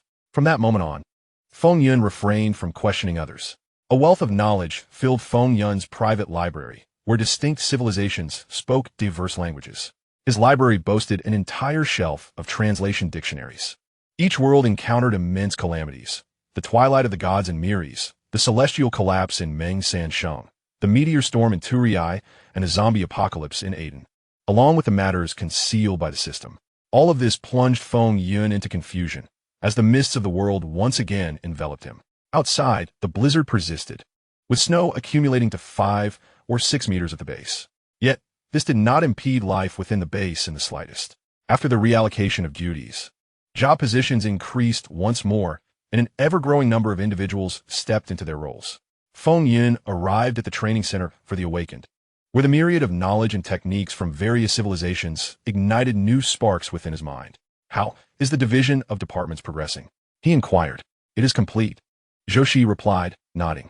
The combat department comprises 266 individuals, the logistics department 84, the medical department 43, and the research department 19. The research department is overseen by Zhang Bo, while I am in charge of the medical department. Long Cheng is responsible for logistics. His talent lies in plant mutation, and he has chosen to pursue a career as a botanist. As for the combat department, I have divided it into 4 teams. Zhang Mingyuan and Wang Shuo lead the physical combat team. Pan Yu and Li Xi manage the magical team. He Lin and Mu Lung oversee the mysterious team, and Yang Jun is responsible for those with unawakened talents. Currently, the mysterious team is the smallest, consisting of only 5 members. Feng Yun stood beside Zhou Shi, observing the individuals still engaged in training. At present, the strongest individual in the base is Zhang Mingyuan, who is merely a level 3, classified as a senior warrior. The title of senior warrior is a refined designation established by the Tianwen classification system, akin to how the elven mages and Myers are categorized into junior, intermediate, and senior mages. Levels 1 to 3 denote warriors, levels 4 to 6 denote generals, and levels 7 to 9 denote war gods. Tomorrow, I will convert floors 81 to 83 into large classrooms, and all awakened individuals will commence their education. Who will teach? Zhou Shi pondered, unable to conceive who could assume the role of instructor, as they were all still navigating uncharted waters. I will teach alongside Tianwen. Your abilities are not particularly suited for combat, are they? Zhou Shi mused, as she regarded Feng Yun's talents to be limited to construction and spatial manipulation. Theory is equally important, is it not? Feng Yun replied with a cryptic smile. Zhou Shi sensed that there were matters Feng Yun was concealing from her. Her small hand instinctively rested on his waist, giving it a gentle twist. A cry of dismay echoed throughout the room. Chapter 60, Education. The following day marked the commencement of formal instruction. Every awakened individual at the base received an extensive course list. Zhou Shi opened it casually, only to be overwhelmed by the breadth of subjects it encompassed. History, literature, traditional medicine, mathematics, philosophy, biology, astronomy, physics, human anatomy, and herbal studies were among the myriad disciplines listed, exceeding 100 in total. As everyone settled into the classroom, their minds were still not fully alert. This tiered classroom, designed to accommodate over 1,000 individuals, was nearly filled to capacity. Not only awakened individuals were present, but also some personnel from the research center and unawakened soldiers. Feng Yun stood alone at the podium, surveying the assembly. A hush fell over the room as all eyes turned to him, awaiting the commencement of his teachings. Firstly, all present awakened individuals should have received a copy of the course schedule, he announced, as a massive projection panel materialized beside him. The screen displayed an array of densely packed subject titles. Sitting in the front row, Mr. Zhu was equally mesmerized by the names that adorned the screen. From today onward, I shall be your instructor for these subjects, he proclaimed. Our first lesson today will delve into the effects of Reiki on the human body. Reiki, a term I have designated, can also be interpreted from a scientific perspective as superparticles. These particles exist within the cosmos, yet remain beyond our comprehension. Once absorbed, they penetrate deep into our veins, awakening the latent qualities within us, thus bestowing upon us innate abilities. From a magical standpoint, it may also be referred to as magical energy. Regardless of the nomenclature, the essence remains unchanged. Those endowed with physical talents can absorb this energy to further enhance their bodies. Meanwhile, those with magical aptitude can sense the ambient magical energy through mental prowess and manipulate it, unleashing powers that transcend the natural realm. He paused, allowing the audience, deep in thought, to take notes. However, he continued, the two are not mutually exclusive. Regardless of the type of talent, most are fundamentally similar, as they are invariably intertwined with the triad of essence, energy, and spirit. These concepts, rooted in ancient philosophy, denote the primal substances that constitute the universe, embodying elemental significance. In traditional Chinese medicine, they are regarded as the foundation of human activity. The essence, energy, and spirit nourish and enhance one another. The spirit perceives the external Reiki, capturing it within to fortify the body, with essence and energy being the primary components. Once the essence and energy are strengthened, the spirit will naturally flourish.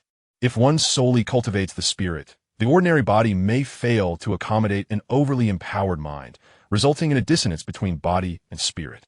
Thus, synchronization in the enhancement of all three is imperative. As Feng Yun spoke eloquently, the expressions of the audience mirrored that of bewilderment, akin to hearing a foreign tongue. Although they had previously perused literature on superparticles and gifted professions, they had never encountered such content before. Elements of traditional Chinese medicine, Taoism, and science interwoven in his discourse about the effects of Reiki on the body. Not only the students, but even the researchers seated beside them could only grasp fragments of the complex ideas presented. After half an hour of discourse, observing the audience's complete bewilderment, Feng Yun decided to pause. He lifted a cup and took a sip of water. As the cognitive functions of his mind sharpened, his capacity to assimilate knowledge accelerated, and a wealth of information began to coalesce. Suddenly, a hand shot up from the audience. "What is your question, Li Xin?" Feng Yun inquired. Li Xin stood and expressed, "Aren't we supposed to learn how to harness the power at our disposal? Why must we study so many seemingly irrelevant topics?" A number of awakened individuals nodded in agreement. "Irrelevant, you say? Come up here." Li Xin ascended the podium, standing beside Feng Yun. It was time to summon. Feng Yun stepped aside to clear the space on stage. Li Xion's extraordinary talent for spirit communication had led him to choose the vocation of a summoner. His innate ability allowed him to connect with beings from other realms, while the summoner could bring these entities into this world to engage in battle. Once the mental energy dissipated, the summoned beings would return to their original worlds. The creature Li Xion summoned resembled a dog, yet it was distinctly otherworldly. Upon arriving in this unfamiliar environment, it appeared frightened, glancing nervously around. The audience rose to their feet in eager anticipation, for this was their inaugural encounter with such a being. Its body was cloaked in a rich brown hue, devoid of fur, revealing a texture akin to that of serpentine skin. Its whip-like tail lashed about, and atop its head sprouted a sharp horn. Saliva dripped from its maw, splattering onto the metallic floor and releasing a noxious white vapor that hinted at a potent corrosive quality. With fierce eyes, it surveyed its alien surroundings. Had it not been for Li Xion's restraint, it might have lunged to attack. Li Xion cast a glance at Feng Yun, remaining silent. Feng Yun returned to the podium. "This creature hails from another dimension. However, can you analyze the environment of its realm based on its characteristics? How does it engage in combat? Moreover, how did you determine the dimension from which it originates? Is it possible to communicate with other realms?" The barrage of 4 questions left Li Xion momentarily speechless. For these were considerations he had never contemplated. The inquiries delved into geography, biology, mathematics, dimensional geometry, and spatial geometry. "Send it back," Feng Yun commanded, prompting Li Xion to step down. This was merely a fragment. The construction of spells within your magical studies also necessitated an understanding of geometry. Historical literature enables you to enhance your comprehension of the body and mind through the wisdom of predecessors, while philosophy reshapes your worldview, forming the foundation of one's character. Traditional Chinese medicine imparts a profound understanding of the existence of qi, while anatomy and biology augment your knowledge of your own body and the potential emergence of new life forms. Your cognitive abilities as awakened individuals have been amplified. As you grow stronger, your mental faculties will likewise enhance. In essence, let me put it simply, your current capabilities are akin to possessing a piece of metal. At present, you can only wield it to strike. However, through the accumulation of knowledge, you can transform it into a gun or a cannon. In this light, does the lethality of the same weight of metal remain unchanged? Feng Yun concluded today's lesson, deeming the explanation sufficient for the time being. Yet, the audience suddenly felt as though they knew nothing of the enigmatic figure on stage. Just when they believed they had grasped his essence, they discovered that the thick fog surrounding him remained untouched, unbroken. Oh, and I nearly forgot to mention, all courses incur a fee, the details of which will be announced. With that, Feng Yun turned and departed the classroom. As the audience gradually departed, many awakened individuals found themselves inexplicably unable to recall how to wield their innate abilities. Chapter 61. Level 3 Shelter. The meditative practices of the Elven civilization and the fundamental martial arts techniques of the martial civilization were imparted to everyone by Feng Yun. The martial arts techniques proved immensely beneficial for those awakened individuals whose strengths lay in physicality. A plethora of ancient texts and scriptures were unearthed, revealing that ancient scholars possessed an understanding of the body that vastly surpassed modern comprehension. In Laoshi Tao Te Ching, there is a phrase stating that the path diminishes through interference of the mind, signifying the removal of distractions to reach a state of effortless intuition. It is about clearing all extraneous thoughts to enter a realm of pure void. In contemporary terms, is this not akin to meditation? Knowledge indeed alters fate. Once all comprehended this truth, Feng Yun initiated a rigorous teaching schedule, exhausting himself by the day's end. Consequently, he had to enlist specialized instructors to facilitate the classes, which alleviated some of his burden. Xiao Feng, you were summoned to the 99th Level Research Institute. A message from Old Zhu prompted Feng Yun to set aside his reading and make his way to him. The doors opened, revealing a room filled with researchers who erupted in jubilant cheers. At the center, surrounded by the crowd, was a virtual projection of a nuclear fusion model. This model was not derived from known research directions, but was directly learned from existing nuclear fusion technology. Old Zhu, has the nuclear fusion technology been completely developed? Feng Yun navigated through the throng to stand beside Old Zhu. Without the technology you provided, it would have been a mere pipe dream for us to develop nuclear fusion on our own. I wonder where you acquired such knowledge. Old Zhu remarked, patting Feng Yun's shoulder with a sense of admiration. Next, we will be embarking on research for weaponry and combat armor, correct? Indeed, with this nuclear fusion energy, we can advance our studies on new weapons and armor. Old Zhu responded, laying out a deep sigh.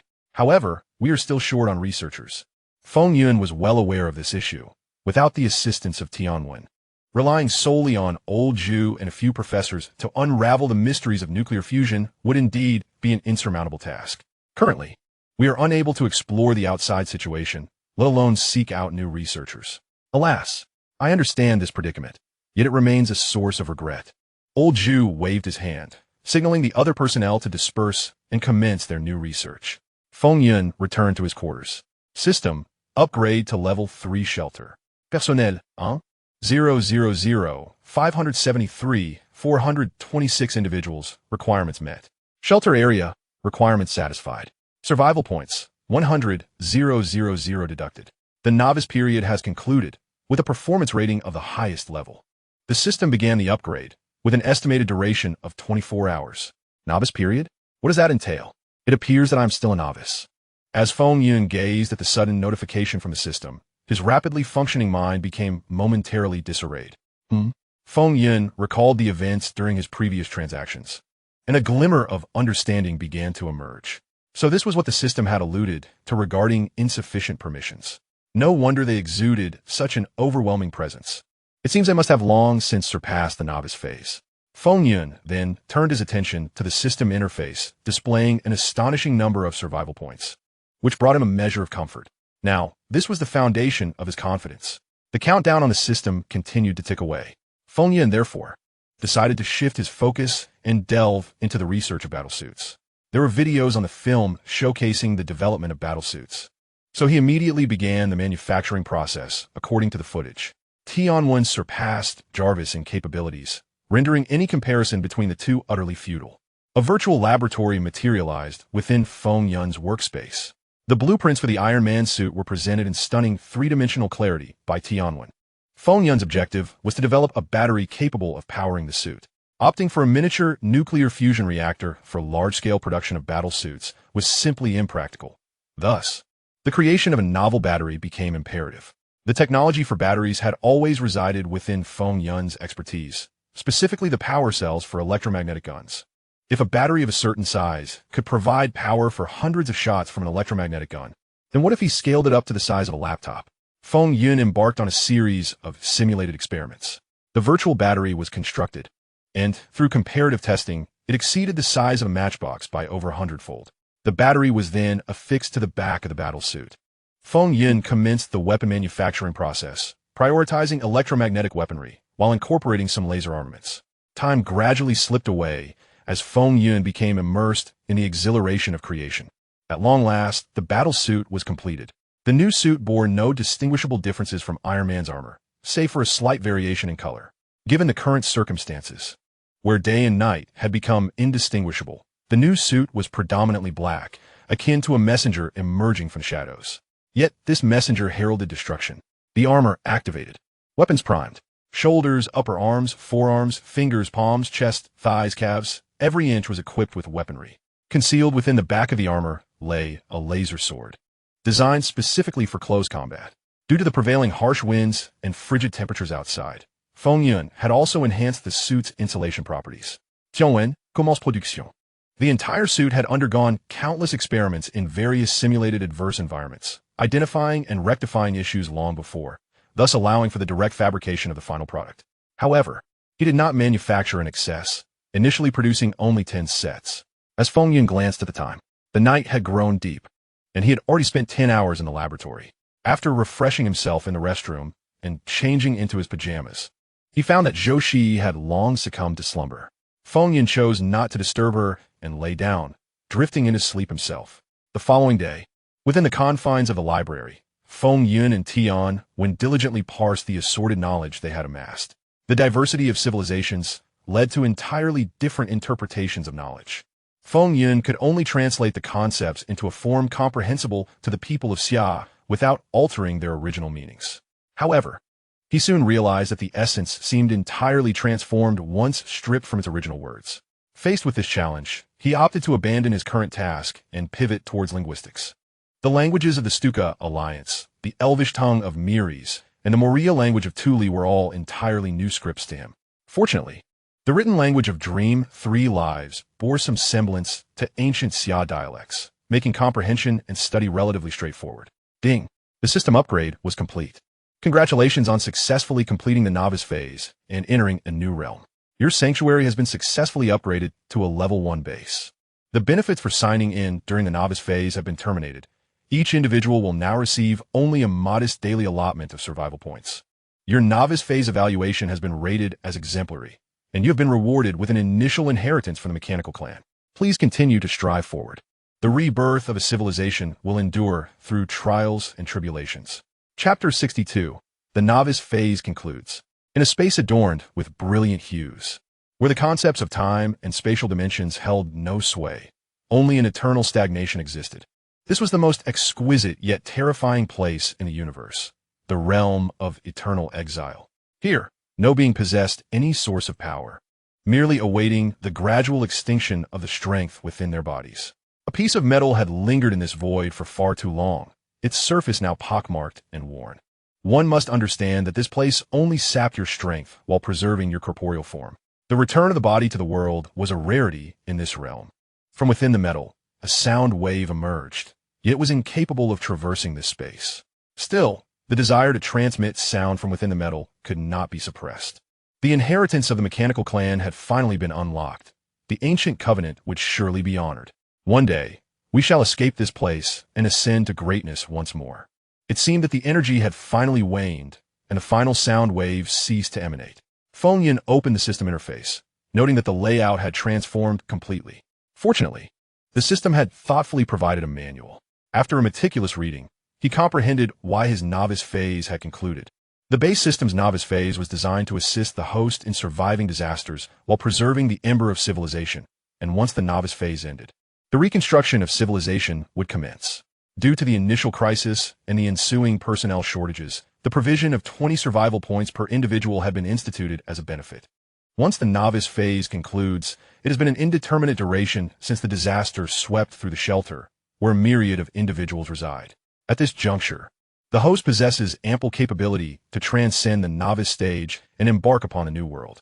However, Feng Yun stands as an exception, as both the initial rewards and the population concentration rate have far exceeded the system's stipulations. Thus, he has been exempted from the novice phase of the level 3 shelter. Breaking the norm, the check-in system has augmented the annual rewards. How splendid! Yet, the trading market imposes restrictions on the number of trading partners, with the level 1 base permitting only 2 slots. Consequently, Feng Yun is compelled to retain Muirish and Meng Sansheng, while all other trading options vanish without a trace. How shameless! The upgrade system has also undergone modifications. Previously, the system provided options, but now Feng Yun independently proposes plans, with the system merely outlining the associated costs. Quite user-friendly. Feng Yun's emotions oscillate unpredictably. With less than 600,000 survival points available daily, he regrets hastily opting for an upgrade, observing his dwindling survival points. Now barely exceeding 100 million, he cannot help but lament. Accustomed to lavish feasts, who would willingly settle for meager rations? Any such notion would merely serve as self-consolation. A primary inheritance of the mechanized race. Do they truly exist? Upon inspection, Feng Yun discovers that the culmination of science leads inexorably to theology. The inheritance encompasses boundless knowledge, yet solely serves a singular technological purpose, the soul reincarnation technique. There's also talk of mechanized ascension, a merging of biological souls with machinery to forge mechanical life. What is this? Feng Yun's expression shifts dramatically as he recalls his untapped talent, the gift of spirit, imbuing lifeless entities with vitality. While he has consistently showcased his talents in construction and spatial abilities, he has never divulged his true endowment. Bestowing life upon mechanical beings aligns perfectly with the ethos of the mechanized race. Yet, is this not akin to artificial intelligence? Within the inheritance, Feng Yun uncovers an explanation regarding this technology. Artificial intelligence is a tool devoid of emotion, whereas the mechanized race possesses self-awareness and sentiment. The most challenging aspect of the amalgamation of soul and machine lies in the final integration, a task for which Feng Yun's gift is ideally suited. What exactly is it? He senses that his trajectory has been irrevocably charted. Everything seems destined to unfold effortlessly. Feng Yun regains his composure, ceasing his unfounded musings. He reassures himself with a different perspective. With so much knowledge yet to be comprehended, to fantasize about achieving the final step would be mere folly. Instead, he resolves to remain grounded and advance steadily, burying his earlier conjectures. The knowledge within the list captivates Feng Yun, ensnaring his attention. Robotics technology, virtual reality technology, interstellar spacecraft technology, jump engine technology. Further along, the complexities of the technology elude his understanding. A plethora of technology has been stored within the luminous brain, comprehensible solely to the divine inquiry for understanding and analysis. The system unveils the primary base panel. Base panel, base level. Level 1 base master. Feng Yun base area. 176 square kilometers, comprising 100 layers, each with an area of 0. 176 square kilometers, structures within shelter. Warehouses, ecological gardens, power distribution rooms, water source chambers, vegetable cultivation rooms, bedrooms, dining halls, gyms, libraries, hospitals, cinemas, game rooms, sports rooms, elevators, pet quarters, slaughterhouses, fish ponds, awakeners bases, research centers, prisons, and data centers. Introduction. As a novice, you have amassed a substantial population, infusing your base with extraordinary vitality. Keep striving. The path to your empire has commenced. Base upgrade conditions. 1. Occupy a nation's territory. 2. Construct 10 sub-bases. 3. Reach a population of 10 million. Is this truly the threshold for advancement? To occupy a nation's land? To establish 10 sub-bases? A population of 10 million? How long must one toil for such an upgrade? As the third largest nation in the world, fully occupying Xia country is no trifling endeavor. 10 sub-bases would necessitate national coverage. And 10 million citizens? Who knows what the world will resemble after this heavy snowfall? How long will it take to seek out these people? Feng Yun pondered. Fortunate to have upgraded all current structures to level 2, saving a considerable amount of survival points. Otherwise, with the current accumulation rate, he could only imagine the delay. The Divine Inquiry's upgrade has temporarily stagnated, and Feng Yun must now prepare his survival points for the days ahead. Master, the virtual city has been created, echoed the voice of the Divine Inquiry in his ear. Has it been completed? Let me log in, Feng Yun replied, directly accessing the luminous brain. Feng Yun, your identity information has been successfully stored. Welcome. Wishing you a pleasant experience, greeted the system. Sitting up from his bed, Feng Yun surveyed the simplicity of his surroundings.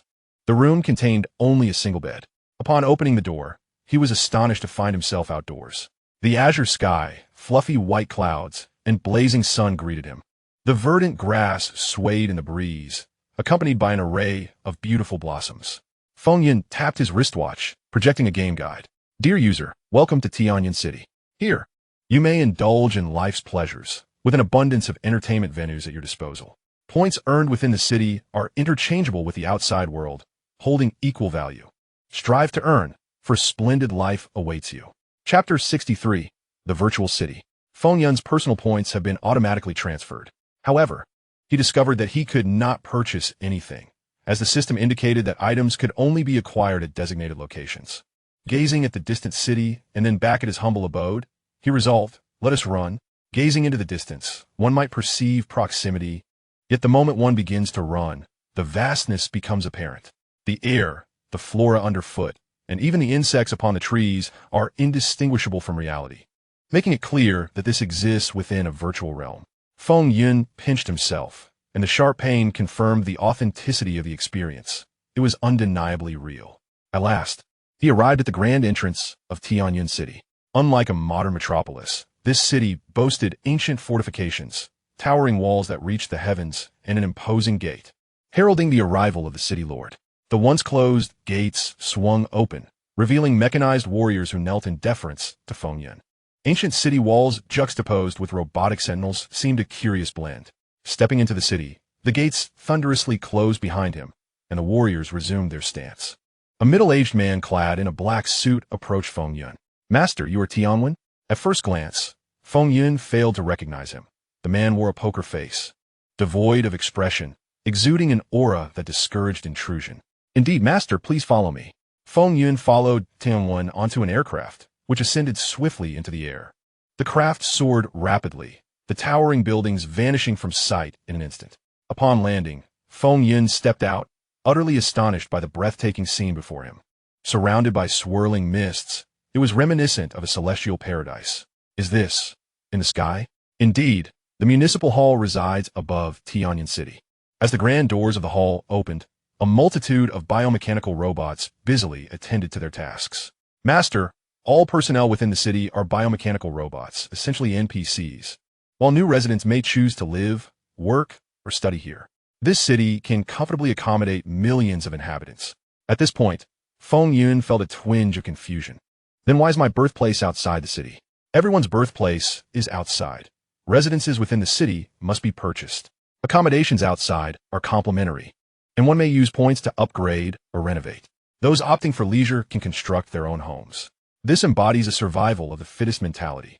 With this explanation, Feng Yun grasped the underlying principle. Humanity's innate tendency to fear inequality led to the notion that all should start from the same point. With effort, one would reap the rewards they sought. The city featured a plethora of Earth's stunning landscapes, from polar regions to rainforests, savannas, and oceans. One could experience it all here. First, let's install the software on everyone's wristwatches, then sell the login devices in the marketplace. Currently, only virtual helmets are available for ordinary citizens, while the awaken possess access to virtual pods. The reason virtual pods are not offered to the general populace is their exorbitant price, reaching millions of points, far beyond the means of most ordinary individuals. In contrast to the exorbitant price of $1 million for a virtual warehouse, the modest cost of $5,000 for a virtual headset appears remarkably accessible. The distinction between the virtual warehouse and the virtual headset lies solely in the disparity of their permissions. The former affords greater authority. An advertisement materialized on the interface of everyone's wrist device. As the ad unfolded, an eagle descended from the heavens, soaring downwards, while a lion on the grasslands exuded the regal aura of its domain. The majestic polar bear and penguins showcased the enchanting beauty of the oceanic world, all vividly displayed before the viewers. Suddenly, the scene shifted, revealing this splendor amidst a grand city, towering buildings, expansive estates, and a floating town hall. Hovering vehicles darted through the urban landscape, only to be halted by a flying robot that intervened in their reckless navigation. The image ultimately froze on a colossal plaque at the city gates, Tianyun City. The Second World, welcome. This advertisement was prominently pinned in the forum, leaving everyone astonished that the once fanciful city had truly come to fruition. Director Feng is remarkable. A virtual world indeed. One wonders when the virtual game will be released. I would purchase it regardless of cost. I too wish to buy it, to fulfill my dreams. It is imperative. I wonder if it is truly as magnificent within. Alas, funds are insufficient. Otherwise, I would have purchased a virtual warehouse. I'm already paying in installments for the virtual headset. The virtual warehouse is merely a fleeting thought. Many promptly opened the link to the mall and placed orders. Even those without immediate funds opted for installment purchases of the virtual headset. The orders for the virtual headset were already queued for 2 days ahead. The manufacturing department worked overtime. Fortunate that the number of virtual warehouses was fixed and had already been delivered to the purchasers. The number of users online on Tianwen soared dramatically. Director Feng's urgency to go online stemmed from the existence of a formidable asset within the virtual space, located in Tianyan Academy. He no longer required professors or researchers to impart knowledge. Tianwen could effortlessly assume the role of the instructor. The academy also boasted the largest library, housing every book that could be accessed. The moment Feng Jun got his hands on it, he logged in, unassigned to any work. He could only rely on his basic living allowance. He had purchased this virtual headset in installments. He had set a target for dieting and weight loss. Feng Yun, your identity information has been successfully stored. Welcome. May you have a pleasant experience. As he opened his eyes, he beheld a wooden ceiling. Sitting up, he surveyed the room, which contained merely a bed, with the rest of the space starkly empty. Stepping outside, Feng Jun gazed in awe at the scenery beyond. It had been many days since he had felt such a sensation. He crouched down, plucked a blade of grass, and placed it in his mouth. The bitter taste flooded his mouth, as vivid as the real grass itself, engaging his senses of sight, touch, smell, and taste. Upon opening the watch and perusing the manual, Feng Jun rushed fervently towards Tianyan City. Upon reaching the city gates, he was met with a throng of people bustling to enter. The novel sights within the city captivated the eyes of onlookers. Following the directions, they arrived at the work center, where a plethora of job options awaited their selection, reminiscent of the world before the apocalypse. Feng Jun's previous occupation had been automobile repair. He accepted a position in vehicle maintenance, only to discover that all the vehicles were flying cars, an unfamiliar sight to him, let alone one he could repair. Consequently, he had no choice but to heed the store manager's advice and return to school to further his studies in maintenance. He was not alone in this endeavor. Many others, upon realizing their inadequacy for their roles, also sought to re-educate themselves. Meals could only be obtained at the cafeteria using personal credits, followed by continued studies. The school dormitories were not open to the public, and accommodation within the city was exorbitantly priced. Thus, at night, they were compelled to return to their distant lodgings outside the city for rest. As they gazed back at Tianyan City from afar, they came to the realization that this metropolis required no manual labor. If they did not diligently acquire new knowledge, the city's vibrant nightlife would forever remain out of their reach. Chapter 64. The snow begins to cease. The external blizzard had gradually subsided, yet the sky remained shrouded in thick clouds, allowing not a glimmer of light to penetrate. After 2 weeks of relentless snowstorms, the outside world had become entirely impassable, with a thick blanket of snow covering the earth. Feng Yun once more released the mechanical snow hawk for reconnaissance, scouring the nearby 100,000 square kilometers for signs of life, but to no avail. All that was visible was an expanse of white, an unending sea of whiteness, rendering the structures beneath indistinguishable. On the 15th day of the second month in the new calendar, the snowstorm that had ravaged for half a month finally came to a halt. Feng Yun once again opened the door to the conference room. Within the room, sealed for 15 days, not a speck of dust lingered. The bright white lights illuminated the metallic chamber, which felt cold and devoid of warmth. The layout of the room was entirely transformed. Gone were the densely arranged tables and chairs, replaced by a single large, oval table dominating the center. High-backed wooden chairs encircled the table. This meeting saw a modest attendance of fewer than 50 participants, including Zhu Lao, Zhang Lao, Yao Sibing, Lu Yi, Luo Yuan, and Liang, heads of various departments. With the expansion of personnel structure, attendance at meetings had gradually dwindled. Feng Yun had relinquished all authority, primarily due to the presence of Tianwen. As everyone took their seats, Feng Yun inquired, "How is the virtual city? It must be quite satisfactory." The answers could be discerned from the sales in the marketplace and the lively discussions in online forums. "It is remarkable. I never anticipated that such a virtual city could be created in just half a month's time." As a seasoned professional, Zhu Lao naturally possesses a perspective distinct from that of the average individual. The production time is swift, the content is abundant, and it bears an uncanny resemblance to reality. All of this serves to illuminate the triumph of the virtual city. The prospect of freely utilizing innate abilities within the academy is truly exhilarating. The Department of Awakeners is primarily concerned with the application of these abilities. Indeed, Feng Ge, when shall we immerse ourselves in the game? Our anticipation is palpable. This is the matter of utmost interest to them. With a virtual city evolving in such a way, could the virtual game not eclipse all others? I have visited the academy for ordinary citizens, and the instructors there are remarkably proficient, not to mention the library. Liu Yi, a former educator, has directly entered the academy, which is nothing short of a paradise for dreamers. Feng Yun, as a co-developer of this game, also shares in the joy, for it not only represents a collective aspiration, but also marks Feng Yun's personal journey of fulfillment. The atmosphere quieted. The blizzard outside had subsided, and we were soon to prepare for our expedition. This time, our search area would expand significantly, with plans to form 12 teams. Our operational range encompasses approximately 100,000 square kilometers, akin to the size of a province. 12 teams. How shall we allocate them? Elder Zhang Pingjun inquired.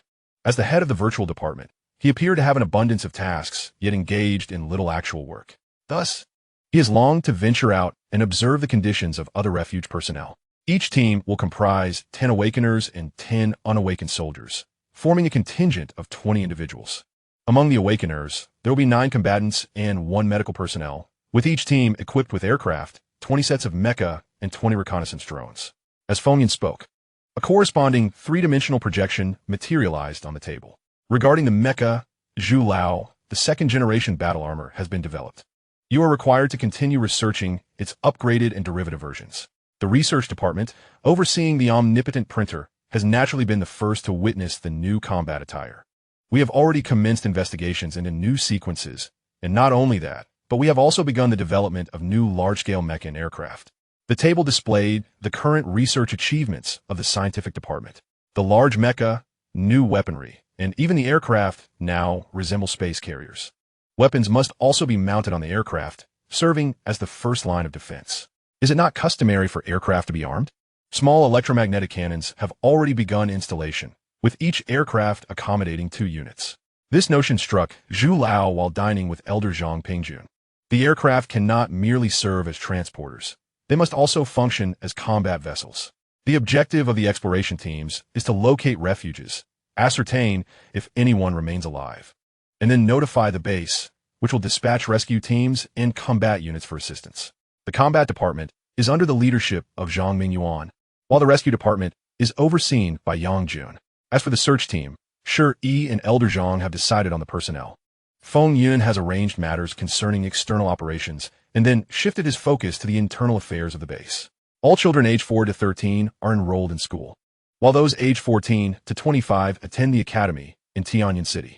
Liu Yi, you are responsible for the students within the school and may recruit teaching assistant for instruction, with meditation courses available for those 10 years and older. Elder Zhang oversees the students at Tianyan Academy, where all students will embark on martial arts courses from their enrollment. Meditation aids in the development of thought and wisdom, while martial arts courses enhance physical strength. The inclusion of martial arts in the curriculum is due to the fact that the awakening potion does not guarantee a 100% success rate. Its purpose is merely to offer individuals without innate awakening a second chance. It does not ensure absolute awakening. Feng Yun is uncertain whether this issue stems from Stuka or is inherent to the potion itself. Hence, he initiated meditation and martial arts courses to fortify everyone's wisdom and physical prowess, thereby enabling them to cultivate martial arts or become mages. The mutated animals from the ecological park, after being slaughtered, are all sent to the school cafeteria to provide for the students. Although the animals in the ecological park have long since mutated, they possess gentle temperaments and have been raised without ever being slaughtered. With all matters meticulously planned, the meeting came to a close, and everyone proceeded with their respective tasks. Feng Yun ascended to the top floor, donned in a second-generation battlesuit. As the doors opened, a blast of frigid air rushed in. Those researchers wishing to glimpse the outside world were compelled to retreat as the bitter cold, plunging to -40 or 50 degrees, is not something ordinary individuals can endure. Stepping outside, the battle suit activated, and Feng Yun hovered in midair. This was his first venture out after the blizzard. Surveying the surroundings, the sky was no longer dark, though it remained somewhat gray. A glimmer of light was beginning to emerge. The dazzling light reflected off the snow-covered ground was striking. Tianwen, notify the research center to construct large snow removal equipment to clear the snow atop the base. The snow on the base reaches nearly 10 meters. Without removal, the ceiling of the top floor cannot be opened, preventing the takeoff and landing of aircraft. Chapter 65. Search preparations. Feng Yun returned to the refuge. Personnel from the manufacturing department had already commenced their work. The snow removal operations at the top of the base require specialized vehicles, not ordinary ones, necessitating enhanced snow plow capabilities and engine power. Actual blueprints were submitted, and the universal printer began fabricating parts and assembling them. Upon returning to his room, Feng Yun began creating a virtual game. The foundational knowledge of various civilizations acquired from the trading system significantly elevated the game's realism. After much deliberation over templates from diverse civilizations, Feng Yun ultimately chose a galactic world where continents and planets float within the cosmos, coexisting with technology, martial arts, and magic. Different planets are home to various races. The human race, the elven race, the beast race, and the goblins, alongside a myriad of other races and a diverse array of professions. Most of these professions are derived from the animated series and games stored within the Tianwen archives, greatly enriching the options for talents available to characters. Moreover, Feng Yun has incorporated the corresponding languages of each race, significantly increasing the complexity of the game. Feng Yun provided Tianwen with a general overview of the game content, while the finer details were left for Tianwen to develop. Beep beep beep. Feng Yun's wristwatch vibrated, projecting a virtual interface. It displayed the drafted personnel list for the upcoming search team. Among the names were Pan Yu, Wang Shuo, Li Xian, Mu Ling, and He Lin. Recently, they had all just advanced to the rank of advanced warriors, capable of operating independently, thus making them the prime candidates for the mission. After reviewing the list, Feng Yun confirmed the selection. With the personnel finalized, the next step involved a 2-day intensive training session. This period was primarily allocated for the logistics team to clear the snow. The specialized training mentioned by Feng Yun would focus on the coordination between awakened and unawakened individuals, as well as the collaboration required for search operations. Within the virtual city, aboard the aircraft, 2 soldiers focused intently on a panel. This was equipped with a remote infrared thermal detection device, utilized to locate individuals. 3 potential heat sources were detected on the ground. One soldier reported the findings to Pan Yu, the captain of the search team. Deploy drones for reconnaissance to confirm whether the individuals pose any threat. Affirmative. The other soldier maneuvered 2 drones towards the identified heat sources. Upon confirmation that the sources were indeed individuals, their photographs were transmitted. The targets appeared to be foraging for food. Should we initiate a rescue? Comment descend? Wang Song volunteered to assist, intending to assess the situation, while the sniper team took aim at the targets. The aircraft descended directly below, the hatch opened, and Wang Song leaped into the frigid air. As an ice mage, he felt no fear of the cold. Rather, he found it invigorating. Dressed only in a down jacket, he approached the trio. After exchanging a few words and leaving behind some provisions along with a wristwatch, he returned to the aircraft. Report to the captain. The location of the 3 individuals has been uploaded, and the base has marked the site. Personnel are en route for rescue. Wang Song relayed to Pan Yu. Pan Yu nodded in acknowledgement. Let us proceed. The aircraft descended, heading towards the target location. This scene unfolded across all search teams, with Tianwen conducting a real-world simulation within the virtual city. It encompassed numerous scenarios, whether involving aircraft crashes or encounters where rescuers might endanger themselves. Such simulations are invaluable in ensuring the safety of search and rescue personnel.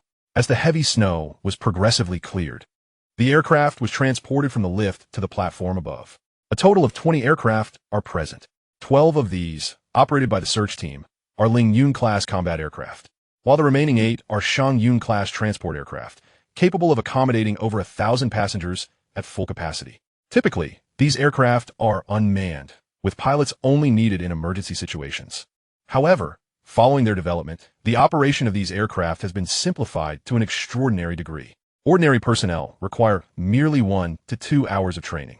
Furthermore, with the advent of virtual cities, they have been conducting flight training within this simulated environment.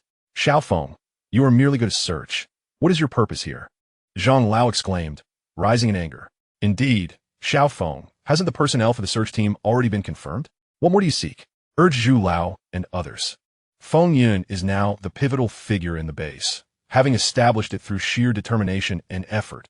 If he were to join the search team, what would that imply for the others of the base? Initially, it was presumed that Feng Yun had come to discuss something important with them. Yet this was the matter at hand. With a resigned expression, Feng Yun sat in his chair, absorbing the looks of confusion from the others. This is a map of the northern region, Indicating our position, he said, casually opening a national map and marking the location of the base. During the period of national relocation, the northern areas remained untouched due to geographical factors, resulting in the establishment of shelters in their original locations. Yes, we are aware of this. Hence, our main search direction is westward and northward. Luo Yuan and Li Yang had formulated their search strategy based on pre-disaster circumstances. I am going out to stabilize and enhance the network signal, Feng Yun stated, retrieving a sub-base station from his spatial storage. What is this, a signal enhancer? The attendees had never encountered such an oddly shaped device, resembling a miniature Eiffel Tower. This is a sub-base station for network signals, capable of further expanding coverage. I currently possess 10 of these, and my purpose is to install them. Can't others assist with the installation?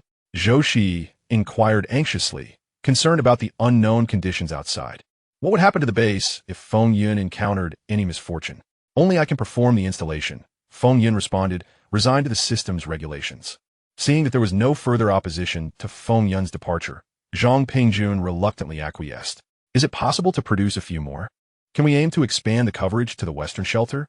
Luo Yuan asked with a hint of hope, eager to gather information about the western shelter.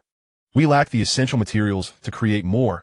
It's simply not feasible. Feng Yun waved his hand dismissively. This device is dictated by the system, and he is incapable of manufacturing it. He had intended to test whether the universal printer could scan it, but the attempt proved unsuccessful. Thus, he was left with no choice but to declare a lack of manufacturing materials. If only the communications in the north could be restored, sighed Li Yang, offering solace to Luo Yuan. Tianwen, notify all personnel to assemble and prepare for departure. The assembly notice echoed on the wrist devices of everyone. Team 1 has gathered. Team 2 has gathered. Team 12 has gathered. Please grant us permission to depart. A voice resonated across the vast sky. Feng Yun surveyed the 240 members of the search teams before him, clad in black battle armor, their heads exposed, awaiting the final command before their mission. Behind Feng Yun stood Zhu Lao, Zhang Lao, You Shi, Yang Jun, Li Yang, and Luo Yuan. Remember your objective: to recreate the map and promptly mark any discovered personnel. Do not act rashly. Your sole purpose is to search. Do you understand? Understood. Depart. 12 aircraft were docked nearby, and all personnel boarded. Feng Yun also entered the aircraft bound for the north. The aircraft gradually ascended, heading toward its target. Chapter 66, The Snow Eagle Flock. The craft flew slowly as 20 drones were deployed to survey the surroundings. Feng Yun, donning his black and red battle armor, sat in the co-pilot's seat, gazing ahead. 2 soldiers monitored thermal detection equipment in the back, while another 2 observed the feedback from the drones. The remaining personnel rested in their seats, awaiting news. Captain, 1 drone has lost contact. Another one has. Over half have been destroyed. The cause of destruction has been identified. Reports of the continuous drone losses awakened everyone. What is happening? Wang Shaw, the captain responsible for the aircraft, remained calm in the face of adversity, analyzing the video feed from the drones. The entire fleet of drones had been annihilated. A large target was approaching the aircraft. The soldier operating the drones reported. The video shows a massive flock of white snow eagles having destroyed all the drones and now rapidly approaching our aircraft. The pilot, seated at the controls, had already spotted the approaching horde of snow eagles. Land the aircraft. Do not linger in the air. The target is too large. As the aircraft descended, the snow eagles began their assault. Everyone prepared for battle. Feng Yun's armor enveloped his head. He opened the hatch and flew out, followed by the other awakened ones. As Feng Yun and his companions emerged, the snow eagles scattered. A colossal snow eagle came into view, its wings beating and creating a fierce gust of wind. With a single claw, it grasped the aircraft's metal exterior and, with a powerful flap of its wings, ascended into the sky. The snow beneath was swept into the air, cascading down like a gentle snowfall. Wang Shuo contemplated using an electromagnetic gun to shoot, but the speed of the snow eagle was too swift, rendering him unable to aim, let alone fire.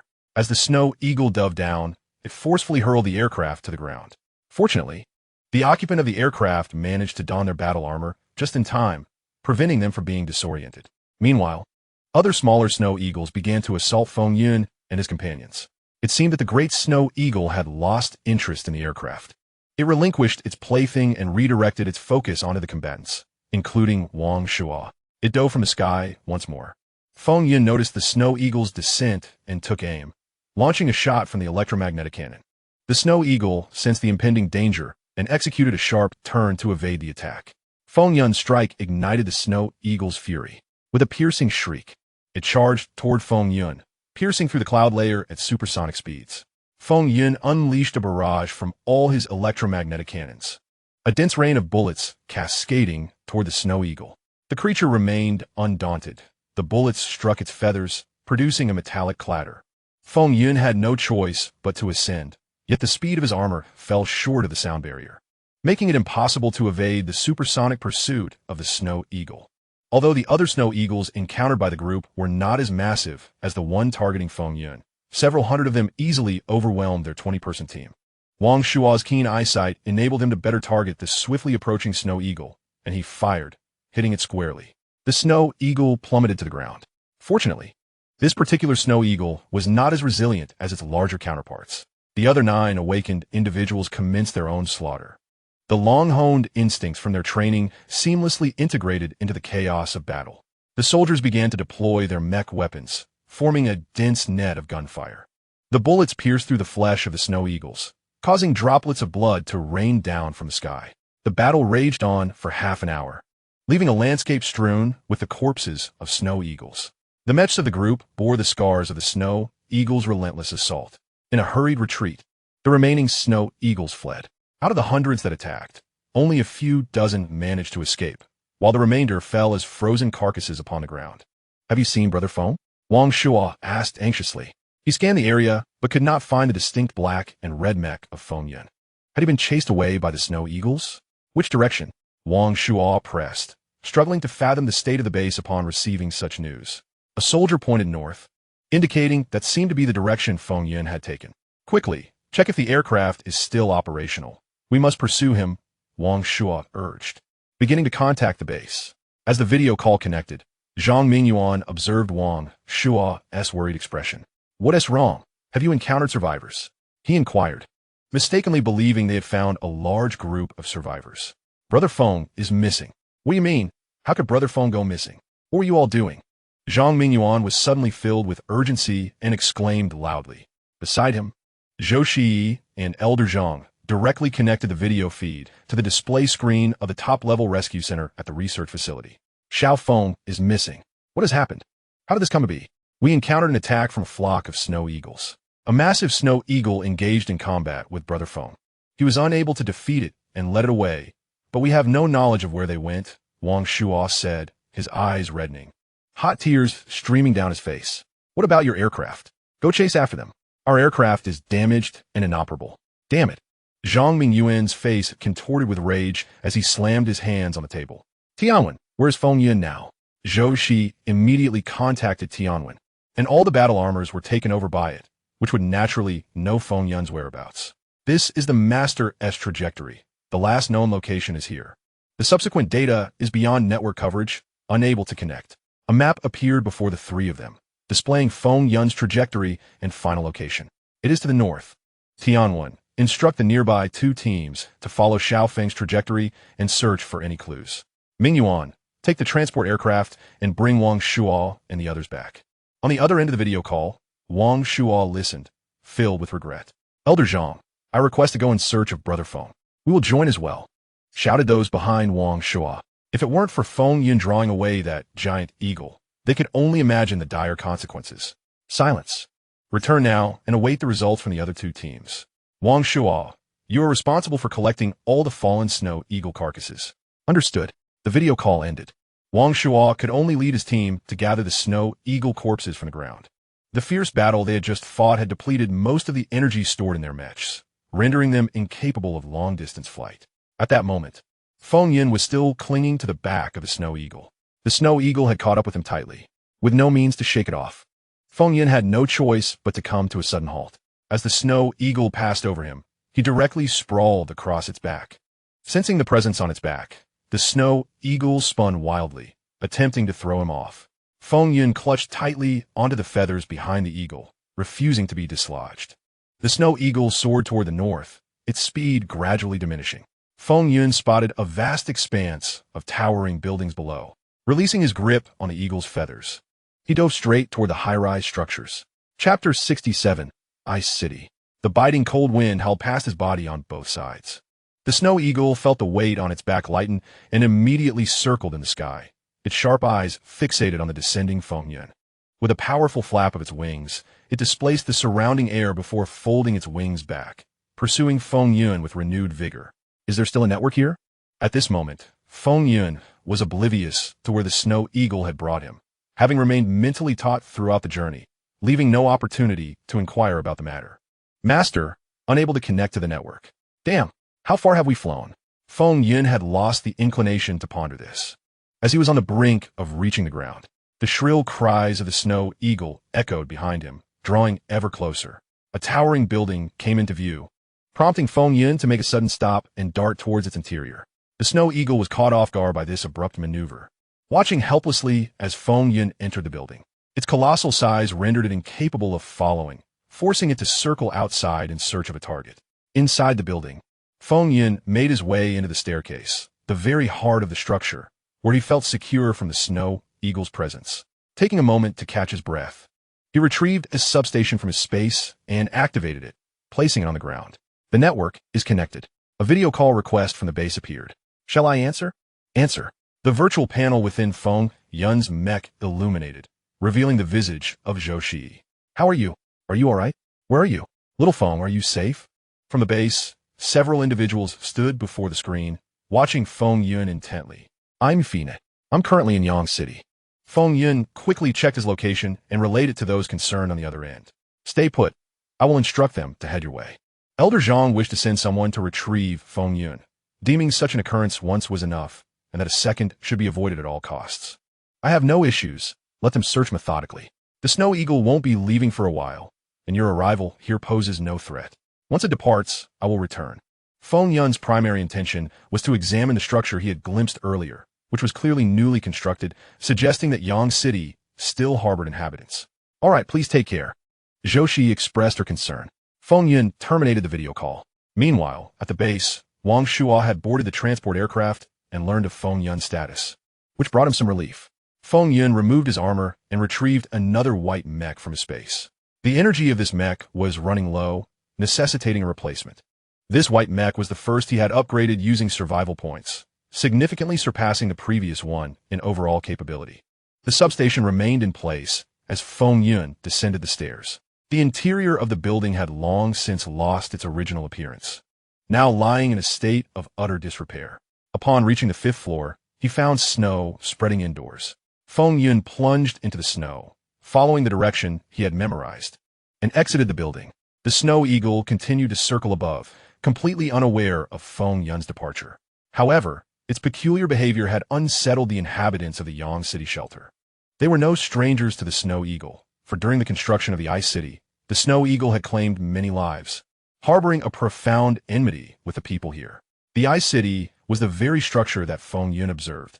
It was a fortress entirely constructed from colossal ice bricks, situated at the heart of Yang City, directly above the sanctuary of Yang City. As he gradually distanced himself from the snow eagle, Feng Yun emerged from the snow and commenced his journey across the snowy expanse. The white mech blended seamlessly with the snow beneath, rendering him undetectable. As Feng Yun approached the Ice City, he finally beheld its true visage. The crystalline ice walls stretched endlessly, and Feng Yun estimated that this formidable fortification measured nearly a kilometer in length, towering at 2 to 3 dozen meters. This height did not even account for the portions buried beneath the thick layer of snow. Turning around, he noticed a tall building and entered it. Rather than directly infiltrating the Ice City, Feng Yun sought to observe the internal conditions from this elevated vantage point. Though the building only had 26 stories, it still soared well above the height of the Ice City. Standing atop the structure, he gazed down upon the Ice City, which took on a roughly square shape, encircled by walls. The walls were approximately 5 meters wide, a considerable undertaking indeed, with a length of around 4,000 meters, a width of 5 meters, and ice walls soaring 30 to 40 meters high. One could only imagine the number of individuals required for such an endeavor. Feng Yun also noticed numerous edifices within the Ice City, even spotting people moving about. He wondered about the circumstances within. A fleeting glance revealed a group of individuals approaching his direction.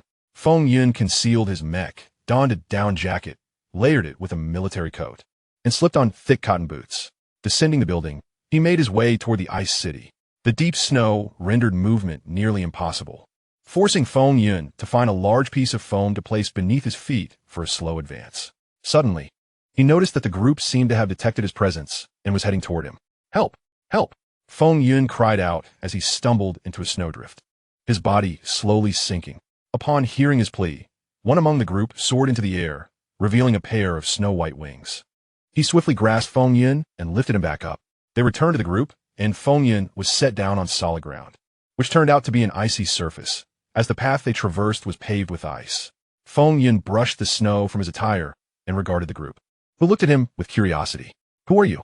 I have never seen you before," inquired the winged individual who had just rescued him. "I just emerged from the shelter of my home, seeking some food," he replied, his expression reflecting a blend of confusion and fascination as he gazed at the man's wings, his ignorance of superpowers vividly apparent. "Is that a prop?" Another member of the group interjected.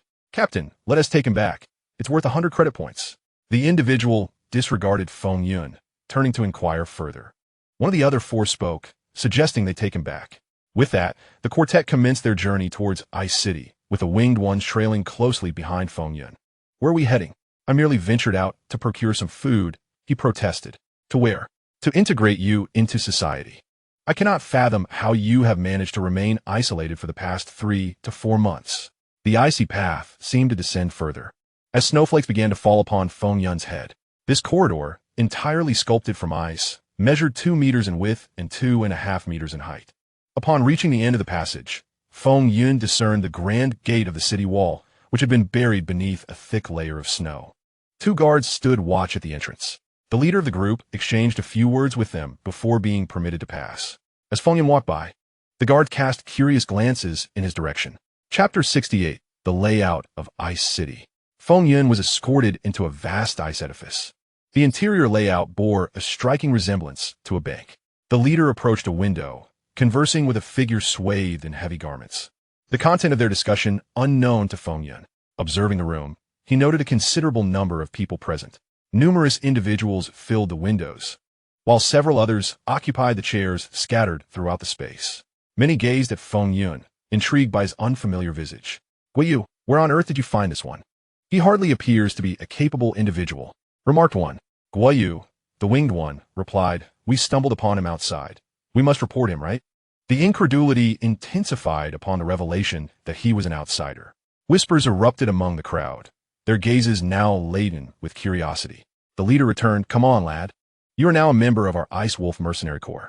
But he is merely an ordinary person. How can he join us?" Guiyu inquired, perplexed. "I just conferred with the commander. He asked to assist in the logistics department." Thus, without any authority over the matter, Feng Yun found himself inducted into the Ice Wolf Mercenary Corps.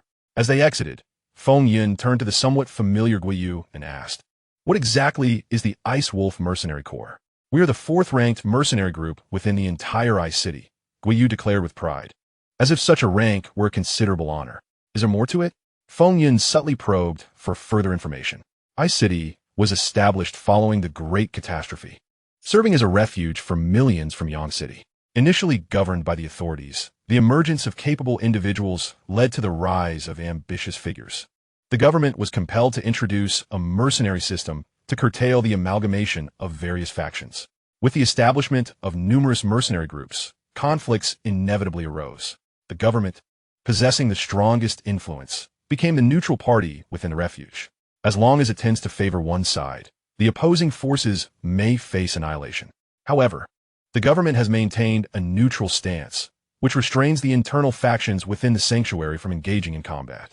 Furthermore, outside the Ice City, there exist 2 sanctuaries constructed by the citizens of the Pickle Nation and the Land of the Rising Sun. Neither sanctuary can contend with Ice City individually. Yet their alliance prevents Ice City from defeating them one by one. Feng Yun inquired about the purpose of such towering walls. Upon this question, Guiyu's demeanor grew unusually somber as he explained that they were built to fend off the beast tide. The beast tide? How could that occur? Feng Yun gazed incredulously at Guiyu. It turned out that not only had humans acquired superpowers, but animals had also gained formidable abilities. However, the heavy snowfall had diminished the available food in the mountains, prompting them to fix their gaze upon humanity. Thus, the beast tide was unleashed. Guoyu's father had perished in that very tide. Subsequently, the inhabitants of the Yang City sanctuary banded together to erect these 4 icy walls to thwart the onslaught of the beasts. Approaching a grand gate, the captain rhythmically knocked upon it. The gate opened, and they stepped inside. Just a few paces in, they encountered a descending staircase. Following the staircase for quite some time, oil lamps hung on the walls, illuminating the entire corridor. The source of these lamps was a mystery, as they emitted no scent of burning. We have arrived. This is the domain of our Ice Wolf Mercenary Corps. Guoyu, you shall escort him to the logistics department. The captain and the others did not inquire about Feng Yun's name, for he was not an evolved being. It was likely that he would never intersect with their lives again, rendering any inquiry unnecessary. Feng Yun was led to the logistics department, where Guoyu handed him over to a man before turning to leave. No sooner had Guoyu departed than a burly man approached. "Kid, where are you from? You dress quite well." He reached out, as if to seize Feng Yun's military coat. The other seemed unfazed by the man's behavior, completely ignoring him.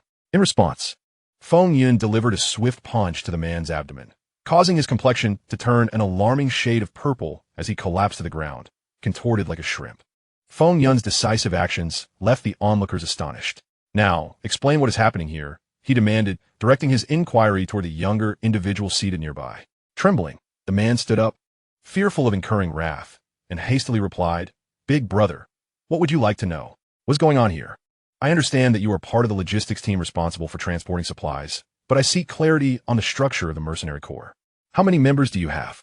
The Mercenary Corps is divided into combat departments, resource retrieval departments, and logistics departments. We have over 20,000 members, the majority of whom belong to the logistics department. This is merely one of our subdivisions. Feng Yun nodded thoughtfully and then inquired, "What about the women? Why are there only men here?"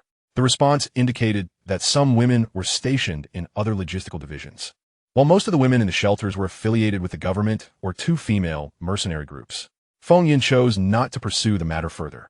Instead, he settled into a clean corner, enveloped in silence. The room was dominated by the anguished cries of a burly man, while the others dared not utter a sound. Feng Yun instructed the personnel at the base to enter Tianyun City, preparing to discuss matters concerning the Yang City shelter. With over 1 million inhabitants, alongside shelters from 2 other nations, the Yang City refuge represented a substantial challenge. He accessed the virtual city directly through his neural interface. Upon arriving at the conference room in the town hall, he found that everyone else was already present. As he entered, all rose to their feet. "Please be seated," Feng Yun urged as he took his place in the high-backed wooden chair at the head of the table. "I have important news to share. The evolutionary pace of external creatures has vastly outstripped our own, and we must accelerate our efforts. Zhang Lao, you are to establish a military department and take the lead.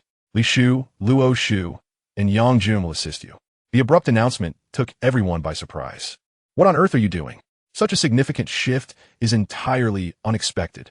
One voiced in disbelief. "Indeed, Feng, perhaps we should reconsider," another suggested. "Everyone, please listen." Feng Yun motioned for silence. "I am currently in the Yang City shelter." As he spoke, a 3-dimensional map of the Ice City appeared on the conference table. "From what I understand, there are over 1 million people within the shelter, along with thousands of awakened individuals, though their precise levels and numbers remain unclear. Moreover, adjacent to the Yang City shelter are 2 foreign shelters, which likely also house around 1 million inhabitants." The revelation stirred a wave of astonishment. 2 million? That's an astounding figure. That's more than 4 times our number. How many awakened individuals could there possibly be? Chapter 69, Scheming. The situation within the Yang City shelter was even more dire than that of the previous Qingyuan city. They had begun to operate independently of government oversight, functioning as mercenary teams. Who is in charge of Yang City? What incompetence! Luo Yuan exclaimed. Old Luo refrained from such judgments. The existence of awakened individuals was unforeseen by anyone. It is an inevitable trend, Li Yang observed with clarity. The rise of individual prowess naturally bred ambition, which was understandable. The Yang City shelter had fragmented into approximately a dozen factions, with the official authority being the most formidable, yet still unable to subdue the other powers. As for the dynamics within the Japanese and Korean shelters, they remained unknown. Moreover, the Yang City shelter had previously endured a beast tide, resulting in significant casualties. This is also a matter we must take into account, Feng Yun elaborated, providing a thorough overview of the situation. part of which was based on inquiries, while the rest stemmed from conjecture. It is quite troublesome. The power dynamics are chaotic, and the exact strength remains unclear, mused Li Yong as he stroked his chin. What nonsense! We should simply crush them. Can our military prowess not accomplish that? Ro Yuan, known for his fiery temperament, asserted his inclination for direct confrontation. Xiaofeng, did you not establish the military department with a similar intention? Indeed, that is precisely my thought, Feng Yun acknowledged, nodding at the assembly. The purpose of creating this military department is to seize the Yang City shelter, home to over 1 million souls. Zhang Lao, recruit 5,000 soldiers within a base, primarily constituted by existing professional military personnel. 5,000? Zhang Pingjun began to grasp Feng Yun's intentions.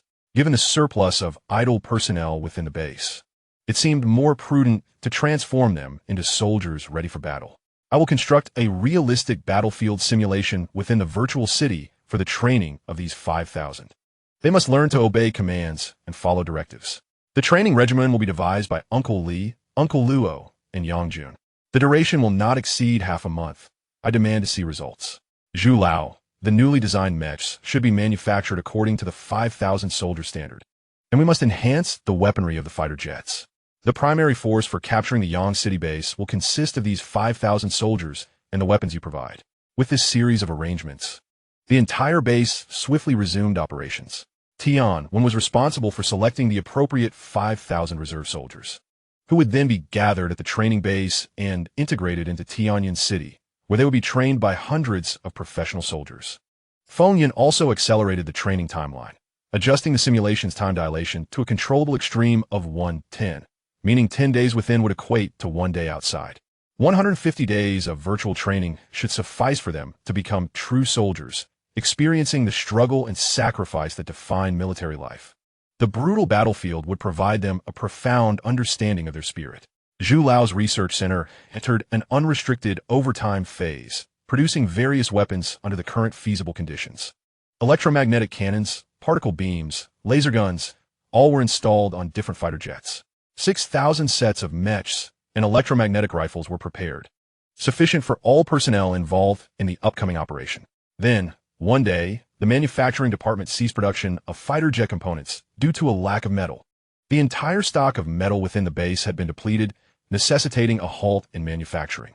Presently, the daily metal supply consisted of 1 ton extracted by 2 awakened individuals with metal affinity from the logistics department. Feng Yun promptly suspended weapon production and redirected efforts towards creating smart wristbands. The production of nearly 2 million wristbands was no small endeavor. Feng Yun had already envisioned the 200,000 residents of Yang City as his own. Meanwhile, all the base weapons were neatly arranged on the uppermost level. 60 fighter jets and 30 transport aircraft had been stationed in this room for several consecutive days. The occupants had nearly all become familiar with the formidable young man. Feng Yun. The door swung open, and Zhang Kuan announced, "Feng Yun, your division is heading out to gather supplies." All right, replied the burly man who had been knocked down by Feng Yun with a single punch. "Hurry up, move swiftly." Understood right away. With that, everyone in the room stood up and followed Zhang Kuan out, with Feng Yun quietly trailing behind. Zhang Kuan glanced back at Feng Yun, spitting dismissively. "You think you're so capable, huh? Even in front of this big brother, you still have to behave." Feng Yun paid him no heed. Most of his thoughts were occupied with training personnel back in Tianyan City, leaving only a fragment of his attention on external matters. As they stepped outside and boarded the vehicles, which were small transport trucks converted into tracked vehicles, Feng Yun noticed that other divisions were also participating in this supply collection mission. It appeared that quite a number of people were being mobilized. The convoy set off towards the outskirts of the city, and Feng Yun observed that personnel from other mercenary groups seemed to be heading out as well. The gate opened to reveal a 5-meter-wide bidirectional tunnel, reinforced with ice to withstand avalanches from the snow-laden sides. The convoy traversed the tunnel, and Feng Yun turned to look behind. Not far back, a jeep followed, with 4 individuals laughing and chatting. Turning back, he noticed the excitement radiating from the passengers. He discreetly tapped his companion, "See you," and inquired, "Why is everyone so exuberant?" See you, the young man who had first been addressed by Feng Yun, had grown familiar through their shared time together. "Brother Feng, every time we go out to gather supplies, we get to keep a share for ourselves." See you replied with delight. "This is your first outing. I'll join you in collecting supplies." "Great. Feng Yun wrapped his coat around himself, cocooning into a snug bundle in the corner. As the vehicles exited the tunnel, the sky came into view. The convoy split off in different directions, and Feng Yun estimated there were over 100 vehicles participating in this operation. Was such a large number truly necessary for a supply collection?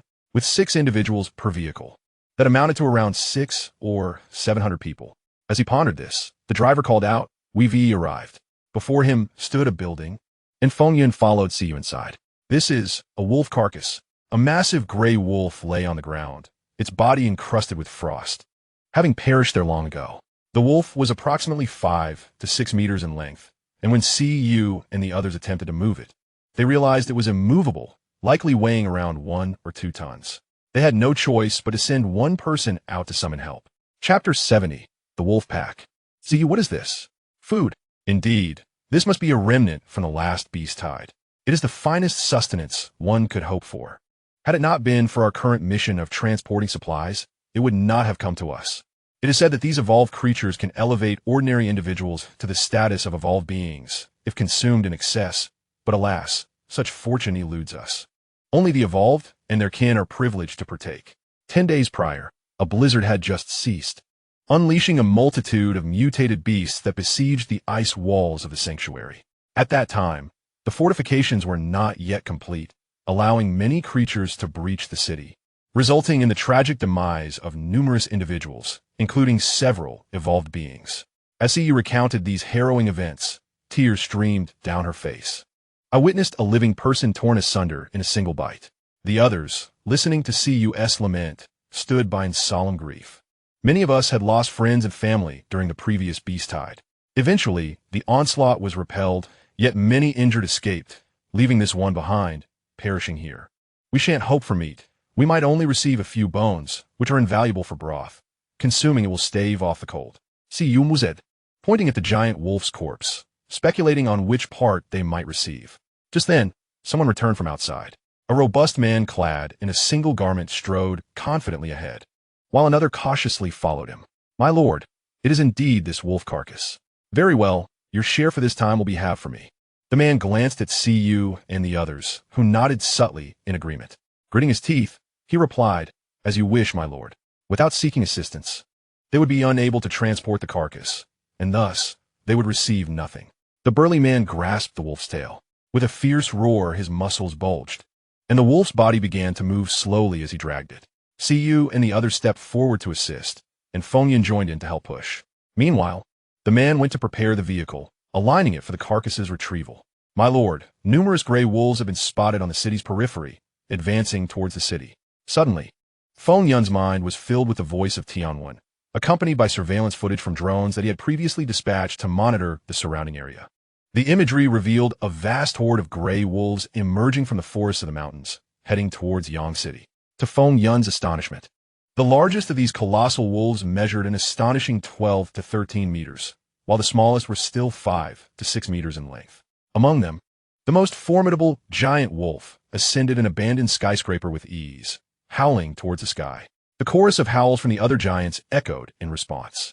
One colossal wolf seemed to sense something amiss with the eagle soaring above, and with a swift motion, it unleashed a transparent crescent moon towards the drone. In the next moment, the imagery vanished from Feng Yun's sight. This was an evolved creature exhibiting innate magical prowess. How could this be? The colossal wolf has already ascended to the rank of a war commander? According to the records compiled by Feng Yun, mutated creatures at the soldier level engage solely in physical attacks. Only upon reaching the commander level do they develop innate magical abilities. It is crucial to note that the awakened individuals at the Feng Yun base have only recently attained the status of high-ranking soldiers through systematic training. And to become a commander, they must undergo a significant breakthrough. Could it be that these creatures are truly endowed by nature? Or is there something within the mountains that aids in their evolution? At this moment, Feng Yun could not pinpoint the cause. He could already hear the distant howls of wolves echoing in the air. The burly man dragging the wolf's tail abruptly dropped it and dashed away. "We must retreat. The wolf pack is upon us." The others paid no heed to the wolf carcass they were about to claim and hurriedly boarded their vehicle. What does this mean? Feng Yun surmised the likely reason for the man's departure. It was a matter of survival. Otherwise, what could it be? They were all too precious to lose. How ironic. Xi remarked with a mocking tone. In the distance, one individual cursed vehemently while standing atop a high-rise, observing the approaching wolf pack. It doesn't seem like it. It appears we've only spotted the wolves, a bespectacled man noted. Dressed in a stark black suit, he emanated an air of unapproachability. Ice block. Contact the city to ascertain if there are any wolf packs emerging from other directions. Additionally, have them dispatch personnel quickly. We cannot afford to escape. No problem. But why do you claim we cannot escape? The suited man turned a glance back toward the city. Do you intend to abandon these people? Why not? Preserving our strength and launching a counterattack from a favorable position isn't a prudent strategy? Or do you wish for us to perish here for a group of individuals with no future? We, the evolved, are the true masters of the future. Has the last lesson not been sufficiently profound? He found himself unable to counter this reasoning, as their significance was clearly not on the same level as that of the others. You have prevailed. Everyone hastened back to the city, utilizing the ice wall to engage the wolf pack. The sounds reverberated between the buildings before they turned and departed. Feng Yun and his companion's vehicle sped along. Yet the tracked vehicle could hardly keep pace with the four-wheeled jeeps. They could only watch helplessly as one jeep after another sped ahead, vanishing from sight. A multitude of transport trucks began to converge on the return route, causing the road to become congested. Get out, run! Feng Yun decisively commanded as he leaped from the vehicle. Their current position was not far from the tunnel entrance. Rather than waste time here, it would be more prudent to run there. The others followed suit, sprinting toward the tunnel. Observing their actions, those in the other vehicles also disembarked. However, the speed of human feet could not match that of the wolves, who were closing in ever closer as the people dashed into the tunnel. Feng Yun turned to glance at the pursuing pack of wolves behind him, seemingly able to discern their sharp fangs. Stop running.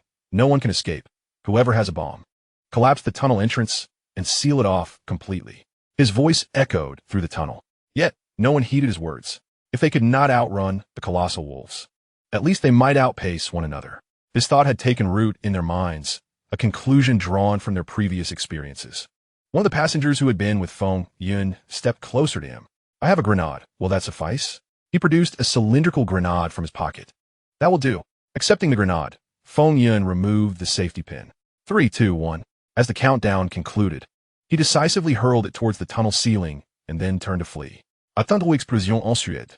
Feng Yun paused, surrounded by many resigned individuals. They could not outrun the others. They would merely become prey for the colossal wolves. Thus, it was better to gamble alongside Feng Yun. The grenade shattered the icy layer above, causing a deluge of snow to cascade down, instantly blocking the tunnel. The giant wolves were thwarted from entering. Chapter 71. The Ice Wall Defense Battle. Splendid. Hooray. Incredible. Feng Yun's calm demeanor in the face of danger garnered the admiration of all present. Let us hasten back to the city, he urged, reigniting the urgency in the hearts of those who had only just begun to relax. They hurried toward the ice city. Upon reaching the grand entrance, however, they found it firmly shut. Damn it, do they think we're all dead outside? They exclaimed, pounding on the door. A figure inside stirred, and to him, the crystalline door appeared to fade into nothingness, revealing the scene outside. Only people, no giant wolves. And these individuals exhibited none of the urgency displayed by those who had entered moments ago. Open the door. Yes. The ice crystal door slowly creaked open, allowing the outside personnel to step inside. What is the situation? Did the giant wolves not pursue you? Inquired the one with the ability to see through walls. They did chase us, but luckily we managed to collapse the tunnel, keeping them at bay, allowing us to return alive, replied one of them, gesturing towards Feng Yun. The group did not recognize him and could not call him by name, yet this incident would ensure they remembered the young man. The tunnel collapsed? The expression on the seer's face shifted dramatically. No, I must clarify. I merely created a hole. He hurriedly explained. However, the crowd had already perceived the last thing they wished to see reflected in the seer's countenance. It was astonishing that the lives of their 100-strong group seemed to hold less value than a single tunnel. With heads bowed, they trudged into the city. The seer, too, recognized his blunder, but chose not to elaborate further. Feng Yun observed everything closely, astonished by the extent to which the internal conflicts within the Yangqing base had escalated. The chasm between the empowered and the ordinary individuals had widened significantly. Had it not been for Feng Yun's intervention, the refuge in Qingyuan City would likely have evolved into a similar predicament. Feng Yun extended an opportunity for advancement to everyone within the base. Lacking innate awakened talents? Fear not. With the aid of potions, one can achieve awakening through acquired means. If consuming the potion fails to yield results, one may still practice meditation to become a mage. And if one cannot become a mage, the path of martial arts remains available. Everyone stands on equal footing. All ascend the icy walls to engage in battle. As another wave of beasts erupts, we must resolutely defend our homeland.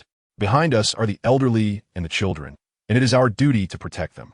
A soldier atop a vehicle shouted into a loudspeaker. Meanwhile, the atmosphere in the conference room of Yangsheng was fraught with tension. Leaders of various factions, both large and small, had gathered to deliberate on strategies for dealing with the impending beast tide. How do we defend and allocate resources? A middle-aged man in a gray zhongshan suit arose to address the assembly. He was originally the highest authority within the Yangsheng refuge, but with the emergence of the empowered, the instability among his subordinates had grown, leading many to operate independently of his command. Consequently, several factions had risen to parity with him. "We will manage the Eastern Wall," declared a young man clad in traditional attire from the Summer Kingdom. "If we are responsible for the Eastern Wall, then all spoils beneath it shall belong to us." I say, Ji Qing, your claims seem rather grand. While your Qingwen mercenary corps may be the foremost in Yangsheng, to guard a single wall alone, is that not a bit exaggerated? Remarked an individual enveloped in a black trench coat, his slender form betraying an unsettling aura of bloodlust. His elongated face bore deep-set eyes, shrouded in a shadowy countenance. "Indeed, Ji Qing, your bravado seems somewhat inflated," echoed Zhang, the leader of the Ice Wolf mercenary corps. Yikvink maintained a serene demeanor, unfazed by their words. Suddenly, an individual rose from their seat and approached Ji Qing. The expressions of the two men darkened further, while others in the room displayed hints of surprise. No one had anticipated that Ji Qing had quietly brought the 5th-ranked bloodline mercenary corps under his command. "Is it now acceptable?" A gentle voice inquired once more. Though soft, the weight of the words carried profound significance. "Indeed, it is surprising that the illustrious bloodline would find itself in such a position," the leader of the Ice Wolf mercenary corps remarked subtly. "We shall take the southern front," declared a woman seated at the lower end of the table, her voice clear yet laced with a chilling coldness. The woman donned a white cotton coat, beneath which lay a crisp military uniform. As her words echoed, 3 individuals positioned themselves behind her. "Very well, Long Xiaoyan. You certainly know how to play the game." Jiao Bing, to each other. Long Xiaoyan met Jiao Bing's gaze, locking eyes. "We'll guard the western front. The northern side shall be entrusted to the 2 commanders." The middle-aged man in a zhongshan suit addressed the 2 with an expression of concern.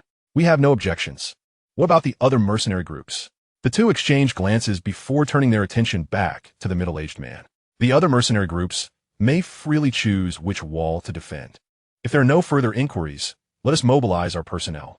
Feng Yun had already stationed himself atop the western city wall. Following their return, the soldiers had summoned them to this very location. A kilometer of city wall, neither excessively long nor particularly short. Feng Yun gazed into the distance from the wall. Increasing numbers of mutated creatures were gathering far away. Giant wolves, tigers, boars, and even colossal bears, alongside numerous smaller animals. While termed small, these creatures were still large in comparison to humanity. The situation on the other 3 walls mirrored that of the west. Sitting beneath the wall, Feng Yun cradled a newly issued rifle. His eyes half closed as he summoned all available eagle-shaped drones to various corners, preparing to document the impending battle. The relentless snow had thoroughly blanketed the mountains, leaving the mutated animals no choice but to attack humanity in their search for sustenance. The scent of humans became irresistibly alluring to their highly evolved nostrils. The pangs of hunger drove them into a frenzy. Their previous assault had yielded substantial rewards, and this time, their numbers, quality, and variety far surpassed the last. The anticipated bounty was thus evident. "What the hell?" A curse startled Feng Yun, prompting him to rise. In the distance, not only on the ground but even in the sky, a vast black cloud emerged. It was a mass of mutated birds. Feng Yun surveyed the surroundings of the city wall, having grasped the general strength of their position. He began directing 2 drones towards the shelters of Japan and South Korea to prevent a situation where the clam and the snipe contend and the fisherman profits. Simultaneously, Feng Yun's orders reached the base. This time, it remained uncertain whether the Yangqing shelter could withstand the impending calamity. However, regardless of the outcome, Feng Yun wished to avoid a scene of heavy casualties and ruin. Chapter 72. The Defense Begins. Feng Yun's commands were dispatched to the base, igniting a flurry of activity among the upper echelons. The footage recorded by the drones was transmitted in real time back to the base. They could clearly see the swarming, mutated creatures. The Yangqing shelter was on the brink of disaster. All personnel entered combat readiness. All fighter pilots and transport pilots have boarded, the majority of whom are newly trained recruits summoned for this mission. Mechs and electromagnetic rifles have been fully distributed. The upper echelons are filled with soldiers clad in black exosuits, under the leadership of Zhou Shi, Yang Jun, Zhang Mingyuan, and others. 300 awakened individuals from the medical and combat departments, 500 soldiers, along with over 4,000 remaining troops, have all taken to the skies. All aircraft have ascended, heading towards the sanctuary in Yang City. Meanwhile, on Feng Yun's side, preparations are in full swing. The city walls are adorned with self-propelled artillery, anti-aircraft guns, and various types of aerial weaponry. Some individuals are operating light and heavy machine guns, with crates of ammunition and grenades strewn across the walls. It appears that the local government still possesses an armaments factory. Observing the ample munitions and the bustling movement of personnel, Feng Yun couldn't help but reflect. In the distance, the roars grow louder, yet no attack has commenced. It is evident that among the mutated creatures outside, there are leaders orchestrating their actions. The sounds of roars, growls, and the calls of tigers, wolves, and eagles resound, signaling that the battlefield is on the brink of eruption. Brothers and sisters, behind us are our families, and before us lies the enemy. Our homeland has already endured a brush with annihilation. This time, we are fully prepared. Today, I shall stand here until we have repelled all invading foes, vowing to exist alongside our homeland or perish with it, declared a middle-aged man in a Zhongshan suit, holding a large megaphone. At this moment, speaking of anything else is futile. What truly matters is that everyone understands the significance of sharing life and death, and facing adversity together. Should the sanctuary be destroyed, where else could they possibly go? Boom! Boom! Boom! The cannons fire in rapid succession, aiming to utilize these long-range weapons to eliminate the mutated beast from a distance of a kilometer. Peering through the firing aperture, Feng Yun observes a pack of wolves unleashing dozens of energy spheres of varying colors. Before the shells land, they explode mid-air, while some projectiles are intercepted by the birds soaring above, sacrificing themselves in the process. The results of the barrage, however, are nearly negligible. Yet, this provokes the fury of the creatures, inciting them to launch a frenzied assault. The relentless barrage of various artillery continues, unleashing a torrent of incendiary rounds, intercepting the mutants' advance. However, the impact of the firebombs is minimal on the snow-covered terrain, extinguishing quickly. The myriad birds in the sky descend, deftly evading the shells. The sound of gunfire crackles. Feng Yun takes aim, striking one, then another. Although his innate abilities do not extend to himself, the cerebral interface has become an indispensable asset. With his gaze locked, the factors influencing his shot flicker before his eyes. One shot, one bird. The avian creatures fall like rain, scattering the dark clouds above. Meanwhile, the creatures on the ground have besieged the city, unleashing a barrage of machine gun fire, grenades, and bombs hurled into the distance. A white tiger darted a few steps to the base of an ice wall, only to be met with an imminent explosion. A wave of snow erupted, concealing the existence of the white tiger. With a fierce roar, the tiger leaped onto the ice wall, its sharp claws embedding into the frozen surface. Impervious to the bomb's impact, a soldier conjured a large water sphere and hurled it at the tiger. The immense force caused the tiger to slide down as the water dispersed, soaking its entire body. Frost began to form upon the tiger, the chilling sensation prompting it to shake off the icy particles. Before it could lift its head, a searing fireball surged toward it. Engulfed in flames, the white tiger abandoned the ice wall and plunged into a snowbank. As the flames extinguished, the white tiger transformed into a black tiger. Such occurrences were rampant, a battle of life and death unfolding everywhere. Massive mutated creatures began to unleash ice blades and fireballs upon the ice wall. Not far away, a young man in military attire stood before a white portal as several individuals transported iron barrels into it. This portal drew considerable attention. Feng Yun observed the vanishing portal with keen interest. If his memory served him correctly, it was a spatial gateway, though he was uncertain of its range. The portal reappeared, and several individuals returned. Outside the city wall, a thunderous explosion resonated. It turned out that they had just transported gasoline. The detonation of 4 or 5 barrels created a substantial clearing. They employed the same tactic once more, capturing Feng Yun's complete attention. This time, however, their luck faltered, leaving 2 individuals stranded outside, while the others returned in a state of panic, bloodied and injured. As they re-emerged, they were immediately spotted, and a wind blade shot forth toward them. 2 were severed in half, blood splattering everywhere. The remaining few hastily traversed the spatial portal back. This time, the gasoline barrels were ignited by a cannonball, but the resulting explosion lacked the potency of the first. They had grown wary of this devastating weapon and thus avoided the barrels. The evolved beings atop the wall commenced their assault, showcasing an array of frequently seen abilities: fireballs, water spheres, and earth spikes, alongside some physical enhancers wielding weapons with lethal efficacy rivaling that of distant mages.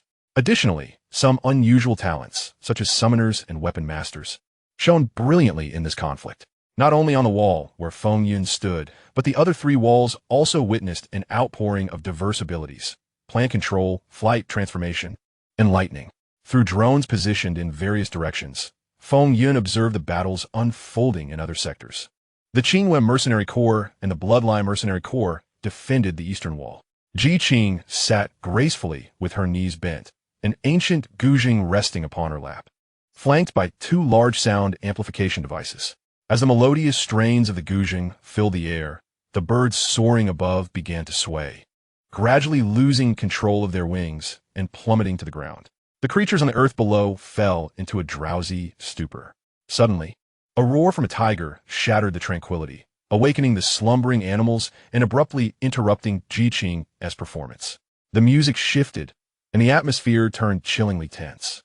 An aura of impending conflict permeated the battlefield. Zhu Yan, the leader of the Bloodline Mercenary Corps, transformed into a 4-meter-long crimson lion, from which the mercenary group derived its name. Fiery orbs erupted from his mouth, and no creature could withstand such searing projectiles. Zhu Yan leaped into the fray, followed by numerous comrades, engaging in close combat. What on earth was happening? This was a defensive battle, not a personal skirmish. Ji Qing was compelled to alter the guzheng piece into one that would enhance healing. Chapter 73. The Heat of Battle. Ji Qing's typically gentle temperament was nearing its breaking point due to Zhu Yan's provocations. Once off the city walls, she found herself isolated and vulnerable. The duration of this conflict remained uncertain, but the immediate priority was to diminish the numbers of the mutated creatures below. Zhu Yan, go to Mayor Lu and summon Su Hu, and bring your brother back. Ji Qing instructed a nearby girl, who was Zhu Yan's sister, left in her care. Understood. The girl, her back adorned with a pair of translucent butterfly wings, took flight towards the western city wall. At that moment, Long Xiaoyan was also in a precarious position. Beneath her wall lay hordes of wild boars. These creatures, measuring 5 to 6 meters in length, boasted bristles like sharp spikes and tusks that reached skyward. Any attack upon their hide proved utterly ineffective. Hundreds of wild boars continuously charged against the wall, each collision sending tremors through those stationed above. Long Chung, take your men down and eliminate them. Yes, sister. Follow me. Long Chung, clad in military attire, leaped down, wielding a metallic spear, and was followed by comrades armed with various weapons. As he landed, a crimson glow enveloped his spear. Long Chung sprang forth, executing a dazzling display of martial prowess. An intense heat radiating from him. He thrust the spear directly into a wild boar, but its thick hide remained impenetrable. However, the spear's tip seared the flesh beneath. The wild boar's primal instincts ignited, charging fiercely at Long Chung. Steadying himself, he seized the opportunity and drove the spear into the creature's eye. With a sickening thud, the spear pierced its socket. The wild boar's tremendous force lifted Long Chung, yet he maintained his grip on the spear. After a brief struggle, the beast collapsed with a thunderous crash. Long Chung withdrew his spear, ready to engage in the next confrontation. On the city wall, Long Xiaoyan organized a cadre of snipers to unleash armor-piercing rounds upon the wild boars below. To the north, a pack of ice wolves leapt from the ramparts, engaging in fierce combat with the wolves below. These ice wolves were summoned creatures, conjured by the mercenary captain Jiao Bing, their silver-white forms radiating a chilling aura. Beside him stood Yin Feng, the leader of the Dark Wind Mercenary Corps, holding a wand adorned with a black gem at its tip, muttering incantations under his breath. Below, some wolves suddenly lost their sight, while others collapsed, succumbing to various debilitating effects. A glance at Yin Feng sent a shiver down Jiao Bing's spine. No one wished to contend with such a tormenting figure. The battle grew increasingly intense, with numerous casualties on the ice wall. Birds breached the frozen defenses, wreaking havoc within the city, leading to significant losses. Suddenly, Feng Yun's attention was captured by a snow eagle soaring overhead, its wingspan measuring 20 to 30 meters. It was the very creature that had brought him here. To his astonishment, the snow eagle had grown even larger in such a short span. The majestic bird began its descent, while bullets and shells rained down upon it, proving utterly ineffective. With its talons, the snow eagle seized two individuals and ascended into the sky, releasing them at a great height. With a swift dive, the eagle descended, its speed far surpassing that of the falling figures. They attempted to cast spells, but to no avail. The snow eagle opened its beak and swallowed them whole. This grim spectacle repeated itself, as other avian species began to imitate the snow eagle's predatory tactics. This newfound behavior yielded significant results. The defenders on the wall found themselves unable to focus on the mutated creatures below. Meanwhile, the creatures intensified their assault, some scaling the walls to engage in close-quarters combat with the defenders. The disparity in physical prowess was evident, as the human bodies faltered against the feral strength of the animals. Fortunately, many enhanced fighters wielded weapons to fend off these beasts. Feng Yun had exchanged his automatic rifle for a shotgun, ready to deliver devastating firepower to any creature attempting to breach the wall. He kept a sniper rifle by his side, alternating between the two to maintain a staunch defense over the 2-meter segment he was responsible for. His strategy caught the attention of Mayor Liu, who disseminated this tactical approach to all. The sniper rifle was designated for long-range threats, while the shotgun addressed close encounters, complemented by occasional grenade tosses for disruption. The atmosphere of battle gradually lightened, not due to Feng Yun's effectiveness, but rather because the mutated creatures seemed to slow their relentless advance. Mayor Liu dispatched personnel to assess the situation in the other 3 directions. Feng Yun glanced around, noting the many fallen comrades nearby, some already covered in frost. Blood stained the surroundings, with numerous mangled corpses scattered about. Gazing outside the wall, the ground was already littered with a layer of mutated creatures' remains. Feng Yun sensed an unsettling discrepancy. The battle, which had persisted for over an hour, seemed oddly disproportionate, as the mutated beings appeared not to have exerted their full strength. While he pondered this unsettling thought, Siyu approached him. "Feng, are you all right?" Siyu inquired with concern, noticing Feng Yun's dazed stare directed towards the city beyond. "I'm fine," Feng Yun replied absently, his thoughts undisturbed. "You are truly impressive. During my first engagement in this battle, I was retching uncontrollably," Siyu remarked, patting Feng Yun's shoulder with admiration. "Hey, you lot, hurry up and clear the area, transport the supplies, and stop chatting if you value your lives." A voice called from a distance towards Siyu, who smiled back at Feng Yun, having witnessed his remarkable performance, and thus refrained from assigning him any menial tasks. Siyu began to assist Feng Yun in transporting supplies, wishing to remain by his side. For it was evident that Feng Yun was no ordinary individual. He was likely an evolver. The onslaught of mutated creatures from other directions had quietly ceased, resulting in significant casualties, largely due to the mutated birds in the sky. The losses within the city and the collapse of buildings were consequences of the destruction wrought by the mutated birds led by the snow eagles. Feng Yun began to review the battle footage captured by the drone. The most intense fighting had occurred in the southern sector, where the mercenary group Long Shaoyun had been stationed. The wall bore a massive dent from the relentless charge of wild boars. Feng Yun noted that despite the fierce appearance of the southern battle, it had incurred the least casualties compared to the other fronts. This was true not just for human losses, but also for the mutated creatures, primarily due to the boar's tough hides, which rendered bullets and bombs ineffective unless they struck critical points like the eyes. However, what are the humans? Chapter 74, The Breach. Although the mutated birds appeared to be attacking humans, their primary target remained within the city, inflicting minimal damage on those atop the ice wall in the south. Feng Yun had yet to discern the underlying issue in the southern sector. The war horn sounded once more, signaling an escalation in their assault. This time, the colossal beasts that had previously remained dormant also joined the fray, seemingly intent on breaching the ice wall in one fell swoop. The cannon fire erupted anew, with incendiary shells exploding in midair, flames cascading upon the creatures. The searing heat penetrated their skin, inflicting a soul-wrenching agony. The animals, engulfed in flames, writhed in place. The snow had yet to touch them before it melted into water, while the fire continued to blaze.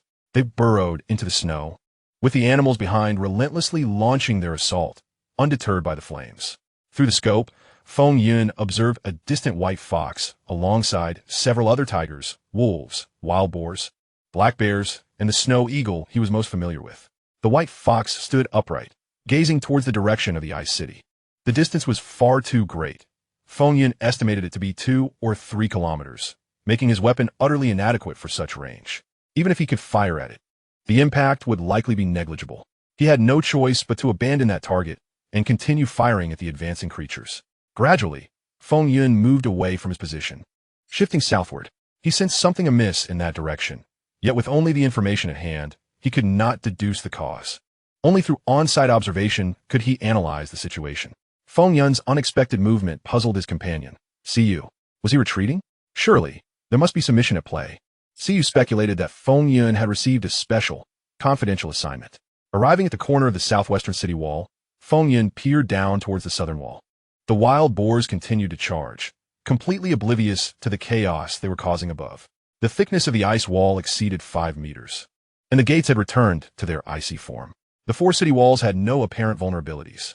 So why were the boars recklessly attempting this impossible feat? Feng Yun immediately deployed an eagle-shaped drone, directing it to fly towards the southern side of the wall, seeking to uncover the truth of what lay beneath. His unusual behavior caught the attention of Mayor Lu, who was patrolling the wall. Why would someone suddenly abandon their post to venture elsewhere? The external assault intensified, as if the attackers were wholly indifferent to their lives. They charged madly, and beneath the ice wall, a grim pile of corpses accumulated. The ice wall was stained with the remnants of bodies, both of mutated creatures and humans, intertwined in a grotesque tableau. In the underground shelter, an increasing number of reinforcements surged towards the ice wall to compensate for the dwindling personnel above. The prolonged battle had resulted in the deaths of many civilians. A single heavy blow from a mutated creature could spell the end for an individual, not to mention those of the warlord class mutations. Feng Yun stood at the corner, multitasking as he monitored the wild boars below while observing the drone. The drone, following a flock of birds, swooped down suddenly towards the herd of wild boars. Its abrupt departure caught the attention of other avian creatures. A small bird spat at the drone, unleashing an invisible blade of wind that whistled through the air. Just as Feng Yun glimpsed the scene below, the drone lost connection, transforming into a mere hunk of scrap metal. He paused the footage, noting that while the wild boars continued their charge, beneath them were creatures clad in armor-like skin tirelessly excavating the ice wall. The ice wall had been riddled with deep holes. Armadillos! By heavens! The earlier charge of the wild boar was merely a feint, intended to provide cover for the pangolin below. With this realization, Feng Yun descended from the ice wall. Coward! Traitor! Those around him shouted angrily as they witnessed his retreat. The outcry spread, drawing the attention of an increasing number of onlookers. Mayor Lu could hardly believe that someone he had just been watching had turned into a coward. His face etched with disappointment. Long Xiaoyun's temper flared even more. Bring him here. Execute him.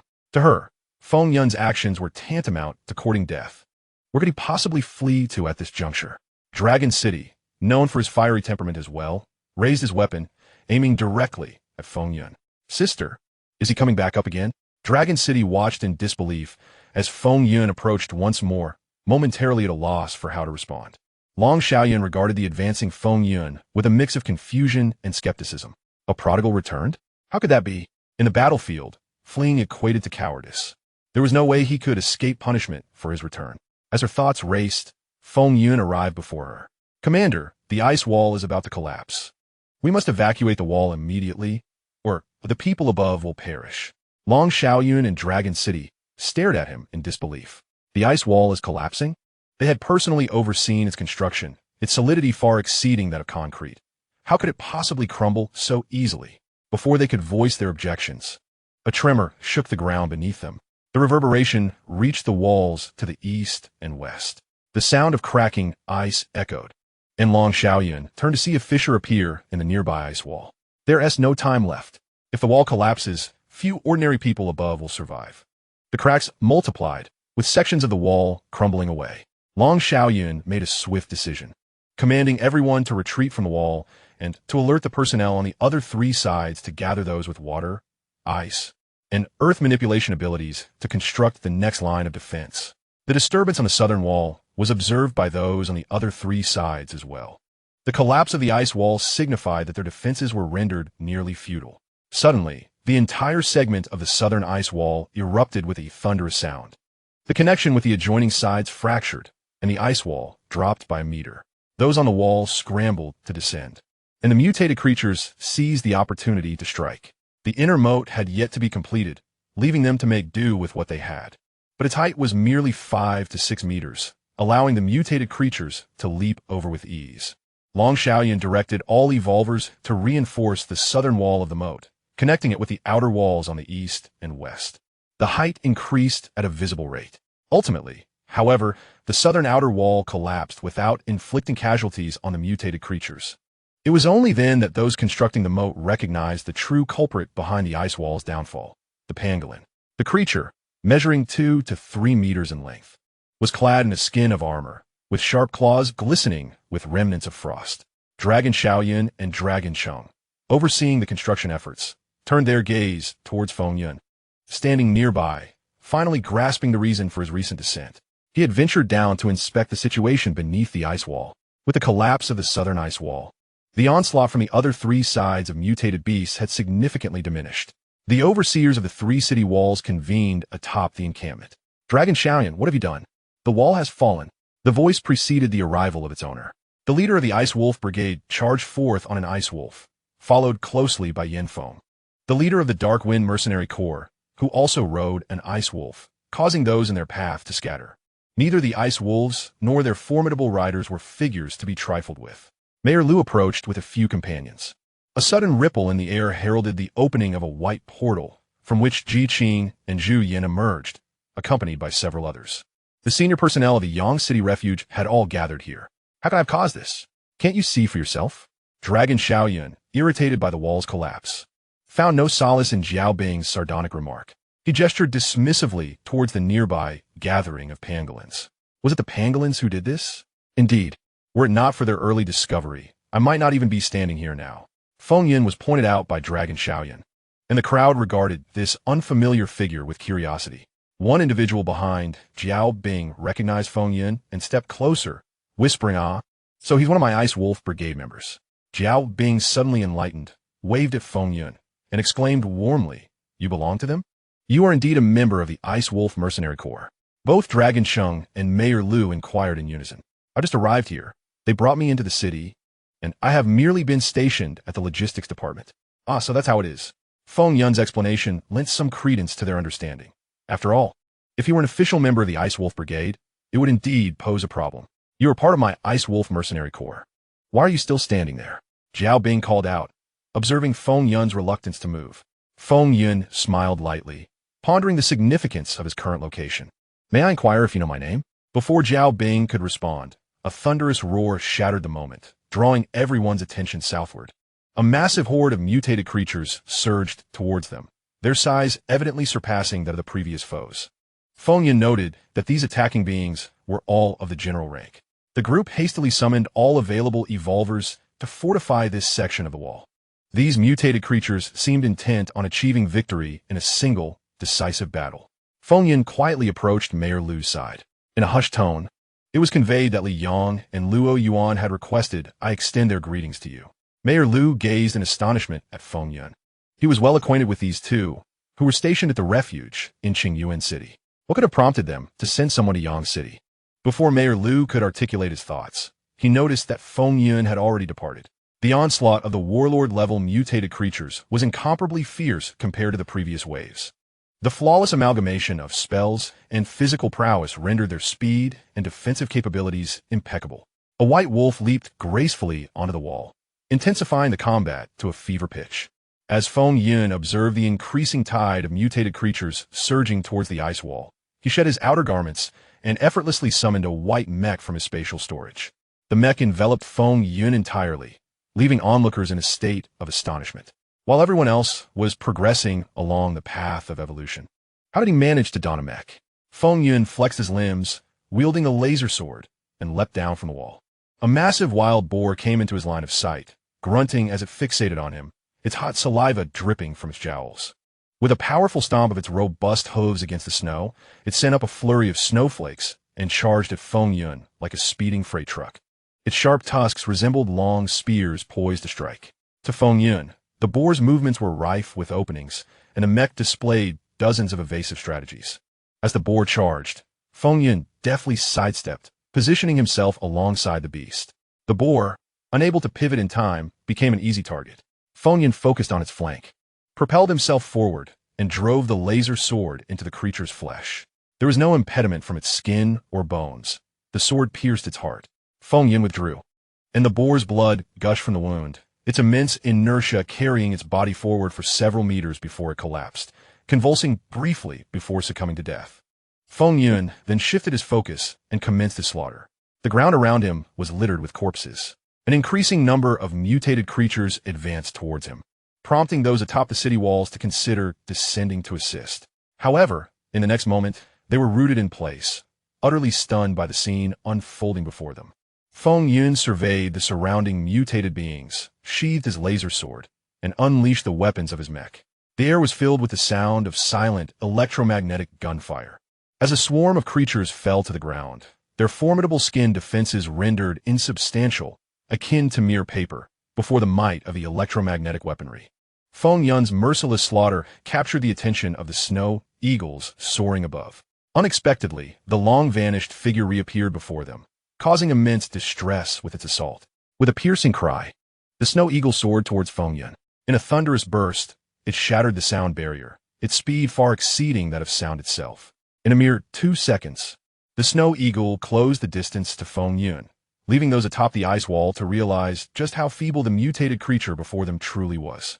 Yet, this seemingly frail being rendered them utterly flustered.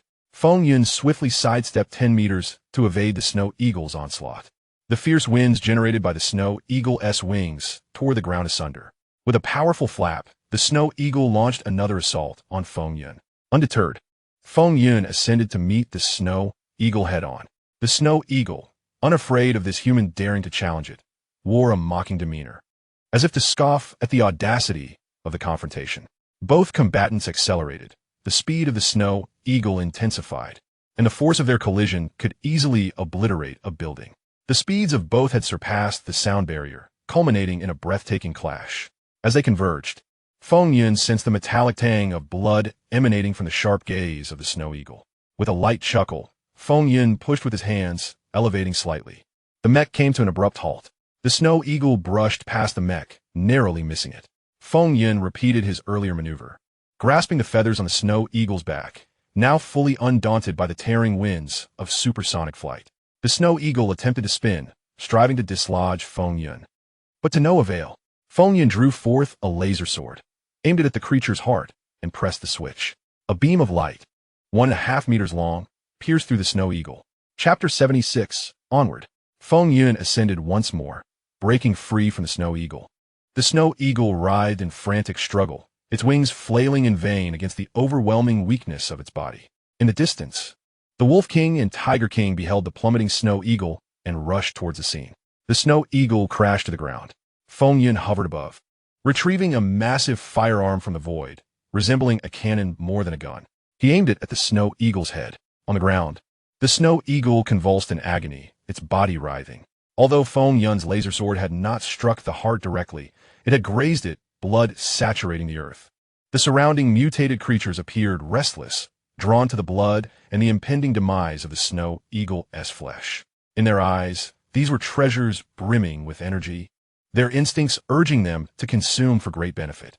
Suddenly, a deafening crack echoed, halting the entire battlefield as all turned towards the source of the sound.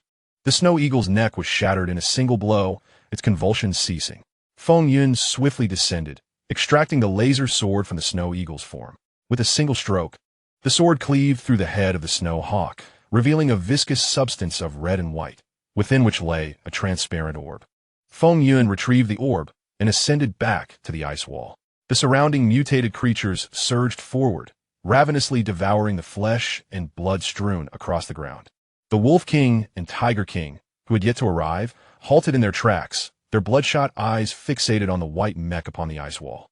The howls of wolves and the roars of tigers intertwined, while in the distance, a black bear and a wild boar, accompanied by a white fox, rushed toward the scene. The mutated beasts on the ice wall had already retreated. Standing atop the ice wall, Feng Yun gazed at the horde of mutated creatures nearby, tightly clutching the orb in his hand. This marked the first time Feng Yun had obtained a beast crystal, a gem only found in creatures of the rank of general and above, and it represented the very essence of the beast clan. Mayor Lu and the others approached. "Who are you, really?" Yin Feng asked sternly. "Does it matter who I am?" Feng Yun replied casually, a smile breaking through the mask that had not graced his face for many days. "We are almost there. Where did you come from?" Xiao Bing inquired, his voice laced with anger, feeling as if he had been deceived. The fact that such a person had been brought back to their base by his subordinates and had stayed for so many days was an utter humiliation. All eyes were fixed on Feng Yun. The number of individuals standing on the ice wall had dwindled to less than half. The rest lay motionless on the ground, never to awaken again. Feng Yun surveyed the scene, reflecting that it was better to perish on the battlefield than to slaughter one another. The deaths of those on the wall were partially attributable to Feng Yun. The aircraft could have arrived an hour earlier, but he had ordered Tian-1 to reduce its speed, resulting in a delay that caused so many casualties. Feng Yun sought to provide timely assistance, believing that only when the snow fell more heavily would the warmth of the ember be truly felt. Feng Yun chose not to answer the question. Nearby, the mutated creatures seemed to launch a full-scale assault, not only from the south, but the other three walls were also under siege by a multitude of mutated beasts. With no time to wait for Feng Yun's response, everyone plunged back into battle. However, Feng Yun appeared remarkably at ease. The mech covering his head was removed.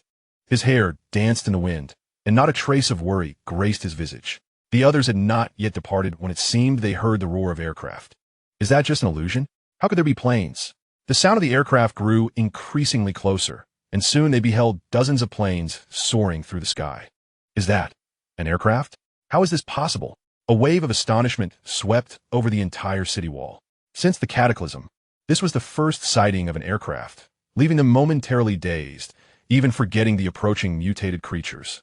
Mayor Lu turned to Feng Yun, his eyes filled with confusion, while Feng Yun lifted his gaze toward the sky, where large transport planes had also arrived. 30 transport aircraft have all arrived.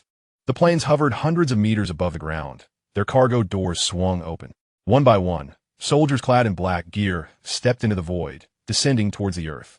As they drew nearer, the onlookers on the ice wall were astonished to see that these warriors donned identical battle suits and wielded peculiar firearms. Long Xiaoyun and Jiao Bing, Yin Feng, Ji Qing, and others turned their gazes towards Feng Yun. The soldiers in black armor gradually occupied the ice wall. The transport aircraft ascended once more. Yet no one noticed. They were awestruck by the sheer number of black-armored soldiers surrounding them, no fewer than 4,000 or 5,000. All the soldiers in black turned as one to face Feng Yun. First Legion of Tianyan City, we salute the City Lord. First Awakener Combat Unit of Tianyan City, we salute the City Lord. Their voices resonated through the skies, causing even the attacking mutated beasts to hesitate. The City Lord? Who could that be? A few individuals stepped forward to stand before Feng Yun. As the helmets of their armor retracted, 2 men and a woman emerged. "Brother Feng, how are you? We haven't arrived too late, have we?" they exclaimed. The tension in the hearts of those around them finally dissipated. It turned out they were indeed allies. Yet another question arose. From whence had they come? "Brother Yang, this is Mayor Lu." Feng Yun introduced Mayor Lu to Yang Jun, who understood how to introduce himself. "Mayor Lu, hello. I am Yang Jun, the commander of the Special Operations Battalion of the Northeast Military District of the former Xian Nation. Chomrade Yang Jun. It is an honor. Thank you immensely for your timely rescue," Mayor Lu said with fervor as he grasped Yang Jun's hand. Yet, internally, he mused, what does former signify? The expressions of the others varied. Some were grim, others exhilarated. Jiao Bing and Yin Feng's mercenary group had aspired for independence, and such actions could not be sanctioned by the state. Their clandestine endeavors were lawless, and the consequences were foreseeable. Ji Qing and Long Xiaoyun, however, were less worried. Though they had ventured out independently, they had not committed any transgressions. "They have arrived," Feng Yun announced, prompting Mayor Lu to release his grip. "Shi, notify the fighter jets to commence cleansing operations. Ming Yuan, you will lead the team into the battlefield thereafter." Feng Yun refrained from mentioning Yang Jun's tasks. His responsibility was to manage the affairs within the shelter, thus there was no rush.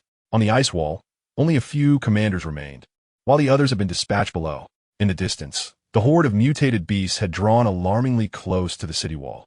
Boom, boom, boom. Dozens of fighter jets began firing freely, laser cannons sweeping the ground. The birds in the sky had long since scattered. Merely 10 minutes later, the ground forces of mutated creatures had suffered significant casualties. The squadron of fighter jets soared into the heavens, poised for the battle below. The reserve power of the fighter jets has now dwindled to just enough for a return journey, with everything else expended upon this land. Chapter 77, Cleanup. Blood and dismembered bodies lie scattered about, while some craters have transformed into pools of blood.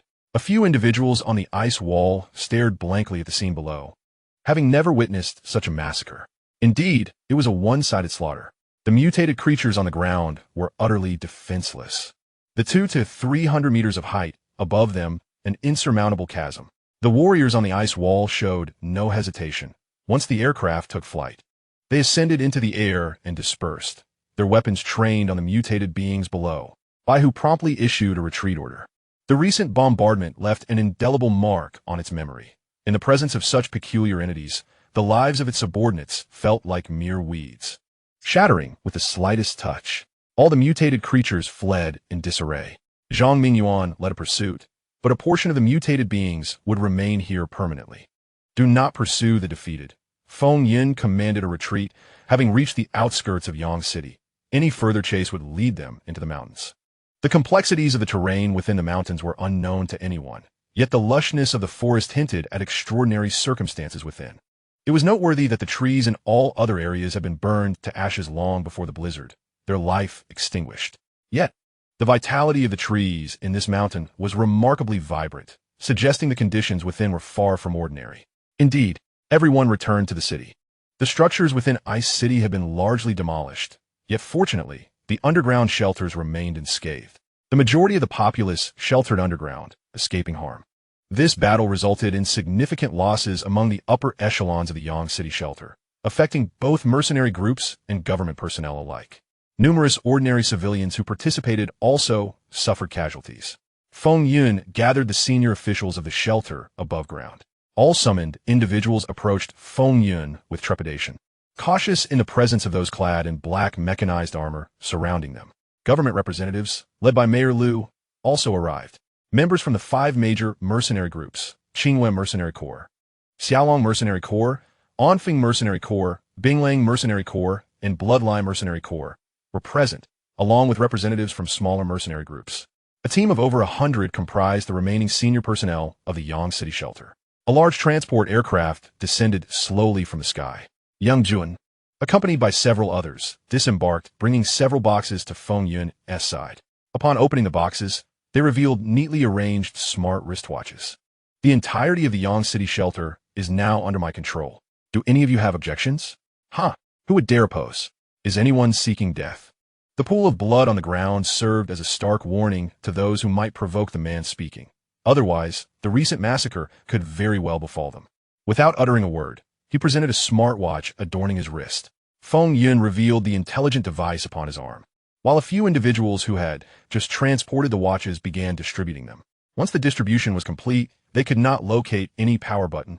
Casting puzzled glances at Feng Yun, he tapped twice on the watch face, which illuminated with a virtual interface projected forth.